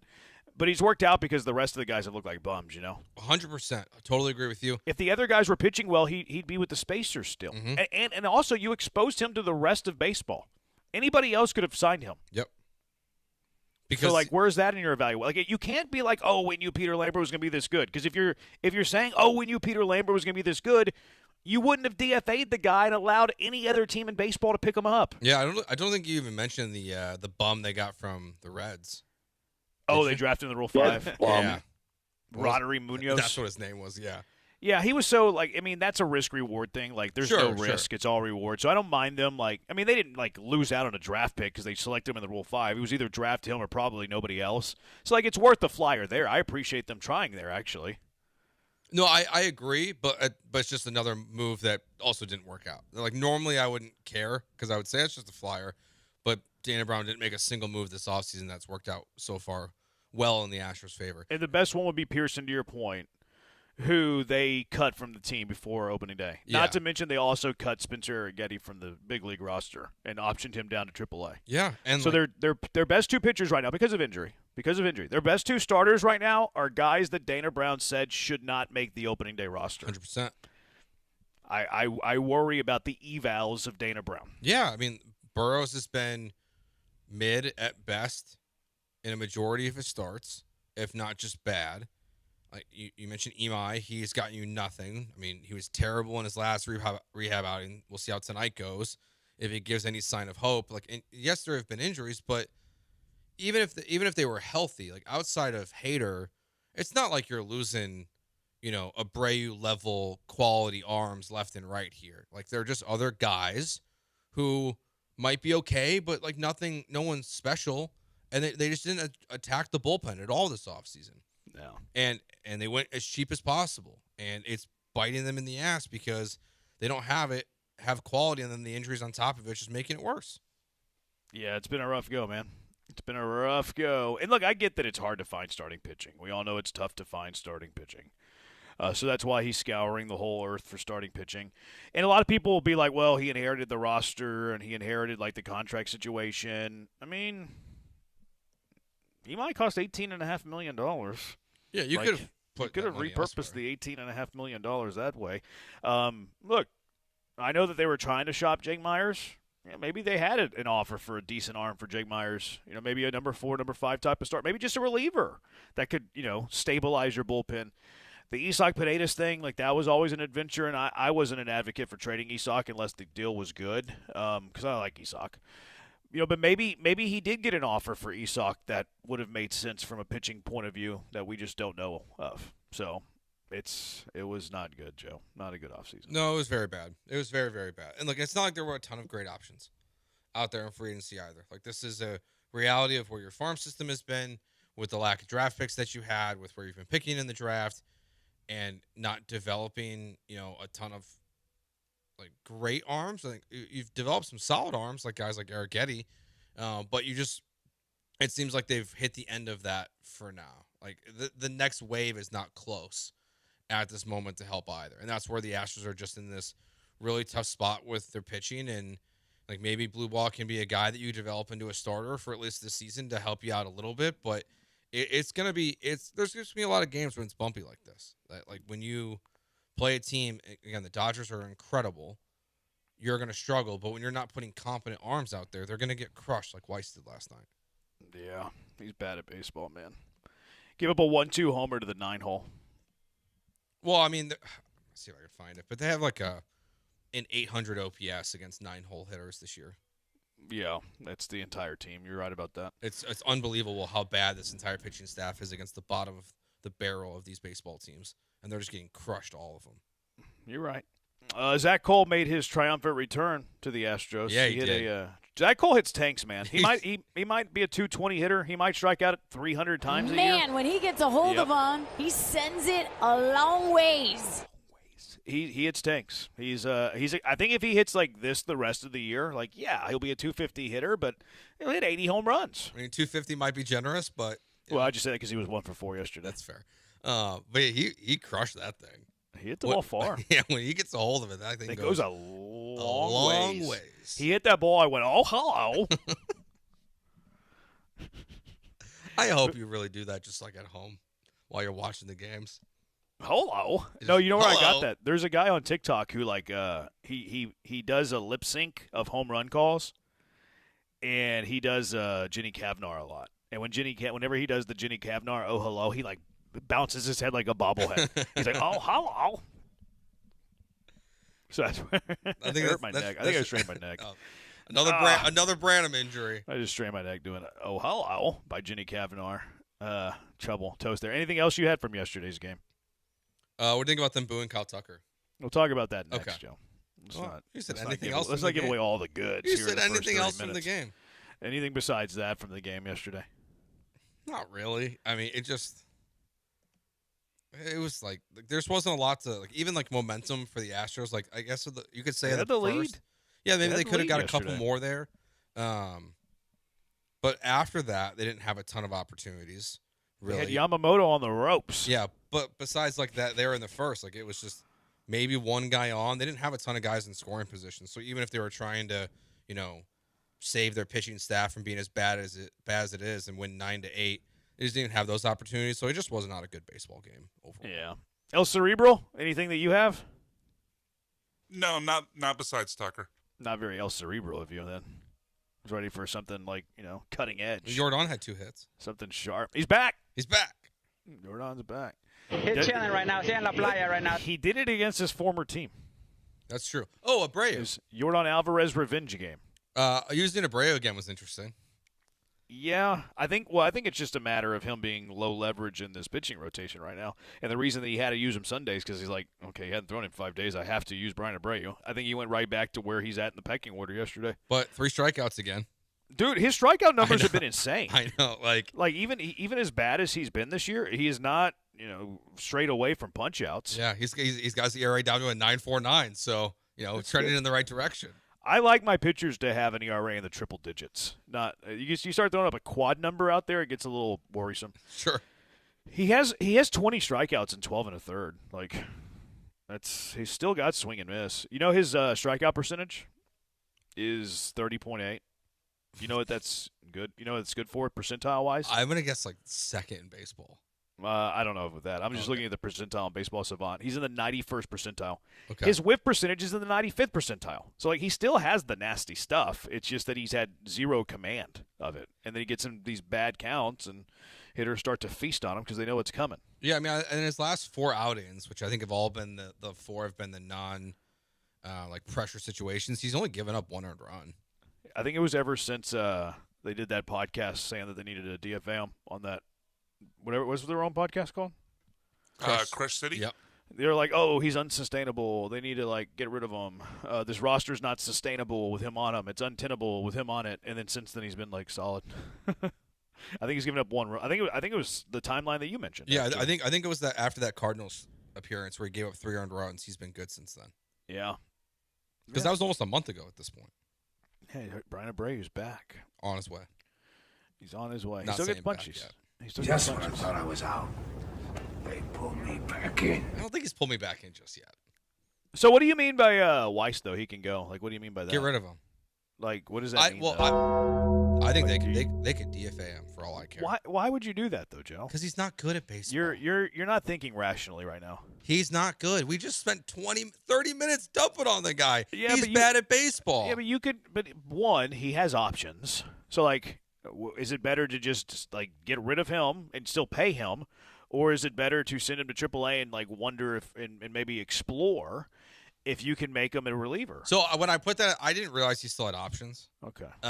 So I was thinking it was just either on the bigs or just DFA him. So since they're sending him down, like, I'm fine with that. All right. But he's got to perform. Like, he's got to make major changes for me to want to see him again. His pitching is not sustainable.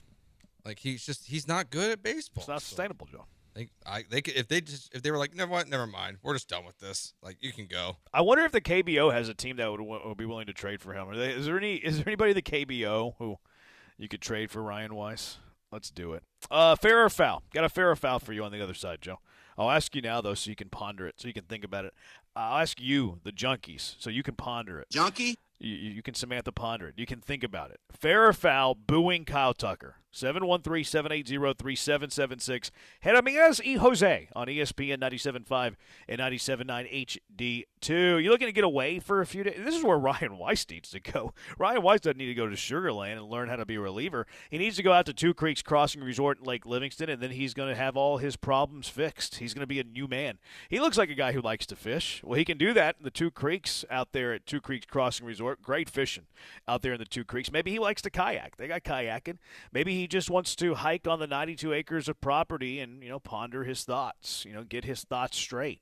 He can do that. Like pickleball out there. He could have a cold one at Swampers, the pool, or the very new Blue Bayou Bend, which opens up. Official grand opening is this weekend. It's going to take Two Creeks Crossing Resort. It already was top shelf. It's going to take them to a shelf even higher than that. So escape the rat race, the hustle and bustle, whatever is causing you stress and anxiety, and get out there to Two Creeks Crossing Resort on Lake Livingston. It's only 90 minutes away from Houston, too. It's not far. So you can escape the city without going too far, without spending hundreds of dollars on gasoline, without airplane tickets, all of that junk. No, you're there in 90 minutes. You got vacation. You got a great weekend getaway. You have a great time 90 minutes away from downtown Houston. Mentioned this week, coming up, the grand opening of Blue Bayou Bend is going to be awesome. They have some live music out there, some food trucks out there this weekend, too. But they're always taking care of you. Memorial Day weekend coming up the 22nd and the 23rd. Live music every weekend at Two Creeks Crossing Resort as well. Enjoy your time. Do yourself a favor. Enjoy the new Blue Bayou Bend, Two Creeks Crossing Resort on Lake Livingston. So book that stay now, whether it's the glamping, whether it's a waterfront cabin, a treehouse. If you have an RV, pull up the RV. They have the perfect stay for you. So book that stay now at twocreekscrossingresort.com. That's twocreekscrossingresort.com. You're listening to ESPN 97.5. We're taking a break. Okay.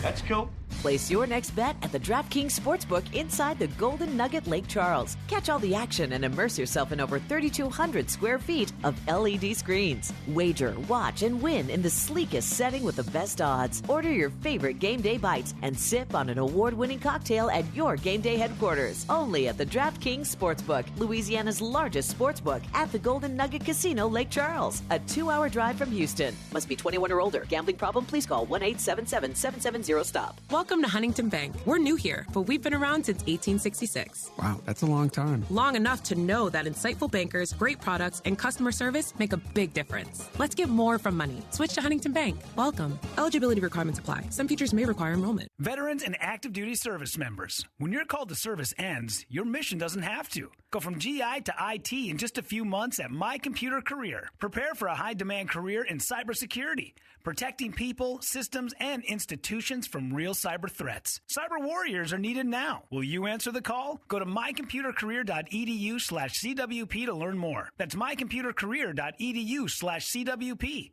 an elite CompTIA certification partner. VA education benefits are available to those who qualify. Confidence is knowing you're ready to handle whatever comes your way. That's what it feels like to take on your workday with Cintas. They make sure your AEDs are up to date, your fire extinguishers are tested and inspected, your floor mats are cleaned and delivered, and your workwear looks good, feels good, and is freshly laundered with the Cintas Apparel Plus program. So are you ready to take on today? Visit Cintas.com and get ready for the workday. Looking for a great way to listen to ESPN 97.5 whenever and wherever you are? Then download the ESPN Houston app. Just search ESPN Houston in your app store and download today. The ESPN Houston app is brought to you by Dream Rate Mortgage, U.S. Coins, and Texas Card House. John and Lance, weekday mornings from 7 to 10. Can you dig it? Hey, yo, Yo, Houston, it's Booker T, and you already know every Tuesday and Wednesday we're bringing the heat on the Hall of Fame. That's right. It's me, the Boat, Brad Gilmore, and we're talking all things wrestling, UFC, boxing, and the biggest stories in sports and entertainment. If it's making headlines, we're breaking it down. Hot takes, real talk, and behind-the-scenes stories you won't hear anywhere else. Don't miss the Hall of Fame with me and my man Brad Gilmore every Tuesday and Wednesday on ESPN 975.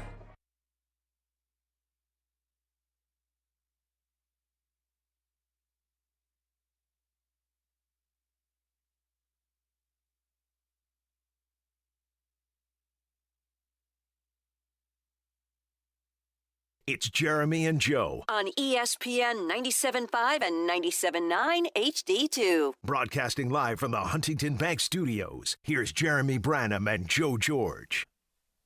Junkie says that was the game last night, Flex. Kyle got booed at all at bats. Hit a homer on one of them. But what was worse, because there was more Dodger fans than Astro fans, Altuve got booed pretty loud too. It was different hearing it.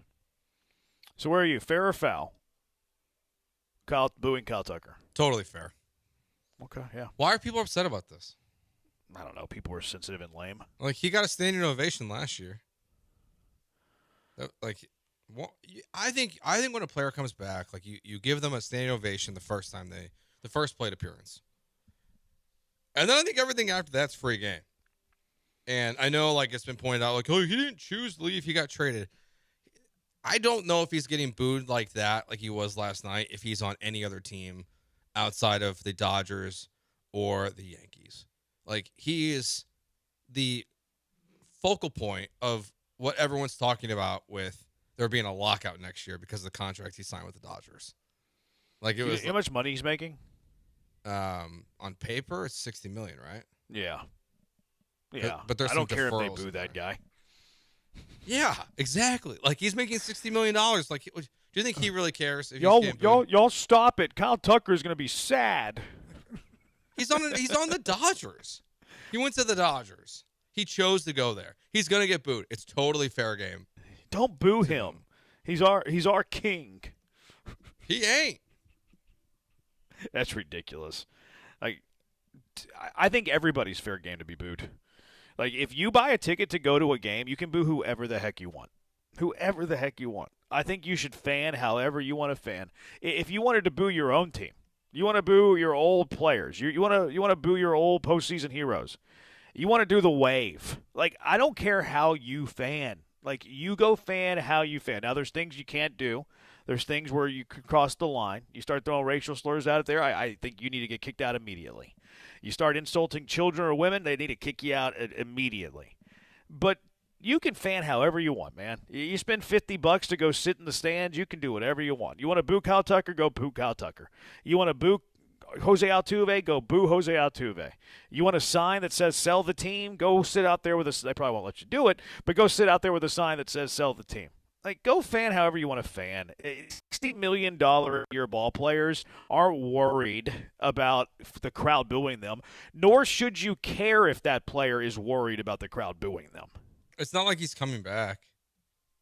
Oh, no, you're going to hurt his feelings. He's not going to return to Houston. Stop it. You know what? If the Astros, whenever he has a chance to opt out going into the 2028 season, so he'll be a 2028 free agent. Guess what? If the Astros gave him more money than other team in baseball, even if every soul booed him every step of his life, and he would come right back. Yeah. Like, he would have no problem coming back. Yeah, I was surprised. I saw McTaggart put out the poll question yesterday. I was surprised. Like, it was 64% yes. I thought when I saw the poll initially it was going to be closer to 50-50. But it seemed like there was, like, some of the reporters were getting more upset than Astros Really? What were they doing? What were the reporters saying? Rome got upset. No way. Yes. He replied to McTaggart. Yeah, he said no. On his high horse about it. He said no. Oh, my gosh. He is one of the faces of the golden era. They traded him for no other reason than they didn't want to pay him. How is that something he did wrong? Does this guy sleep with the players? Like, what in the world? He called him Rossini. Who cares if he's getting booed? Chandler Rossini, new name on the show. Yeah, like I don't get it. Like, why? Like, how? Like, it's what being a fan is. Like, this is where I think there's a loss of being out of touch a little bit with what's happening around you. Fans are going to boo players when they go to other teams. It's the reality of it. They don't get booed when like they get cheered when they're bad. Could you imagine a B reporter sitting in the press box being so pretentious that they're like, "Don't boo him. He doesn't deserve to be booed."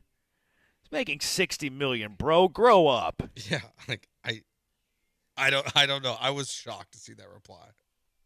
If I was making $60 million a year, I would be okay if every single person that I ever had an interaction with in my life just booed me no matter what. Yeah, you could. Like if I'm walking down the street, boo, hey, yeah, I'll give him the little money. I'll give him the Manziel money sign. Like, come on, bro. Like, you're not getting worked up over that. I agree with Todd the Show says here in our Twitch chat that if anything, Astros fan base is too polite. Totally agree. Totally agree. Because, like, Kyle Tucker's getting a standing ovation last year at every one of his plate appearances, not just the first one. I have no problem with booing someone after that first plate appearance. If you want to go standing ovation, like whenever, just to honor him and then boo him after that, cool. I mean, that's what they did, I think, to Correa even. I think they did to Correa. I know they did it to Bregman. Mm-hmm. Come on. No, you shouldn't boo him. That is the lamest take ever. I believe one of the biggest reasons why Tucker was being booed was because of the uniform that he was wearing whenever he came back. Certainly. He's going to get more boos wearing a Dodger uniform than he would if he was a Colorado Rocky. 100%. So, yeah, that matters. And he doesn't care. Nor should he. A junkie, I went to the game last night, drank 3 El Tiempo margaritas by the end of the 5th. Don't remember anything after that. It's like $100. It's like a mortgage. You're rich. Junkie says bad word Kyle Tucker and his underperforming playoff bad word.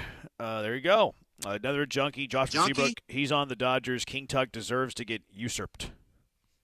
There you go. I agree.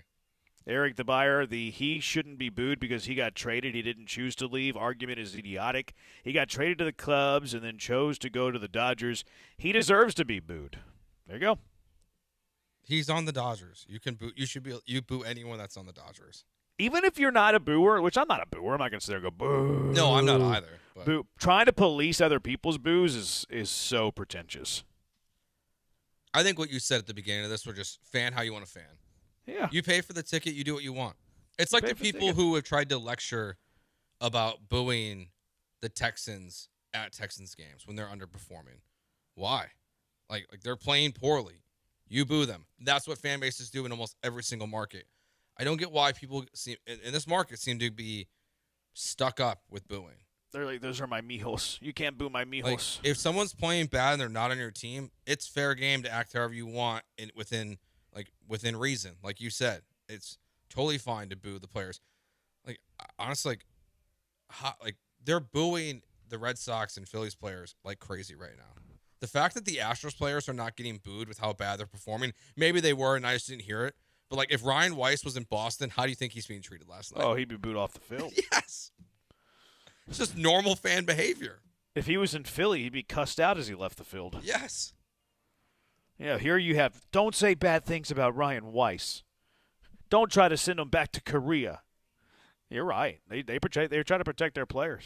You know, it's ridiculous. 713-780-ESPN. Let's go out to the HRP listener line. Pete, you're in with Jeremy and Joe. What's going on, Pete? How's it going, guys? Pretty good. Hey, on this whole Tucker booing deal, I don't see a problem with it. I mean, last year he got traded. He went to Chicago. Like y'all mentioned, they gave him an ovation.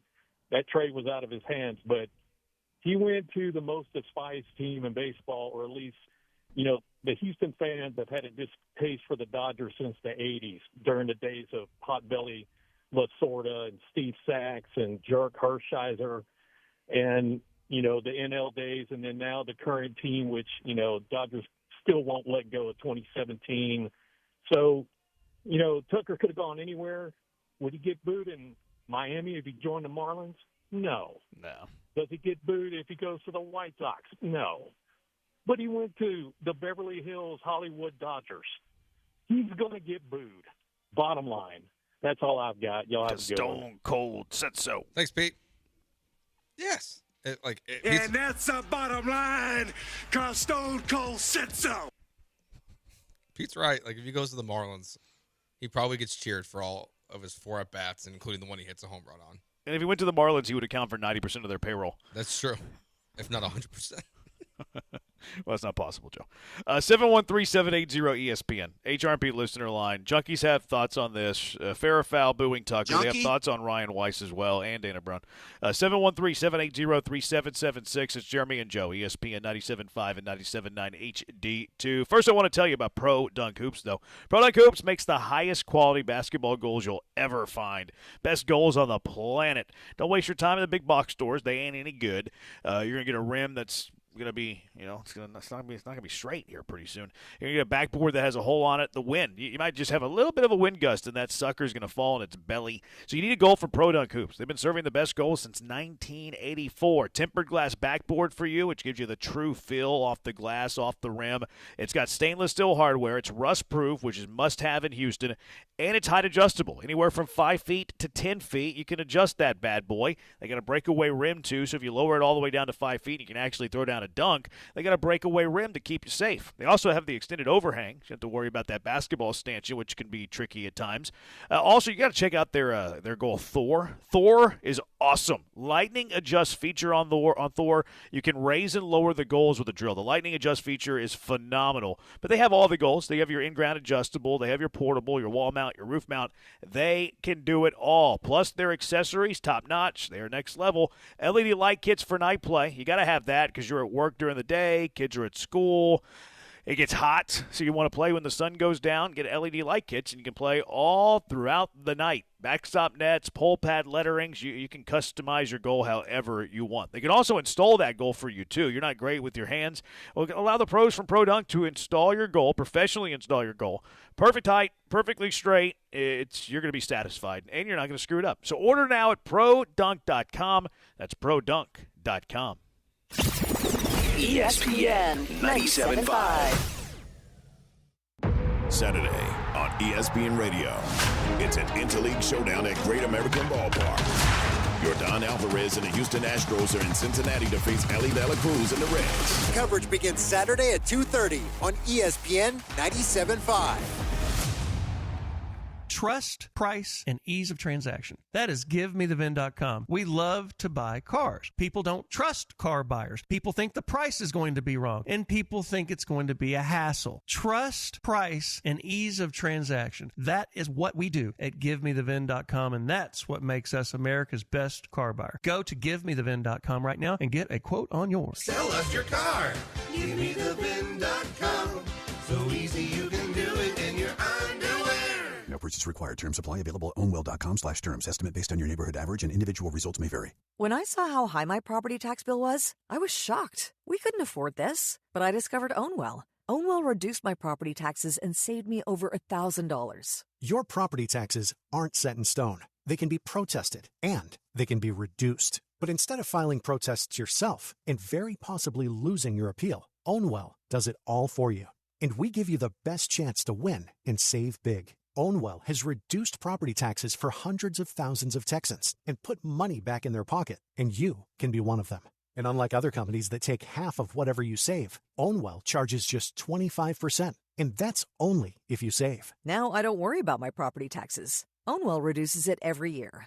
Don't wait. The deadline to protest is May 15th for most counties. Save money on your property taxes with Ownwell. Sign up in less than 3 minutes at Ownwell.com. That's Ownwell.com. Ownwell.com. There's a new vodka on the market that's crisp, clean, and smooth. It's Texas-owned and made for Texans. It's distilled with precision and undergoes a meticulous distillation and purification process like no other. It just tastes better. It's Frio vodka, as smooth as the Frio River. Why settle for just any vodka? Choose the one that's handcrafted for Texans with taste. Find Frio Vodka at Specs, Total Wine, and fine liquor stores across the state. Learn more at FrioVodka.com. Follow ESPN Houston on social media at ESPN 97.5.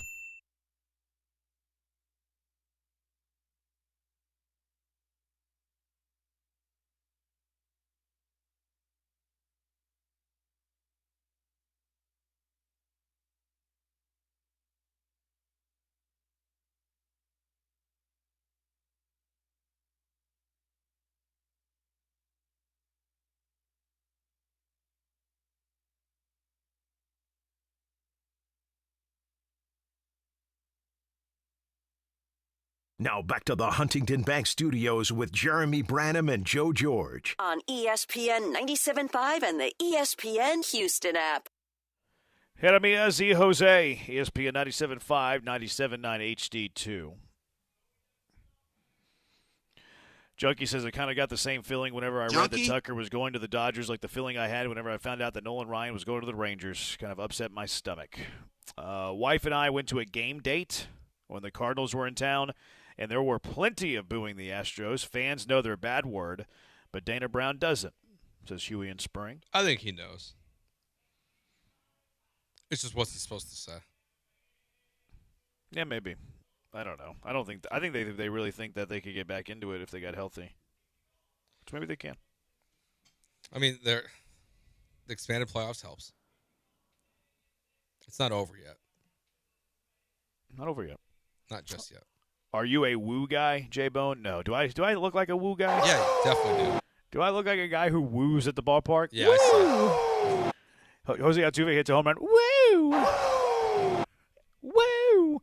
Josh Reddick walks to the plate. Do I look like I'm going, woo? Now, see, in that Do moment. I look like a woo girl? And with the Reddick one, I could see it. Having some fun with the boys, throwing a couple back. Nick the Stick Allen gets a base hit to left field. No. Woo! Only if the Ric Flair music comes on. Only with Reddick. I could have seen it. You know what's funny is the Astros released their lineup, but they haven't announced their roster moves. They are out, though.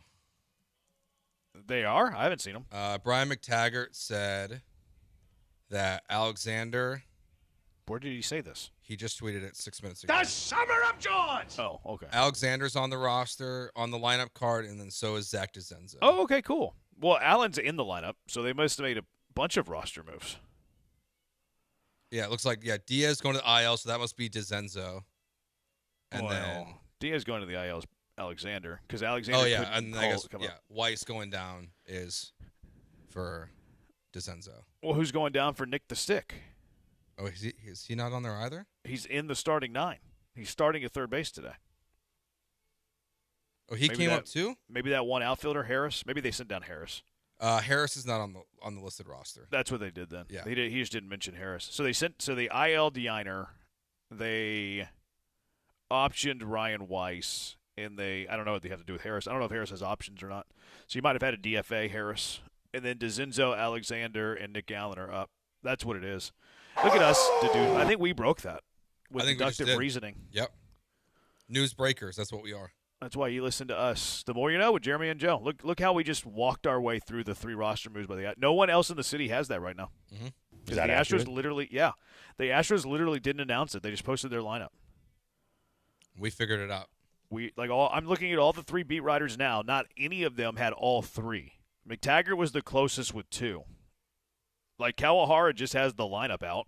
He hasn't posted anything else. Rome has some negativity on his Twitter. Yeah. You know how he does. Like, oh, Ryan Weiss should have been the ace of this staff, not Sugarland demoted, you know. You know how he does. He has curious roster management, and the ensuing overuse are crushing a ravaged Astros staff. It can't go on like this. Or what?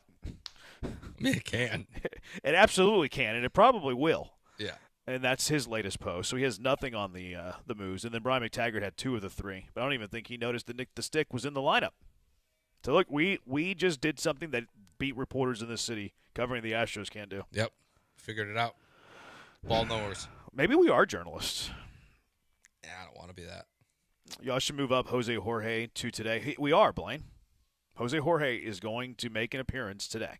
Can't wait. You know what, Blaine? That's a great idea. You know, it's such a great idea. We're going to do it. People are like, oh, you never listen to us. Iago, El you never listen to the listeners. Blaine, we're going to listen to you today. A Junkie says, I guess if you can't beat them, you may as well boo them. Akeem is my all-time favorite athlete, and I would fangirl out if I met him. But if he went to play for the Dodgers, then he can get bad word. Fair.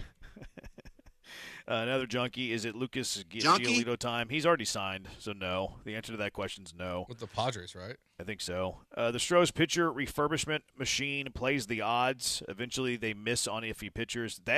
More to Dana. Can we just keep it a buck and agree Dana Brown has no clue and Espada was just a puppet, which also has no clue? Yeah, I don't hate that take. That take's fine. Rocky says Crane won't spend up to the imaginary salary cap, but not past it. It so starts at the top. Astros were past the competitive balance tax in each of the last 2 years, so that's not accurate. I think they're just spending the money foolishly. That's the issue. I mean, the Astros have been top 7 in payroll like every year for the last decade or so. Yeah. Maybe give or take a year they've fallen out of the top 7, but for the last decade they've been about top 7 every single year. In the last 2 years they went over the competitive balance tax. It's not an issue of being cheap. It's an issue of spending money foolishly. Yeah, they could have got maybe 4 bullpen arms for Imai instead of bringing him in. Maybe that's pushing it. Maybe it's 3, but sure. That sounds better. But they do they're still 11th in payroll this year, total payroll. It's could they have spent more? Yeah. And could they have gone to fix the bullpen? Absolutely. With better moves this offseason. I don't blame Crane for this. No, I don't either. Like it does he have, like if we did like a blame pie chart, he gets a real small portion of it. Behind the scenes, maybe Crane said because of the Daikin thing, we bring him in. So that's in play. No, that's very in play.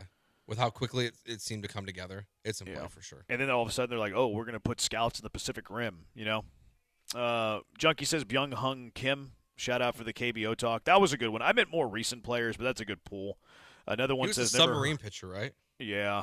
He was the closer for the Diamondbacks. Yeah. I think he won a World Series. I think he was on that Luis Gonzalez, Steve Finley team. I think he was. I think he was a converted closer though. I think he came over as a starter. Junkie says never heard of Merrill Kelly. Okay. What about Chan-Ho Park? My Korean brother from another mother. Chan-Ho Park was awesome. But again, I meant more current players than all time. But Chan-Ho Park is also a good pool. But there's also a difference, I think, of what we're talking about here, of players that were born in Korea and then came to the United States versus players who washed out of a minor league system, went to the KBO, and then had to come back here and have success. Like, that's not a real – even if it was to the Japan Baseball League, like, are people like really wanting Forrest Whitley now because he threw 6 no-hit innings? I think he could help you. I mean, at this point, take a shot at it. Why not? I think he could help you. You make a trade?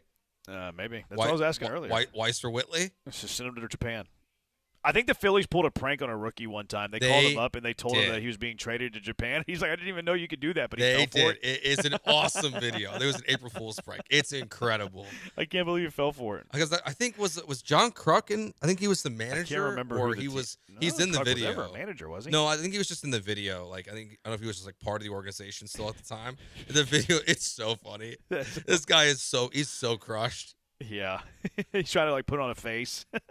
Yeah, but he's like, yeah. Because even the journalists were in on it. The reporters were in on it. Because remember they did the media scrum and they were asking him about being traded? Yeah. Like, the media guys were in on it, too. It's so funny. It's so mean. That's one of the meanest pranks I've ever seen. Honestly. I don't think it's that mean, though. I think it is. Like, I don't think it's that mean. Because he's not have to physically do anything. Yeah, but you're, like, mental. You're like, I'm getting traded. For 15 minutes. I know, but that's a tough 15 minutes, Jeremy. I don't know. I think that's fine. Like, he doesn't have – it's not anything – like, he's not costing him anything, It's just it's only costing him anguish for 15 minutes. Yeah, it's still mean. How many more starts does Ryan Weiss get before he's given his burn notice? Sorry, that was Ryan. I think it's there. I think it's here. It's going to be a long summer for Astros fans. That's funny, 1143. Brother from another mother. Okay, I'm not reading the rest of that text. All right. Let's move on. No more Astros. That's enough Astros for at least a little bit. 713-780-ESPN. Chase the fight. We're running away from the fight now. Instead, we're going to talk about the Rockets, who've been eliminated. The Rockets. I got around to listening to the end-of-season press conference with Rafael Stone and Ime Udoka on the drive in today. They were talking about their young core, their young nucleus. Is it enough? Is their young core of Amin Reed, Tari Jabari, Şengün enough? And also what some high-level officials are saying on the Rockets offseason. And are you bringing back Tari? 713-780-3776. Jeremy and Joe, ESPN 97.5, 97.9 HD2. ESPN 97.5. Danny, what's on your mind? Clara, I'm thinking about Canada. It's a beautiful place. When do you want to go? I wasn't planning on actually going there. Uh-oh. I can see the wheels turning in your mind. Canada is buying back 2,500 different models of firearms from their citizens. Well, what does that have to do? You're planning to buy all those, aren't you? I'm going to do my best. You're just going to pick up the phone and call the Canadian government? No, I've hired a couple of ex-U.S. attorneys. They've got experience talking to governments of other countries. You're serious about this, aren't you? It would be a shame to destroy all of those when we've got collectors here in Texas who would love to have them. The best gun shops in America are in Texas, of course. Collector Firearms. Right on the corner at With Timer in Voss and Houston on Alpha Road in Dallas. One block east of the tollway. Collector Firearms. Hey guys, Cindy of Nick's Place here. Well, it's that time of year. The temperature's heating up and so are the sports. The MLB, NBA, NHL all take center stage this month. So if you're looking for a place to watch sports, eat like a boss, and chill with your friends, Nick's has been that place since 1993. We have every sports package, a huge menu, drink specials, craft cocktails, and 27 different bottles of wine. This is not your typical dive bar. Since 1993, same location, Rocky Ridge and Westheimer. Harry Douglas here. I don't wait for birthdays to celebrate. I grab Confetti Craze 5-Hour Energy. It tastes like rich vanilla birthday cake with buttery funfetti goodness. Seriously, it's unapologetically extra in the best way. And it's sugar-free, so I get all that cake flavor without the guilt. It's tiny, portable, and ready for whenever I need a quick boost. I keep one with me because you never know when you'll need a little party energy. The funfetti flavor is back on 5hourenergy.com or on Amazon. Crack open a Confetti Craze 5-Hour Energy shot today. Rich Eisen here. PayPal is now the official peer-to-peer payments sponsor of the NFL, which means all the money moments that fandom creates, whether splitting tailgate costs or chipping in on tickets and game day food between friends, are covered. Wherever the game is played or watched, PayPal moves with fans. You can send money through text, email, or directly to your friends with eligible accounts on Venmo. Just download the PayPal app and share all the moments that matter. Account with PayPal is required. Not available in all regions where PayPal operates. Granado here. Brinkman Quality Roofing has been the most trusted name in Houston for 50 years for roof repairs, roof maintenance, and roof replacements on both homes and businesses. Brinkman workmanship is backed by the largest roofing manufacturers against leaks for up to 30 years. Brinkman has 100% financing available and free, no-obligation estimates. Brinkman Quality Roofing is the one to call at 281-480-ROOF. That's 281-480-ROOF, or go to brinkmanquality.com. Can you dig it? The Hall of Fame with Booker T and Brad Gilmore is on ESPN 97.5. Guess who? ESPN 97.5. Brought to you by Zada Jewelers. KFNC 97.9 HD2 Mont Bellevue, Houston. Houston standing by, over. Jeremy and Joe continues now. On ESPN 97.5 and 97.9 HD2. Live from the Huntington Bank Studios, here's Jeremy Branham and Joe George. Rocky says just because it's your opinion that Crane is the problem doesn't mean you're right. Yeah, you're right. Agree to disagree. Respectfully disagree. Maybe I'm wrong. Could be wrong. What does that say? I was going to say something I forgot. Oh, we won our bet. We won our bet. There we go. Hedamiezi, Jose have won our bet. We gave up a little bit. We bet $170 to win 100, but we won. They won 1-0. They advanced. Congratulations to the Cannons for advancing to the Champions League final. So we're down 230 this week. We had an abysmal day yesterday, but we're chipping away. And then on the year, Joe, we're up over 3 units. Okay. We're up over 3 units on the year, so that's what we do. We got a bunch of day baseball tomorrow, so that's scary. Yeah, we'll have some options at least. We'll have options. Yeah, that's what's good. We'll have some options. So I got around to listening to the Rafael Stone, Ime Udoka end of season little presser thing that they did, which I'm always a fan of those. You get a little bit of an insight. You know, some people Rafael Stone admitted yesterday that the season was a disappointment, that they expected to win more games in the regular season and the postseason. It's like, okay, that's cool. That's a good sound clip to listen to. But they were still very high on their young nucleus. Like they talked up about, Min, Reed, Tari, Jabari, Şengün. Like, we expect them to be better. They need to be better. We're confident they will be better because they're going to be a year older.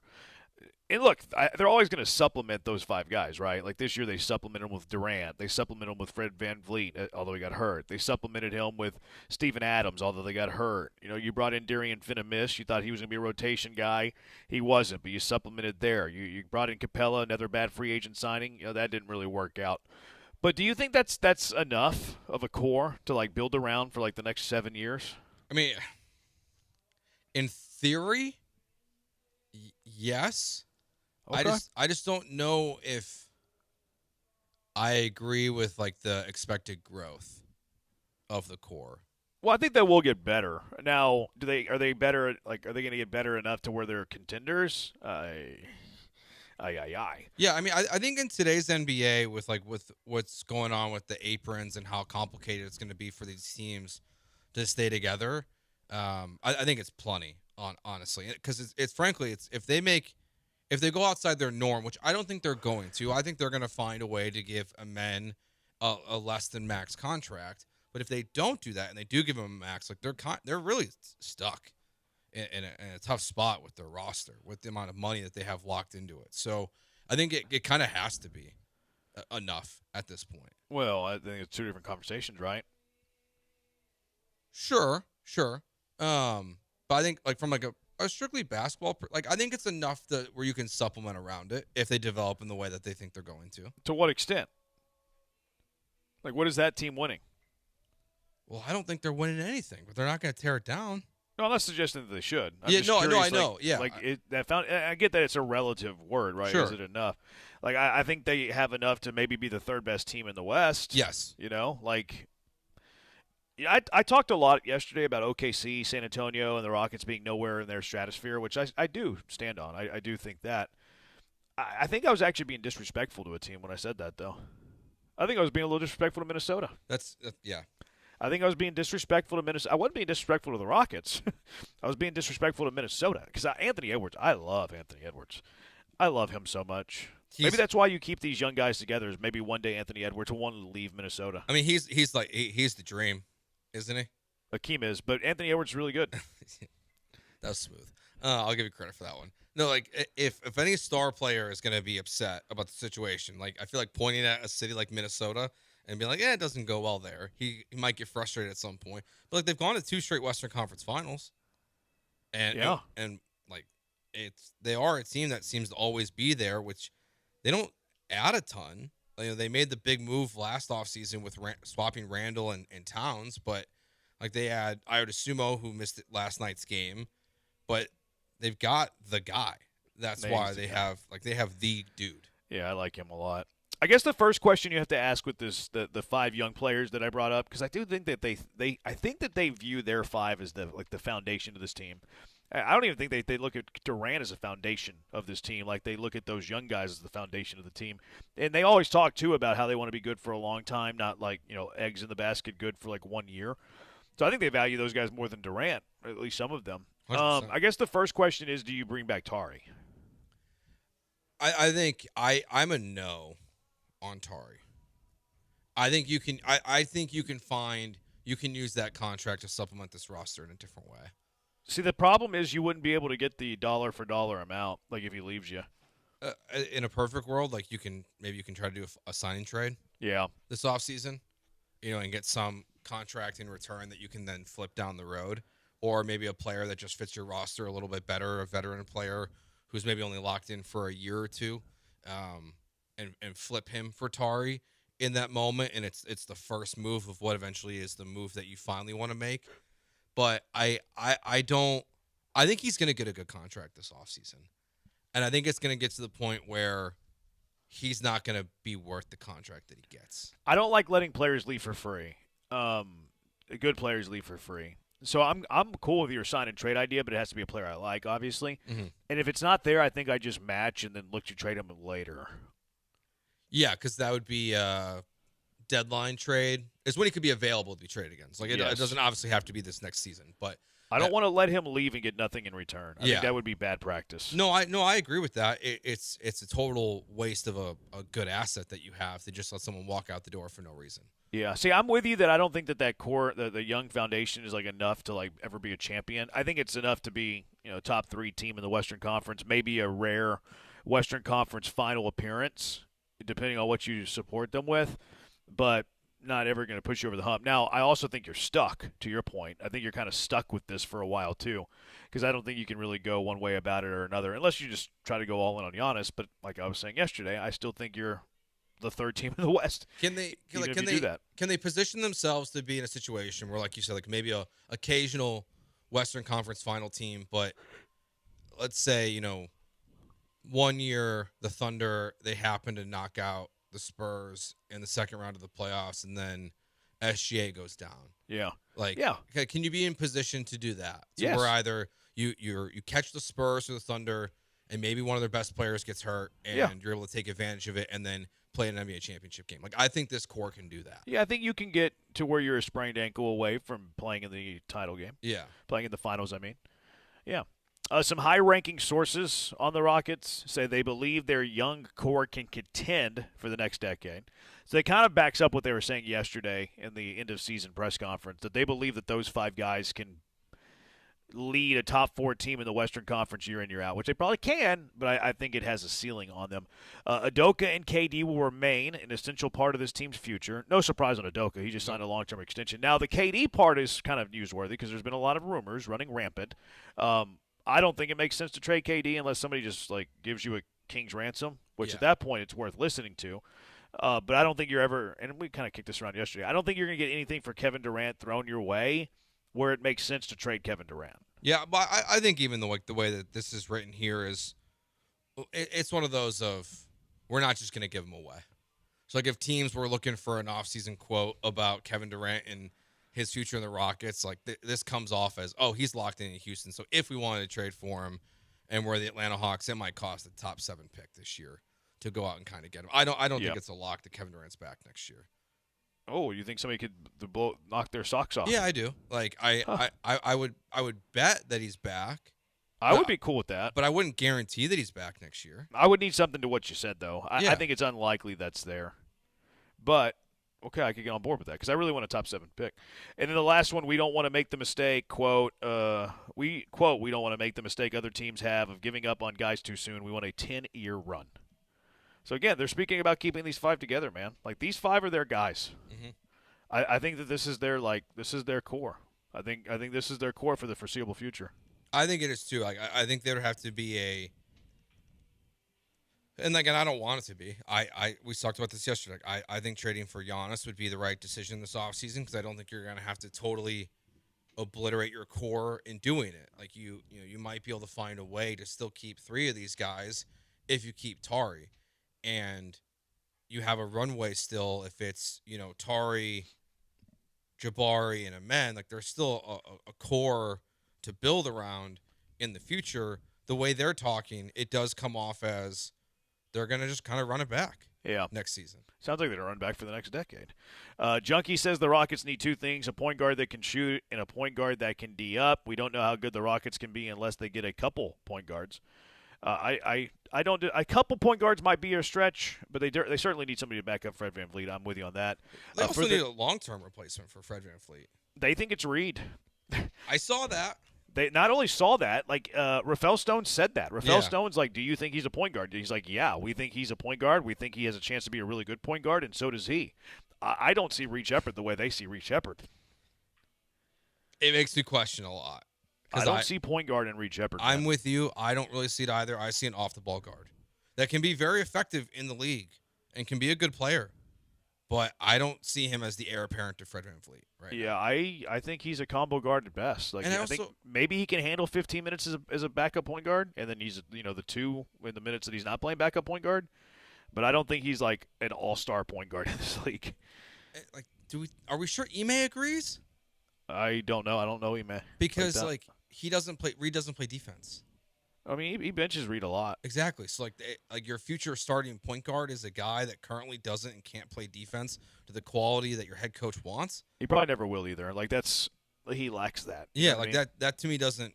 It doesn't. What Rafael's saying doesn't match up with the reality of who your coach is and what he's willing to allow in a game. Reed can get better defensively, just like with know-how and like instincts and being smart. But he has a ceiling on him. Mm-hmm. He has a ceiling on him as a defender. Junkie also, another junkie for the next decade. That's a silly thing to say. See, I agree, but I think it's more of a relative thing. Like, we think that this team can contend, and I think when they say contend, they think, oh, they're a top 4 team in the Western Conference, which I think they're good enough to be a top 4 team in the Western Conference with that core and supplementing them. I just think they're a couple of steps away from winning it all. Do you think they are wrong in them thinking this young core is enough? Again, it depends on what you think is enough. If you're talking NBA Finals, I don't think that team's NBA Finals good. You're going to have to shake it. But I also don't think there's anything they can do to be NBA Finals. They're stuck. They're stuck. Reed is nothing more than a poor man's B.J. Armstrong. Pete says Rockets need to swing a trade for Giannis because OKC and Wemby aren't going away anytime soon. But if you trade for Giannis, are you good enough to beat them anyways? I think you have a better chance. I think they have a better chance for fewer years.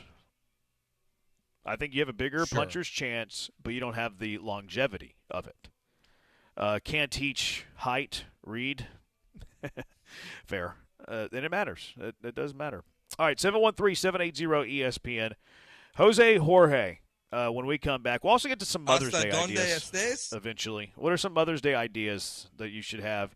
And also, what do we want Jose Jorge to read? What song lyrics do we want Jose Jorge to read on this great Cinco de Mayo? 713-780-3776. 713-780-ESPN.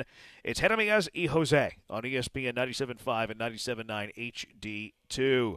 You know what time of the year it is? Today's Cinco de Mayo, but do you know what time of the year it is? It is property tax assessment season.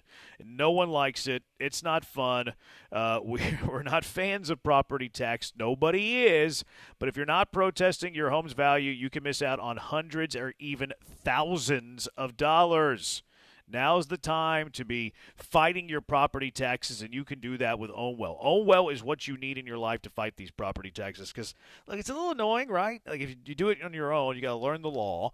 You got to go down to town hall. You got inconsistent appraisers. You're fighting a battle that you've never fought before. These people do it for a living. That's why you need Ownwell, because they are equipped to fight that battle for you. I used them last year. They saved me some money. I'm using them again this year. I'm excited to see how much money they're going to save me again this season as well. Now, think about this too. Ownwell does this for a living. Ownwell does this all the time. Ownwell doesn't stop doing this. So they're going to be able to save you bucks that you probably wouldn't be able to do. Head to Ownwell.com. It takes you 3 minutes. 3 minutes. Sign up for Ownwell.com, and they're in your corner fighting for you. Also, you owe nothing up front. It is risk-free. You owe $0 up front. You only pay if they save you money. It's awesome. In many Texas counties, Ownwell delivered as much as a 2-time more savings into homeowners' pockets. Isn't that awesome? Harris County, 21 to 51% higher than competitors. Montgomery County, 250K to 500K home ranges. Ownwell achieved a 94% success rate compared to the market's 81% success rate. Doubles your money. Ownwell saved Brazoria County homeowners with homes in the 500 to 750K range more than 2 times what they save by using other firms. That's why Ownwell is for you. Ownwell's lowered property taxes for more than 500,000 Texans. You can be in good company and be one of them as well. Do not wait. The deadline to protest May 15th for most counties. It's coming up fast. And then once that deadline passes, you're stuck with your current tax bill for the year. To save money on your property taxes, go to Ownwell.com now before that window closes. That's Ownwell.com, and let them know Branham sent you when you complete your sign up at Ownwell.com. Houston's only FM sports station, ESPN 97.5. The average car payment in America is now nearly $800 a month, and many auto loans stretch longer than 6 years. That means millions of drivers are paying for vehicles long after they're ready for something new. Most people don't actually have a car problem. They have a loan problem, and that's why more drivers are calling D&M Leasing, the nation's leader in automotive leasing. Call 713-290-1000 or visit dmautoleasing.com. We make leasing easy at D&M. Yeah, it's another day, but what kind of day is it really? A day of doom scrolling? Laundry day? Nah, it's a White Claw day. Because all that can wait. Your friends shouldn't. There are good stories to be made. So grab a pack, grab your friends. Make the most of each day with those who matter most. When you're together with White Claw, every day is a once-in-a-lifetime experience. You just gotta grab it. White Claw. Grab life by the claw. Please drink responsibly. Hard seltzer with flavors. White Claw Seltzer Works, Chicago, Illinois. International soccer takes center stage at Texas A&M this June. 2 proud nations. 1 global game. Argentina versus Honduras. Saturday, June 6th at Texas A&M's Kyle Field. Elite international competition. World-class talent on display. Road to 26. Argentina versus Honduras. June 6th. Get tickets at roadto26.com. Hey, this is Chance from Heritage Films. You know what I miss about working in sports radio?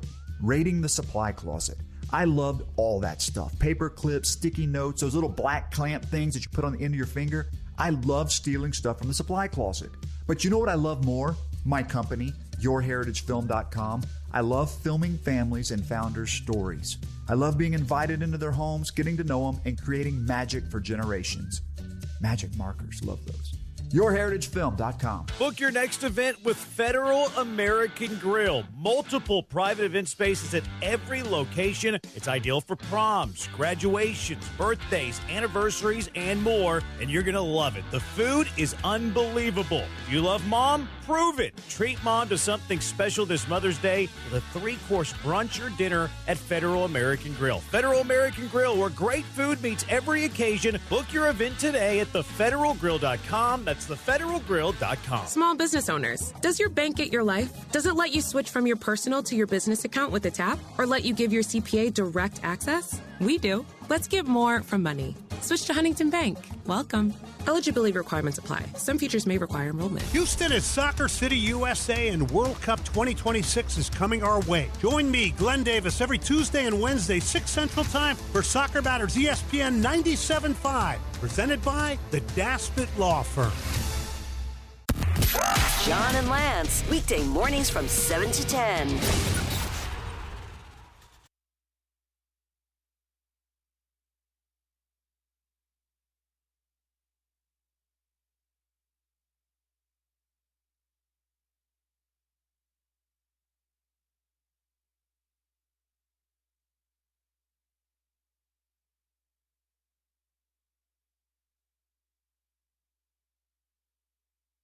You're back with Jeremy and Joe, broadcasting live from inside the Huntington Bank Studios. On ESPN 97.5 and 97.9 HD2.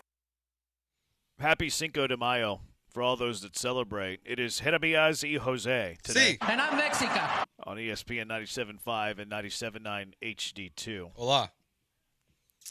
Some people were trying to send us things that aren't FCC compliant. Not very nice people. Shouldn't be doing that. Me llamo Jose. Is that a drop or is that really you? That was me. I think I said it wrong. All right, it's time for the – we usually do this on the first Thursday of the month, but since Cinco de Mayo falls on a Tuesday, we figured it would be appropriate to have Jose Jorge dust off the old zapatos and come and join us today. What's that mean? Zapatos means shoes. Oh, okay. Dust off the old shoes. So Jose Jorge is here. And the song that we're doing today, Jose Jorge, I don't know if you found it at the very top. I see that you do. Yeah. Is El Rey by Jose Alfredo Jimenez. Jose Alfredo Jimenez. Yeah, I see that. All right. So take it away, Jose Jorge. There's one word in here that I'm in so much trouble before I even start. Trouble? There's one word that I got no idea. I'm looking at it. I'm just like staring at it. Like I'm Ryan Weiss already staring at a good pitcher, a good hitter. Already? You're already shaking in your boots, huh? Just one of these words like really getting to me, make me nervous. But we'll Which figure word? it out. The one that starts with 2 L's. You have to say it a lot too. I know, and that's why I'm like, I have no idea. I have no idea what's gonna come out of my mouth. No idea. But we'll start. All right, go ahead. Yo sé, bien que estoy afuera, pero el día en que yo me muera. Why are you laughing? This is fine. Sé que tendrás K. Lorar? I don't know what the double L. Yoyar? Eyoyar? Loar? I'm just going to say a bunch of different ways. Loar? Diras que no me quisiste? That's pretty good. Pero vas a estarme muy triste. Ya así te vas a quedar con dinero y sin dinero. I know dinero. Hago siempre lo que quiero y mi palabra es la ley. No tengo trono ni reina ni nadie que me comprenda, pero sigo siendo el rey. Do I have to keep going? Yeah, you got finished into the That's very so far. last part. No, this part right here. Okay. The R word. Una piedra del camino, mi enseño, que me destino, Arrow, rodar, rodar, rodar. All right. Valiant effort. Can you just tell me what the double L word is first? Yorad. It's what? It's Yorad. Where's the D come from? It's just the accent. There's just an R there, Jeremy. You'll hear it. Let's see what the junkies are saying before we get to it. Somebody said, "Ha ha." You are welcome for the recommendation. If Jose, and hold on, I'm gonna read that one. No sabes cómo hablar español, says somebody. This is great. Needs to be a weekly segment. You can't overdo it. It's once a month. No, once a month. Somebody says to deport Joe. ICE is going to come after you. Send him back to Ireland. George Strait has a cover of El Rey. Hearing Joe do this makes me feel like I could have an actual meaningful conversation with my Cuban neighbors. Thanks to Joe for making me feel better about math and Spanish. All right, let's hear it. Let's hear the actual sound, the actual song, Joe.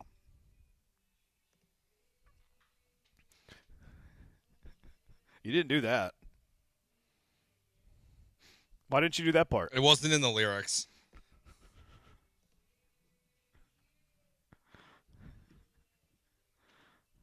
It's fine. He's better. See? Hear it? Yorari, yorar. Yeah, I hear it. It doesn't make sense. It means cry. That means sad. This song's so good. With money or no money, you knew that.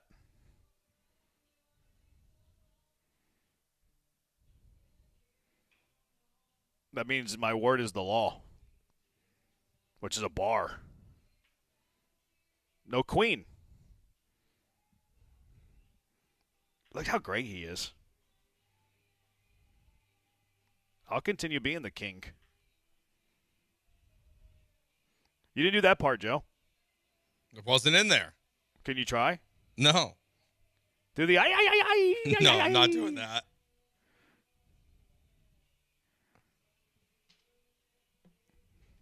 He's so good, isn't he?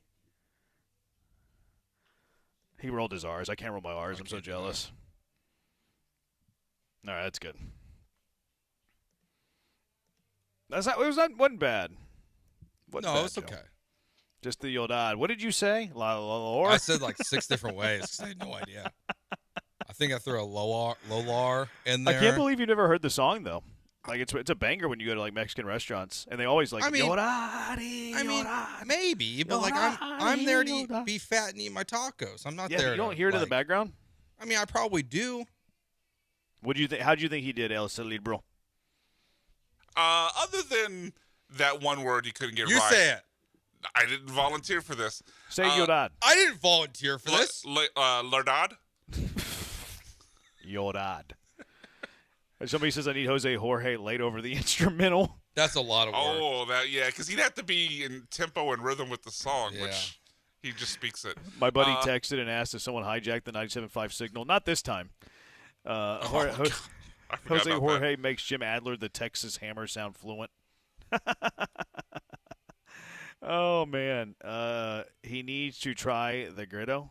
Sounds like Spanish 1 in high school. Peggy Hill has better Spanish dialect. Josh from Seabrook, I don't speak Spanish, but I feel like he insulted somebody's mother. That's mean. Can we Venmo you guys do this weekly? Yeah, at Jeremy-Branham.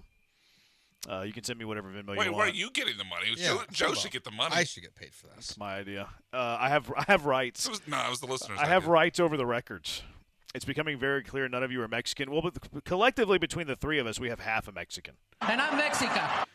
I need a spot out. Speaking of Spanish, that's messed up. That was beautiful, Joseph. Thanks. There you go. Thanks. There you go. I thought that was well done. Appreciate it. I thought you were very good, Joe. Thank you. Give yourself. I can't wait for next month. I also can't wait for Cajun Joe in 2 weeks. Oh yeah, Cajun Joe, Jeaux. We're doing like cities or towns. Yeah, people who just text in towns in Louisiana. And we're just gonna try to say them. Yeah, no, you. We're not. It's not Cajun Jeremy. It's Cajun Joe. Yep. Forgot about that. Yeah. It's just Joe. It's just you, Joe. Just you, Joe. Just me. Just you, Joe. 713-780-ESPN. Let's get to some Mother's Day ideas. We need help, men, right? Us, men, whether it's for your mother, whether it's for the mother of your children. We need help with Mother's Day. What are the plays? What are the things to do? What are the things to buy? How can you win this Mother's Day? 713-780-3776, Jeremy and Joe, ESPN 97.5 and 97.9 HD2. All right, if you're ready to get into a brand new lease vehicle, you need to call D&M right now at 713-290-1000 or check them out at dmautoleasing.com. If you qualify, you can get into that brand new lease vehicle for about $400 a month, and you can get the vehicle within 24 to 72 hours. The process is quick, easy. They'll walk you through everything from start to finish, and you can do everything from the comfort of your own home. You don't have to waste your weekends going to the dealership. All the cars they have in their inventory are on their website, dmautoleasing.com, so you can see everything that you want. 2026 vehicles, 25, 24. They got tons of used vehicles that you can go through as well. So if you're tired of paying too much for too little out of your vehicle, tired of wasting those weekends at dealerships, and just tired of negative equity, give D&M a call right now, 713-290-1000, or visit dmautoleasing.com.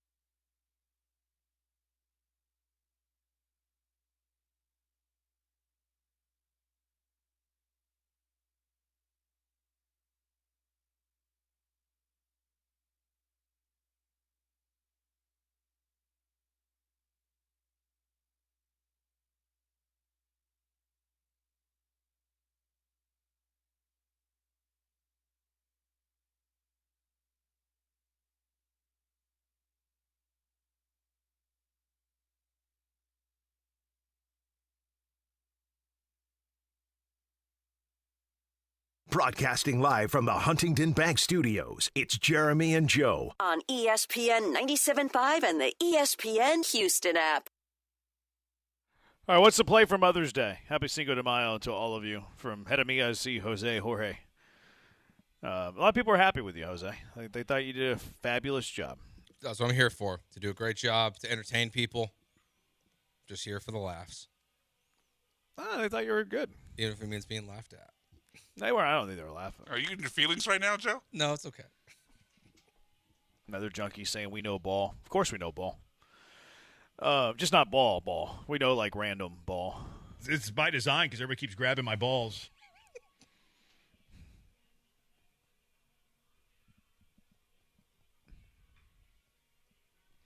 Yeah, Cerebral. Got his lowest brow humor ever. It is, but... Lowest brow humor from El Cerebral. What are some of the Mother's Day ideas here, Joe? What are the Mother's ideas? What are the plays? Mother's Day, as you all know, Saturday. It's coming up. Most of you that are look, maybe some of you are mothers. Sunday, by the way.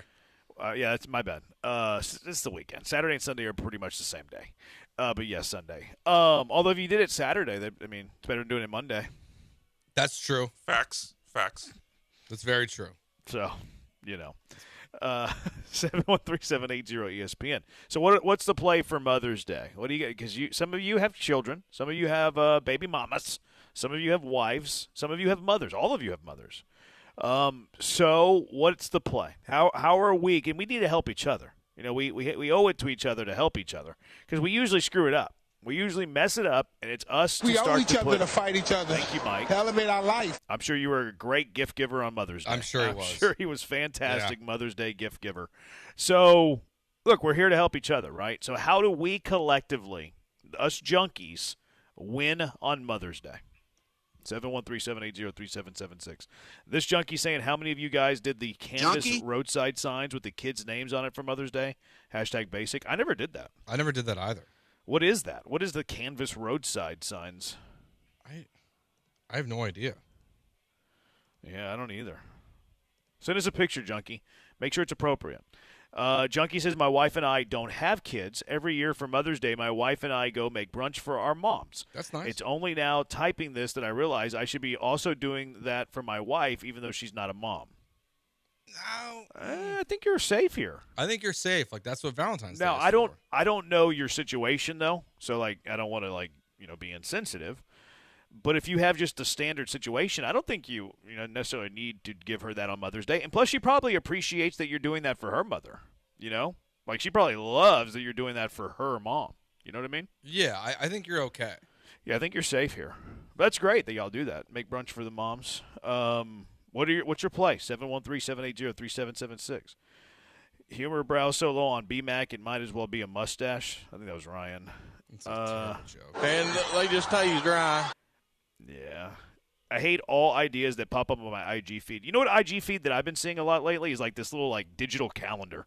That has been on my socials nonstop for Mother's Day.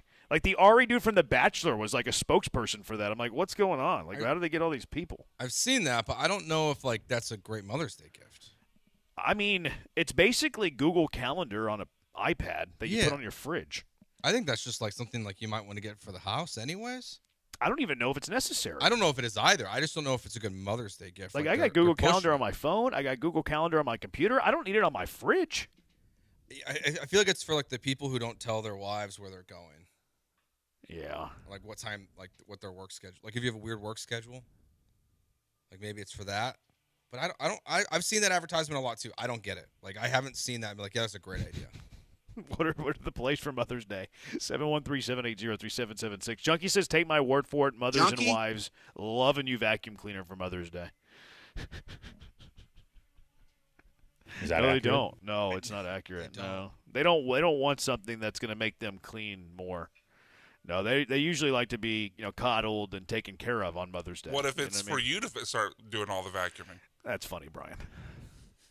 Because hilarious joke. You might get it and do it once. What if you go Roomba? So neither of you vacuum? I have vacuumed. Yeah. I wouldn't say that I vacuum more than my wife. Correct. No. Okay. So I got a sweep on occasion. Whenever I start to, whenever you walk through the kitchen and crumbs start sticking to your foot, that's whenever I'll start to sweep. that's you when you gotta feel that's the crumb. when you gotta feel it. Well, that's when I finally know it's dirty enough. Okay. Jeremy's kitchen very dirty. No one does preventative cleaning. Does anybody do preventative cleaning? It's not preventative. It'd be regular maintenance. Yeah. How often do you sweep? I'm not saying I sweep more. I'm just How saying. often do y'all sweep? Just your household? Probably once a week. Oh, really? Yeah. Vacuum wow. and That's sweep once a week. That's quite a bit. Way more than that. You're doing pretty good, Brian. My kid's a mess. What if you get a Roomba? Would a Roomba pass? I'm not convinced those things work.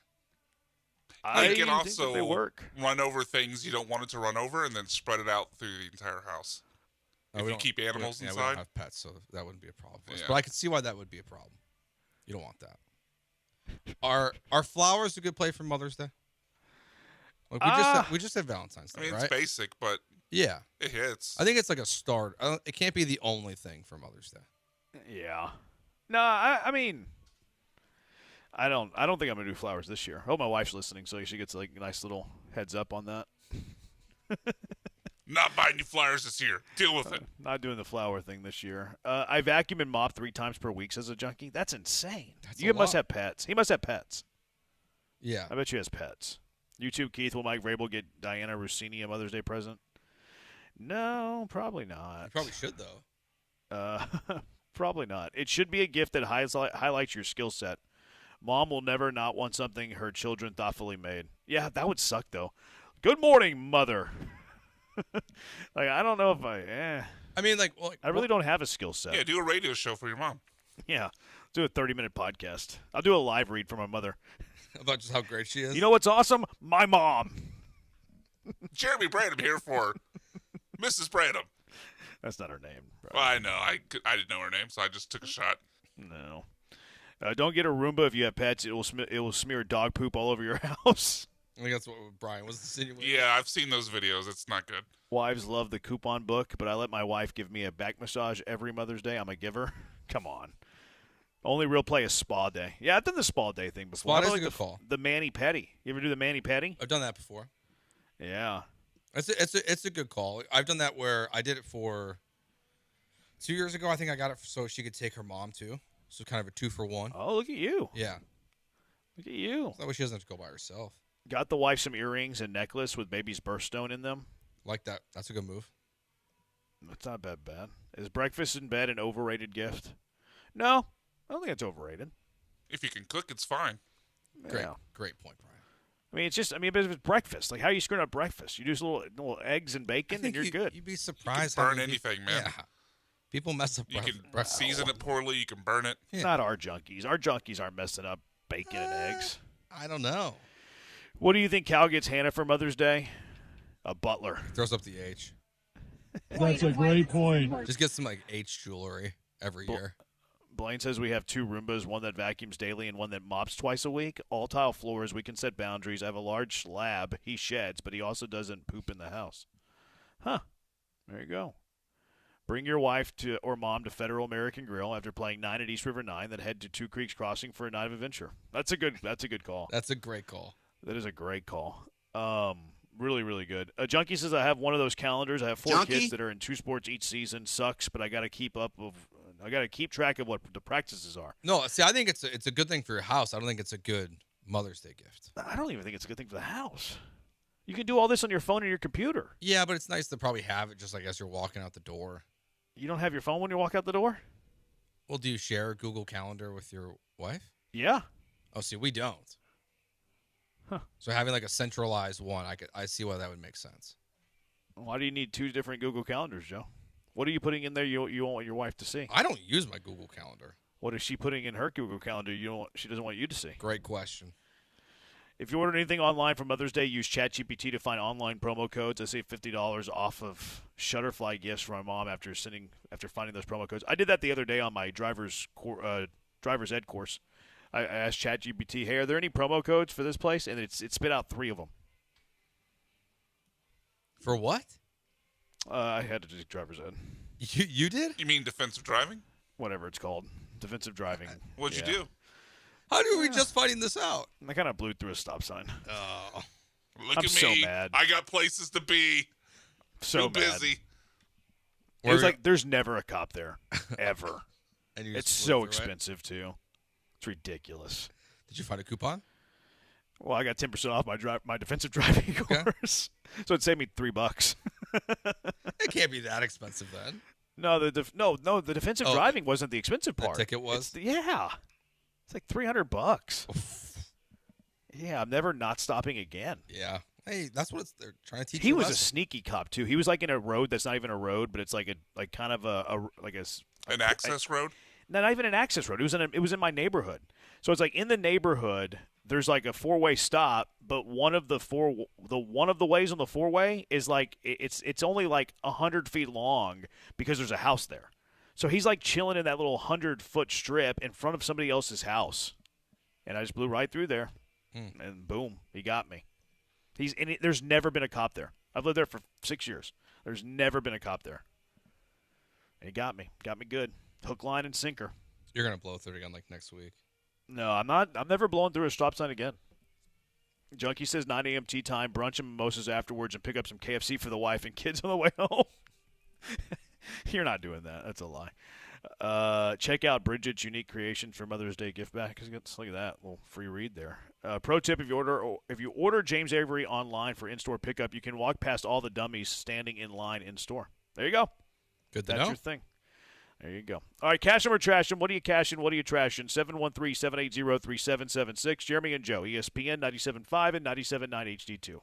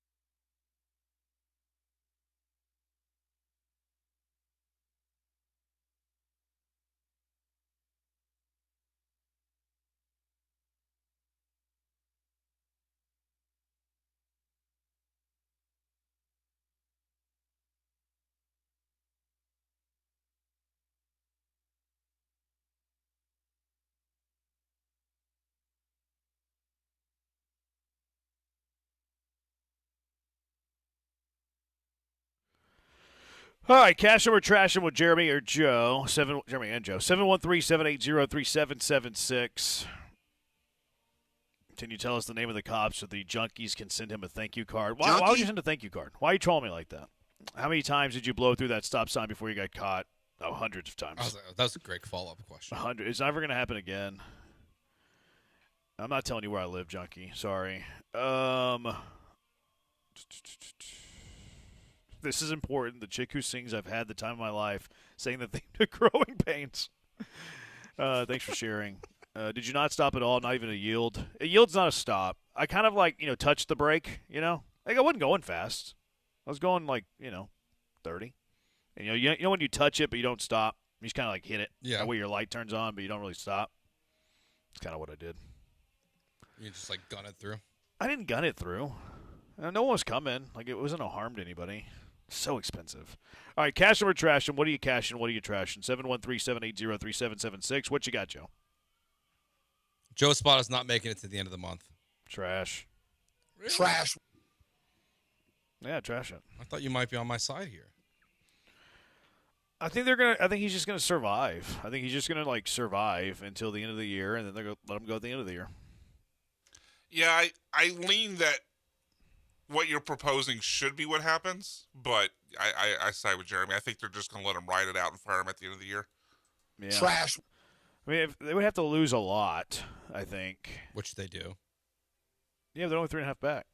I think that before they ever get to a point where they realize or feel like they want to do that, it's going to be at a point where it's too late to even if they fire him and make Omar the manager, what would it matter? Yeah, they won't have a chance to come back. Because I feel like because of the extra playoff team and the whole, the window's always open, the false optimism, or at least, from my perspective, they're going to play that out longer to a point where it doesn't matter once they get to that realization. The window being all open, I think, though, is a reason to fire him. I know. I just think they look at it as a different way. I don't know. I could be wrong. Yeah. No, I'm with you. They would have to do a lot of losing, though. Lots and lots of losing. The hard part, too, is I was looking at their schedule. They don't have a ton of off days this month. That was the only thing that was potentially holding me back from this. But, I think the next 2 off days are this Thursday, and then they're not off again until, May 21st. They've got a long stretch here coming up. So that's the only problem with why this month. I think it should be the case. If they are 6 or 7 back by the end of the month, I think they should get rid of them. I think they should, too. I just don't think they're going to. So that's why I trashed it. I'll be advocating for it. Although I don't think it's the reason. It's just more of a symbolic firing. Cash them or trash them with Jeremy and Joe, 713-780-3776. I think the Caserio paying a bit over market to re-sign his own players is worth it. Yeah, you're going to lose $1 million here. Yeah, you're going to lose $1 million there. And it is a salary cap league. But you're not dealing with any of this holdout drama, and you're not dealing with this whole, demanding a trade drama that we've seen from a lot of teams in the NFL. So I think it is worth it in the long run to pay a bit over market to re-sign the players that you really want. I'll cash it. Yes. Affirmation's big for me. I think it has its limits of how many guys you can really do this with, and I think that's going to get tested here as they keep trying to pay guys, but I think it's worth it. Well, he hadn't done it for his quarterback, so. Yeah, no, he hasn't done it for his quarterback. I'm with you until I'll go ahead and cash it. In general, I like it. I just hope that Caserio knows where the stopping point is, because I kind of think Aziz was maybe one too many. He's not a top 3 linebacker, but overall, I like the idea just because, like you said, no holdouts, asking for trades, all that drama. But I also think it helps you in free agency. If guys around the league know that, hey, this guy's going to take care of me, then you're more likely to attract that next Daniil Hunter, Aziz, or whoever. Yeah, and the other thing, too, is he's done a good job, Caserio has, of not just giving contracts to guys who are about to be paid and just paying them regardless. We've seen this with now Titus Howard and Laramie Tunsil, where both were due new contracts. Instead of just saying, yep, you're also going to get paid, it was, nope, we're just going to trade him. We're going to move on. We're going to figure it out later. So he's not just paying everyone. I do agree with Brian where I'm a little hesitant on this Aziz contract if he's really worth what they gave him, but I do see why they did it. Agreed. I was going to say. I was waiting. Honestly, I thought you dropped for a second. I had a thought, but I forgot what the thought was. I was trying to remember the thought. Too busy thinking about that ticket. No, I'm over it. It still triggers me, but I'm over it. California roll is what it's called. Somebody else said you're a nerd for stopping for the cop. Just should have run. It's valid. What a take. That's valid. Brian, what you got? For the casual white boy drinking holidays that we all celebrate each year, I say Cinco de Mayo, greater sign, St. Patrick's Day. Trash. Oh, you both trash. I didn't trash it. Oh, my bad. I just heard Joe. We overspent. Trash. Like I trash it. Every part of it, like the drinks to me are better. Like, green beer. Green beer's stupid. No, give me a margarita. The food's way better. Yeah. I just give me Cinco de Mayo 100 times out of 100 over St. Patrick's Day. And I say that with the last name McDonald. I love St. Patrick's Day, so it'll always be my number one. Why do you love it? It's always been fun. Like, it's always been. What's more fun about it than Cinco de Mayo? Where I grew up. Like, it was a bigger deal. Well, yeah, Illinois. This is such a bad take by Joe. No, it's just we Joe rather have a Guinness than a Modelo. He'd rather have an Irish car bomb over a margarita. He'd rather eat shepherd's pie and Irish stew over fajitas and tacos. Yeah, way better food and drink, Joe. Yeah. Does corned beef and cabbage do it for you? No one actually eats that on St. Patrick's Day. That's not what ChatGPT says. They're wrong. Oh, okay. Just go out. I don't eat much. Just drink. The whole green beer thing. You can do that on Cinco de Mayo. A lot of times, probably end up at Taco Bell, if anything. Oh, that's disrespectful to Cinco de Mayo. Are you getting Taco Bell tonight, Joe? No, I'm not. This is the best take that Brian's ever had. That's why we call him El Cerebral. McDonald's the guy we all like. Joe's over here jonesing for Irish stew. That's not what I said. Joe's clamoring for some corned beef and cabbage. There's a reason Rory McIlroy doesn't do a traditional Irish dinner at the Masters, Joe. Yeah, because it's not good food. Joe just wants Malort. Best drinking holiday is a Tuesday. Joe Leprechaun George. Joe's bias is leaking. Facts. Fair. Junkie, Jordan gets Triple Crown runner-up, number Junkie? 2 in each of the Triple Crown categories. Cash or trash? Trash. I'm going to trash it. I think he gets one of them. Trash. Junkie says he's got an Irish stew for me. Gross. Cash or trash, sausage is the superior breakfast side over bacon.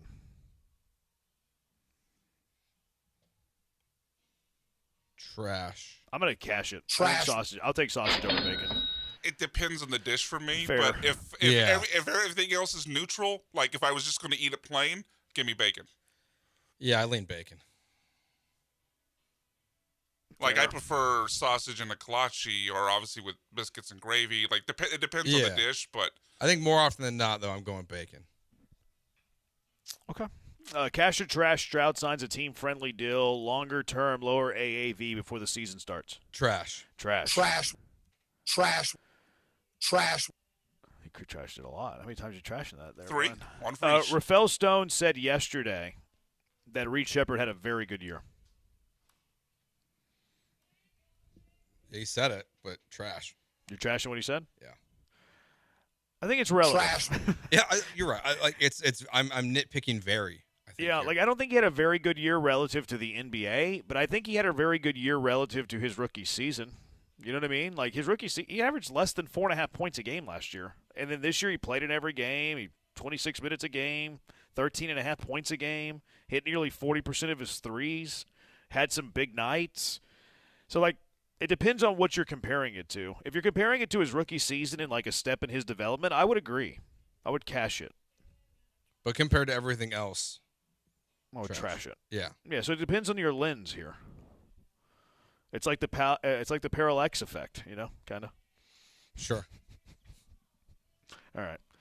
Joe told me I have to leave because I'm going to go do stuff. Yeah. So I asked the boys behind the scenes, like, what do you want to I was like, what do you want me to tease? And Joe said, you call it. But I'll be nice. That's what we said we were going to do going forward. But can it be anything, or does it have to be like something remaining on the rundown? Something on the rundown. Okay, that's fair. All right, whenever the boys come back, what are NFL playoff teams that won't make it next year? 713-780-3776 if you want to carry on the conversation with them. Jeremy and Joe. Jeremy leaving, though. Joe's going to stick around, and El Cerebro, Brian, will be joining him. You know what else is a very brainy thing to do? What is a very smart thing to do? You already know it. It's Ownwell. It is if you like money and you like saving money, because Ownwell is going to save that money for you. If you're not protesting your home's value right now, you could be missing out on hundreds or even thousands of dollars. You can have a comma in your savings. Everybody likes commas. And if you want to lower your property tax this year, you've only got a short window to act before the deadline hits. Deadline to protest is May 15th for most counties, so stop putting it off. Stop procrastinating. Be an adult. Be a grown-up. Save some money in your life. It only takes 3 minutes. You head to Ownwell.com, and you're going to fill out some information, and in 3 minutes, you are done. And just like that, Ownwell is going to be on your side fighting for you. You're going to have Ownwell in your corner just like that. And they're a great teammate, great ally to have in your corner because they're going to save you money. They saved me money last year, saved me a good amount of money. I'm paying that parking ticket for free, basically. And I'm excited to see how much money they're going to save me again this year. You need to be using Ownwell. Ownwell, they save money in every county. Harris County, Ownwell delivered an average net savings 21 to 51% higher than competitors. Montgomery County, homes in the 200 to 500K range, Ownwell achieved a 94% success rate. The competitors, 81%. Brazoria County, home values under 250K, Ownwell achieved an 83% success rate. The competition, 48%. They blow them out of the water. You customers can expect to save on average $774 a year by signing up. So what are you waiting for? Be a grown-up. Don't wait. The deadline to protest is May 15th for most counties, and it's coming fast. Once that deadline passes, you're stuck with your current tax bill for the year. So save money on your property taxes, and to do so, go to Ownwell.com now before that window closes. That's Ownwell.com. Let them know Branham sent you when you complete your sign-up at Ownwell.com.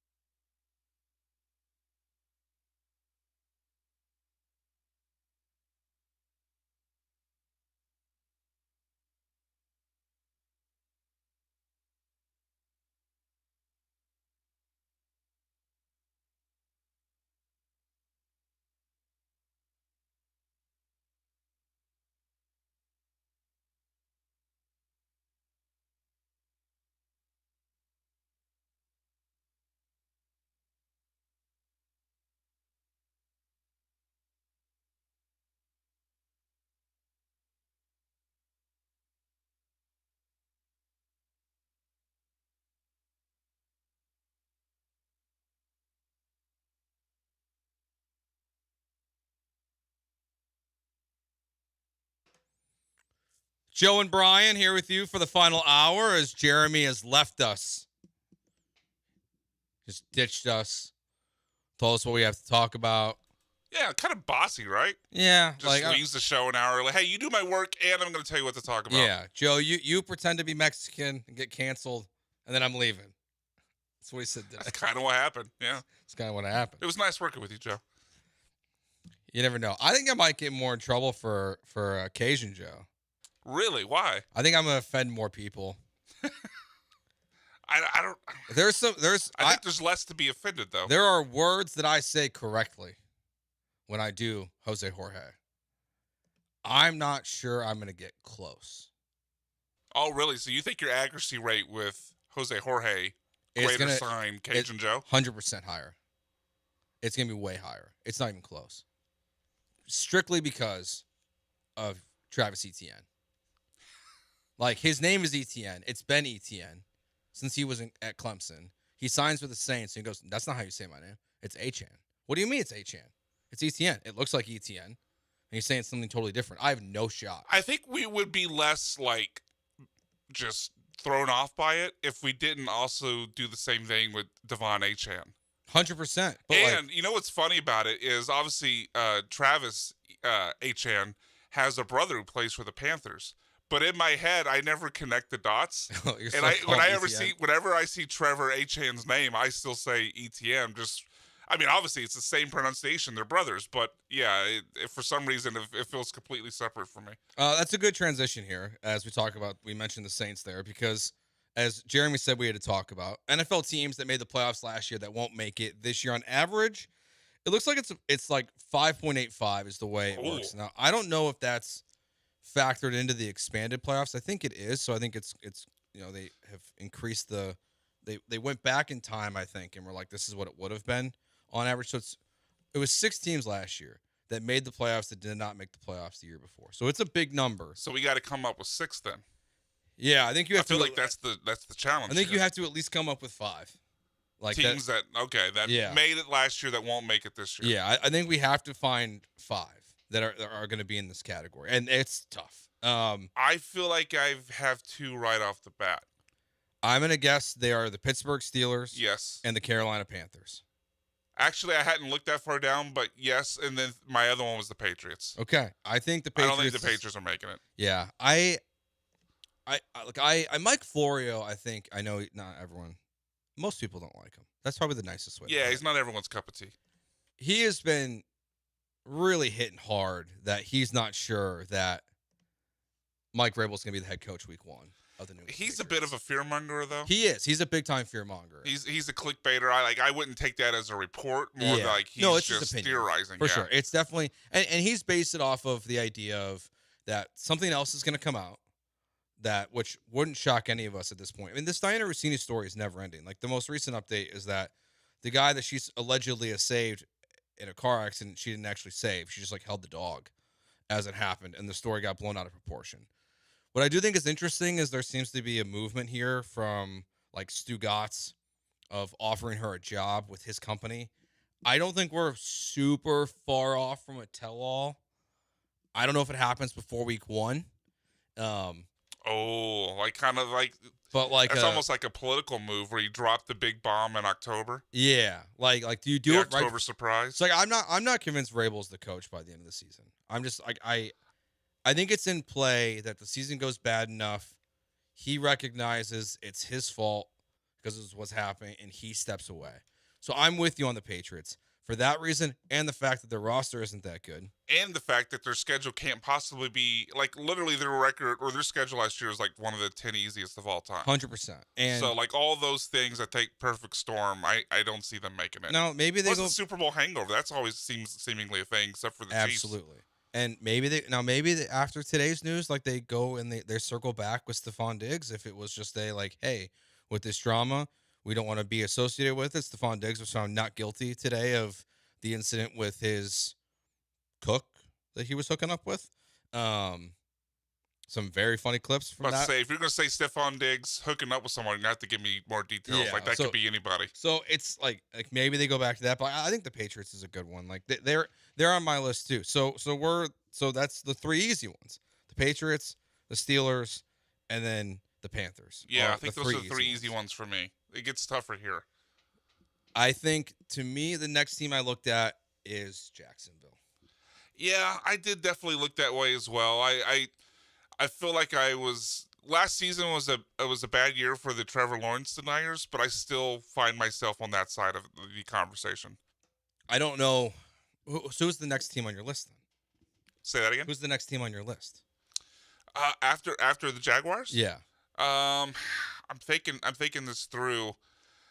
I think it's the Green Bay Packers. Like, Jordan Love feels mid. Mm-hmm. The receiving core, very mid. And they got rid of a lot of guys. Yeah, they got rid of. They traded away. Yeah. They lost another one of their receivers. Like, they're banking on Golden to have a big season. 0 receiving touchdowns in the regular season. Correct. I think Green Bay's a really good option because I don't know who's going to win that division this year because Chicago's schedule is tough. I think Chicago. I'm not just saying this to blow smoke, but I think appreciate that. Detroit's on the way down. I don't believe in the Vikings quarterback situation. I think the Vikings are going to make the playoffs this year. Really? Yeah. With who starting? Kyler and JJ. They won 9 games last year with JJ McCarthy, Carson Wentz, and Max Brosmer. Yeah, Max Brosmer was the worst quarterback I've ever seen. Yes, they went 9-8 with those 3 That's quarterbacks. a fair point. If Kyler Murray can play 10 games this year of the 17, doesn't have to be consecutive, he's going to be better than any quarterback situation they put out there last year. They've got an elite defensive coordinator. Like, they're getting older, like they've got some questions, but I can't look at that team like they went 9-8. They have the third toughest schedule in their division this year, and they're going to not be a 10-win team. Like, I struggle with not saying that they don't get to 10. So I think Green Bay is a good choice. Denver is on my radar because Bo Nix just had a follow-up surgery that we don't have. Like, I think the reporting's been mixed at best about what it does to his timeline of his return. And if Jared Stidham's out there for a majority of the season or any of the season at all, like, I wonder what that looks like. I'm not really a Bo Nix guy either. Like, I think the Chargers can win that division. The Chiefs can win that division this year. So I think Denver's an option, with then make the Chargers also another one that can miss the playoffs this year. But I think the Packers is an interesting choice. Yeah, I think that kind of any other team I add on, because I disagree on Denver, other than what you laid out there with the potential for Bo Nix not being ready for the season. That changes everything.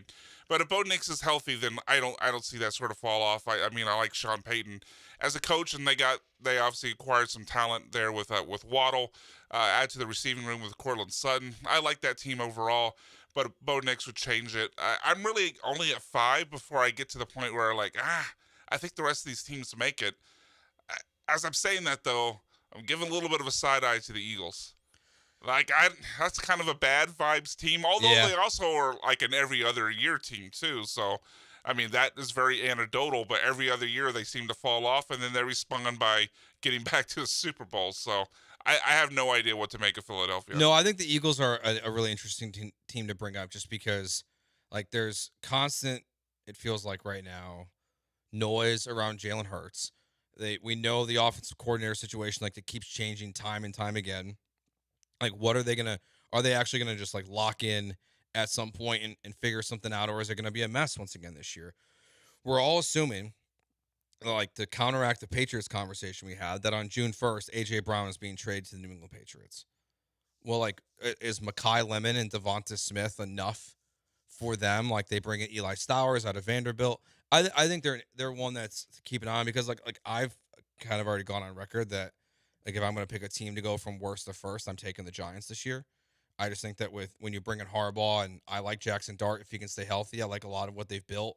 Their defensive line is going to be incredible this year, even without Dexter Lawrence.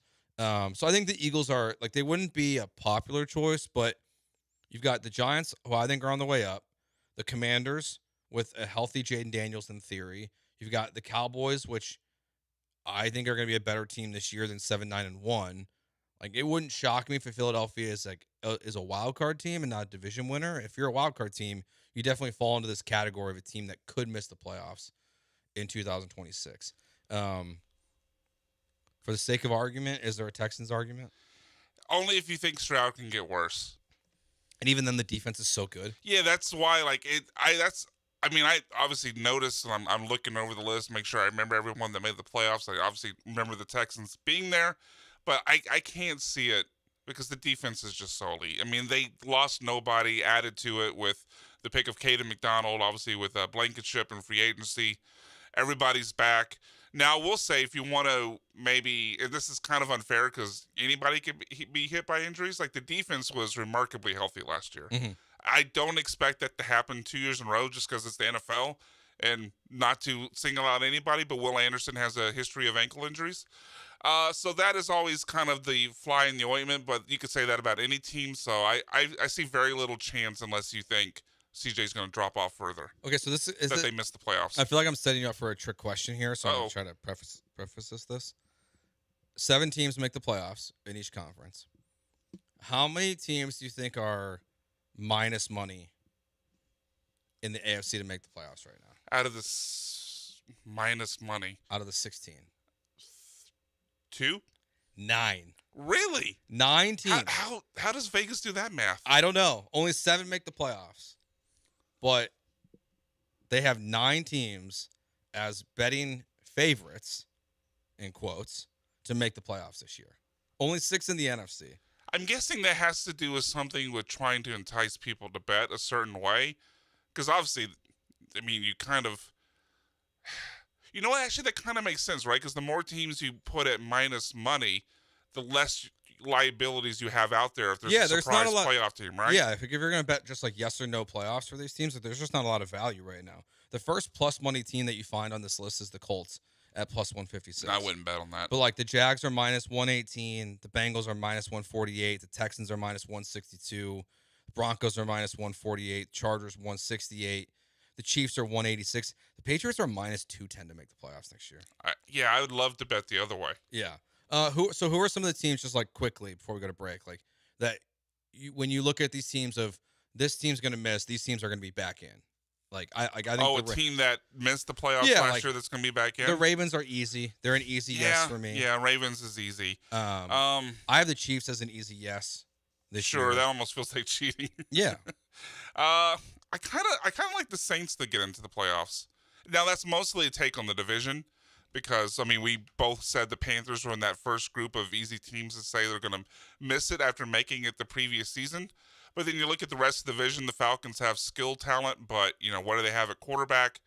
The Bucs obviously lost Mike Evans. I think Emeka Egbuka is really good, or Emeka Egbuka as Gronk would say, but he fell off the second half of the year. Maybe that's just a rookie guy hitting the wall. But that division's still up for grabs. I like what Kellen Moore did. Tyler Shuck looked great. Obviously, Chris Olave was finally healthy, and then they added in the draft with Tyson at Arizona State. So I think if I'm going to pick a team to sneak in, I'll go with the Saints. No, I like outside of the easy ones. Like people are going to say Lions, people see Chiefs. Yeah. You know, those are kind of easy. The Saints are interesting because I feel like they're everyone's picks. Like now, it's making me not want to pick them anymore. Oh, is that a popular one? I think it from what I've seen that the Saints are going to have a bounce back year. It just feels like there's a lot of I don't know what their defense will be. Yeah, but that division sucks. The division sucks, and I like the play caller and I like the offensive pieces they have. All right, let's take a break here. When we get back, what hobby would you ignore your family for to the point that they asked the cops to call for a wellness check? We got a story on that. We'll get to that next year on Jeremy and Joe on ESPN 97.5.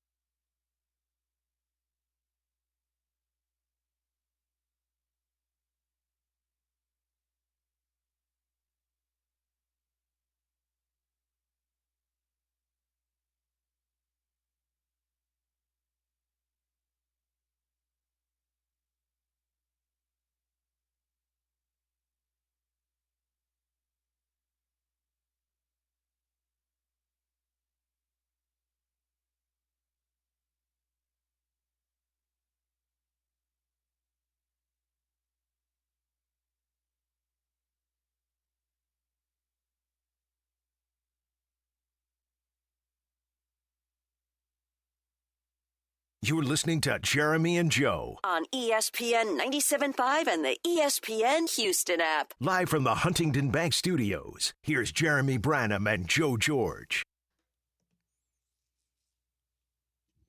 Joe George, Brian McDonald here with you till 6. We'll have Soccer Matters with Glenn Davis coming up right after us. Yeah, it's just me. You having flashbacks? Yeah, that was funny. If you don't know the drop, we had Glenn on when Paul. No, I was talking about the song because this was a previous Jose Jorge song. But I forgot. Go ahead and continue. I do kind of like try to pretend like those never happened. Are we discovering unsaid trauma in your life, Joe? It's just like if Jeremy picked the same song every month. Now, why would he do that? To see if I ever get better at it. Oh. I feel like I wouldn't notice. Yeah, because you wouldn't practice it. So you're not going to get better, right? Yeah, he doesn't tell me until right before. So I have no Would you prefer to have like 2 days to like read it? No, because I think it ruins the segment. Because then I would just cheat. I would just listen to the song like constantly.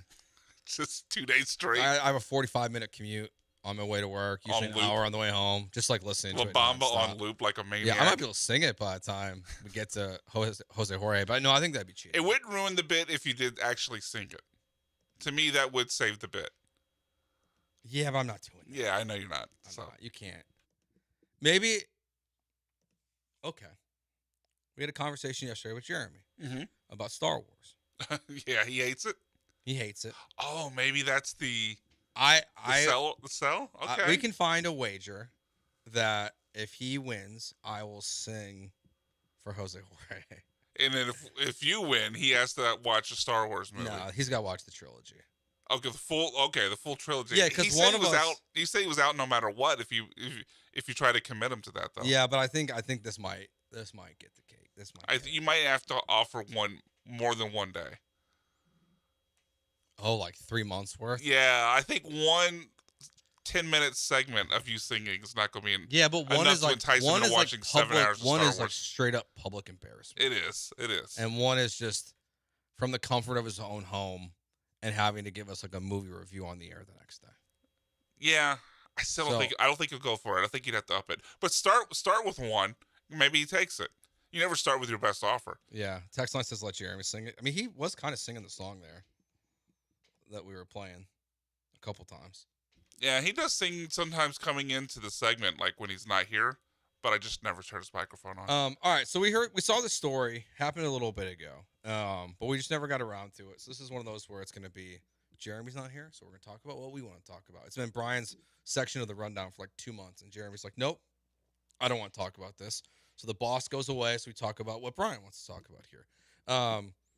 The cops found this 91-year-old grandmother because their family had not heard from her in quite some time. Here's the news story about what grandma was up to. Westlake police at the home of a 91-year-old woman Thursday night. 783, garage door's open. We're going to make entry. Police, her family, all unable to get a hold of the homeowner. Vehicles in the garage. The woman, a part of the city's Are You OK program. This time, another woman not answering the call. Everyone's a little bit alarmed that she was missing these contacts. What would police find this time? Westlake Police! To protect the woman's identity, police didn't release any more of that video.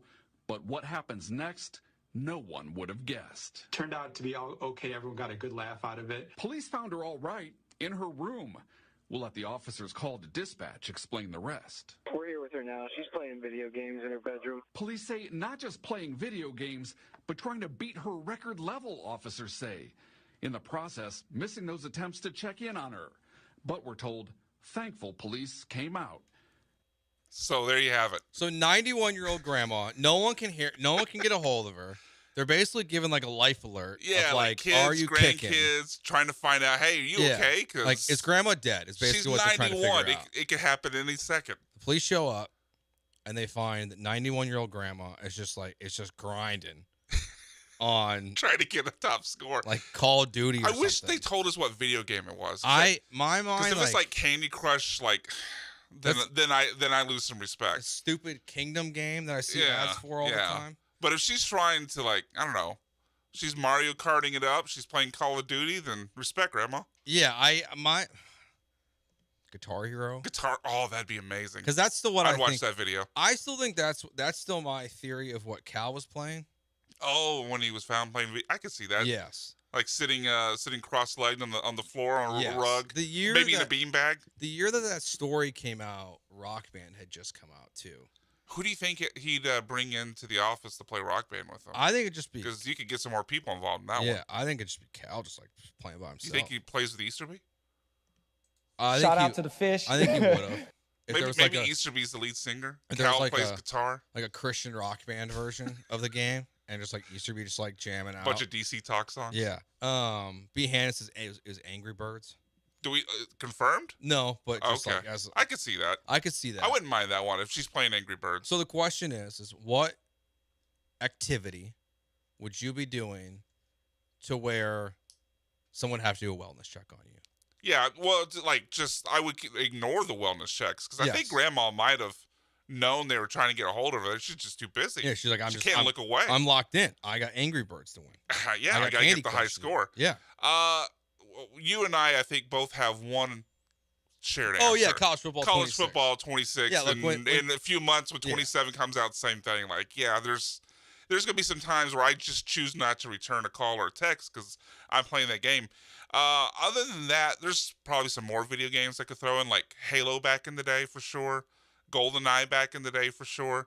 If I'm at a poker game, I'm not answering your call or text. So that's what I see. That's if I'm playing poker with the boys, that's I'll talk to you when it's over. Yeah, Beard was talking about that this weekend. We were having a poker game, and I was like, "Yeah, we can do that. I'll host." Can we get someone to host that doesn't live in League City? Yeah, but then I have to. Yeah, but then I have to come to you guys. That's so much better. Fine, then you can host at your house. No, I'll pass. I'd rather drive. See? But I think like poker's a good one. I mean, I've done that before, like at LaBerge, where like just my parents have been trying to get a hold of me. It's like little guy wants to call and say goodnight. Are you at the blackjack table? The blackjack table, like I'm hitting ignore. Like, sorry, I know what the call is. Right. But like I'm on a heater. To I'm be not fair, walking away. Right. One, you're on a heater, and two, like you're not gonna be able to hear them in the casino anyways. You'd have to get up, walk all the way out to a quiet area, lose your seat. You're in a rhythm. Unless you're at that one time you're at the table and the dude kept hitting on like 19 or whatever. Yeah, that guy sucked. That guy was the worst. I don't know what else, like besides like video games. Like I was like, if I'm watching like baseball, football, like I guess like if it was like a playoff game. If the Bears were in the Super Bowl. Oh yeah, I'm not answering. Yeah, you're not answering the phone. No, I'm kicking the wife out of the house. What about when the Cubs were in the World Series in 16? Yeah, I was alone. I didn't want to talk to anyone. I was living by myself. The way you said that. I was living by myself. Like you were already here, right? Yeah, I was here. Yeah. So like, no, I would not have answered your call in that moment. But like regular season games. There's nothing like watching like sports that like unless it's like a playoff game that like I'm not like locked in on. Yeah, it's mostly video games and poker, I think, for me. Yeah, I don't think there's anything else like. I mean, I guess if I'm at a movie theater, which I know that's 10x for me compared to you, but I'm not answering the phone call today. No, I didn't. Not that I didn't want to, but but basically I'd seen everything I wanted to see. I just, the rundown got built kind of late today, so. Was that a criticism? No, I just thought maybe we had a movie. I think that was a criticism. No, it's just you got something to say. No, it's just normally when the rundown's built late, it means BMAC was at a movie first. That is fair. That is fair. I thought maybe you saw a movie today. No, I wanted to. No, I was playing college football 26. Texter says if I can't watch games live and record it, I don't check my phone. That's fair. I honestly like. I know like if I'm watching a Texans game or Astros or whatever on delay, I know the 3 or 4 people who are most likely to text me something about the game, and I just hit them up like, "Hey man, behind, no spoilers." When they're cool. In 22, we had the World Series spoiled for us. I was working at iHeart, and we had a Rockets game that night, so I was producing the Rockets game, and the Astros game was on a streaming service, and we knew that Jordan hit that home run about a minute and a half before it happened. The stream that we were watching was so delayed. Wow. Like, because it's just like our phones blew up. Because like we were like, it's like me and like AC, like we were going to finish the Rockets game. We were driving straight to Minute Maid to be there for the post-game coverage.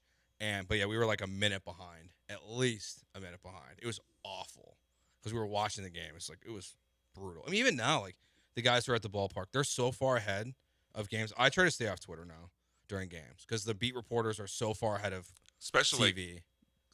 For the draft. Oh yeah, the draft are way ahead. Just thinking like I'm not saying McTaggart's doing anything wrong, but like when he's at these games, like he tweets out his catchphrase of someone hitting a home run. Youth serve for Jordan. It's 2 pitches ahead of where the game's at on TV. So I'm just like, I just try to stay off Twitter now completely during games. I don't live tweet like Jeremy does. I don't. Yeah, I don't often. I also don't watch live often other than football. Football's the only one I regularly watch live. Would any sort of wrestling event fit into this for you? You and I are both wrestling fans. No. WrestleMania? No. WrestleMania, no. I think the men's Royal Rumble might be a yes for me. I try to stay off Twitter during the Rumble. I wouldn't ignore calls during the Rumble, I think. But after the last 2 years, no, because there's no surprises anymore. So like, fair. I don't know. Like wrestling doesn't. It never has caught my. I like it, but it's never caught my attention enough. And like I just haven't seen the teams that I root for like be good enough to where like you could call me during a game, like I wouldn't answer for the most part. Like, so it's really just video games and poker for you, or blackjack. Yeah, like poker, blackjack. Like if I was playing like at my house, like even if I was playing at my house, like if we were like just like playing with the boys and had a poker game, like I wouldn't have a problem answering it. Honestly, I can't believe this 90-year-old grandma. Like, I really want to know what video games she was playing. I think you're right though. I think it's just like it was like Candy Crush. It's probably like Candy Crush, which like guilty pleasure. I won't lie. Oh really? You're a Candy Crush I was bro? Playing, yeah. It's like before I go to bed. I'm more of a Bejeweled guy. Yeah, it's the same game. Before I go to sleep, like I just like we'll go out there and I'll do some Candy Crush. I have no problem admitting it at all. I know it's like such a fancy. Yeah, it is what it is. All right, he's Brian. I'm Joe. We're sans Jeremy here for the rest of the show today. Just you, Joe. Well, let's get back to some NFL talk here. What Super Bowl long shots? We wanted to break up the NFL conversation. We did the teams that we think won't make the playoffs this year. Let's take a look at some Super Bowl long shots this year. Where the Texans fit into that as well as we stand right now. We'll do that next year on ESPN 97.5.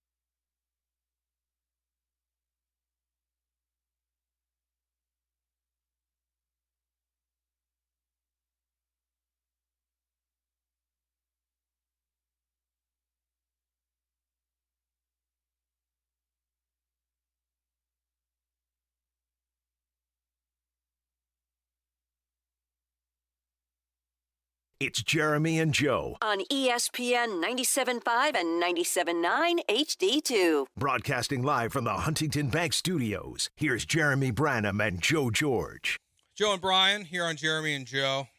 I don't know if you heard me say this, Brian, but the intro music feels weird without Jeremy being here. Two white guys on Cinco de Mayo. It feels maybe a little inappropriate without Jeremy, but that's okay. Yeah, that was the last one for the day. A couple Astros notes here. If you missed it earlier in the show, the Astros have optioned Ryan Weiss to AAA. Jason Alexander has taken his spot on the roster. Nick Allen and Zach DeZenzo are both active. Dustin Harris was DFA'd. Yainer Diaz going to the injured list with a left oblique strain. And then Joe Espada was meeting with the media.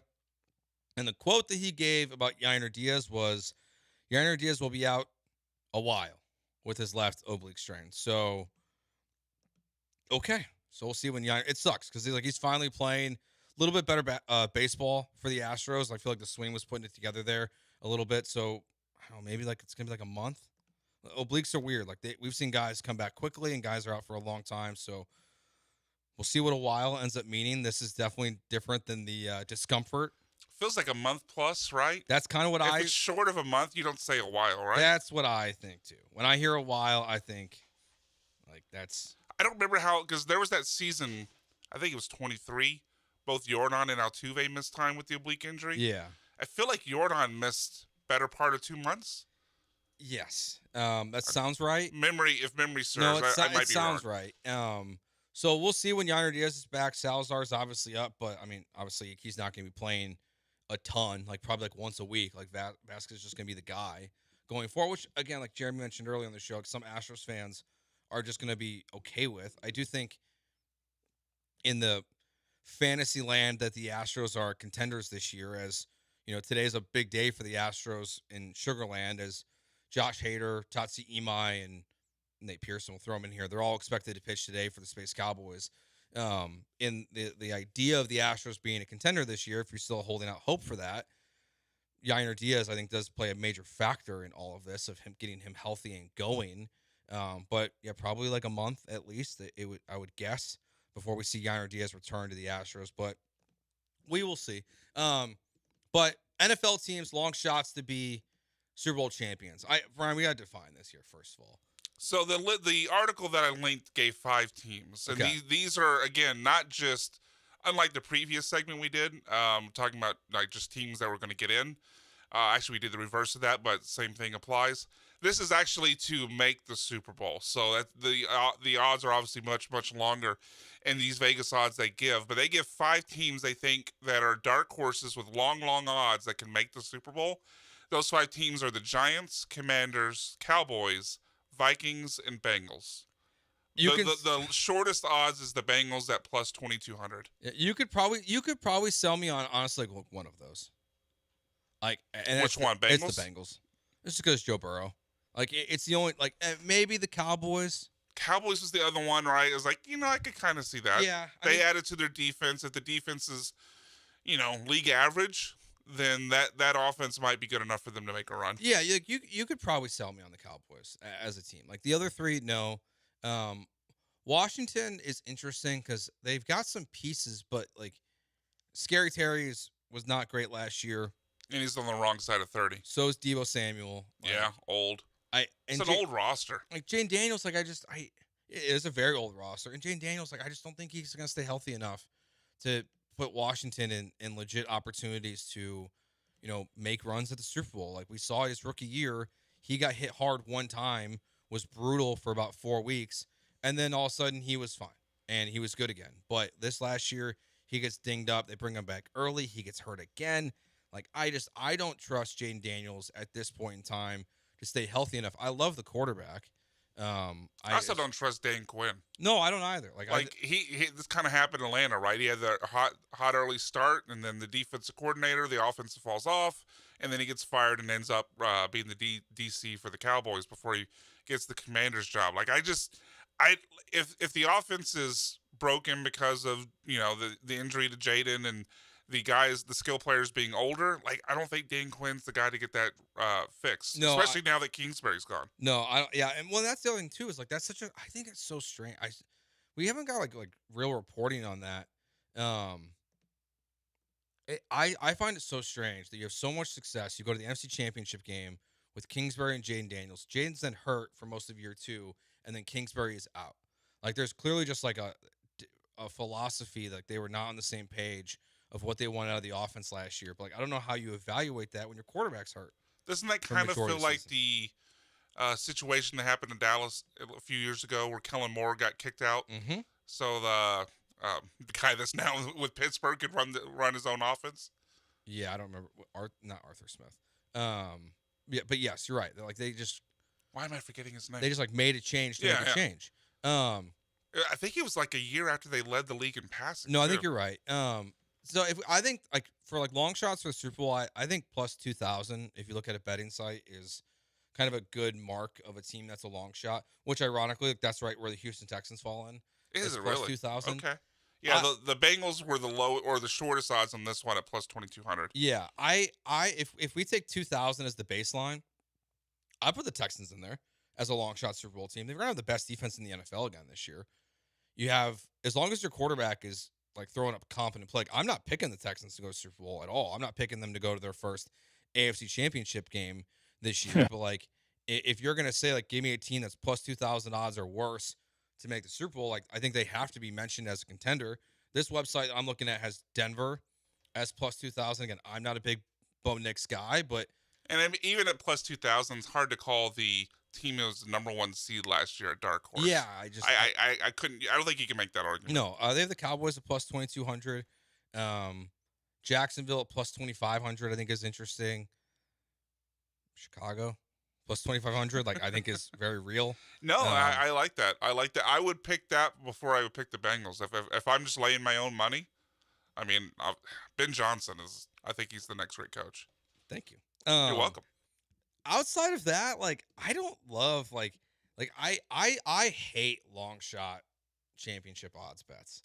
I just think it's like a way, like plus, just throwing away money after plus 2,500. Like, to me, like, I'm out. Like the Colts here. Well, you're looking at a list. Where's the last team you would place a wager on? Jacksonville at plus 2,500. Yeah.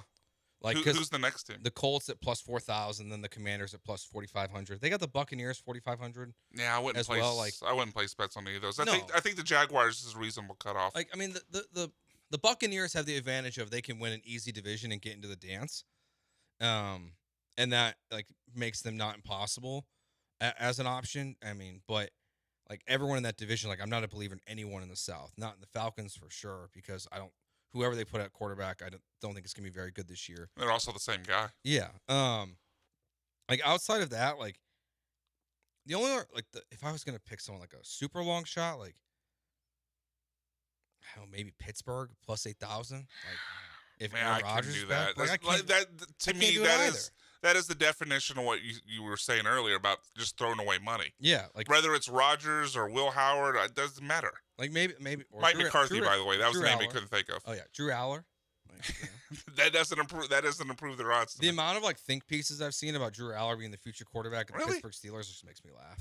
No, he's a bum. No, I think he's a total bum. I mean, Minnesota, plus, like if you're gonna throw like a super long shot, like if you believe in Kyler Murray. I guess if Kyler gets back to like year 2, Kyler, with the Kevin O'Connell with better weapons, I guess you can make the case. Yeah, but that's like the only option I think at this point is like if you're gonna go super long shot. I think the Jaguars. If I was trying to find like the lowest possible odds where I actually believe there's a chance at it, it'd probably be Jacksonville. Yeah, I believe in Liam Cohen. I do think I was curious just like where the top is at and scrolled up here and the Rams are the favorite right now, which I don't think is a surprise.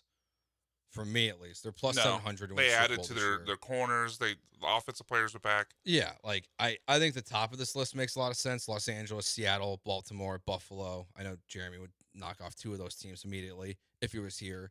The Chargers are the next team on this list, which like no thanks. No, I would need the value to be better to bet on the Chargers. I just don't believe in Justin Herbert in the playoffs, like whatsoever. So I think the Texans at like plus 2,000. Like if you're gonna go long shot, like I don't think that's I think it's crazy. Like I trust the Texans more than I would trust, the Cowboys and the Bengals at this point, just because their defense is so damn good. But yeah, I hear what you're saying, but I can't separate that. I would trust Joe Burrow more than I would trust CJ Stroud. Fair.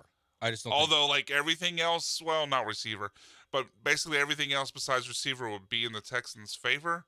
I can't with Stroud. That's fair. All right, let's get our last break in here. Let's get to our junkie of the day. We'll do that next right here on ESPN 97.5. Twin Peaks, it's a great place to go to watch all your games, whether it's the playoffs, UFC, boxing. There's so much going on right there at Twin Peaks, but it's just a fantastic day to go to Twin Peaks here on Cinco de Mayo because you can spice up your Cinco at Twin Peaks.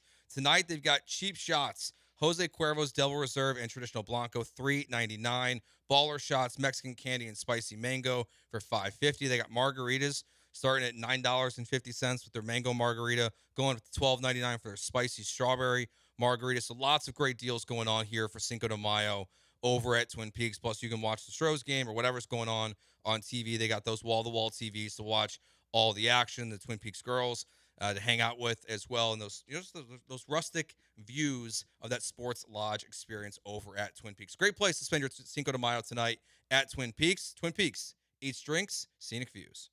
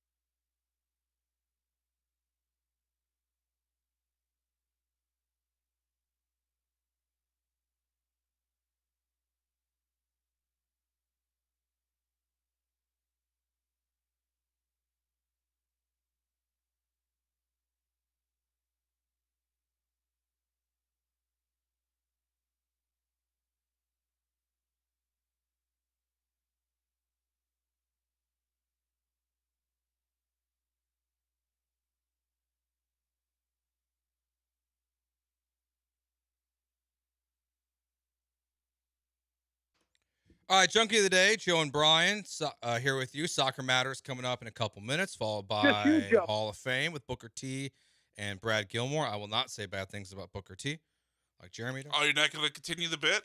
No. Come on, take a shot. No, you got it. I like Book. What about Brad? You going to take a shot at Brad? Boat's a weird nickname, especially if it's self-proclaimed. Wow. All right, Brad, 713-780-3776. Because I don't know if it is or not, so I'm not sure. I have no idea if it's self-proclaimed. I like Brad. He comes on the Saturday show quite often. I do too. That's why I don't think it's self-proclaimed. I don't know. But Brian, I'll let you start off today with Junkie of the Day. Thank you. How kind of you. I will nominate Jeremy's driving habits for rolling through. He described this so casually, too. I loved how he said, I tapped my brakes. Then he mentioned he was going 30 miles an hour, which it's not 80. This is not a Georgia football player situation. But if you're going 30 in a residential neighborhood, you didn't try to stop at all. It's also like you didn't try to stop at all. It's also Junkie of the Day for not talking about it when it happened. Yeah, why didn't he tell us? Bring it to the show. He's holding out on us. Yeah. You could tell he's a little triggered by it. I think that's why he didn't bring it up before. For something that he did wrong and illegal? Yeah. I think he was triggered by it. Yeah. I think it's bothered because he kept remembering how often did he kept saying there's never been anyone there before. There's never been anyone there before. Like that's a justification? Yeah. I don't know. I mean, I don't really care, but because he was safe about it, but yeah, you got to own it at the same time. You're doing 30. You just blew right through it. Also nominate people, wringing hands and pearl clutching over Kyle Tucker getting booed last night at Dyke Park, especially obviously the ringleader, Chandler Rome, who seems to have the player's side on literally everything possible. Yeah, I don't get it. It's totally fair, as we talked about earlier, to boo whoever you want at this point. You can boo the Astros players for stinking. You can boo a guy who used to be on the team. You can boo a guy, whoever, like you want. But you know what? I wouldn't have done it because I don't care enough. No. But, yeah, he went to the Dodgers. That's worthy of booing. To be fair, I also don't get why Astros fans, still get so upset about when, their players get booed at, Boston. For, the only one that still gets me is Altuve. Sure, I get it. When I say it's like a 2 out of 10. Yeah. But I'm still what are you doing? Yeah. You guys don't know the facts, as Carlos Cray once said. All right, I'll nominate everyone in television that's not involved with the Bear, because the Bear just dropped a surprise episode. I can't wait to watch it tonight. We need more of that. Give me more surprises in TV. It's a great TV show. Jeremy Allen White's a little busy. Yeah, but he's making Springsteen movies. But just other shows. Other shows should be doing this. Just being all right, here's a random episode of a show that we filmed. Surprise. Very cool idea. And then I'm going to nominate also, we haven't mentioned this yet. ESPN article came out from Ramona Shelburne. I believe this one is. And it's quoted in here in the story of, we've mentioned Steve Nash comps before with Reed Shepard. Yeah. Those are normally from fans. Oh, no. A media member did it? No. Internal sources from the Houston Rockets compare his ceiling to Hall of Famer Steve Nash. So the Rockets internally, someone internally, might not be everyone, but at least one member of the Rockets organization also has those comps. I hope that's just to pump him up to try to trade him. I hope so too, but why? All right. Winner of the day, it's Branham. He's not here. He broke the law. Wouldn't tell us about it. So. Ne'er-do-well. Jeremy Branham's the Junkie of the Day. All right, that does it for us. Soccer Matters coming up here at 6. Hall of Fame followed by that. That'll do it for us. We'll talk to you guys tomorrow. Peace.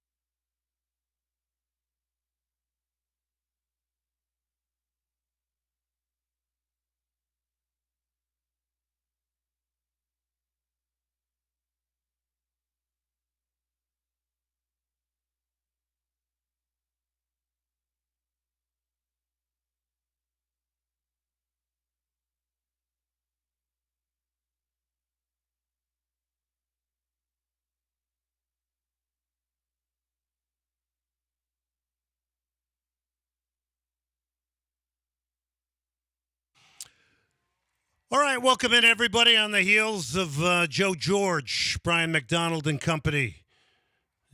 Jeremy? He was here, but had to leave at 5. He left early. He's got U of H baseball. Right. Nothing wrong with calling a little baseball. It's a good thing. I had such a great time down at the I love that. Don't forget my other guy that we're going to drop at times tonight. All right, welcome into Soccer Matters, ESPN 97.5. I'm really excited about this show tonight here. Presented, as always, by John Daspit and the Daspit Law Firm. Big interviews tonight, and in big fashion. Former Mexican national team coach Jaime Lozano. Long-form interview tonight. It'll be 2 segments. Taped it earlier today. He was going to come in studio, but he's working now for a local youth club called GFI, and they have tryouts tonight here. So he's out on the fields here in Houston, Texas. Imagine that. Former Mexican national team coach, guy that represented Mexico 35 times, has coached in a number of different places. We got a lot to talk to him about tonight, whether it's player development, his career, does he want to coach in Major League Soccer, lots and lots of things. Is it good that the two soccer cultures between the United States and Mexico is getting closer and closer? So great interview with him tonight. We'll have Marcelo Balboa live in the next segment. After that, we'll go up to Austin, Texas, and find out if World Cup fever is hitting HTX. We finished the night on a big note. Rodrigo De Luna, who's from our Houston soccer community, great advocate for the game. He has worked locally and internationally on the game. Rodrigo will be on tonight to tell the story of Atlante going back into Liga MX. I'm going to start you off with a little bit of news here tonight. So let's go to what is the most up-to-date news, and that is the fact that Arsenal has won in the Champions League. So they're going to go to the final. They beat Atletico Madrid 1-0. Bukayo Saka will get the difference-making goal to make it a 2-1 aggregate. They win 1-0 today here. Again, the man in black, Diego Simeone, doesn't get him to the final, but another good season. So it's either Bayern or PSG. Now that tomorrow is must-see television. And going into that game, PSG has a 1-goal lead on aggregate. The final is going to be in Budapest, Hungary. Now remember, there's a lot of players on these teams that'll be going up to the end of the month playing in a Champions League final and turning around and going right into a World Cup. Diego Simeone had this to say after the game. He said, "We did compete at an incredible level against a team with way stronger financial power than us. Thanks to everyone." And he continued on with a quote saying, "We need to accept that these players and thank them for what they did." So there you go. I don't think he needed to drop in the financial thing. That seemed a little bit self-serving. But that is that. Tonight you got Tigres against Nashville, and you got tomorrow night Toluca against LAFC. So we're down to the semifinals of the CONCACAF Champions League. Nashville is down 1-0 on aggregate to Tigres. Any fans out there that want to call in tonight, do it.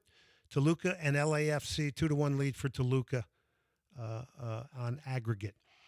All right, 713-780-3776 is the number. Any Arsenal fans out there that want to gloat a little bit about the potential now of the double? They also got a lot of help yesterday from Everton, who ended up drawing and taking a point off of Pep Guardiola and Manchester City. So really, really interesting things. All of a sudden, in the blink of an eye now, Arsenal can do the double. And can Arteta get it done? And I know there's a lot of people that put a lot of pressure on Arteta for a variety of reasons, but he's been knocked to the mat, but he's getting up. He's getting up, and they're positioned well to get it done. Dynamo will go on the road this weekend, LAFC at Salt Lake City, then home to Vancouver, May 19th, Open Cup St. Louis, and then LA Galaxy. They got a tough stretch coming up. You saw what they did in the last game against the Colorado Rapids. That was a pretty easy one. Well, if you played too open against them and you got hit for 6 goals, what do? You drop off defensively. That's where Colorado gets challenged more than ever. Dynamo go to 5-5. They got 15 points, 8th in the West. So they defend deeper in that game. I credit them for positioning themselves to win the game on a fantastic goal from Lawrence Anali. Blast from outside the 18.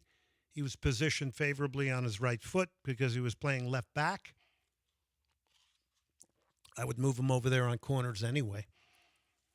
And that may happen in the future simply because anything that falls to him second balls there, it's on his preferred left foot. Now, if he's on the other side of the field as a right back, he's then probably taking the ball wide and trying to cross it.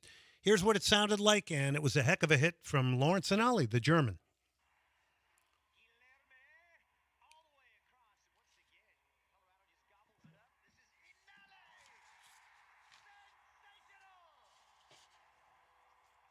Sensational it was. So it was a 1-0 victory, and as predicted, the Dynamo only had 35% of the possession. Now, I'm going to say this. Based on the volume of Dynamo games they've been playing, it's a wise move to drop off against Colorado. I think teams around the league are going to do this and probably have done it already, probably games I haven't seen.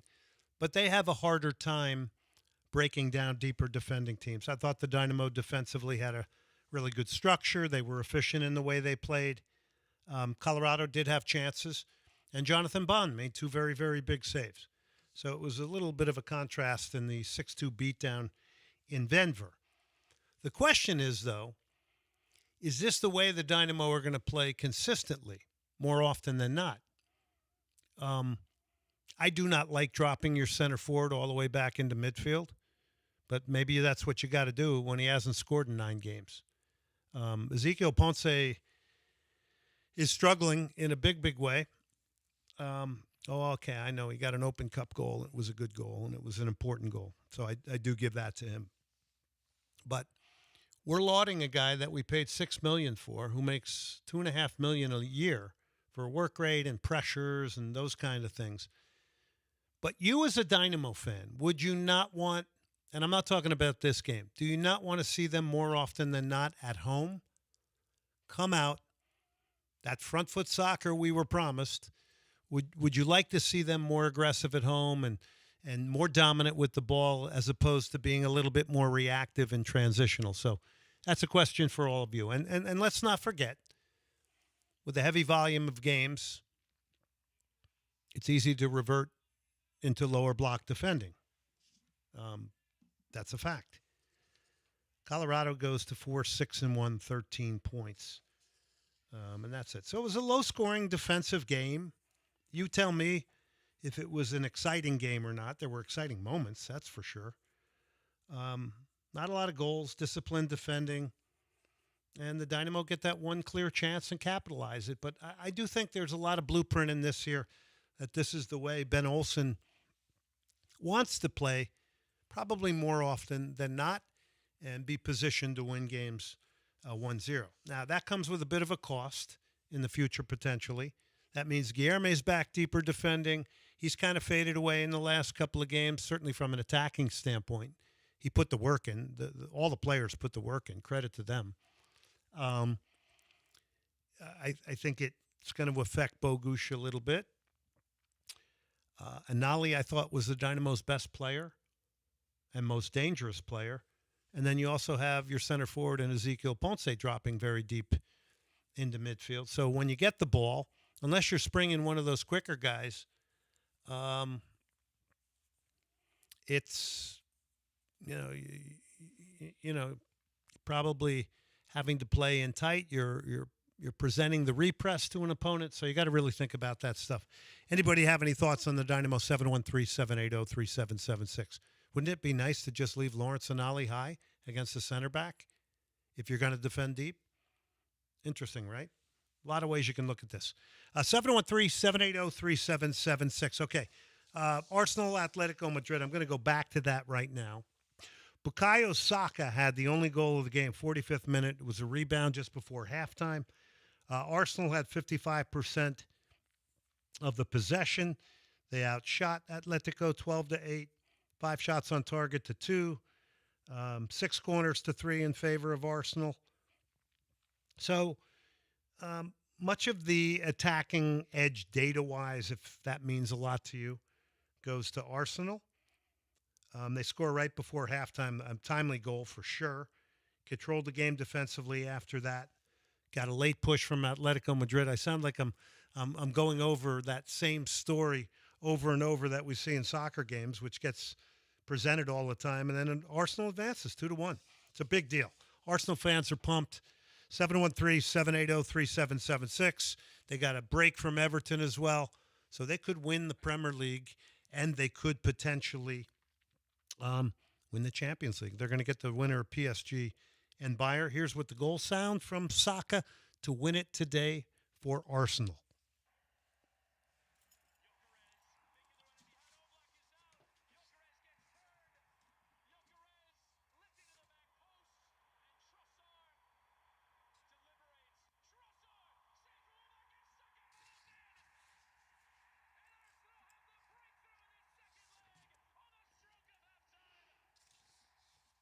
Wow.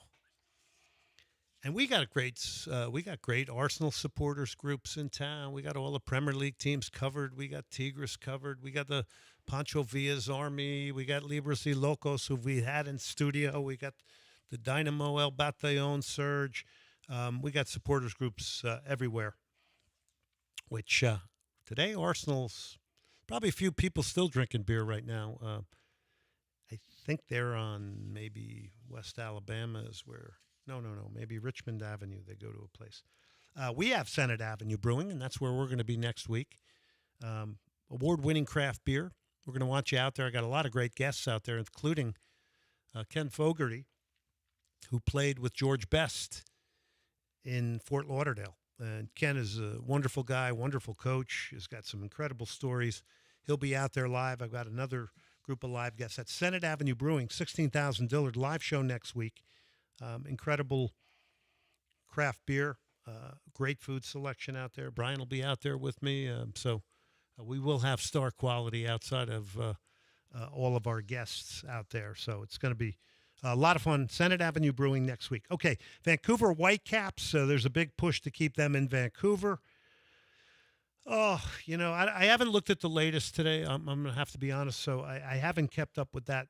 The only thing is I think about with that is why are we so quick to throw away history and time, which is so essential to creating history, right? I would think we would be pulling all stops to keep that team there and sustaining that incredible soccer history. And that includes the ups and downs, by the way. But to move that brand out of there, I sure hope that doesn't happen. Scottish Premier League. Hearts are closing in on history. They're 3 games away. They have not won a title in the SPL, the Scottish Premier League, since the Dark Ages, 66 years ago. No club other than Rangers and Celtic have won the title in the last 44 years. Think about that. That's how dominant and unbalanced that league is. So guess who I'm pulling for? I'm pulling for Hearts. I think that's healthy. And this would be equivalent to maybe, according to James Melville in Scotland, he's equating this to the Leicester City winning the Premier League title. I think that's a great comparison from James Melville. So good there. All right. We have got another winner already in a professional league in Europe, in Portugal. Guess who's won the title? It's Porto, legendary Porto. The coach, Andreas Villas-Boas. Do you remember him? His rough time at Chelsea. He was Jose Mourinho's assistant. Well, he wins the title, and guess who he beats out for the title? Benfica and Jose Mourinho. That's a great story right there. So good for Andreas Villas-Boas. I actually felt very sorry for him at Chelsea. The pressure of that, and he looked like he was definitely wearing it. Inter Milan won the Scudetto, so they are the champions of Italy. So we got a lot of champions and people inching towards championships here. There's going to be great drama in the final weeks of league play. We also have, and we will talk about this a little bit later in the show when we do our Liga MX sort of segment with Rodrigo de Luna on Atlante. But we'll get up to date on the Mexican League playoffs as well. So the winning horse was Golden Tempo. Did you, Brian, put a grand down on Golden Tempo? No, I'm not big much of a horse racing guy, though. Watching that video Incredible. of how deep into the race it was in last, and then somehow managed to get to first down, that was pretty thrilling. Even as a non-horse racing guy, that was thrilling. That was incredible. I watched it over like 5 times, and just to see that animal and that jockey just start picking one by one off, really, really remarkable. And the other amazing thing was the jockey who won it, his brother was on the horse that he nipped at the end of it. So that was a family thing with the two jockeys. Incredible. And then the other big picture thing in the 152nd Kentucky Derby, well, a female trainer wins it. First time ever. Incredible. Did you see the stat on how many of the horses in the race were descendants of Secretariat? Yeah, what was it? 19 of 20. Man, if only we owned Secretariat. Yeah. Those stud fees. The stud fees alone. Stud fees. Never have to work again. Yeah. Well, stud fees were an issue with Sir Alex Ferguson at Manchester United. There's a lot of history around that one with a horse that he owned with some people. That was historic. Landon Donovan did not like Felipe Cardenas of The Athletic when he was just kind of talking about commentators on the World Cup. He said Landon was monotone. And so Landon took it and highlighted it. I thought it was strange. It's called constructive criticism. You don't have to get upset about it. Soccer players take constructive criticism. But I guess, I don't know if that's Landon wanting attention but Felipe Cardenas said, hey, he's monotone, and he's right.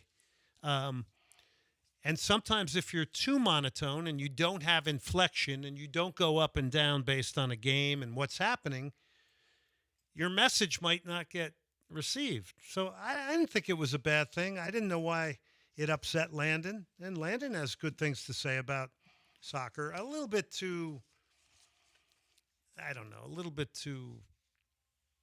tabloidy, I think, as of late with some of the topics. But, yeah. So, anyway, that's that. It's no big deal.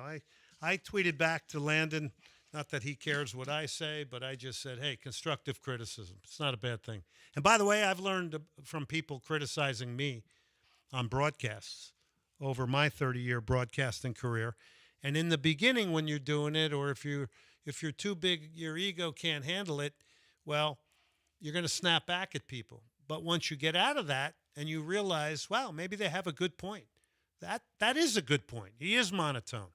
Some people don't mind that and don't care, and others will not like it so much. All right, Marcelo Balboa is coming up. Before we go to break here, quick word here. Cactus Music, historic record shop, best in vinyl, pre-loved and reissued.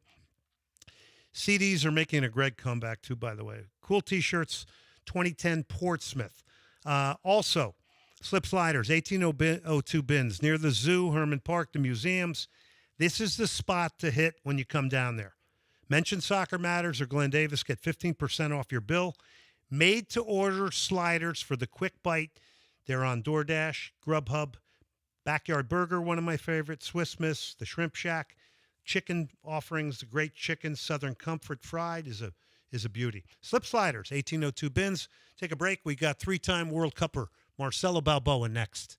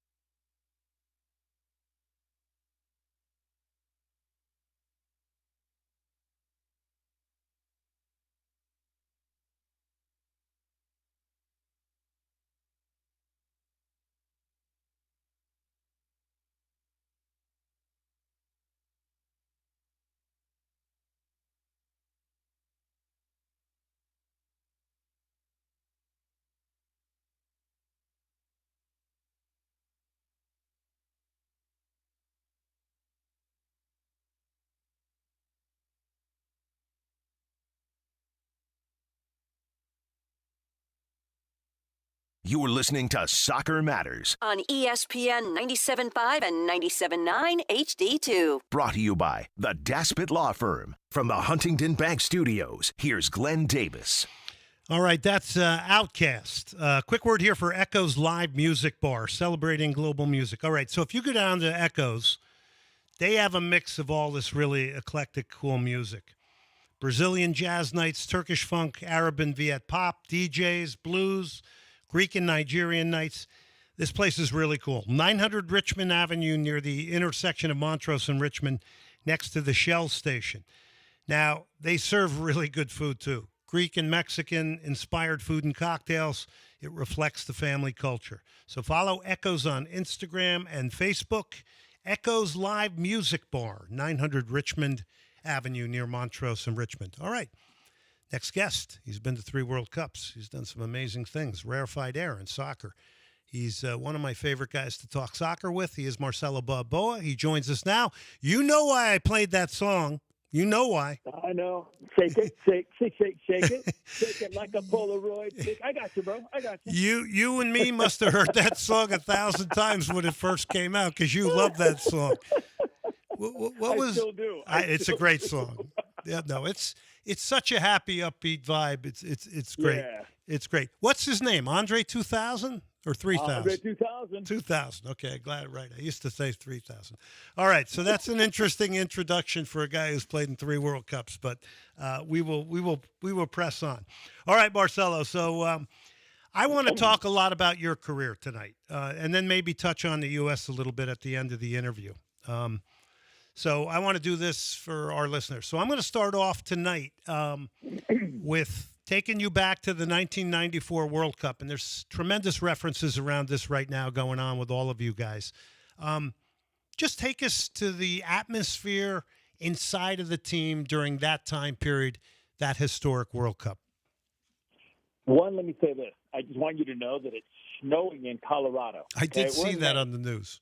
It is snowing. We've got about a half inch of snow already here. Nice.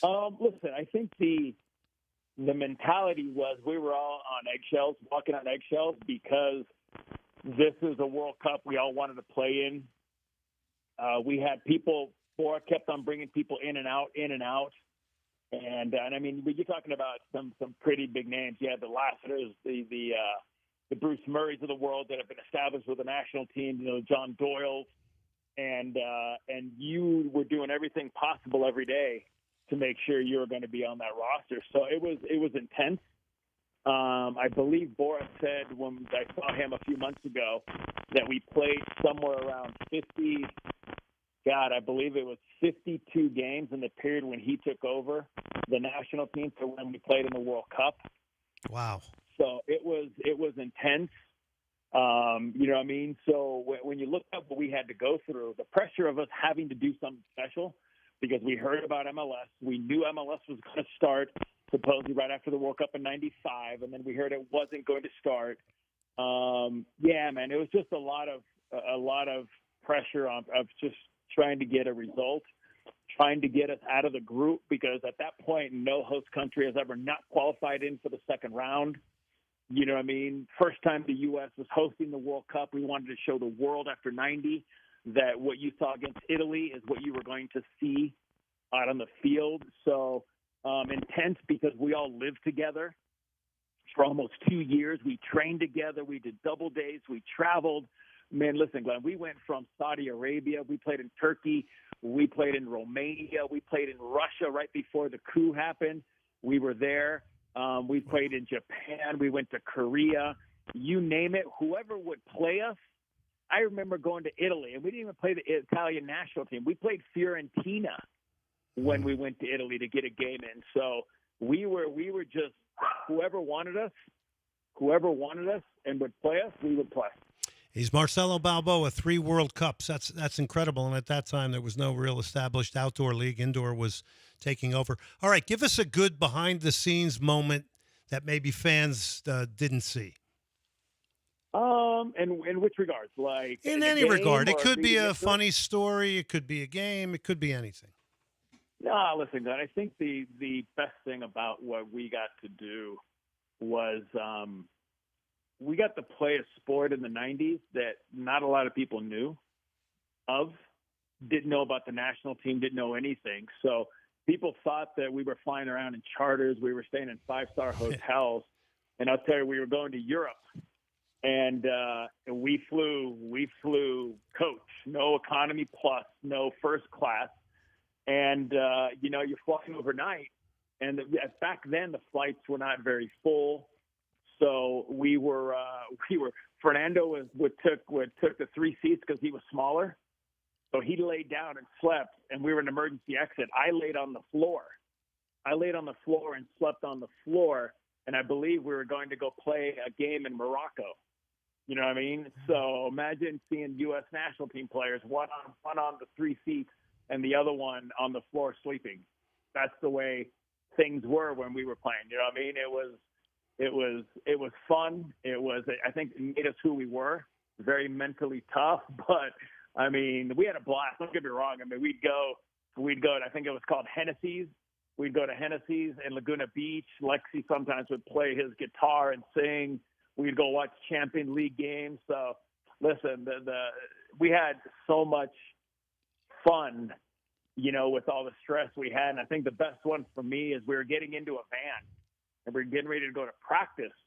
And we're all in the van, and we're waiting. It's been like 5-10 minutes, and we're waiting for Bora. We're all like, where's Bora? What's going on? And you start talking. And next thing you know, Bora pops up from behind the last seat. And Bora was in the van the whole time listening to us talk. Complaining about Bora not being here. He's telling us that we should be here. He goes, he always said, if you're 1 second late, that means we're going to leave. We thought, okay, do we leave Bora since he's always taught us that? And the dude was in the back of the van, ducked down, just chilling, listening to us. That is funny. That's a good one. We're talking to Marcelo Balboa, played in 3 World Cups, obviously, in Major League Soccer, one of the historic players in the league who got it going. And these are great stories. What do you think now holds us back from competing against the top 12 in the world? The what? The top teams in the world. What sort of holds us back now when we compete with those countries? The Spains, the Frances. What holds us back? God, I would like to say, in a very polite way, probably youth development. Mm-hmm. You know what I mean? I think that we've got a country so big, and we're not developing the players that we should be developing. We developed the Christian Pulisics, I get that. But being in a country that's so big, and you see the Argentinas of the world, the Uruguays who are much smaller, especially Uruguay, and you see these players that they're developing, it makes you wonder, what are we not doing here? You know what I mean? And it's getting there. Listen, Glenn, we're 30 years young in soccer, really 30-plus years. And there's other countries that have a history of 70-something odd years of professional soccer in their leagues. But, I think we're taking the right strides. But I think when you look at youth soccer, and I've been involved with it at every aspect, at club soccer, the academy level, and I'm still involved in the academy level, it's sometimes you have coaches who are just more interested in winning and moving their career forward than to maybe developing the kids that have potential to be a pro. You know what I mean? Every time I'm out on the field, all I hear is pass the ball to a kid. Yeah. And I'm sitting there going, and you can teach a kid to pass, can you not? We all can. We can teach a kid to pass. I can't teach a kid to have that confidence, to have that flair to dribble. That's not something that's teachable. That's something that comes out in him, that has that little bit of that, just a little bit of arrogance, a little bit of cockiness of wanting to dribble guy and meg him and dribble by him. And sometimes I feel like we take their personalities. For me, we're taking away the personality of these kids of what they can really, really do by forcing them to pass the ball. And that's why I don't think, if you look at our national team, how many players can you really say besides Pulisic, when he gets the ball in Weah, when they get the ball, they are happy at running there. They want to run at players. They want to go at players. And I think that's the biggest issue right now is we need to listen, I'm not saying change the pay-for-play model because that's way too difficult, but we need to find a way to let these kids express themselves and show their personalities. So what do you think? So obviously you're saying American players should focus on a little bit more the one-on-one, and they're not. They're overlooking that. Yeah, it's the confidence of having the ball and running at players. But I think they're being overcoached, don't you? Don't you think in some cases people are too much tactically oriented at too young of an age? Listen, Glenn, that's the other issue. We haven't even got into tactics. Yeah. You shouldn't be teaching a kid at 5 or 6 years old to be tactics. You know what? At 14, when I had the Rapids 14, every day for 20 minutes, we still did technical work. You must do technical work because every day these kids need to get better at trapping the ball, passing the ball. Entry ball must be on the ground, not bouncing to your forward. You don't rip a ball at his knees. You roll it. You know what I mean? There's a lot of basic things, but I do see nowadays the way it's changed a lot it went from a technical training to now it's all tactical. You start off with a tactical game. You move into a rondo. You move into another tactical game. And again, half of these kids can't do it because half of the kids can't trap a ball properly. They can't pass a ball properly. You know what I mean? So, yeah, I think that we have gotten carried away a little bit with too much tactics at a young age. All right, I want to get it back to you now. And I have a really good interview coming up with Jaime Lozano, the former coach of the Mexican national team. We had a conversation about disappointment, failure, setback, and how that's a part of not only player development but human development. Now, what would be a failure or a setback that helped to shape your career in a positive way? Because we know these moments are good for you. Oh, there's a lot of moments that, you know what I mean, that have changed the course of my life. My dad kicking me off his U15 boys team because he thought that I got too cocky and too arrogant. So he kicked me off his team. He told me to go find another team to go play on. And that was a learning lesson of learning humility and humble. You know what I mean? Play your game, play it with respect. That was huge for me because you know what I mean? It was what I loved to do. This is what I wanted to do as a kid. As a 6-7-year-old, I wanted to be a pro athlete. You know what I mean? Yeah. I think that was a huge moment for me because it made me realize, okay, I'm one of 11 and I have to do my job and I have to do it well. You know what I mean? Mm-hmm. So that for me was a huge moment. The other one is when Bora believed in me when I tore my ACL. What a huge! I thought I was invincible. I played every minute of every game. They kept on calling me the Iron Man and this and that and all these things because I played every single minute. And then all of a sudden, not even a year out from the World Cup, I tear my ACL. So now you went from this guy who's a starter and from a guy who was basically a lock to make the 94 team. Now I'm on the outside looking in. I think it taught me a lot of hard work more. I mean, I worked hard as it was because that's what my dad taught me, but I worked even harder to get back in 6 months because the fact that an ACL back in 93 would take you a year to recover from, I made it back in 6 months. So I've learned to use negativity from other people as fueling my fire because I heard two of the coaches talk about they wanted to get rid of me. I heard the two coaches talk about he's not going to make it back in time. Why are we keeping him here? So I think I've learned more from failure, from injuries, than I have from winning games. You know what I mean? Because of the fact the adversity you have to go through, you have to find a way to keep your mind positive and stay focused on what your job is. So I think in life we learn more from failure than we do from success. And when you fail, you know why you failed, and you have to find a way to correct it and get better at it. When you're succeeding, you're thinking you're on top of the world. I'm the best I could be. I don't need to do anything better. So you kind of put it almost on cruise control.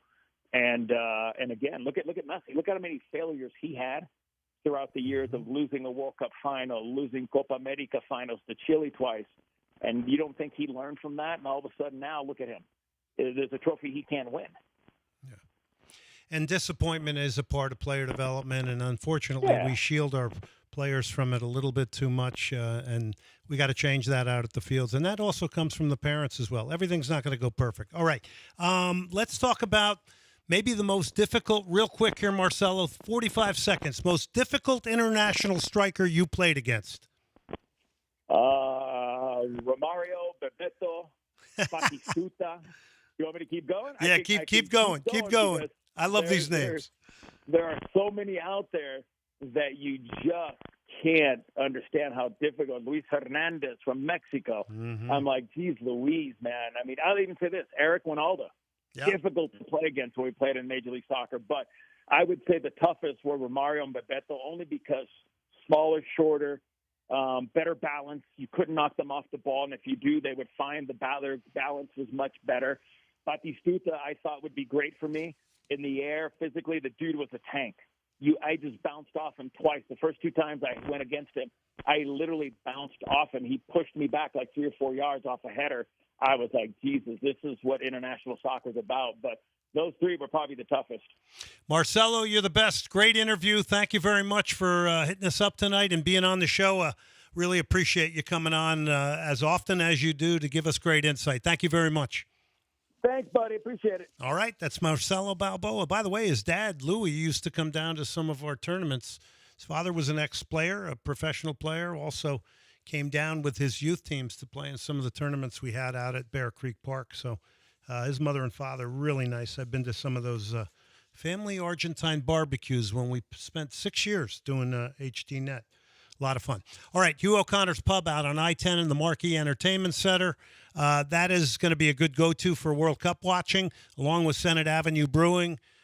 These are going to be great spots to hit up for World Cup viewing. So, again, Hugh O'Connor's Pub, I-10 in the Marquee Entertainment Center. It's on your right-hand side as you head towards Katy. They got steak nights, great beer, whiskey offerings. Hugh O'Connor's Pub. Let's take a break. We got more to come. Coming up next from Austin, Texas, Eric Goodman of the Verde Report.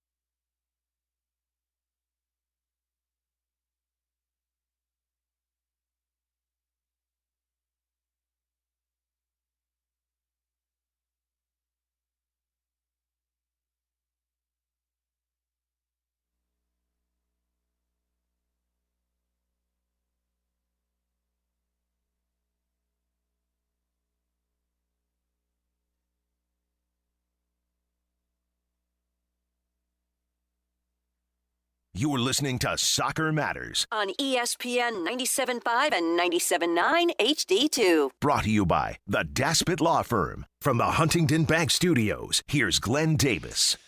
All right, welcome back, everybody. Hope you enjoyed that interview with Marcelo Balboa. We still have coming up Jaime Lozano, the former Mexican national team coach. That's a long-form interview. That'll take 2 segments. You're not going to want to miss that. We have Rodrigo de Luna on Atlante back in Liga MX. I want to remind you, next Tuesday we have the live show out at Senate Avenue Brewing, 16,000 Dillard in Jersey Village. Crowds are getting bigger each time. Let's come out. Let's celebrate the World Cup. You wear a jersey, you get a free craft beer. So come on out to Senate Avenue Brewing next week. Got a lot of good guests, and we're building a live guest list with people coming in and out. Monday Night Football resumes at U of H downtown. We go to 2018 Russia, doing with this led by Batiri the artist. So don't forget that. Plus, our video drop each and every week is out now. So go check it out on Twitter and Instagram. Also over on YouTube and TikTok, Soccer Matters. So I really enjoyed doing these videos, and we're kind of showing off Houston, Texas. All right, before we get to our next guest, I'm going to get a reaction from him off this. This is Mauricio Pochettino, the U.S. men's national team coach. The other day I was in a dinner with 40 people, important people that support soccer in America, and they say, why? If we are too many, people here, why is not appear one Messi? Why we don't have 11, like in another sport? I say, it's a good question, but I think it's one of the things that for me is key, is the relationship, the emotional relationship with the game, that the kid in America still don't develop until they are 11, 12, or 13. That the difference with other countries, that for me, that I know Argentina, in the way that I develop my emotional, relationship with football is when I start to walk, before to start to walk, because I start to kid them. Let's welcome in our guest from Austin, Texas. He writes the Verde Report. He covers Austin FC. A great friend of the show, Eric Goodman. Eric, how are you? Doing great, Glenn. Always awesome to get the chance to talk to you. Yeah, we just wanted to get that little bite in there from Mauricio Pochettino. Maybe some thoughts on Pochettino and the national team right now as we're getting closer and closer, Eric, to the World Cup. It's been so fascinating with him in particular and his personality, and you got to wonder if 2 years was really enough for him to just kind of wrap his mind around what this unique relationship that this country has with the sport. I mean, we've seen him, attend college football games in massive SEC stadiums and been blown away and think, why can't we have that for the national soccer team? And anybody who's grown up in this country understands that those things are so far removed from each other. And he's been here only 2 years. I do think there's been quite a bit of growth on the pitch, especially within the last few months when he figured out who his core players really are and stopped experimenting as much. But there is something very interesting just about watching him kind of, the naivety that he's just carried himself with in this whole experience. And, I think everybody anticipates that it's going to be a short one, that, he's here for one tournament. Obviously, it's arguably the biggest tournament for this country in history. So, that's all, at the end of the day, all that will matter. But that is that interesting narrative that kind of follows it, is just how different his experience here has been with what he might have thought it would be. By the way, we also, Eric, have coming up Argentina taking on Honduras at Texas A&M. Speaking of college football, Argentina and Honduras is going to get a practice game in here, and you can get tickets for that June 6th, road to26.com. That's going to be an exceptional day out there. There's going to be a massive crowd for that. That's a stacked roster, no question. We expect Messi to be there, and the likes of Rodrigo de Paul and Julian Alvarez. Again, tickets at road to26.com. All right, so what's part of the reason I wanted you on was just give me the vibe of the World Cup that's going on in Austin. How much of it is there? Are people talking about it? Are people planning events around it? Take us into it, Eric. Yeah, I mean, obviously, when you're around, the Sunday League pitches, when you're around the Austin FC fans, of course you hear about it. I know a lot of friends of mine that